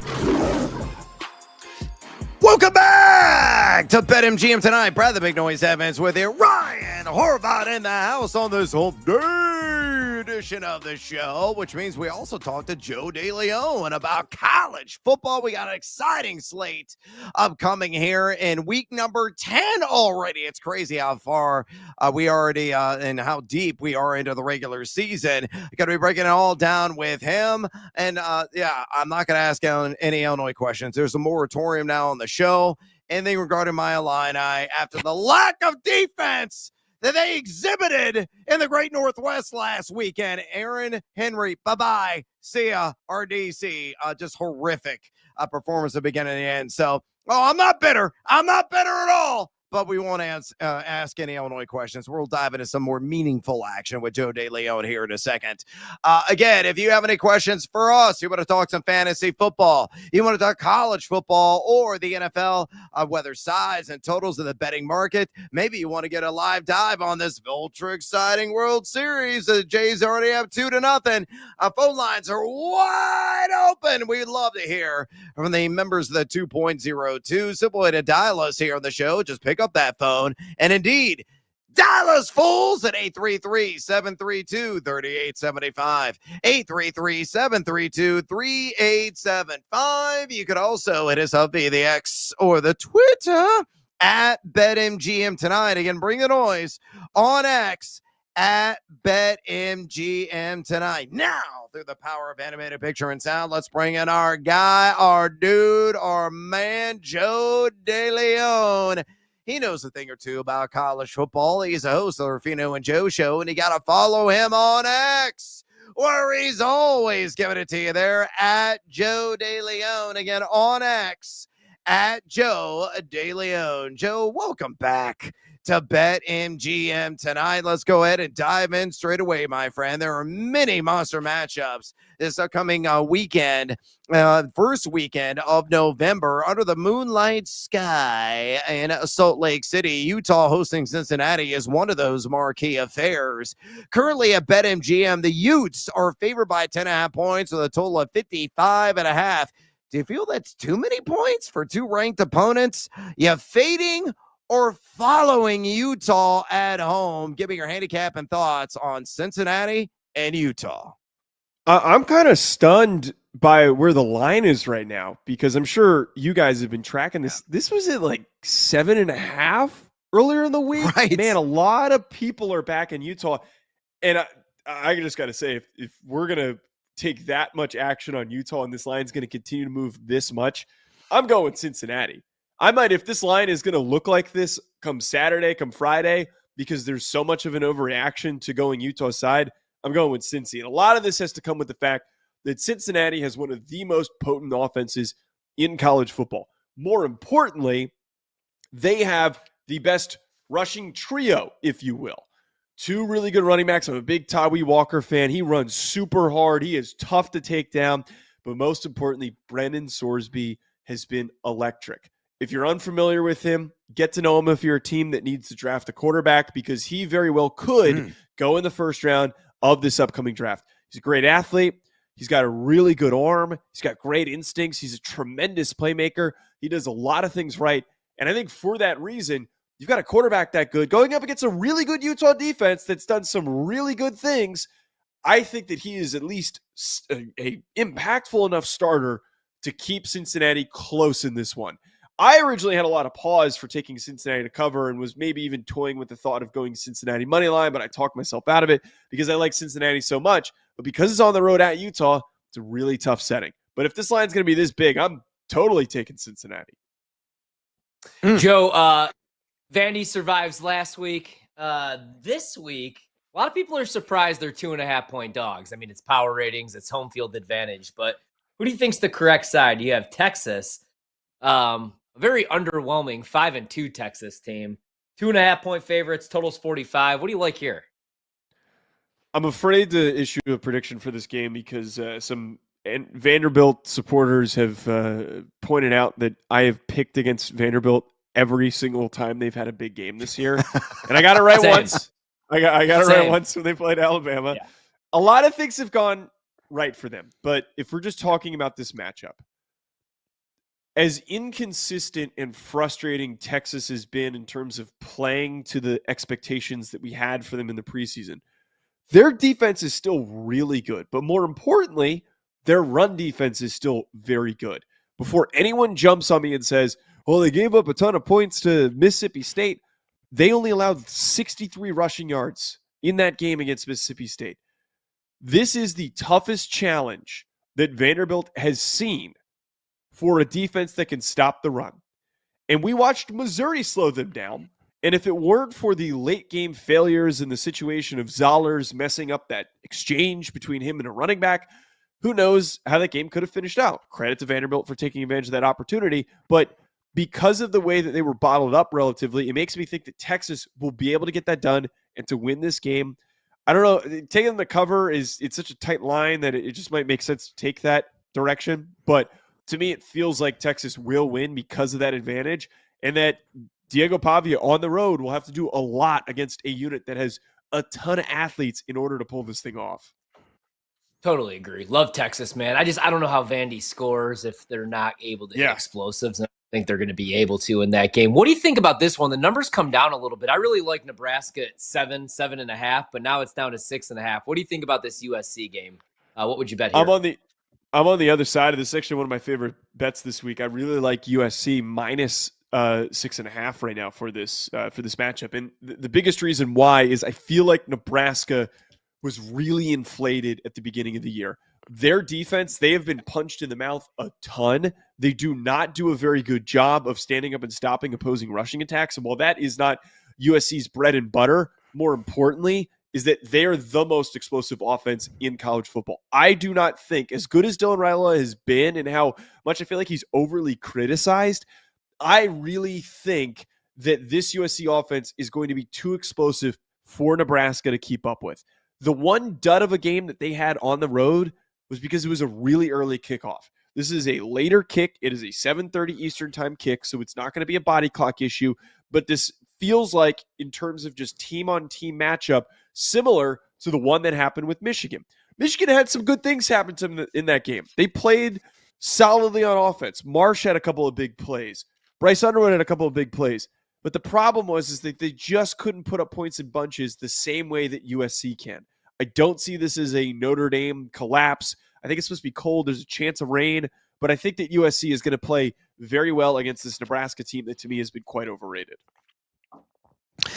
We're talking to the great Joe DeLeon right now, breaking everything down in college football week in number 10. He's the host of Ruffino and Joe Show. Check it out and check him out on X, where he's always giving it to you there at Joe DeLeon. Again, on X, at Joe DeLeon. Joe, among ranked teams on the road this week, out of the following: Miami -1.5 at SMU, Louisville -1.5 at Virginia Tech, Georgia -7.5 at Florida, and Texas Tech -7 at Kansas State.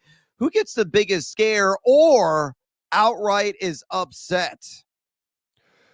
I think biggest scare could potentially be the Miami game, just because that SMU's front seven has a really, really underrated group. They've got a lot of production. They're 6th in the country in EPA per rush allowed, which does not bode well for this Miami team that builds their offense off of being able to establish the run throughout games. I don't think it's going to come to fruition, though. I actually think that there's a very stronger chance that we see in this game that Miami is going to take advantage of the really weak secondary that SMU has. They're going to take a lot of deep shots, but there's still a path here where Carson Beck's going to be asked to do too much. And like we saw in the Louisville game, when he's asked to do too much, he makes mistakes. If Miami can avoid that, they will be fine. They will cover here. But if we start to see an early turnovers or just like one early pick from Beck, that to me is enough for Miami to get a scare from this SMU team. Ooh, I like it. Plus a 10.5. Yeah, I'm going to have to hold line that and add it to a parlay leg. Good call there. Joe, we'll get you out here on this. Pick your poison. I mean, it is Halloween season after all. What other game or two has grabbed your attention, whether on the side or total in week 10? I really like this week, Tennessee. I got it at -3.5 against Oklahoma. I am so out on this Oklahoma team. I'm pissed off that I came on here and I hyped them up going up against Ole Miss.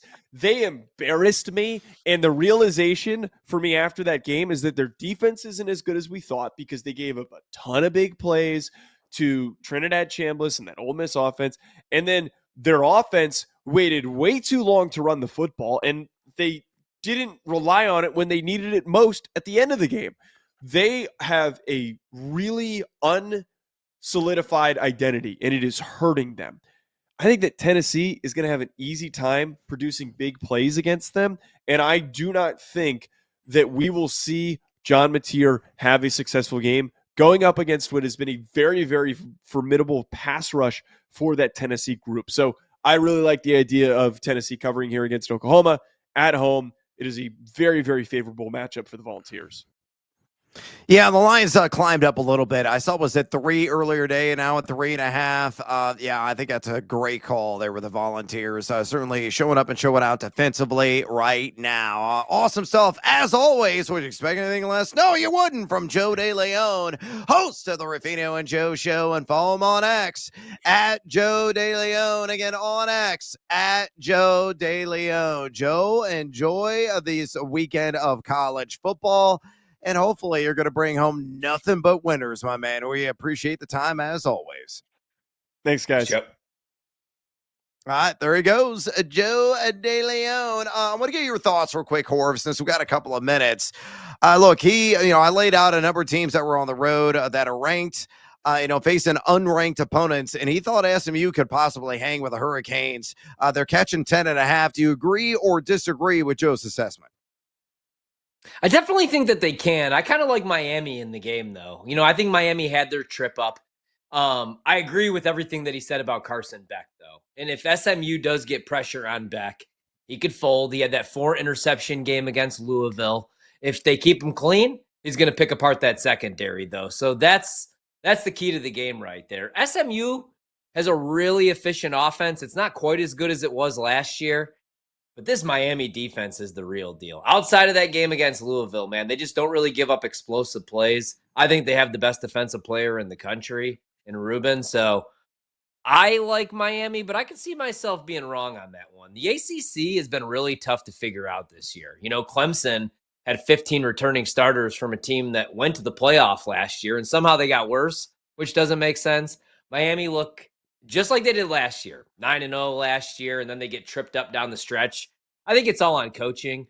SMU, I wasn't as excited about them as I was Georgia Tech in the ACC, Duke, unfortunately, in the ACC.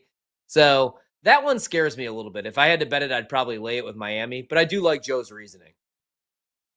Yeah, good call there. What about Vanderbilt in Texas? Let's get back to that one. I mean, everybody just continues to doubt the Vandy Dandies, and they continue to over exceed the expectations that are out there. I'm going to get your thoughts on the game total because the number is sitting at 45.5. Joe brought up an astute point, the fact that Texas has been locked down defensively, and Vanderbilt, they've been no slouches in that category in their own right. I mean, TYG, trust your gut, as my podcast partner Nate Lundy likes to say. I kind of agree that the under might be the play here at 45.5. What do you say? Do you think it's going to be a war of attrition? Yeah, I like the under here. If you like Texas, I feel like it correlates with the under because we kind of know what to expect on the offensive side of the ball from Texas. There were some concerns. Is Arch going to be healthy? Is Arch even going to play this week? He's going to play this week. Texas is saying that he's fine. But I think that's the handicap right there, man. Texas's defense has not been a letdown like the offense has this year. They're not giving up explosive plays. And Vandy, they're not great really down to down. Standard downs, mostly outside the top 70.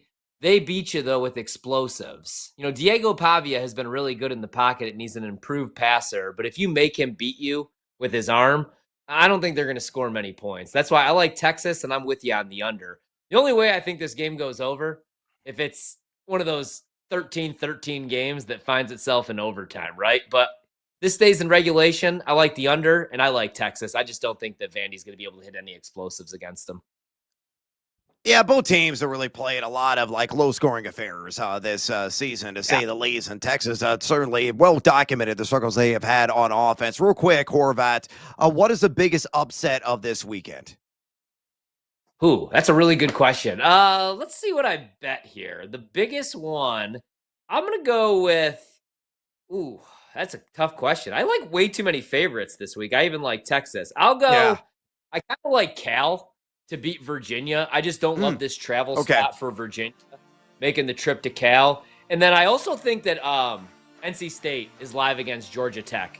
I didn't want to say this to Rob Brown last night because he'll come back to haunt me. But somebody's going to beat Georgia Tech. I can see it being MJ Morris and NC State this weekend. Yeah, Rob Brown is willing to fight you right now with that take. All right, we got to take a little siesta. We come back. Hump Day, Hail Mary. Stick around, fools. This is BetMGM tonight on the BetMGM Network. Wherever you go, we're there. Listen to the BetMGM Network live on Odyssey, tune in, and now on the iHeartRadio app. Wagertainment for every fan.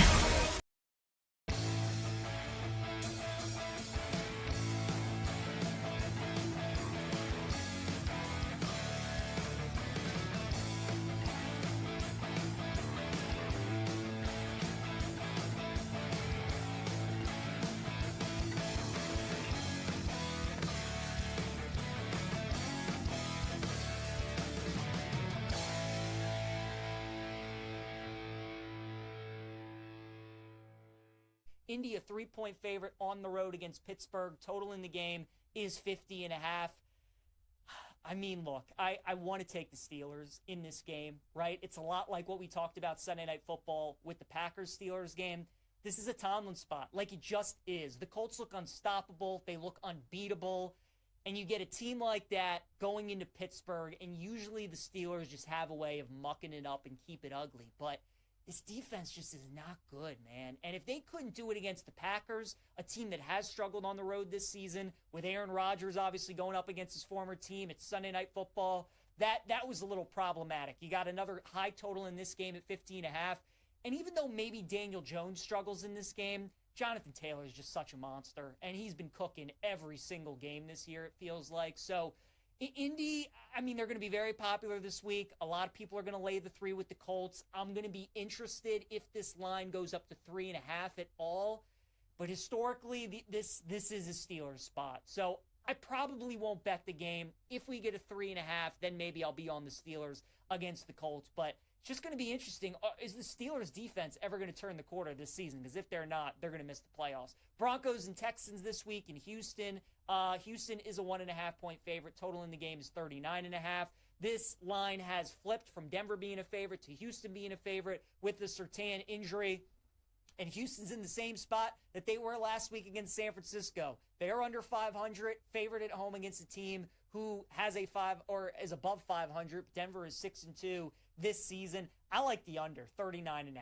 I know Houston's offense was able to do a lot of good things against San Francisco, but that's because the Niners, especially without Bosa, don't get any pass rush. Denver does. These are two of the best teams in terms of pressure rate, getting after the quarterback in the NFL. I think both Bo Nix, both CJ Stroud have a tough time in this game. I think it's going to be a slugfest. So under 39.5, Texans, Broncos. I do like that play. Jags and Raiders. Jacksonville going to Vegas is a 3-point favorite. Total in the game is 45.5. Both of these teams are coming off a bye week. I like the Jags in this game. The Jags are 4-3 this season, and in all their wins, they've forced turnovers. That's what they've done. The past couple games, we've talked about fading the Jags because of their turnover regression, but the good news for them is they're facing Geno Smith and the Raiders, and all Geno has done this year seemingly is turn the ball over. So it feels like a good matchup for the Jags because their defense should be able to get some turnovers on Vegas, and also Trevor Lawrence against his Raiders defense should be able to make some plays. So I understand why the Jags are only a short favorite, but I think matchup-wise, really with Jacksonville, it just all comes down to will they force turnovers. And if the answer is yes, they're probably going to end up winning that game, covering the spread. I like the Jags -3 on the road against Vegas. Saints and Rams. LA, a 14-point favorite at home. Total is 44.5. We're going to have Tyler Shuck making his NFL debut on Sunday. Haven't bet this game yet. I would lean towards the Saints, though, plus the 14. And the reason being, it's a fade of Los Angeles. And how in these games at home, when they're a big favorite, they tend to struggle a lot of the time. You know, we already saw it on Thursday night against San Francisco when the Niners went in there and beat them on Thursday. How about like a couple years back, 3-4 years back, when the Jets were the worst team in football? They were like 17-point dogs. They went into LA and beat them. McVay and the Rams have had some duds in the past as big favorites. And we've been talking about the Saints a lot on this show. They only have one win, but they're still playing hard. Their defense has been pretty decent. They're making the move from Rattler, so there's really not a lot of tape on Tyler Shuck. Kellen Moore is just probably going to empty the clip and use a bunch of different trick plays and looks the Rams haven't seen. So LA -14. You come off the bye week. You're a big favorite. Motivation is definitely a question mark in this game when you're laying 2 touchdowns at home against the Saints. So I actually look towards New Orleans plus the point.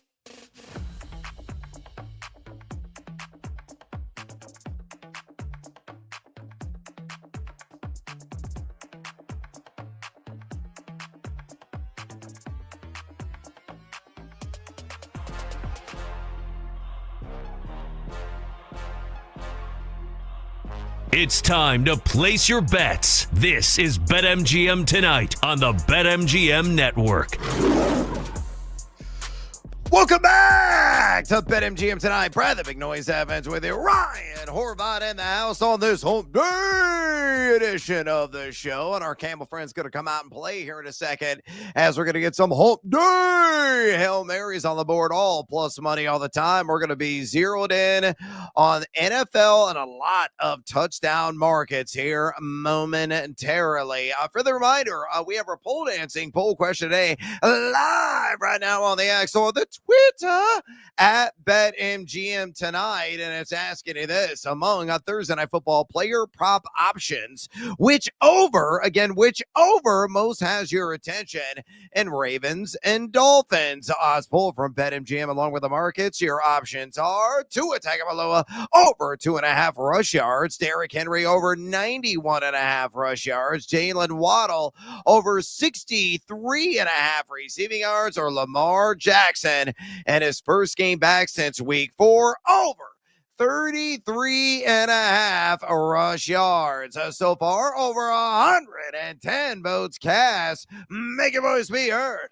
Exercise your democratic right. Keep the votes a coming and drop us a comment, aka bring the noise on X at BetMGM Tonight. Again, on X at BetMGM Tonight. Trey Savage pitching quite well so far. He's got 2 outs right now in the bottom of the second inning. 1-2 count on Tommy Edman right now, the 6th batter in the Dodgers lineup, and he just punched him out to end the inning. So we are through 2. It is 2-0 Toronto. If you're just now coming back and realizing how the earth did the Toronto Blue Jays scored, well, I was like first or second pitch of the game, Schneider went yard. Bye-bye. Blake Snell, and then Vladdy Daddy followed with an absolute laser beam of his own over the left field wall. Two solo shots off of Snell. Got the first blood and the runs on the board in Toronto. Hasn't budged an inch since. So still 2-0, eons ago. Entering the top of the third inning.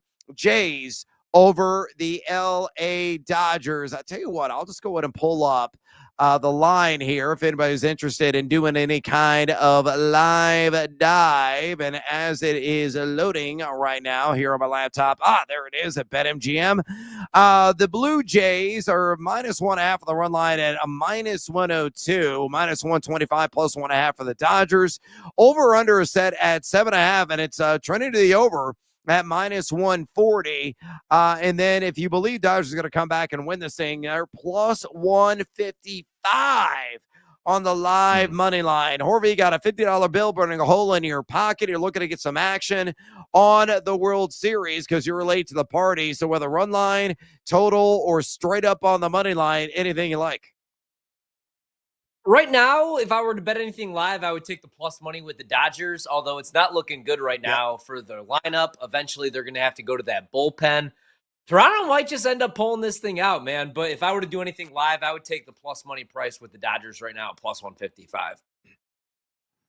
Yeah, I mean, it's the only place you could really go. I don't feel great about betting the under. I think the over, though, it's a hefty -140 juice is a way to go, and I'm not touching remotely anything on the run line. So, yeah, I think the only option you really have that is sensible is betting the LA Dodgers on the live money line at a plus 155. Again, we'll break in with any action if there's some scoring, and we'll keep you up to date on everything going down there at Dodgers Stadium. But right now, we got to do some Hope Day Hail Marys, and here's how this works.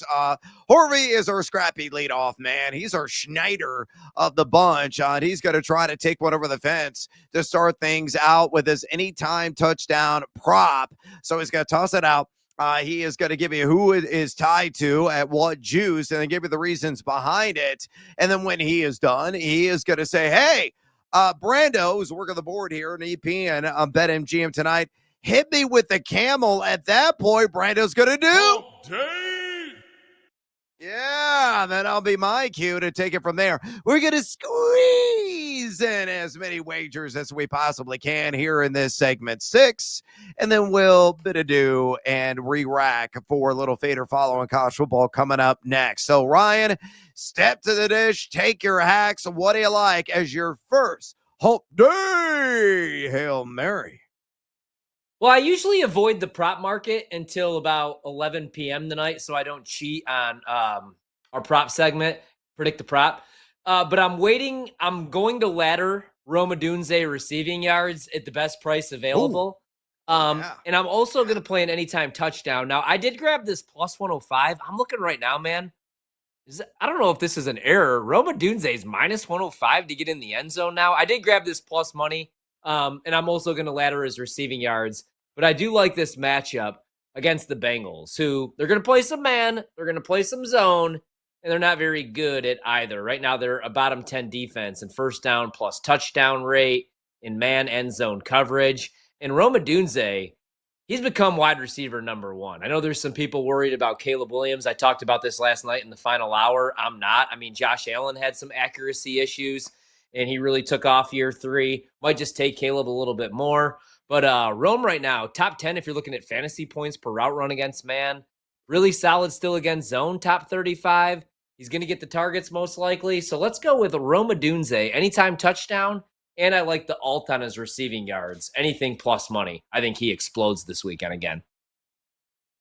Hump Day! Thank you, Brandon. I'm losing my mind. Yeah, hit with the camel. Yeah, there you go. The one quick follow-up question for you, Horvey. With Joe Flacco being, ultimately up in the air, according to Ian Rappaport, with his status through that AC joint issue in his shoulder, let's say he's Jake Browning, just for hypothetical sake, under center. Are you going to pump the brakes on Roma Dunze receiving yards, whatever that line opens at? Because I would be concerned, as bad as Browning has been, the Bears could just absolutely wallop them and run the ball heavy in the second half. Yeah, I mean, I won't like it as much, but I'm also about to give out a Bengal prop that I played today too. So I'm really hoping that we don't see Jake Browning. If we do, I'm hoping that we get like a couple of years ago, 2 years ago, and then last year, actually, once again, when Bryce Young got benched and then he came back out there firing and played much better football. I'm hoping maybe like Jake Browning has had some time to reflect, and it can't look any worse, but I won't like it as much. I'm really, really holding out hope that we're going to see Flacco, although these reports don't sound good. Yeah, it don't sound great, but it's still early in the week. Hopefully can ice that thing down. But his recovery time at 40 years old, a little bit slower, as I know. And soon you are starting to realize that right now. You just wake up with odd aches and pains in your 40s. That's the reality of life. All right. My first hump day Hail Mary is Kareem Hunt. I'm going to go anytime touchdown. And I grabbed this immediately when it opened at BetMGM at plus 110. In that marquee matchup of the primetime lights against the Buffalo Bills. Again, Isaiah Pacheco is a long shot to play with the MCL issue that he is dealing with. I'm going to get some Brashard Smith as well, but again, the weakness of the Buffalo Bills defense is in the trenches. They're number 28 in rush EPAD this season. They're giving up 5.23 yards per carry, 114.3 rush yards per game, and 9 touchdowns, 9 times 9, just to the running back position. I look at Hunt. Believe it or not, he is numero uno among all NFL running backs and runs over expected percentage of 53.3% is tracked in NFL Next Gen Stats. He's number 14 in red zone touches. 5 of those come at the goal line. He's got 5 touchdowns this year. So Kareem Hunt, I think, is going to splash 6, assuming, and I think he's going to be inactive, that Isaiah Pacheco was out. So give me him anytime touchdown against the Bills on the road at a plus 110. Brando, hit me with a camel. Hump day! Yeah, so hopefully we do see Joe Flacco, man, because the Bears, the defense, it's getting better, I hope. They're playing a ton of man coverage, top 5 rate this season, but they got the second worst if you're looking at like first down plus touchdown rate. They're second worst right now in yards allowed per coverage snap, 8.05, and then yards allowed per coverage snap, 9.7 while playing man defense. Jamar Chase is the best receiver in football, so he can beat man or zone defense. But when teams do play man, especially in the red zone, especially with weaker secondaries, T. Higgins usually eats because he could just go up and get it. Top 10 in pretty much every metric against man. So plus 145, I'm going to stay away from his receptions and his receiving yards just in case it's Jake Browning.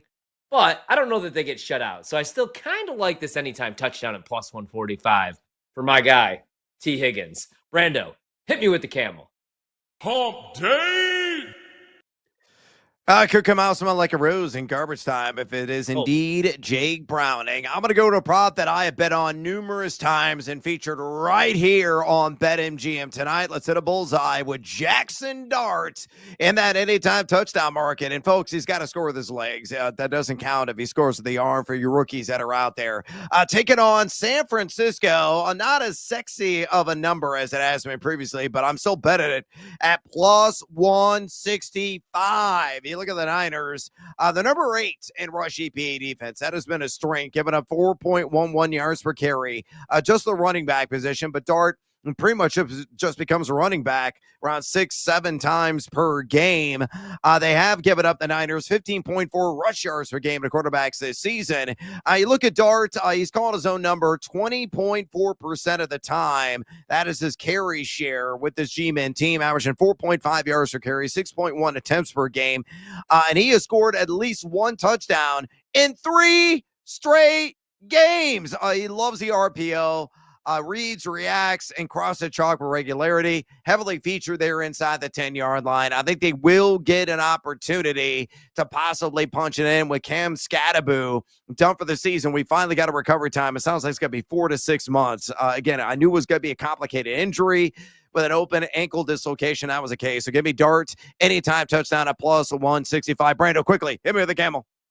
Hump day! All right, I'll be really quick here. Amon-Ra St. Brown, 2 touchdowns plus 650 because 1 touchdown's all the way at minus 110. Vikings going to play a ton of zone coverage. You got Amon-Ra St. Brown coming out of the Lions bye week with another great performance. He's top 15 in routes, points per route run, every metric against zone, man. Like, you don't got to think too much on this one. Amon-Ra St. Brown, Big day against Minnesota. 2 touchdowns, plus 650. Hit me with a camel. Hump Day! And I'll fire this off. I'm not going to give any reason because we're going to go to break. Trey McBride, the Bridezilla, anytime touchdown. It's Dallas, folks, plus 120. All right, we got to take a little siesta here on BetMGM tonight. We come back. College football fade or follow is next. BetMGM tonight on the BetMGM Network. BetMGM tonight will be right back on the BetMGM Network. Make it legendary.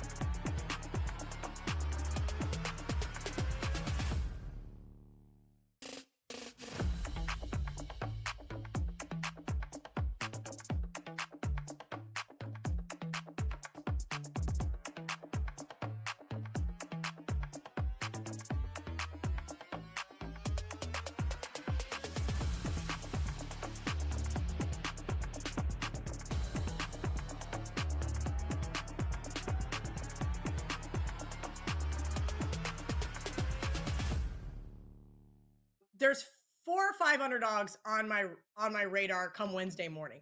By Wednesday night, I usually have them locked in.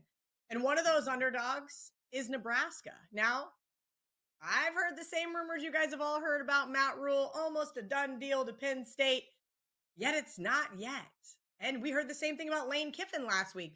Oh, all this distraction with him going to Florida, right? He's the front runner for the Florida job. They went into Norman and got the win, almost no problem.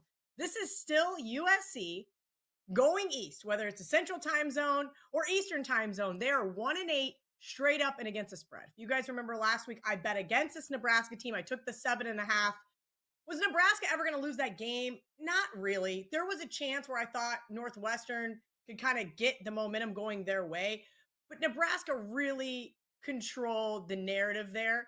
And I think they do the exact same here. Yes, the Trojans are coming off a bye, but I like Nebraska catching almost a touchdown there at home. I think they have real opportunities to win this football game.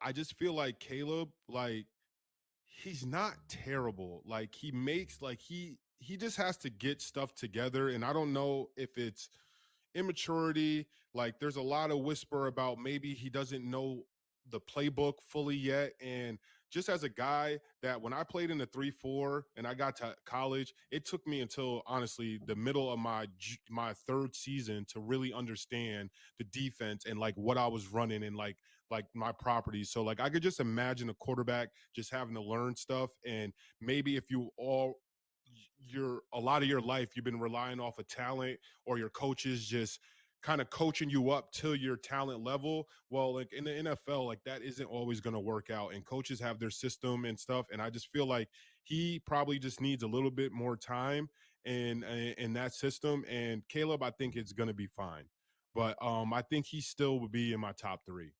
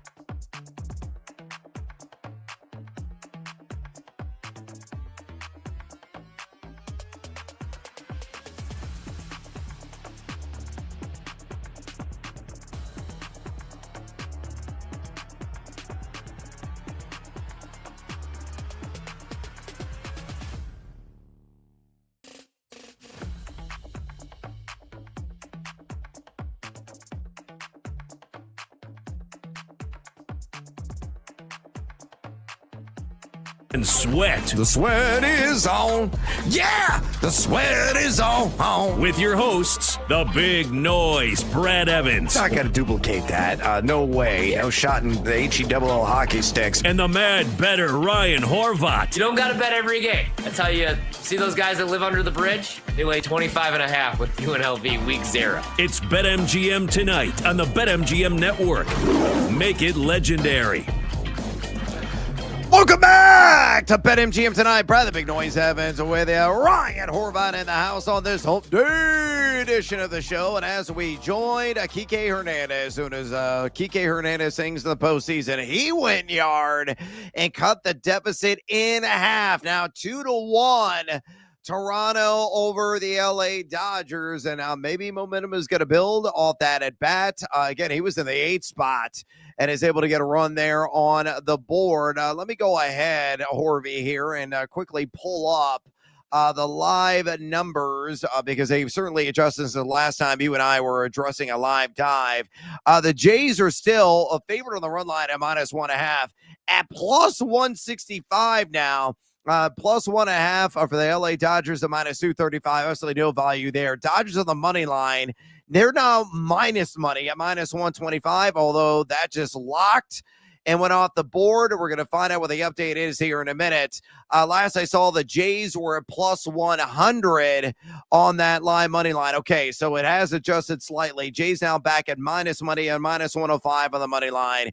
The Dodgers at -118. The over-under at 8.5, and it shoots to the under at -125. +100 might be some nice value there on that over. So money line, the total, and of course we're staying away from the run line because of the lopsided juice. But unless you're going to ride Toronto and assume that they build up a bigger lead, anything of interest on a live dive. By the way, the run line for Toronto just moved to +180 at that -1.5 number.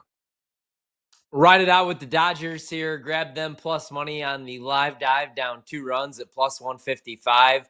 Don't like it as much now that you have to pay juice. As far as the total, if I like the Dodgers, I should probably bet the over. Might get extras. Maybe they finally get the bats going here. But yeah, I still like LA here. Yeah, I kind of like the over at the 8.5 with that +100. The even Steven juice there on the table. Nice little shout out there, cutting away to Sandy Koufax in the stands. Point at Magic Johnson. That's good stuff there. All the stars coming out, shining brightly at Dodger Stadium. Oh, speaking of stars, the biggest one in the known galaxy, Shohei Ohtani, at the plate right now. This thing could even up in a hurry. So again, if he cracks a bat, takes one over the fence, we'll chime in. We'll give an update on those live dive numbers. And you can fade or follow. That, of course, is up to you. But some exciting stuff and a lot of drama with the Hollywood backdrop. It wouldn't have it any other way there in Los Angeles with Toronto now up 2-1 after Kike Hernandez went deep to get there on the board. All right, further reminder, if you have any fantasy football questions for us, we are here to help. Don't be shy. Don't be a wallflower. Just all you got to do to contact Tori and I is you pick up the phone and dial us fools at 833-732-3875. 833-732-3875. You can also fire off your questions and comments. We've already answered a couple via the X or the Twitter at BetMGM tonight. Again, bring the noise on X at BetMGM tonight. Right now, though, we're going to focus on college football. In week 10, we got another 4-pack of games to break down. So let's go ahead and get after it with another edition of Fade or Follow. Will you fade or will you follow? Whose car are we going to take? On BetMGM tonight. All right. These games are really interesting that I handpicked. And, of course, I'm going to pick the brilliant brain of one, Ryan Horvat. This is bread and butter, folks. He absolutely loves everything. The game of college football, knows everything about these teams. sleeping habits, blood type. He's collected all kinds of DNA samples. I mean, the database in his dome runs deep, to say the least, on every single one of these schools. So I'm going to give you the matchup. I'm going to give you the favorite in said matchup.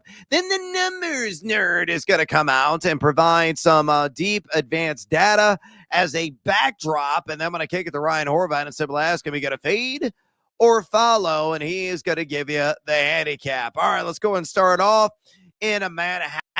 Is also known as the Little Apple. Kansas State at home taking on Texas Tech, and is going to be guns up. Well, they're favored by 7 points right now at BetMGM. The numbers nerd says this. Tech at number 14, according to ESPN's Football Power Index. You look at Kansas State, number 28. It's been a disappointing season, but maybe starting to get back on track a little bit. Offense efficiency as tracked at Pro Football Focus. Texas Tech, number 14 in the country. K-State at number 52. Defense efficiency, and it's just stunning every time I see this. Tech at number 1 in the nation, according to PFF in that category. Kansas State a much lower, number 66. So again, the statistical scout, they're at your disposal. What's the call here? Texas Tech minus 7.5 at K-State. Fade or follow? You know, the number, I like Kansas State. I think this might be a backdoor. Maybe they just come out and treat this like their Super Bowl and stay competitive. But the matchup, man, absolutely sucks. So number says Kansas State, matchup screams Texas Tech. You brought up the defense, number 1. They're only giving up 68.1 rushing yards per game. They're giving up no explosives. They've given up 2 runs of 20-plus yards all season long. They're 4th right now nationally in scoring defense at 12.4 points per game. Their linebackers are just so dang good. Jacob Rodriguez, David Bailey, and Ben Roberts. Their front seven's awesome. In Kansas State, their offense is Avery Johnson, dual threat. Dylan Edwards got hurt in that first game returning a kick, but they still rely on the ground game. And it looks like their sophomore running back, Joe Jackson's going to have to start once again for Dylan Edwards because he's hurt again. He's only averaging 3.9 yards per carry. So if this gets down to like 6.5, man, I might rebet this and bet Texas Tech. I was hoping Edwards would be able to play. Doesn't look like he's going to be able to give it a go. So, you know, I think you just got to follow Tech, man. I keep betting Kansas State, and I think it's the definition of insanity. This is a terrible matchup. You have a team with a quarterback that can't throw the football, that relies on the run game, going against the best run defense in the nation that's given up 2 explosives all year. I don't know how they score points, so I'm changing my pick. We're rolling with Texas Tech. Yeah, and it sounds like we should probably bet the under as well. You got to lean there too. Yes. Yeah, I like the under, man. Right. Yeah, I think that Texas Tech, the problem with them is they can score at will. You know, like we saw a couple times this season, and they don't really take their foot off the gas, which I appreciate, kind of like Indiana. So if they're up 52-0 and they put the backups in, there's a good chance the backups are going to lead scoring drives. So that's the only thing that scares me here, but I lean under. And yeah, I think Tech wins this game. I think Tech's going to the playoff. Oh, wow. Awesome stuff there. Okay. They're ranked top 10 for a reason, I suppose. Let's go to Virginia at Cal. And you've already got maybe Virginia on upset alert. Virginia laying 4.5 on the road in that cross-continental flight to Berkeley, taking on them Bears. The numbers near says this. UVA, according to Football Power Index, at number 46. Meanwhile, Cal at number 86. The offense efficiency data at Pro Football Focus. Virginia number 36, Cal number 103. Yikes. Defense efficiency of Virginia number 20, Cal more respectable number 63. So maybe things have changed, or maybe they haven't. What's the call here? Virginia minus 4.5 at Cal. Fade or follow? Yeah, I like this spot a lot for Cal, man. Now, for Virginia, if they win this game, they now go over the win total, and I win a bunch of money. So I'm cool if they just want to win this game by a field goal. So it's a little bit of a hedge. But Virginia is getting a lot of hype right now. They're all the way at number 15 in the latest poll. And they're also, this is their first West Coast trip. They're one of the last ACC teams to travel to the West Coast. Since they added Stanford, Cal, and SMU in 2024. This is going to be the 4th longest regular season trip in school history. And it's a 6-hour flight. They're leaving on Thursday, so they do have some time to prep. And I know they're college kids, but that's a tough travel spot. And I think Cal shows up here, man. I think they're going to be able to run the ball with Kendrick Raphael, only averaging 4.2 yards per carry, but he's got 8 touchdowns, 566 yards on the season. I think that's how they stay close in this game and keep it within a field goal. A lot of 3-4 yard runs, not really efficient, but they eat clock. Give me Cal here. It's one of my favorite bets of the weekend. All right, gonna back the Bears there at home as Toronto gets on the board. 3-1 Jays. How about it? Yeah, a lot of money coming in on the LA Dodgers on that live dive. Just all of a sudden, Varsho hits a triple. And then he gets knocked in immediately on a sac fly. So getting that 3-1 advantage. I'm waiting for a live dive number here to update. Everything is padlocked right now. Algorithms, computers doing their work. They're trying to figure it out. They might be having smoke run out of their ears, processing all the data and the information before it posts live. But yeah, it's still nothing yet. Once that does resurface, I'll share with our audience. But again, Toronto up 3-1, only one out in the top of the 4th inning there in LA against the Dodgers. All right, let's move on to the next game. A very intriguing matchup in the SEC. Arkansas also laying 4.5 against Mississippi State. The numbers there, it says this: Football Power Index has Arkansas at number 37, Mississippi State at number 44. Offense efficiency according to PFF, Arkansas number 24, Mississippi State at a not so nice 69. Defense efficiency, Arkansas 96, Mississippi State at number 60. With that statistical scout put to bed, what are your thoughts? Arkansas minus 4.5 against the Bulldogs of Mississippi State. Fade or follow? I'm going to follow Arkansas, hopefully to the window here, man. So this game to me feels like that meme, that gif where it's Shawn Michaels at WrestleMania. It's the retirement match. If Ric Flair loses, he has to retire, and Michaels looks at him as he cocks up the band for Sweet Chin Music, and he's like, sorry, I love you. This is me betting against Mississippi State because they've done me so good this year. They keep covering, man. They're covering machines. But how many more heartbreaks can they go through? So they lose to Tennessee 41-34 in overtime.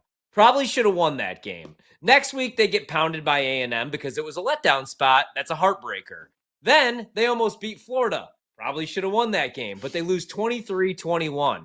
Last week, they go to overtime with Texas. They lose, though, in heartbreaking fashion, 45-38.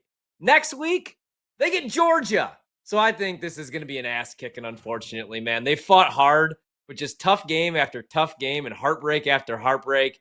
Here's where you might see some of these kids quit.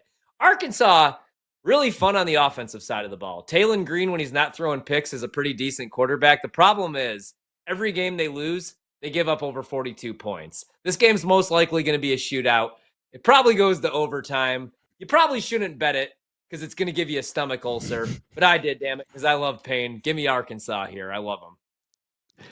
All right, the sadist that you are is going to roll with it and twist that butter knife deeper and deeper. But yeah, Mississippi State, maybe a slice of humble pie on the immediate horizon. That's what Ryan Horvat is calling for, riding woo pig soo-wee and laying the 4.5. All right, last game, let's stay down in the dirty South and that SEC. Ole Miss minus 12.5 against South Carolina. You look at the Football Power Index from the numbers there to Ole Miss at number 12 in the country. South Carolina number 40. Offense efficiency, Ole Miss number 43. The East Coast USC at number 119. Defense efficiency, Ole Miss number 55 and South Carolina number 65. With all the information at your convenience, what are your thoughts here? Ole Miss minus 1.5 against South Carolina. Fade or follow? Back-to-back weeks, I'll take the points here with South Carolina. Grab them against Alabama. They covered. Lenora Sellers played pretty well. They've been a complete letdown. That's what I would worry about. You know, a team that's lost a lot of games. They're not going to the college football playoff. Do they quit? The pass rush has been a huge letdown. They have one of the best pass rushers in the country in Dylan Stewart, yet they're still outside the top 75 in like every single pass rushing category. If you give Trinidad Chambliss time in the pocket, he's going to pick you apart. Hell, under pressure, he's a top 5 quarterback, which I think is weird. He's actually better graded. He's top 10 when he's under pressure. He's outside the top 30 when he throws from a clean pocket. I don't think I've ever seen that with a college quarterback, man. But Ole Miss wins. This might be a backdoor, but I think it's too many points. I'll grab South Carolina here, so I'll fade Ole Miss. All right, to recap the fade or follow action tonight. Horvath flipped it on me. He's going to follow Texas Tech -7, but he's going to fade Virginia and take Cal plus a 4.5. He is going to follow Arkansas, lay the 4.5 against Mississippi State, though reluctantly, and he is going to fade Ole Miss and ride with the Gamecocks plus 12.5. All right, we got to take a little siesta here on BetMGM tonight. We come back, we'll give you a live dive update of the World Series and our Feel the Draft, the fantasy football draft. I'm in dead last. I suck. Will I continue to do so? Stick around and find out right here at BetMGM tonight on the BetMGM Network. On the move? Take the BetMGM network with you. Catch live Wagertainment anytime on Odyssey, iHeartRadio, or TuneIn.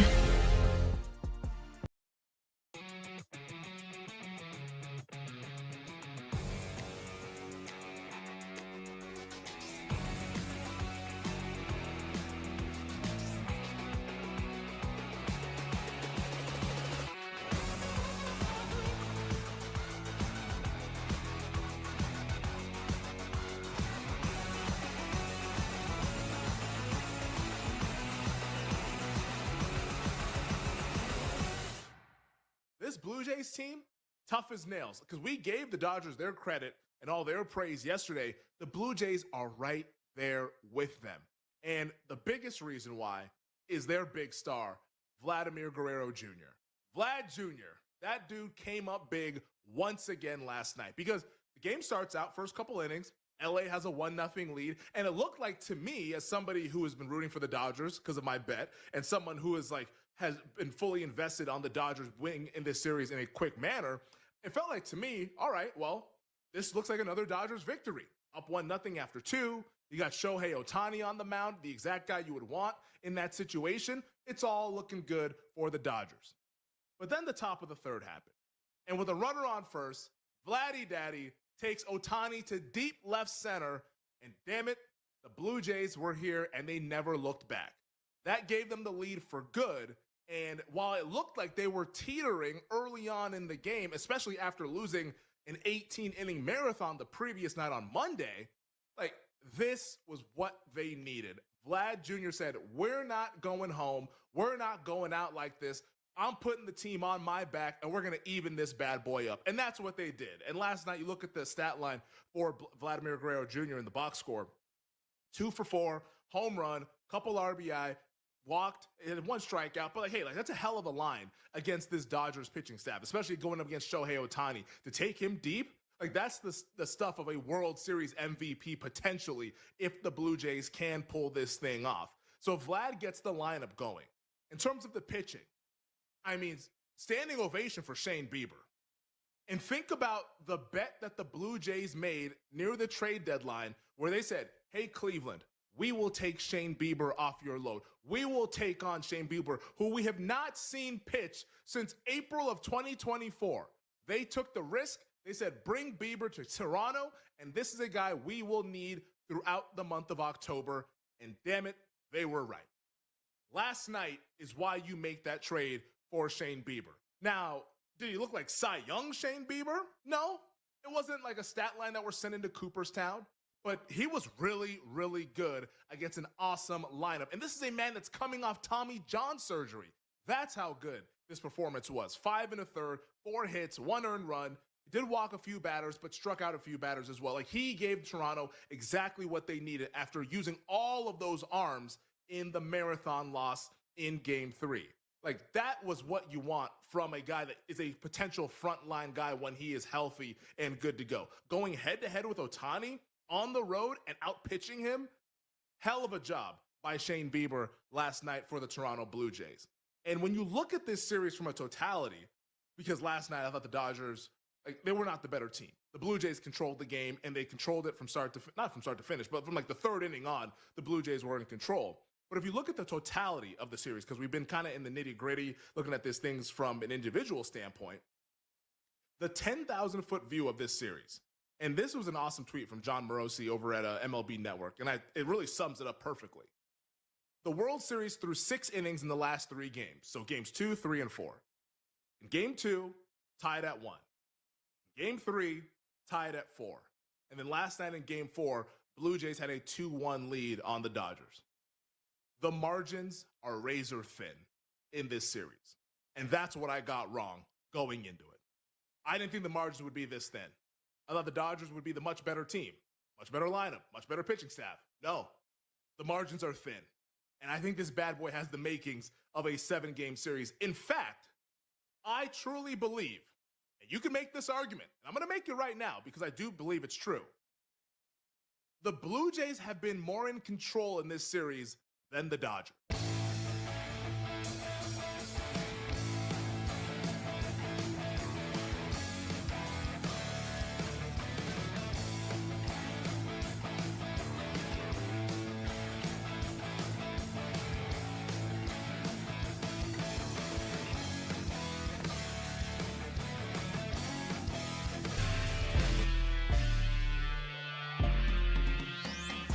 It's time to place your bets. This is BetMGM Tonight on the BetMGM Network.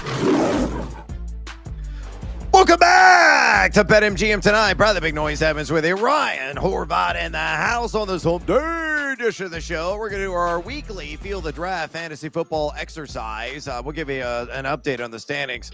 Again, it was minus like 5,000. I was going to be rock bottom, and that ticket's going to cash. That's what we call easy money, a lock guaranteed. I've been terrible at our weekly fantasy football draft, but this is the week, guys. I can feel it in my bones. Probably not. Probably going to finish dead last again. We're going to do that here in a minute. I'll break everything down. I do want to give everybody a live dive update, get a Horvat's thoughts on this real quick. With Toronto up 3-1, 2 outs right now in the bottom of the 4th inning. Freddie Freeman at the Desha 0-1 count.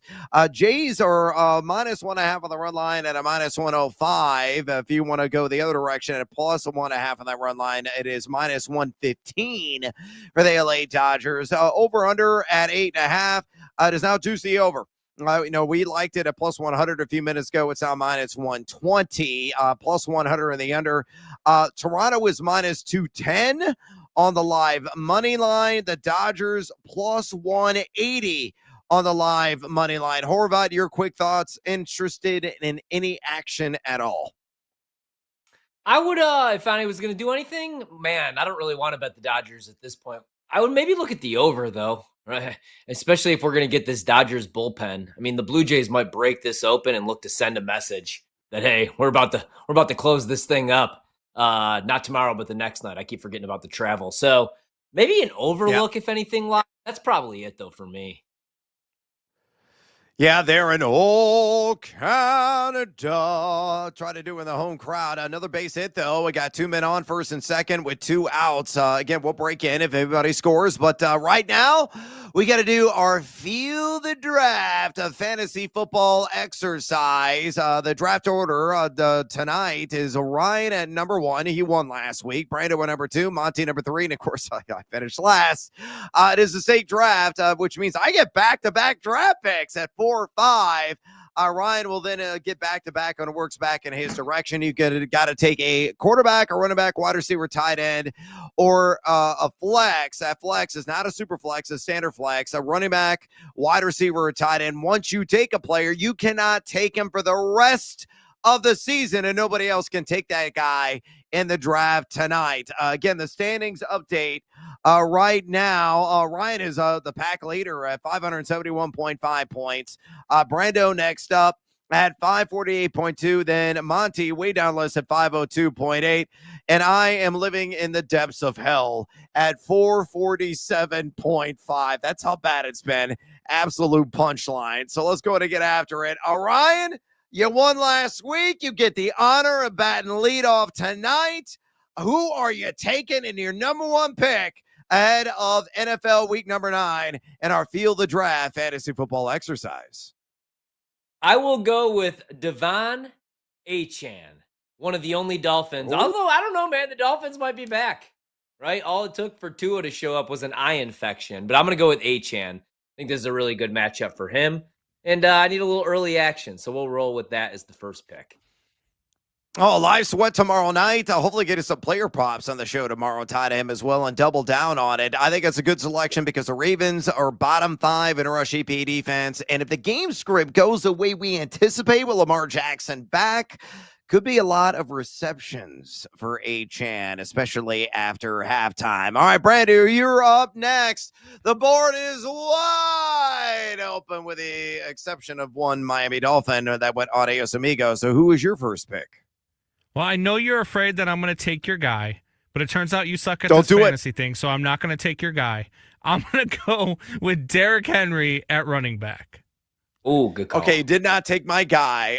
Going with a C-hole, smash hole. Oh, the football Frankenstein. Honestly, dude, it's only appropriate, right? Halloween is on Friday. Frank is going to get fed. Frank is going to eat, especially against the Miami defense, giving up over 100 rush yards a game. I think it's low-hanging fruit. 100 yards, touchdown tomorrow night. Book it with Derrick Henry. And I apologize if he wrenches an ankle and exits with nothing after one carry tomorrow. That's how things have gone for me. Monty, you're batting third. Again, your first selection. You, like me, have been kind of the dregs of the cake here of late. Well, let's not do that. Okay. I won the first 3 weeks. But I'm gonna go with Jackson Smith and Jigba here. Go with the star against the Commanders. I like the matchup. You didn't want to remind Brad of his point total? No, you don't have to remind me. I got it right there in front of me. Let's not pour salt in the wound, guys. I don't need the entire mine. All right, let me live. Let me try to make a triumphant comeback and shut all you Mo Rockas up. Yeah, JSN, can't ever go wrong with him. It's Washington. They're bottom 10 in drop back EPA defense. I'd be stunned if he didn't finish with under 80 yards. A really good shot there of finding the end zone as well. Hey, it's me. And guess what? You fine and terrific gentlemen did not take my guy. So I thank you. Gonna make you sweat. Bump, bump, bump, baby. Give me the CMC Football Factory. Christian McCaffrey. And yes, I checked it, Brando. I have not taken him. He is going to be my first selection. Great matchup against the rock bottom, the worst team in rush EPA defense. And that is who? Yes, the New York Giants. So that is going to be my first selection. I should be at least 100 combined yards. I think it's going to find the end zone as well. And then for my second pick, I am going to go with, he rescued his girlfriend. She almost took a round ball to the face. And he's a legend for that. And that is Justin Herbert, or Herbert, if you will, of the LA Chargers. I love his matchup this week. The only downside to it is, can the Tennessee Titans be remotely competitive after halftime? Could really stunt the overall upside, but could already maybe go for like 240 yards and 2 to 3 touchdowns. So Herbert going to go Nash Vegas and party his boudoir off. And congratulations on the relationship, my man. Yeah, I'll kick your coverage here, Herbert. All right, back to Monty with JSN with your first selection. So I need a quarterback, a running back, a tight end, or a flex. Lots of options. We're going to bear down and play the song, Brando. DeAndre Swift. They're going to go run all over the Bengals. That's right.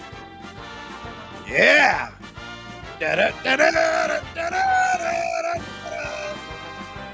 Again, his rush yards prop open at 62.5 at BetMGM. I like the over. I like his anytime touchdown odds as well, though those are at minus money. They can maybe parlay those together and get a plus odds. So good call there on DeAndre Swift. He was a candidate on my list. Got to cross him off that cheat sheet.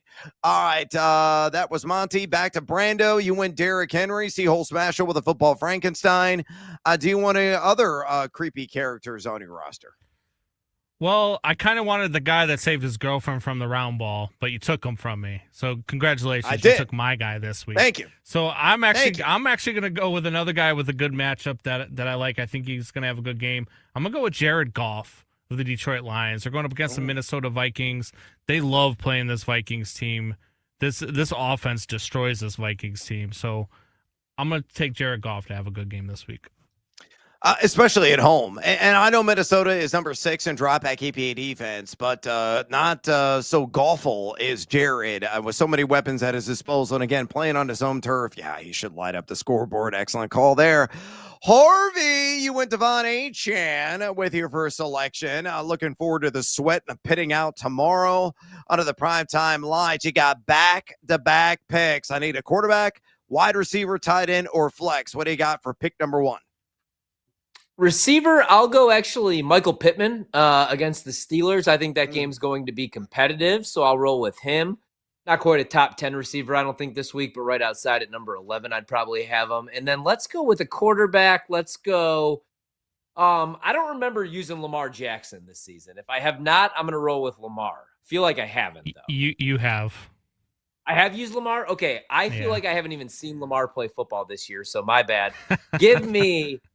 I'll go with you know what? Jordan Love. Give me Jordan Love.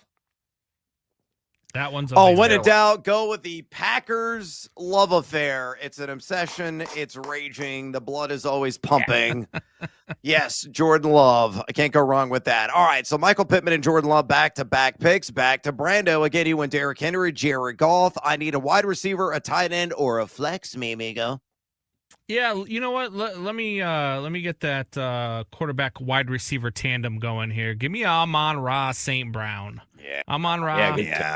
Loves playing this Vikings team. Yeah, and unfortunately, we don't have the copyright to the Lady Gaga rah, rah, rah, rah, rah. So I got to do my parody of it. But that is a theme song for Amon-Ra. I can never go wrong with Amon-Ra when you're stacking him with Jared Goff. Monty, DeAndre Swift, JSN. Oh, you want to go with a Sam Darnold stack? What do you got? I thought about it, but instead, I'm going to go with Mr. Danny Dimes. If Joe Flacco can do it against the Steelers, so can he. His pass yards, prop open at 238.5. I'm taking the over. Horvat, how about you? Yeah, over for me, man. It would be too big of a sweat to take it under, so over for me. Slam dunk.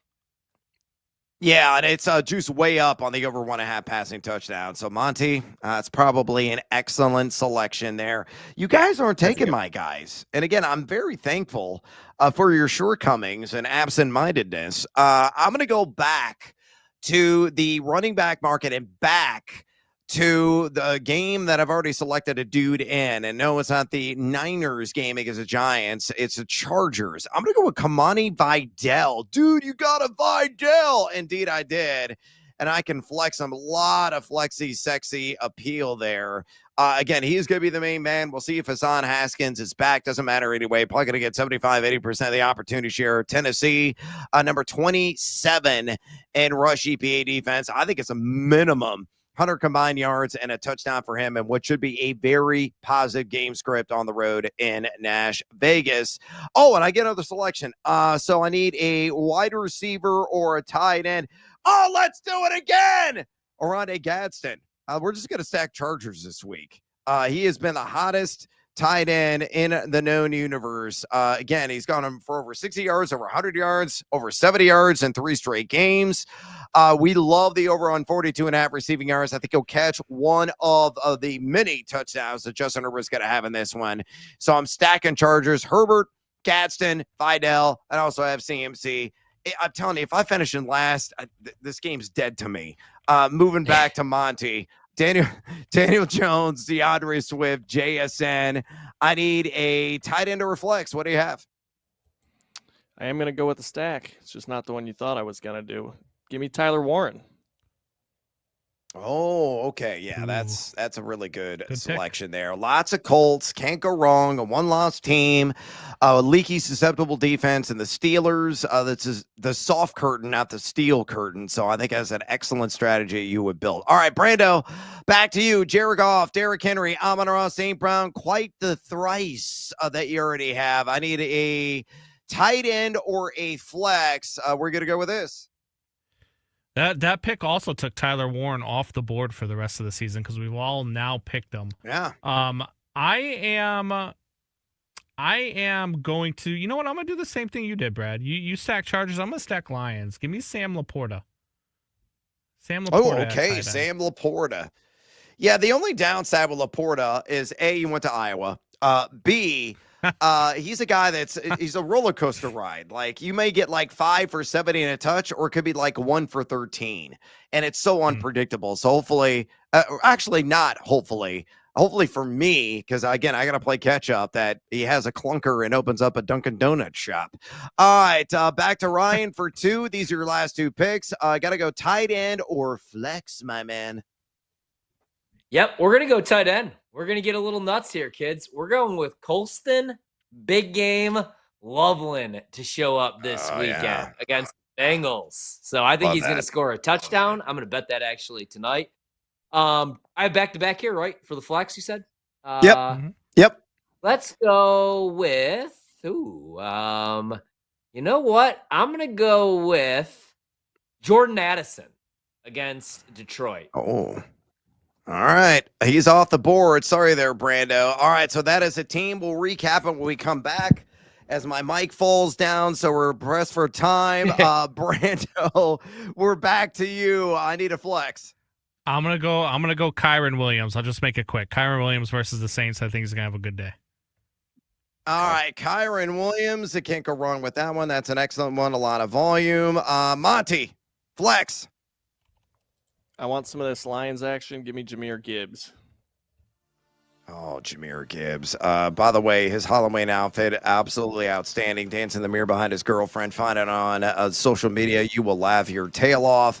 And I got to go wide receiver. And I haven't taken him, I don't think, yet. Oh, yeah. Rashee Rice. I got to have some action in what I feel is going to be one of the highest scoring games of the weekend, Sunday night against the Bills. All right, there are fantasy franchises. Again, we're going to recap when we come back, give an update, live dive, and World Series game number 5. Stick around, folks. This is BetMGM tonight on the BetMGM Network. Stay tuned.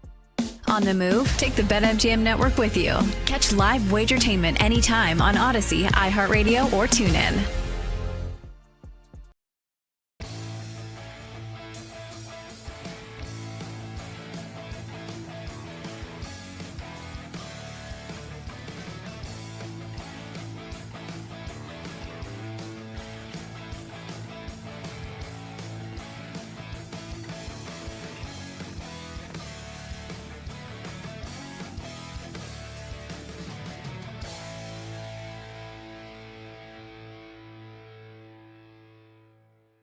Indy, a 3-point favorite on the road against Pittsburgh. Total in the game is 50.5. I mean, look, I want to take the Steelers in this game, right? It's a lot like what we talked about Sunday Night Football with the Packers-Steelers game. This is a Tomlin spot, like it just is. The Colts look unstoppable. They look unbeatable. And you get a team like that going into Pittsburgh, and usually the Steelers just have a way of mucking it up and keep it ugly. But this defense just is not good, man. And if they couldn't do it against the Packers, a team that has struggled on the road this season, with Aaron Rodgers obviously going up against his former team, it's Sunday Night Football, that was a little problematic. You got another high total in this game at 50.5. And even though maybe Daniel Jones struggles in this game, Jonathan Taylor is just such a monster. And he's been cooking every single game this year, it feels like. So Indy, I mean, they're going to be very popular this week. A lot of people are going to lay the 3 with the Colts. I'm going to be interested if this line goes up to 3.5 at all. But historically, this is a Steelers spot. So I probably won't bet the game. If we get a 3.5, then maybe I'll be on the Steelers against the Colts. But it's just going to be interesting. Is the Steelers defense ever going to turn the corner this season? Because if they're not, they're going to miss the playoffs. Broncos and Texans this week in Houston. Houston is a 1.5-point favorite. Total in the game is 39.5. This line has flipped from Denver being a favorite to Houston being a favorite with the Surtain injury. And Houston's in the same spot that they were last week against San Francisco. They're under 500, favored at home against a team who has a 5 or is above 500. Denver is 6-2 this season. I like the under 39.5. I know Houston's offense was able to do a lot of good things against San Francisco, but that's because the Niners, especially without Bosa, don't get any pass rush. Denver does. These are two of the best teams in terms of pressure rate, getting after the quarterback in the NFL. I think both Bo Nix, both CJ Stroud have a tough time in this game. I think it's going to be a slugfest. So under 39.5, Texans, Broncos. I do like that play. Jags and Raiders. Jacksonville going to Vegas is a 3-point favorite. Total in the game is 45.5. Both of these teams are coming off a bye week.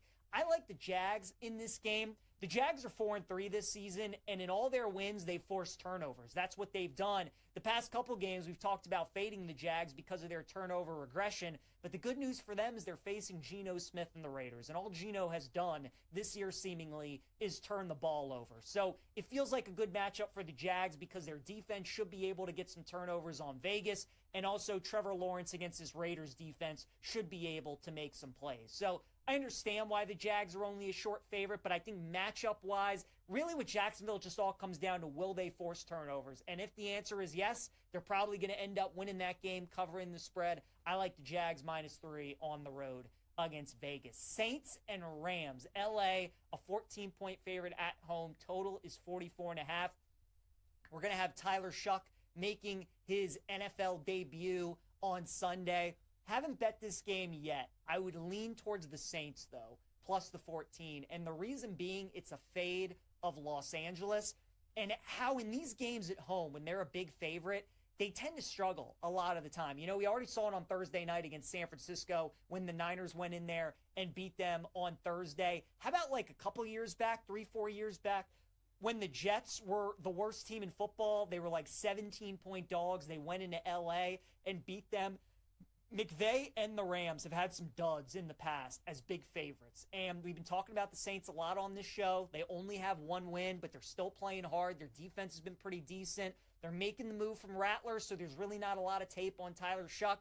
Kellen Moore is just probably going to empty the clip and use a bunch of different trick plays and looks the Rams haven't seen. So LA -14. You come off the bye week. You're a big favorite. Motivation is definitely a question mark in this game when you're laying 2 touchdowns at home against the Saints. So I'd actually look towards New Orleans plus the point.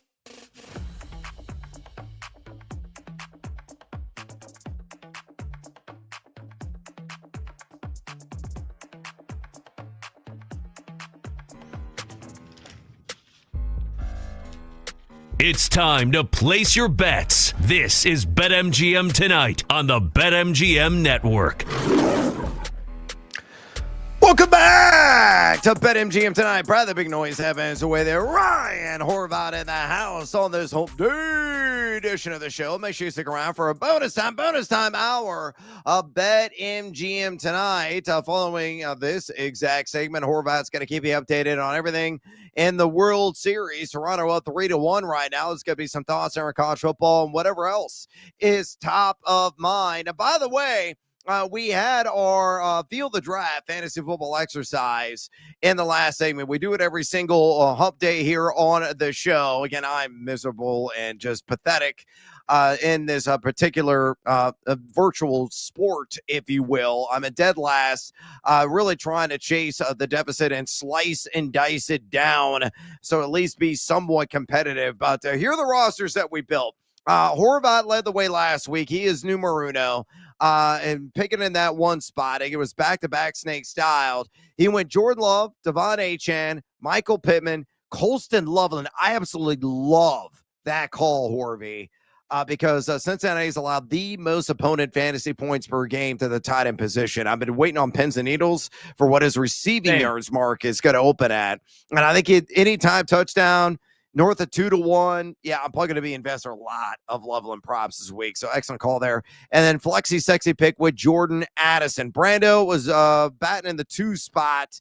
He went Jared Goff, Football Frankenstein, and Derrick Henry. Amon St. Brown, Sam Laporta, and Kyron Williams. Consistency there at the flex. And then Monty in the 3rd spot went Daniel Jones, DeAndre Swift, Jackson Smith and Jigba, Tyler Warren stacking the Colts, and Jahmyr Gibbs in a great matchup against the Minnesota Vikings, who really struggled containing the run. I was last. I felt really good about the guys I got because I pretty much got everybody I wanted.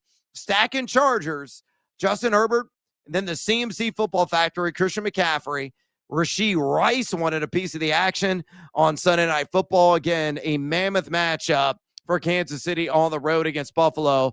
Oronde Gadsden, who's really turned it up here last 3 games. And then one more Charger in the flex position, Kamani Vidal. I swear to God, folks, if the Chargers go out and crap the bed this week, I'm done. I'll have America pick my fantasy guys for me and feel the draft moving forward because I'm cursed. I swear to God, I'm cursed if Tennessee shows up and actually throttles the LA Chargers there at home. So there you go. Our feel the draft rosters this week. Horvey, you're feeling pretty good about your team? Yeah, this isn't my favorite week. This is just kind of like survive, stay atop the leaderboard. I like your team a lot. I like Monty's team a lot. I like all your guys' teams. I actually like my team the least. I'm hoping for a big game from Colston Loveland, like you said, though. I'm waiting for those props. And Jordan Love, the only concern I have there, they're 14.5-point favorites, right? They're big favorites. So do they take their foot off the gas? Is a lot of Josh Jacobs in the second half of that game? But, I've had worse rosters, I'll say that, especially this time of the year. Yeah, so the fact that you have like a tepid reaction means you're probably going to score like 150 this week. That's always how it works in fantasy. It's like you leave the draft, you're like, man, my team, it kind of sucks. Like I got holes that don't feel great. And then all of a sudden, you're undefeated. You run the table and you're the highest scoring team in the league and nobody's remotely touching you. I've been in that position several times. I've been on the opposite side where I felt really good about a team. And then it just absolutely, crapped all over themselves. Kind of like my home league this year. I went south in a hurry because of Joe Burrow's absent. I'm stacking Bengals, felt tremendous about that. Bad defense, really bad offensive line. I knew that I was one to, roll the dice and risk it. And blew up in my face with Burrow and that injury. And of course, him being sidelined for much, if not all, of this 2025 NFL season. So there you go. Field of draft. We'll give you the results next week right here on BetMGM tonight. Further reminder, phone line still wide open. If you got any fantasy football questions for us, you want to talk fantasy any form or fashion, you want to talk sports betting any form or fashion, you absolutely can. Easy way to contact the show. Just pick up the phone and dial us, fools, at 833-732-3875. 833-732-3875. You can also hit us up on the X or the Twitter at BetMGM tonight, where we have our pole dancing poll question today. I'm going to go ahead and shut that down right now. I was asking you this. Among Thursday Night Football player prop options, which over most has your attention in Ravens and Dolphins odds and markets poll from BetMGM. Your options were Tua Tagovailoa over 2.5 rush yards. That's moved up a yard from its open at 1.5. Derrick Henry over 91.5 rush yards. That's moved from an open at 89.5. Jalen Waddle at 63.5 receiving yards, still at what it was at open. Or Lamar Jackson back in uniform tomorrow night on the over 33.5 rush yards. Officially, we had 111 votes cast. Ryan Horvat, who led the way? I'll go with Derrick Henry here. Honestly, I thought he was going to lead the way, too. That would have been my guess. A bronze medalist, shockingly, at 22.5%. Numero Lamar Jackson. I guess people aren't worried about the hamstring layoff. They say he's going to hit the over on 33.5 rush yards at 32.4%. Second place, Jalen Waddle. I did bet him in the alt market 70+ at plus odds. Kind of like a step ladder there. 30.8% on the over 63.5 receiving yards. And last, Tua. 14.4% on the over 2.5 rush yards. Tua, if you run, slide, Tua, slide, protect the dome at any cost, my man. That's what I'm hoping for. I think he's going to get the over 1.5. I think he's going to get the over on 2.5. I'll go out on a not very long limb and say he gets 1 carry for 5 yards. That's my fearless forecast tomorrow for Tua Tagovailoa on the ground. We have one comment from their outstanding producer. That is one Brandon Combs right here on BetMGM tonight. He says, I think a lot of people will pause with the Lamar injury. Well, that wasn't the case. It led the way there, Brando. But they didn't rush him back. In fact, and one game later than everybody thought, he was going to come back. I think he is 100% healthy and will be a full go. With that, I'm going well over 33.5 rush yards. So call Brando, Joe Public. He is joining the masses and believes Lamar Jackson is going to cash it over at 33.5. How do you feel about my Tua prognostication? Am I crazy? No, I don't think you are. I like that one a little bit, man. I was going to say the only concern would be knees, but then I was like, no, well, they're not going to win the football game. Maybe they take a knee to go in the half, but I like that quite a bit. Tua's feeling himself a little bit. He's playing with some confidence now, too. Yeah, indeed, he is. All right, let's go in and get after with our cards tonight. Some mixed bag action. All of our cards were tied to the NBA. Some of the other bets we had were in baseball. Let's go to review those right now. Horvat, how are your selections looking in the association tonight?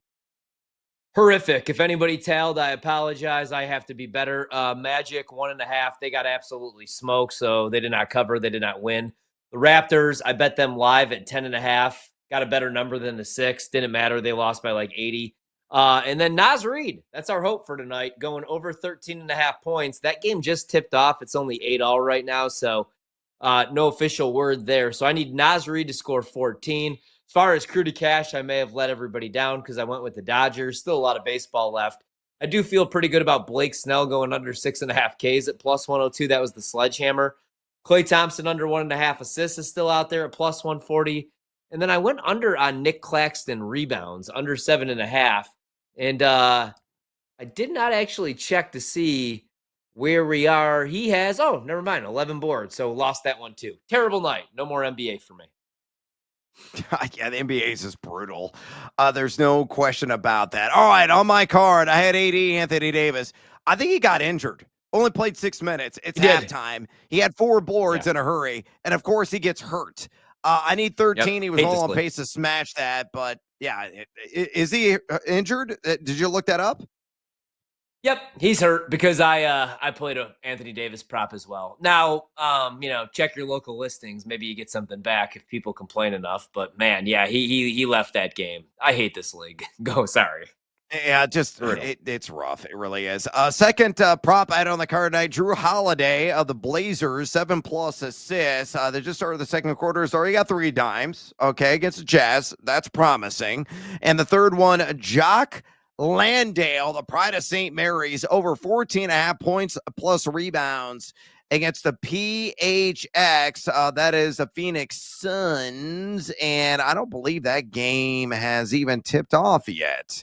It hasn't. So that one still obviously very much alive.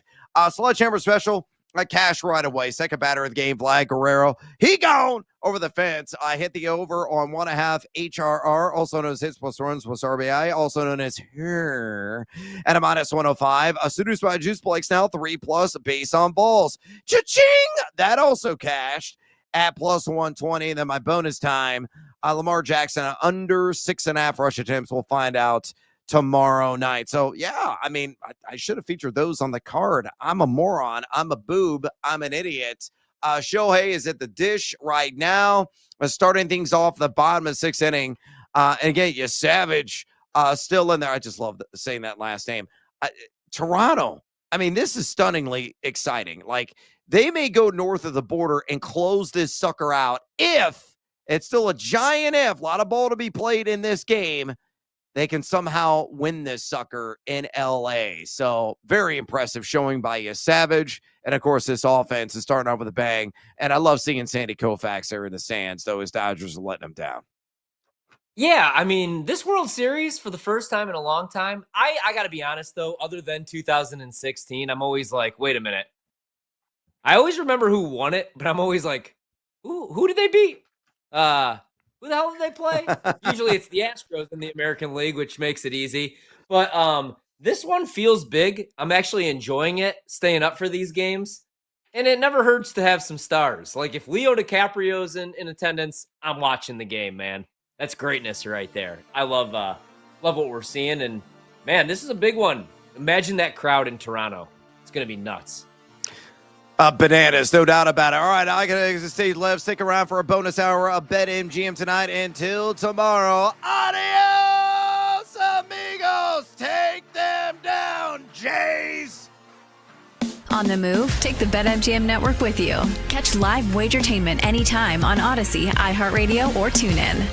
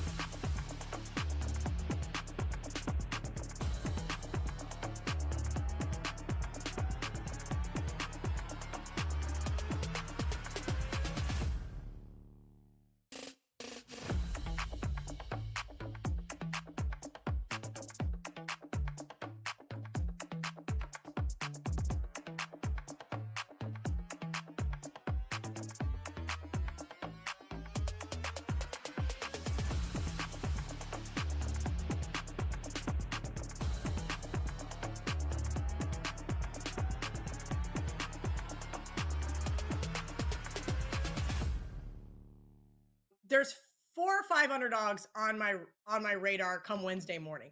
By Wednesday night, I usually have them locked in.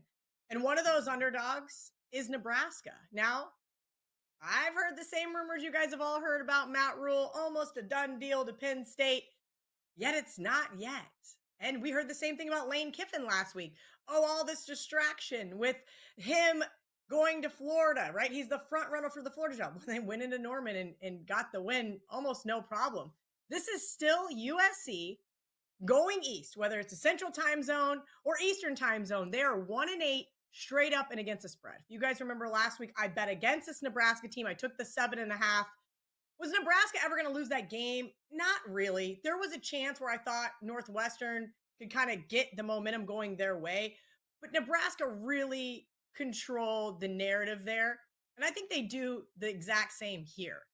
Yes, the Trojans are coming off a bye, but I like Nebraska catching almost a touchdown there at home. I think they have real opportunities to win this football game.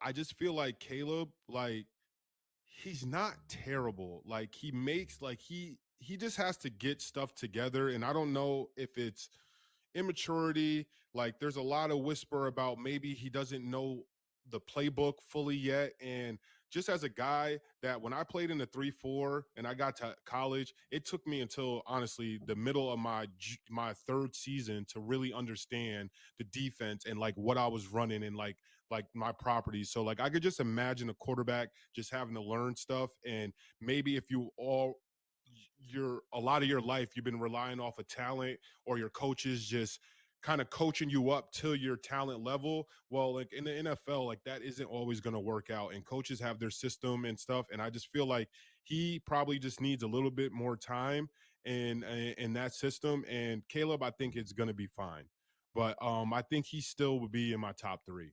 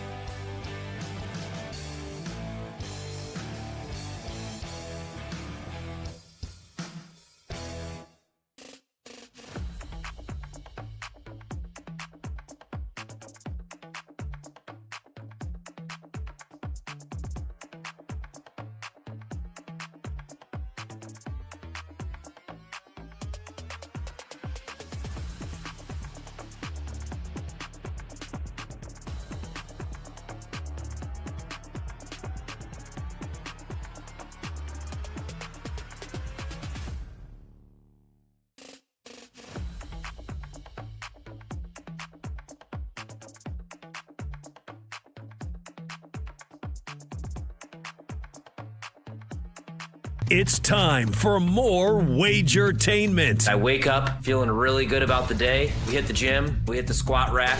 More than 3 plates still, even though we're pushing 40 years old. It's time for the madness. You just go right on Twitter or X. That's where you're going to see me giving out college football bets. We don't win every week, but we are going to win 8 of the 12 weeks. It's BetMGM Tonight, After Dark, with Ryan Horvat. Ryan Horvat with you here. We got 1 hour to go here on the show. Right now, World Series action, top of the 7th. Blake Snell still in the game through 93 pitches. Toronto with a 3-1 lead, looking to take a 3-2 series lead back to Toronto. Let me really quickly here pull up the box score in this game. I had Blake Snell under on the strikeouts, under 6.5 Ks. Pulls up the quick box score here. Blake Snell does have 6 strikeouts. That's what I thought. So what are we at here? Top of the 7th, 2-1 count. Jesus, even this is going to be a sweat for me. 95 pitches, still in the game, and rightfully so, because the Dodgers don't want to see that bullpen. What do you think, Brando? If we get a runner on, they're probably going to pull him, or what are we doing here? 95 I pitches. hope so, because I tailed you on that, so I'm sweating it out with you. I didn't think he was coming out for the 7th. Me either. But kind of one of those now, days. Yeah. Now he's out there, and now it's a 2-2 count. So, yeah. If you want NBA scores, it's the year 2025. You could pick up your phone and you could look at them yourself. So I'm not going to do all that tonight. Let's do a little overreaction or make sense, Brando. Hit me with something.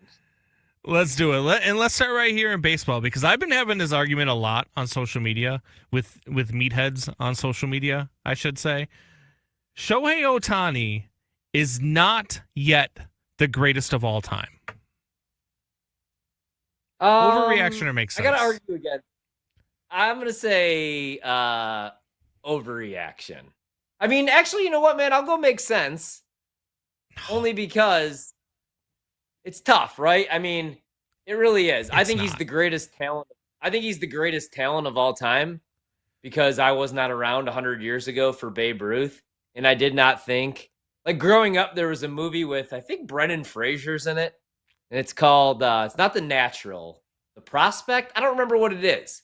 But the dude's like a minor league prospect, and he pitches and he hits. And I remember thinking, oh, this movie's so fake. That'll never happen. And then Shohei Ohtani happened. And in a postseason game, even though he was struggling going into that game, he struck out 10 dudes and hit 3 homers. And since then, what has he got? 7 homers in the postseason. He won a World Series last year. The only, I guess, argument against it would be longevity. He hasn't played 10 years, service time, if you want to go there. But in my opinion, he's the greatest talent of all time. Are you going to argue yes or no? He's not. It's not even close right now. Look, maybe over time he will be the greatest of all time. And look, he's a unicorn, right? Because we've never really seen anybody be able to pitch at this level and hit at this level. I understand that. But when you take it into perspective, right, and you're talking about greatest of all time, would you take Shohei Ohtani over? Let's just go with it with somebody who's been playing as of the last 20 years, right? Like, would you take Shohei Ohtani as a hitter, not just a hitter, over Miguel Cabrera? No. No. Right? So if you wouldn't take him over Miguel Cabrera, you probably are not taking him over guys like Mickey Mantle, freaking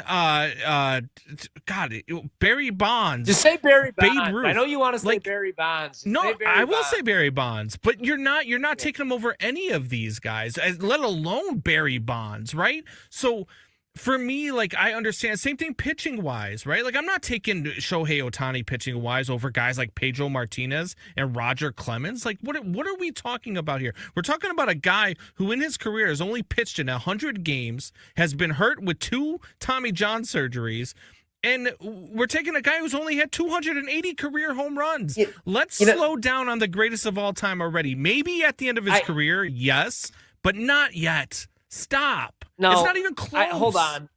Hold on. I've changed my mind. I had to think about this. Yes, I'm taking him over all those guys that you named, dude. And I'm taking Ohtani. No, you're not. No, I'm not. Yes, I am not out of my mind. Shohei Ohtani. I'm not a big GOAT guy, right? He's the greatest of all time. Like, No, he's not. I don't do the GOAT. the argument I hate the most will always be who's the GOAT in the NBA, because it's Jordan. It is. And if you want to make the argument that LeBron's a better overall player, I'll hear that, right? I'll hear that he's a better facilitator and teammate. But ball in their hands, fourth quarter. If you want anybody other than Jordan, you're an idiot. You don't know ball. You'll probably be hosting your own national show soon. But like, they're you know what I mean? Like LeBron, name me all the LeBron game winners in the NBA Finals. Right? It's always he LeBron. Disappears at Game 7s. I mean, he's just a very unselfish player. He's a great basketball player, but I like killers, man. I would take in the clutch in the fourth quarter. I would have taken Kobe Bryant, rest in peace. Larry Bird. Last at bat, Game 7 of the World Series. Ohtani. Nobody on, and you're down by one. Ohtani. You want Ohtani over David Ortiz, who's proven time and time again that he is the most clutch hitter of all time. You don't though. You think about it. No, you don't. Ohtani. You're gonna say there's no way you would take Ohtani. Look, people want to take Ohtani for the greatest of all time because he can pitch and he can hit. You would not take him as one or the other, right? So I agree he's a unicorn. His value might be the best of all time. His value, because he can do both. But if you just had to take him as a DH, let's say he needs another Tommy John surgery and he can't pitch tomorrow. He's only had 100 games under his belt as a pitcher, right? You're going to take Ohtani, the DH, over Barry Bonds, over Babe Ruth, over Mickey Mantle, over Willie Mays? Stop. What are we talking about? This guy has 280 career home runs. It's not like he's a 248 hitter in the postseason. Hold on. Okay? He started his career with the frickin' Angels, right? So if we're going off like David Ortiz is the most clutch player in Major League Baseball history, or if you want to go with any of these guys being more clutch, I'll hear that argument if in 6 or 7 years, Ohtani hasn't been back to the World Series with the Dodgers. You know what I'm saying? So like right now, if we pull up the numbers, Ohtani's postseason numbers, right? 254 batting average, 29 hits, 11 homers, 24 RBI, 26 runs scored in 29 games. Let's compare that to David Ortiz, 289 batting average, 88 hits, 17 homers, 51 runs, 85 postseason games.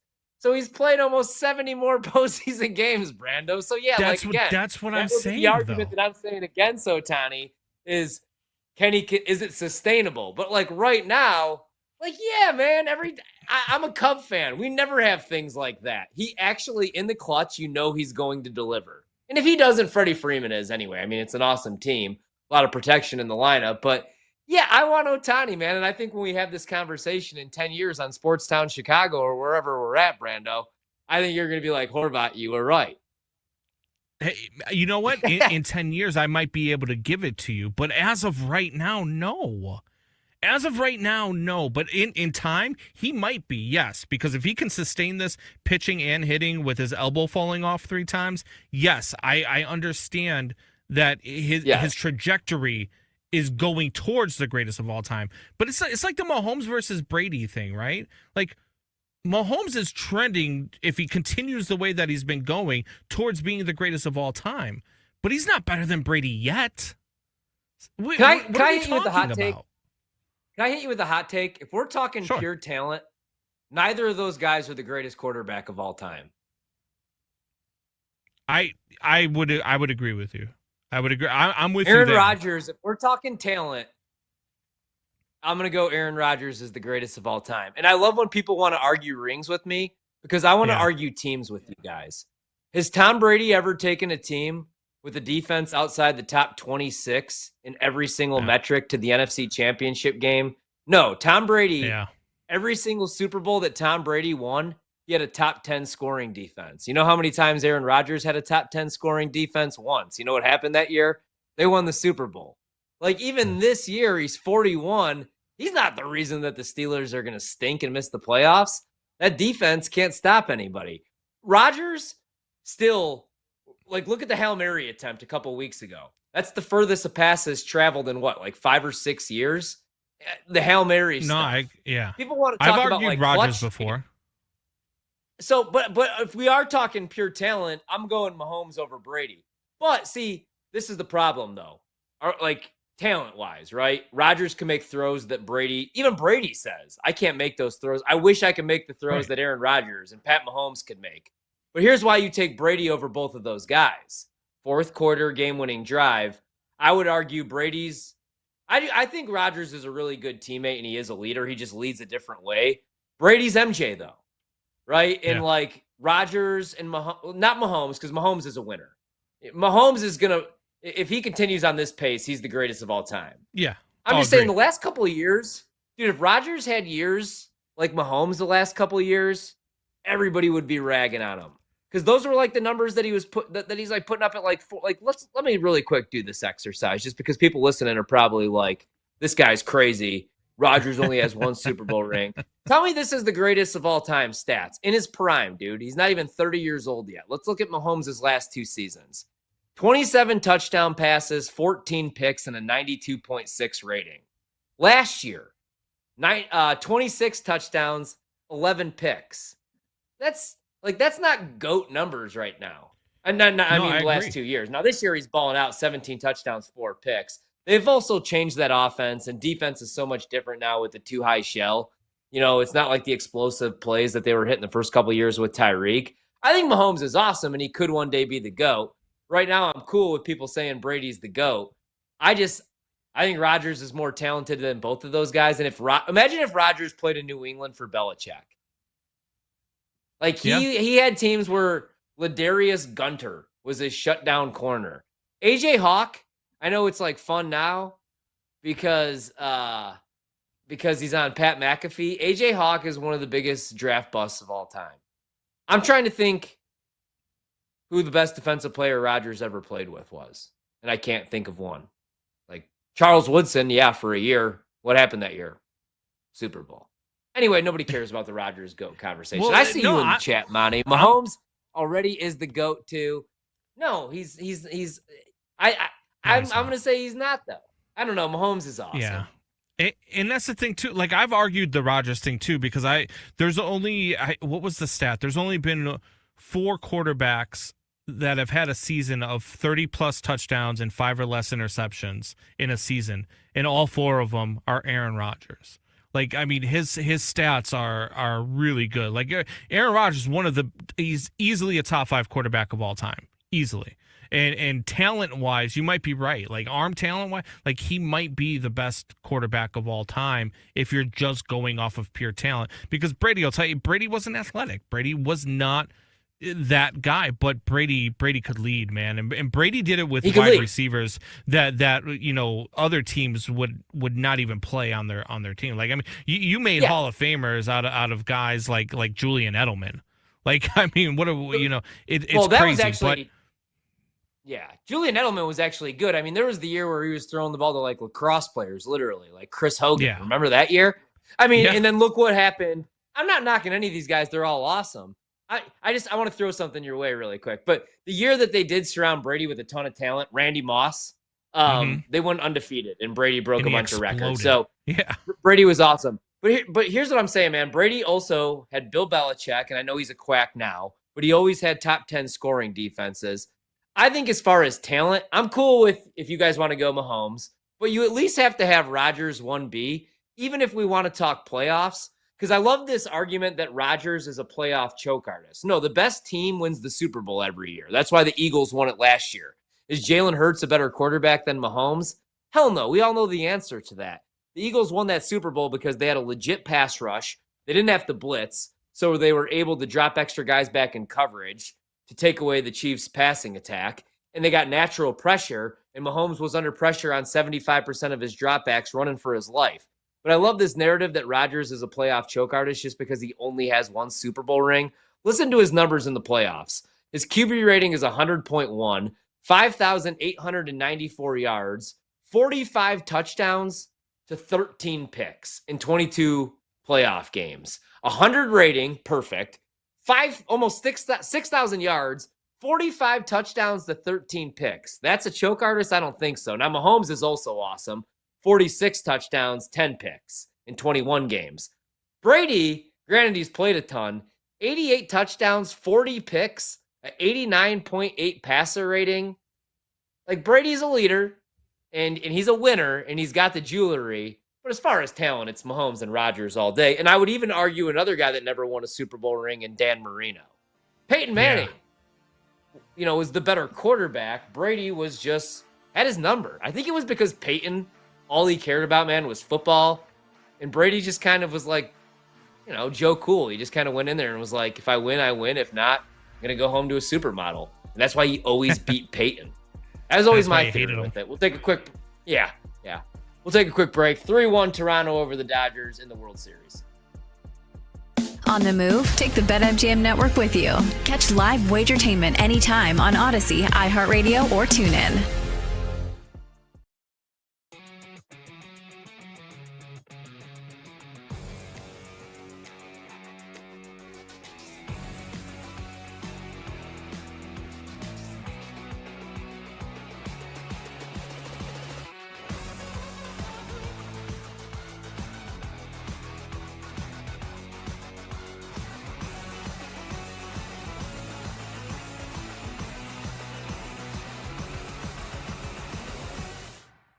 This Blue Jays team, tough as nails, because we gave the Dodgers their credit and all their praise yesterday. The Blue Jays are right there with them.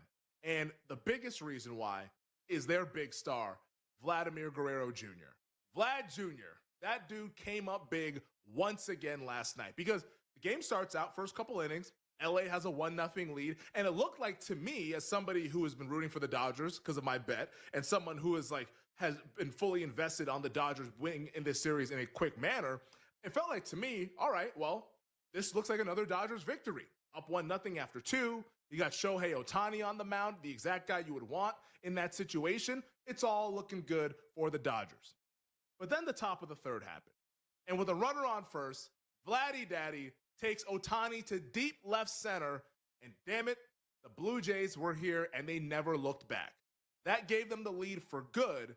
And while it looked like they were teetering early on in the game, especially after losing an 18-inning marathon the previous night on Monday, this was what they needed. Vlad Jr. said, we're not going home. We're not going out like this.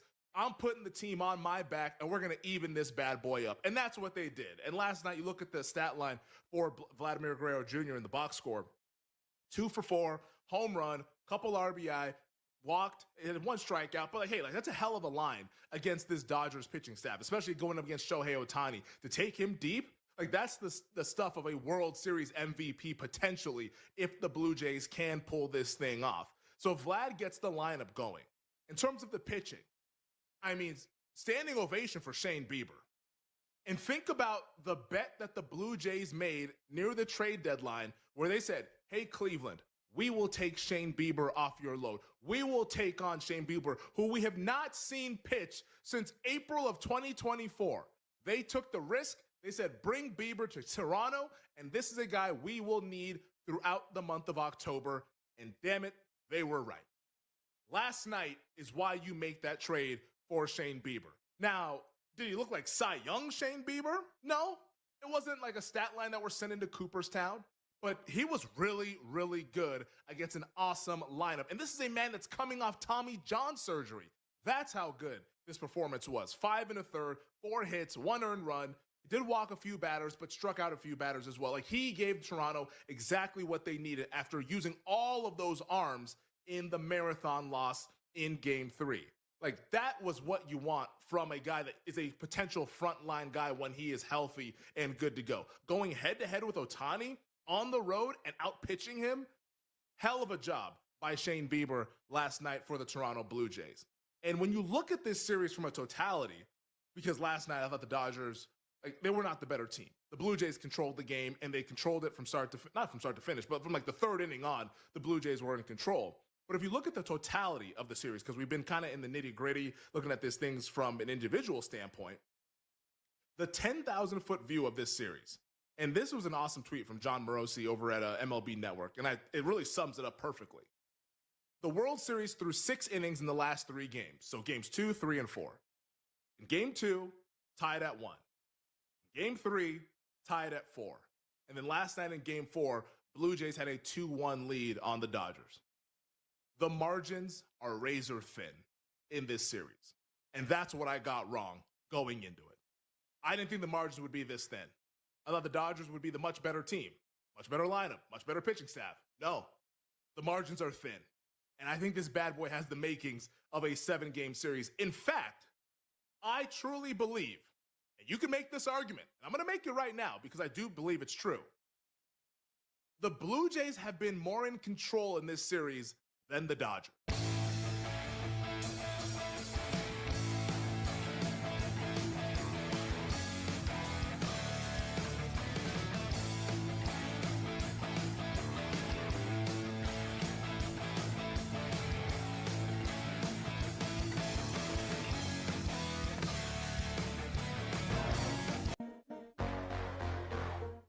Let's get back to the madness. It's BetMGM Tonight After Dark with Ryan Horvat. Brandon Combs producing the show tonight. I'm Ryan Horvat. You can give me a follow on Twitter at Ryan Horvat if you want. I don't care. Brando, we're doing a little overreaction or makes sense watching the World Series. As I look up, it's now 5-1 Toronto. Runners on the corners. Blue Jays. Couple games away maybe from winning the World Series. It's a 2-2 series. They got a 4-run lead.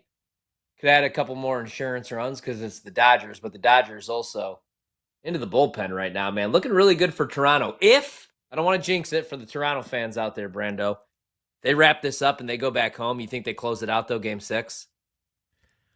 I don't. I think this is going 7. I said this before the show because I did like the Blue Jays tonight.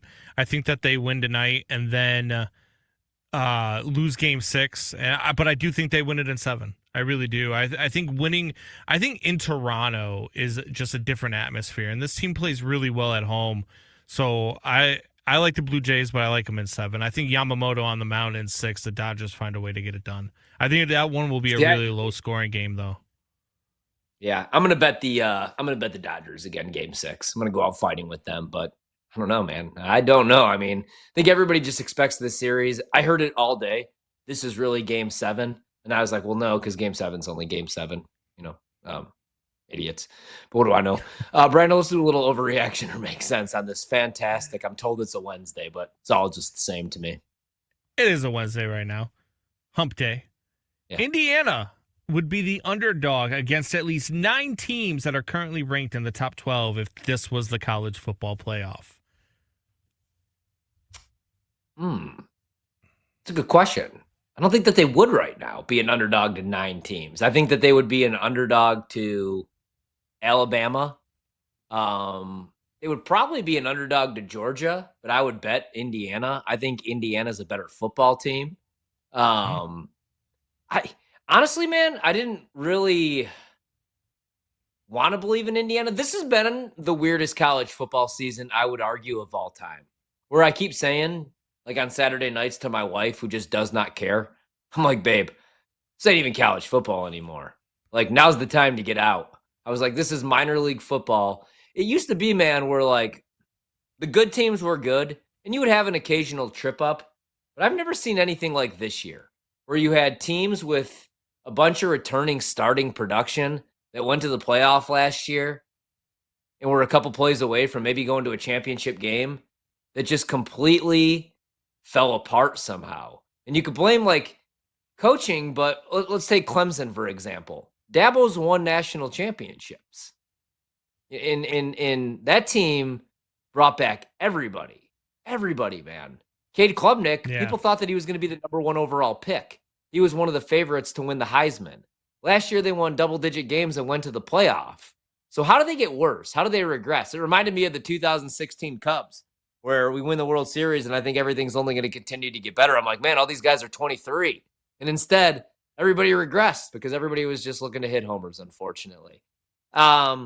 Indiana's really good, though, man. And I almost feel like the reason that they're so good is because they're kind of like a college all-star team. I think Cignetti has figured out how to do it. He recruits, but he does more in the portal than any other coach. And I think right now that's how you win in college football. Just like it's kind of how you win in college basketball. If you go out, man, and I was thinking about this today, if you go out, look at Rutgers last year. They had Ace Bailey and they had Dylan Harper. They were both top 10 picks in the NBA draft. Yet that team sucked. They didn't make the NCAA tournament. And it's because they're kids. They're 18, 19 years old. And in football more than anything. So I think the way to win is to go out in the transfer portal. And it used to be like kids would show loyalty because everybody like you and I, like we wanted to go to Notre Dame our whole lives and we weren't able to. And, there are some guys that still probably go to the school that they always wanted to go to. But now, even if let's say you wanted to go to Ohio State your whole life, but Oregon comes knocking on your door in July and they're like, hey, we got $7 million for you to come here. You're only getting 4 over there. You're going to go to Oregon. You're going to forget all about that school pride, right? So the reason I think Indiana is for real, and honestly, Brando, I've talked myself into like they could win it all, is because it's not just like, oh man, it's just Indiana and everybody's hyping them up because they're the ultimate underdog. They're not the ultimate underdog. They're all a bunch of studs from different colleges. They're a college football all-star team, and Cignetti goes and brings them all in. Last year, it was Curtis Rourke and all those other guys, and they were from smaller schools. Now he's going after some of the bigger schools. Not that Cal is a huge school, but Cal was really good, was really competitive last year. I'm not going to say they were really good, but they should have beat Miami with Cam Ward. And the reason they were good was Fernando Mendoza was an absolute stud. He played behind the worst offensive line in the country. He was sacked over 50 times, yet he was a baller, man. And so that's why I think Indiana is live to win it all. I really do. I love what they do on the defensive side of the ball. I know I've said that multiple times on this show, but what they do with their safeties, if you haven't watched them this year, watch them. They confuse the hell out of these young quarterbacks. Offensively, I love their offense, man. I mean, Rourke was great, but Mendoza is a much, much better quarterback, and the dude's just a winner. I was really impressed against Iowa because Iowa beat the piss out of them. They blitzed them on every single drop back and kept hitting him and hitting him and hitting him, and he still throws that game winner. He was in tears after, dude. And it wasn't just because he was like, holy cow, we won this game and we're still alive for the playoff. It was because he got the crap kicked out of him. I felt for the kid. I think that, honestly, I think that's the way to win now in college football and college basketball, right? Like, look at, all these teams now. Like Houston, every year they go out and they get like grown men. They're all 23, 24 years old with experience. The young kids struggle a little bit because it's an adjustment going from high school to college. So Indiana might just be live to win it all, man. So I'm going to say overreaction. What do you think about him, though?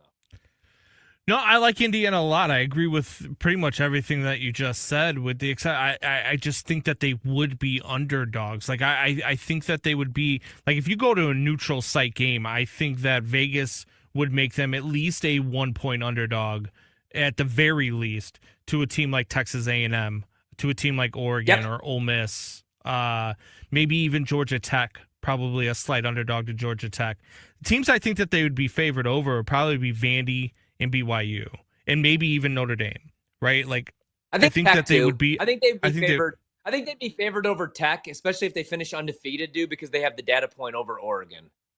You know? Yeah. I mean, maybe over Tech too, but neutral field. I think that's what I think Vegas. I think a lot of people, not just Vegas, but I think a lot of people would disrespect Indiana. Like, yeah, okay, good season. But I don't think that they would. I think they would still be a slight underdog, especially to these SEC teams, man. We know how Vegas and how college football and a lot of people feel about these SEC teams. And when you're going to a neutral site, they're like, oh, well, neutral site, yeah, let's favor the SEC team. I'm not saying I would bet that way, and I would probably take Indiana versus a lot of these teams because I'll be honest with you, and let's hit on it now. I think I think I would bet them over a lot of these teams, including Notre Dame. I would bet them to beat Notre Dame because I don't think Notre Dame should be in the top 12 right now. I don't think they should be ranked over Tennessee. So that's our next overreaction to make sense. Notre Dame should not be ranked over Tennessee right now. Yeah, I mean, should they? Probably not, man, because the two best teams that they played this year, they lost to both of them. They did beat USC, and they're most likely going to run the table, finish 10-2, and get in the playoff, and they are a brand name, and they did just play in the national title game last year. But I'm with you. Tennessee has the more impressive resume. But I will say this, man. if they meet on a neutral field, I'm betting Notre Dame. I think Notre Dame would dog walk Tennessee. I do. Really? I do. I like Yeah. that. I you know why? I think they'd because I think that they'd be able to pound the rock against them. I think Jeremiah Love would have like 175 on the ground. And I like Tennessee's pass rush a lot. And I like their defense. But I just think Notre Dame might be able to bully them in the trenches. Maybe I'm a homer here as a Big Ten Midwest guy. I think everybody's caught up to the SEC, Brando. When they win another national title, they could come run their mouth about being the best, right? It's always, well, we beat up on each other. Okay. Who won the national title last year? Ohio State. Was I on drugs? Probably. But did I not watch Michigan, Harbaugh, Blake Corum, and JJ McCarthy win a natty?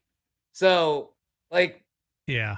The SEC, I know ESPN, the suits there.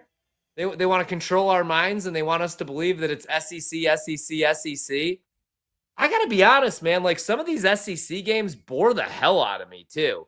I know that, as far as the draft, you want a defensive lineman and offensive lineman, you want to go to the South, right? And that's why some of these games are lower scoring and you're getting more defense. But, sign me up for Indiana, Ohio State, Indiana, Oregon, Iowa, Indiana.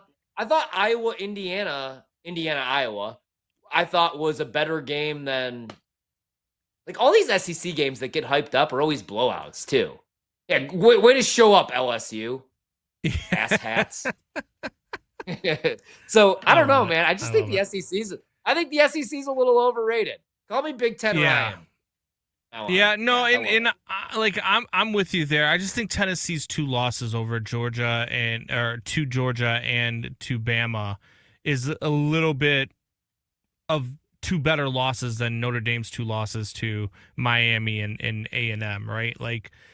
And that's where I go with it, right? I feel like if you're in the college football playoff right now and Notre Dame gets voted in over Tennessee, I would understand Tennessee having a gripe with that. And I would kind of have a gripe with that, even though I'm a Notre Dame fan. But I'm still I like to be a realist, and I like to be fair from both sides. I sit down in the middle, and I look at it from both sides. I just think Tennessee right now would be more deserving of that 12 spot than Notre Dame. I might bet Notre Dame to win it all. And it's funny because after week 2, I was like, this team stinks. They just don't have it. And I kept betting against it. Actually, you know what? I can't do that because then every other team I could bet and get it right. But yeah, for whatever reason, this season, I can't bet Notre Dame or I screw them over. Really, I just can't bet against them. If I bet them, we're good. Yeah, I just can't bet against them. So, but I don't know, man. I honestly think with all the parity, last year's team, I was like, I just want to get there. And then they were there and they could have actually won that game if they could just get that stop against Jeremiah Smith. But this year with so much parity, I feel like this team is not the same team that we saw week 2. And I know that's cliche to say, and I'm not trying to sound like a homer, but CJ Carr is a freshman, man. And he's been good. Jeremiah Love looks like healthier. The offensive line has figured some stuff out. Mainly it's the defense has gotten better. That was a terrible product they put on the field the first couple of weeks. They must have said, hey, Chris Ash, get it together, bro, or you're going to be with Horvat in the job line. All right, hit me with another one real quick. All right, so let's finish off with college, and we'll save all the NFL ones for the final segment. Georgia is on upset alert in the swamp on Saturday against Florida. I heard this twice today. I don't necessarily agree with it, but overreaction makes sense. Georgia on upset alert. Georgia. I'm not in love with this Georgia team, man. I did bet Florida. I took the points. I could see Florida winning this game. Georgia just defensively, I talked about this. I mean, I do the college show, so I have to talk about it. They're just getting no pressure, man. Their defensive line is just not your typical Georgia defensive line. And Florida is a very desperate team with a very desperate coaching staff. And it's most likely over for them anyway. But I think they are live in this game. Something's missing with this Georgia team. And it's funny because right after they lost last year in the playoff to Notre Dame, I was like, I can't wait to bet them to win it all. Kirby's going to be extra motivated. I haven't loved these. I like the recruiting classes, but it goes back to I haven't really loved as much what they've done in the portal as some of these other teams. So I think they are on upset alert. But also at the same time, I can see them winning that game by 50 because DJ Lagway kind of sucks, man. There were people that were betting him to win the Heisman and saying that he could be the number 1 overall pick. He has more picks than he does touchdown passes right now. He's been worse than Arch. That's what it was actually my exact statement when I heard this earlier that Georgia could be on upset alert. Was they know DJ Lagway's Florida's quarterback, right? Like I'm not making this up. Like he's still their starting quarterback. So I just can't pick Florida in that game. I just can't. I wouldn't be shocked, right? Because it's college football and there's so much parity now. So I wouldn't be shocked if Georgia were able to find a way. But there's no. It's like right now betting on Kyler Murray and the Arizona Cardinals to figure out. Like I just can't do it, right? Because you've just seen so many times how bad they can be that why would you do that to yourself? There's no way I could put my money on a DJ Lagway led team right now. I used to really follow the recruiting trail, man, and get like all hyped up about these kids that were coming in. I will never care ever again about these 5 stars, right? Like, the quarterback position, I think, is in big trouble right now with all these dual threat kids that are like glorified running backs. Sign me up for the pocket passers, man. Sign me up for the guys that could actually throw the rock. Sometimes it's a really bad product, right? Like, if you thought Anthony Richardson was going to be any good, raise your hand right now. Hell, if you thought Will Levis, guy's a bodybuilder. He's out there flexing his muscles, drinking mayo, running his head into the wall. You guys thought that was going to be a franchise quarterback? Anthony Richardson can't throw the football. And people thought he was going to be an NFL quarterback. Like, what are we doing here? But I will never pay attention to these ratings ever again because these high school kids, like, I will see it when they get to college, man. DJ Lagway's terrible. Klubnik's terrible. I think Lenora Sellers is going to be good. I think he's just on a bad football team.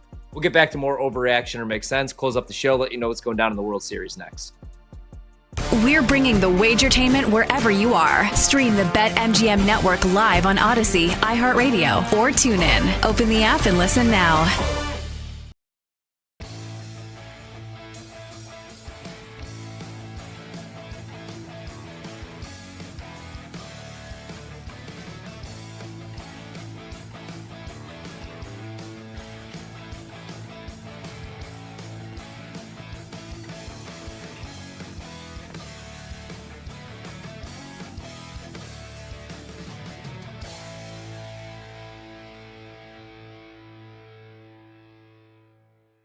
Indy, a 3-point favorite on the road against Pittsburgh. Total in the game is 50.5. I mean, look, I want to take the Steelers in this game, right? It's a lot like what we talked about Sunday Night Football with the Packers-Steelers game. This is a Tomlin spot, like it just is. The Colts look unstoppable. They look unbeatable.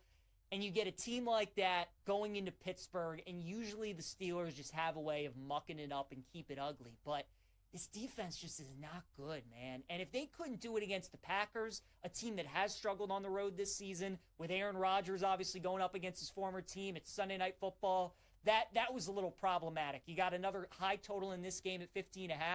And even though maybe Daniel Jones struggles in this game, Jonathan Taylor is just such a monster. And he's been cooking every single game this year, it feels like. So Indy, I mean, they're going to be very popular this week. A lot of people are going to lay the 3 with the Colts. I'm going to be interested if this line goes up to 3.5 at all.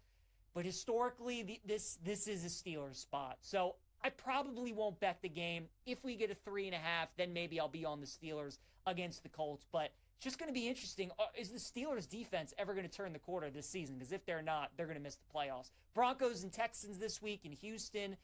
Houston is a 1.5-point favorite. Total in the game is 39.5. This line has flipped from Denver being a favorite to Houston being a favorite with the Surtain injury. And Houston's in the same spot that they were last week against San Francisco. They're under 500, favored at home against a team who has a 5 or is above 500. Denver is 6-2 this season. I like the under 39.5. I know Houston's offense was able to do a lot of good things against San Francisco, but that's because the Niners, especially without Bosa, don't get any pass rush. Denver does. These are two of the best teams in terms of pressure rate, getting after the quarterback in the NFL. I think both Bo Nix, both C.J. Stroud have a tough time in this game. I think it's going to be a slugfest. So under 39.5, Texans, Broncos, I do like that play. Jags and Raiders, Jacksonville going to Vegas is a 3-point favorite. Total in the game is 45.5. Both of these teams are coming off a bye week. I like the Jags in this game. The Jags are 4-3 this season, and in all their wins, they've forced turnovers. That's what they've done. The past couple games, we've talked about fading the Jags because of their turnover regression, but the good news for them is they're facing Geno Smith and the Raiders, and all Geno has done this year seemingly is turn the ball over. So it feels like a good matchup for the Jags because their defense should be able to get some turnovers on Vegas, and also Trevor Lawrence against his Raiders defense should be able to make some plays. So I understand why the Jags are only a short favorite, but I think matchup-wise, really with Jacksonville, it just all comes down to will they force turnovers. And if the answer is yes, they're probably going to end up winning that game, covering the spread. I like the Jags -3 on the road against Vegas. Saints and Rams. LA, a 14-point favorite at home. Total is 44.5. We're going to have Tyler Shuck making his NFL debut on Sunday. Haven't bet this game yet. I would lean towards the Saints, though, plus the 14. And the reason being, it's a fade of Los Angeles.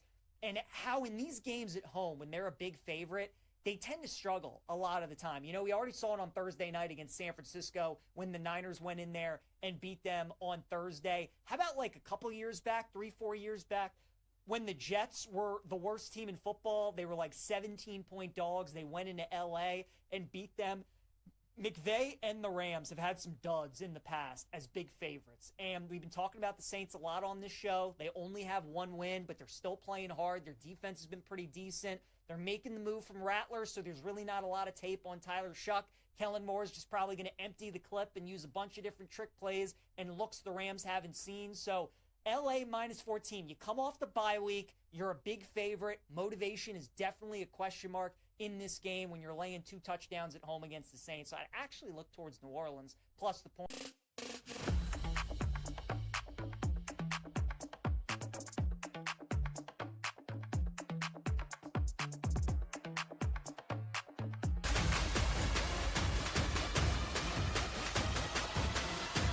Let's get back to the madness. It's BetMGM Tonight After Dark with Ryan Horvat. Aw, yeah. It's officially 10:42 p.m. Eastern, meaning show's almost over. We're back tomorrow night, Thursday Night Football. Lamar Jackson back, question mark. Yeah, he's back, but we also thought he was going to be back next week. Last week. Turns out Ravens didn't even need him against the Bears because Caleb Williams played a stinker. Speaking of a stinker, my NBA picks tonight just got awful. Took the Raptors. They got smoked by Houston, 139-121. Took the Magic. They get beat 135-116. Like, not even sweats, which, you know, if I'm going to lose a bet, better just to get it out of the way, I guess, early and just get your ass kicked. Right now, 6-1 Toronto over the Dodgers. Blake Snell gets absolutely his tits lit tonight, but yet still stays in the game to strike out 7 dudes. Can't make it up. So, Brandon, what we're going to do is we're going to do a little overreaction or make sense, unless you have any dynamic breakdowns of how the Dodgers could come back from a 5-run deficit here in the 8th. I mean, you know, they clearly have the greatest player of all time on their roster, so they should be winning this. They should have swept this. What do you want thing, him right? to do, Brandon? Anyway. Hit every single time? Didn't he lose the game 1-9? yesterday? Just he took the L yesterday, right? Just saying. Just throwing that out there. All right. So. Yeah, he did, yeah. Overreaction or makes sense. The Patriots are overrated. Okay, so I do think that it makes sense. I think the Patriots are overrated. I think they're a very overrated 6-2 football team. Now, they do have a pretty big win, though, over the Buffalo Bills, which might end up winning them that division, even if they split, right? But the thing is, man, they're cleaning up and they're beating up on the teams that you're supposed to. And in the NFL, there are no easy games. So we could say they're overrated. Like, I wouldn't bet the Patriots in the playoffs over Mahomes or over Josh Allen or even over Lamar Jackson, right, if the Ravens get in. I don't know that they win a playoff game, but they're definitely heading in the right direction. And they most likely finish with double-digit wins because of that schedule. It's the easiest remaining schedule if you're looking at SOS, strength of schedule. So I think they're a little overrated. I wouldn't bet them against the best teams in the playoffs, but they're going to win games. Where are you at on New England? I think they're overrated. Here's where I stand with Drake May and the New England Patriots. yes, they're winning games in the National Football League, and I say it all the time. I don't care who you are. If you win in the National Football League, it's a good win because you only have 17 of them. You have to beat who's in front of you, and you can't control who your opponents are, right? But, I mean, let's calm down on the Patriots are back talk. Let's calm down on Drake May is going to be the best quarterback of that draft class talk. Let's just wait on that, right? Because next year, I think, is when you're going to be able to make those determinations on whether or not Mike Vrabel is really the coach we thought he was. If Drake May is really the quarterback that everybody's portraying him to be at this point. Because other than that win against the Bills, you've got wins against the Panthers, the Saints, the Titans, and the Browns in the last 3 weeks. You do have that 3-point win against the Bills, which I'm not, look, that's a good win. But you still also lost to the Raiders, right? You still had a game against the Steelers in which Drake May, didn't he fumble like 5 times in that game? Like it was really, really bad. So, and even the remaining schedule, I think they're going to win 12 or 13 games because other than the Buccaneers and the Bills, you've got the Falcons, the Jets, the Bengals, the Giants, the Ravens, the Jets again on this schedule, and then the Dolphins. Like, so I still think that they're going to be able to beat bad teams because they're good enough to at least do that. And they're talented, but they're probably going to end up with the 2 seed. But then they're going to get smashed in the playoffs. And that's just where I'm at with them. And I think next year we'll be able to get a good evaluation with a second place or first place schedule that they'll have to play with tougher opponents. Yeah, I totally agree, dude. That's usually how it goes in the NFL, right? Like that's like the circle of life. You kind of have to like learn how to win that first year, and you like teeter with your win total and like playoff contention. Then you get in and usually get rocked. Then you find ways to win, though. And I think the Patriots definitely are heading in the right direction. Like, let's be honest. Screw the Patriots. I don't even want them to be heading in the right direction. They had, 3 years of pain, man, after dominating the league for 2 decades? Yeah. So, I don't want them to be good. Let's get some of these up-and-coming teams out there. They have enough. Right. The people of Boston, I do like Boston. I think it's awesome. Have you ever been to Fenway? I have. Multiple times, actually. I love it. I sat up on the Monster for a series against the Cubs. Yeah, same. So whenever we would do, we would always be like, all right, we're going to pick a series to go see the Cubs. And we would always be like, should we do New York? Should we go out to Los Angeles? And we'd be like, why not just do Boston? Yeah. Those are my kind of people out there. We would just wear our Cub stuff. They didn't care, even though they're diehards. And we'd all get drunk together. And at the time, they do it right? Like they shut down the roads around the stadium. You can't drive around there. You can only walk. The bars are all around. Like it's a lot of fun. The way that it should be, unlike here in DC. Like they just did not do it right, man. And also, I'll say this really quick, man, is other than the 2016 Cubs, the Boston team that rallies from the 3-1 deficit in the ALCS, that was probably the coolest. I was really invested in that team. It sucks though. Then Jonathan, Jesus, is it late? Johnny Damon goes out to be a traitor like most people on this planet, though, and goes to the Yankees and shaves his beard. Like they went from being like, you really wanted them to see him do it, you really wanted to see them do it, to like, all right, enough of these guys, right? And that's usually how it goes. You're the lovable loser until you actually win. Then you win a couple and you start to build a dynasty, and it's like, F these guys, we want new blood. Yeah. If it was the summer, I would do a topic on that. Like, remember when we were so sick of Warriors, Cavs? Oh, man, I'm so sick of Steph versus LeBron. Let's get some new blood. Now the NBA sucks.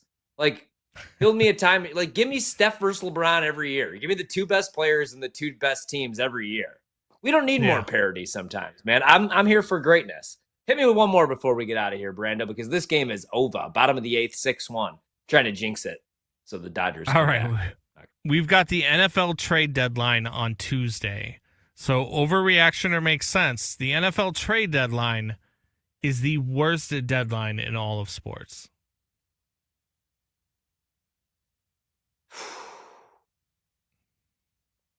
Yeah, probably. It's gotten better, like as far as like big names and big moves. But yeah, it's got to be, right? Like the NBA trade deadline is the best. Although it's not been as good the last couple of years. I feel like the last big one was baseball. No, baseball's the best. Oh yeah. Okay, I thought you said NBA. Not anymore though. Yeah, I'm going to go NBA number 1. I'm going to go baseball Wow. number 2. Yeah. I mean, because it changes year to year. NBA, like, big players get moved, dude. Well, in baseball, too. Here's the issue with the MLB trade deadline. I'm a Cubs fan. So it's probably big if you're in, New York or Los Angeles. Our GM wakes up, and there's, like, 3 hours to go, and he's like, oh, crap. I better get That's a middle completely infielder. fair. I got to get a middle infielder that can play 7 different positions that hits 238 in an arm from the Mariners that's 38 years old that's fallen off. So that's probably why I don't really get into the trade deadline. To be fair with the NBA, though, you're a Bulls fan. To be that, why do I even like sports? Bulls are going to be fun, though. Maybe they'll actually make a move this year at the deadline. This is what I wanted from the Bulls, though, is give me a youth movement. This is the kind of team I could cheer for and I could watch every night. You know what I don't want to watch? Rich-ass Zach LaVine not playing, and then I see him and his wife on another freaking vacation. That dude is always on vacation. Next thing you know, he'll be working in radio, running a station because he's never actually at work. He's always just on vacation. It's crazy. And then DeMar DeRozan, even though he was a hell of a player, I would have preferred DeMar DeRozan 7 years ago. And so I would rather just watch all these young Bulls literally learn how to win, learn how to fly, yet they don't have wings like a young Tom Petty, Monty, you watch your tongue in the chat. Monty says, who cares about the NHL? No offense. I care about the NHL, he's right. sir. The NHL is a great product. For people that actually follow it, look, if you don't like the NHL, go to a game. That's what I tell people all the time. If you're not a fan of the NHL, go to a game live. Okay, go, and then watch the playoffs. The NHL playoffs are the best playoffs in all of sports. And you know how much I love baseball.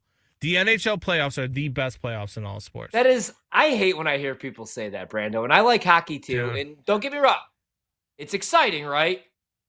I would say it's the most, you could say it's like the most exciting. It's not the best though. Come on.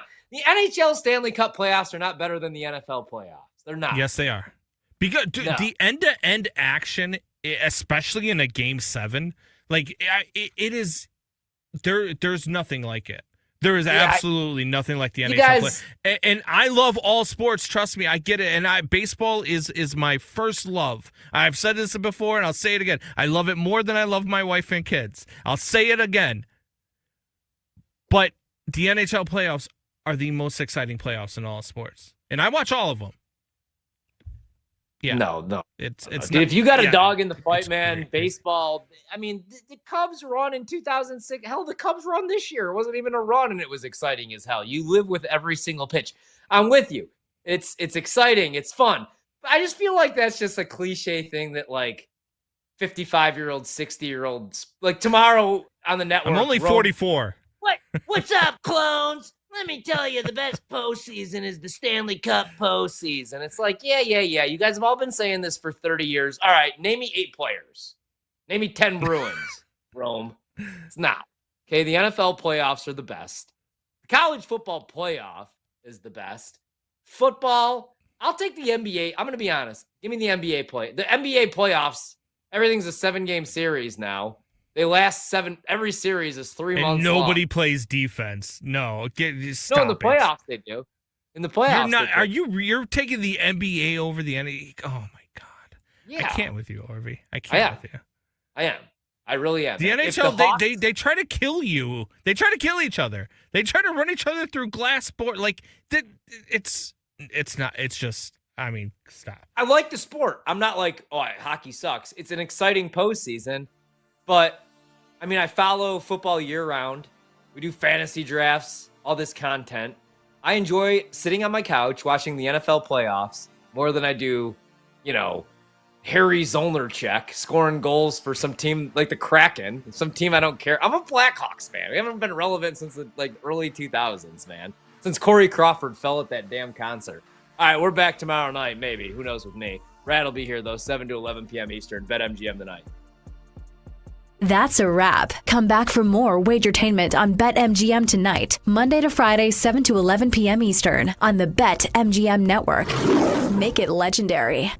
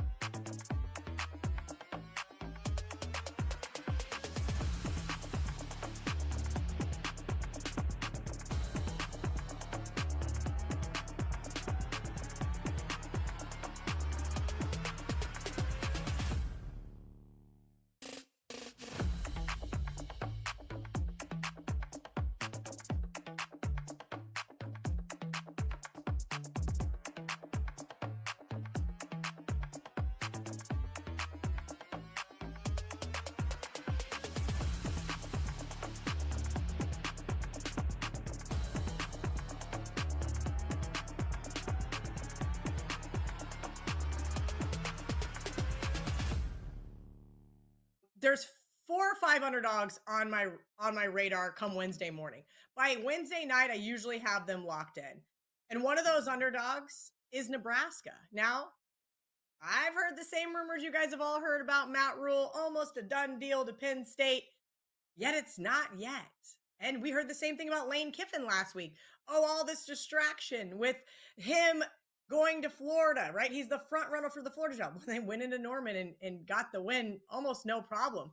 This is still USC going east, whether it's a central time zone or eastern time zone. They are 1-8 straight up and against the spread. If you guys remember last week, I bet against this Nebraska team. I took the 7.5. Was Nebraska ever going to lose that game? Not really. There was a chance where I thought Northwestern could kind of get the momentum going their way, but Nebraska really controlled the narrative there. And I think they do the exact same here. Yes, the Trojans are coming off a bye, but I like Nebraska catching almost a touchdown there at home. I think they have real opportunities to win this football game.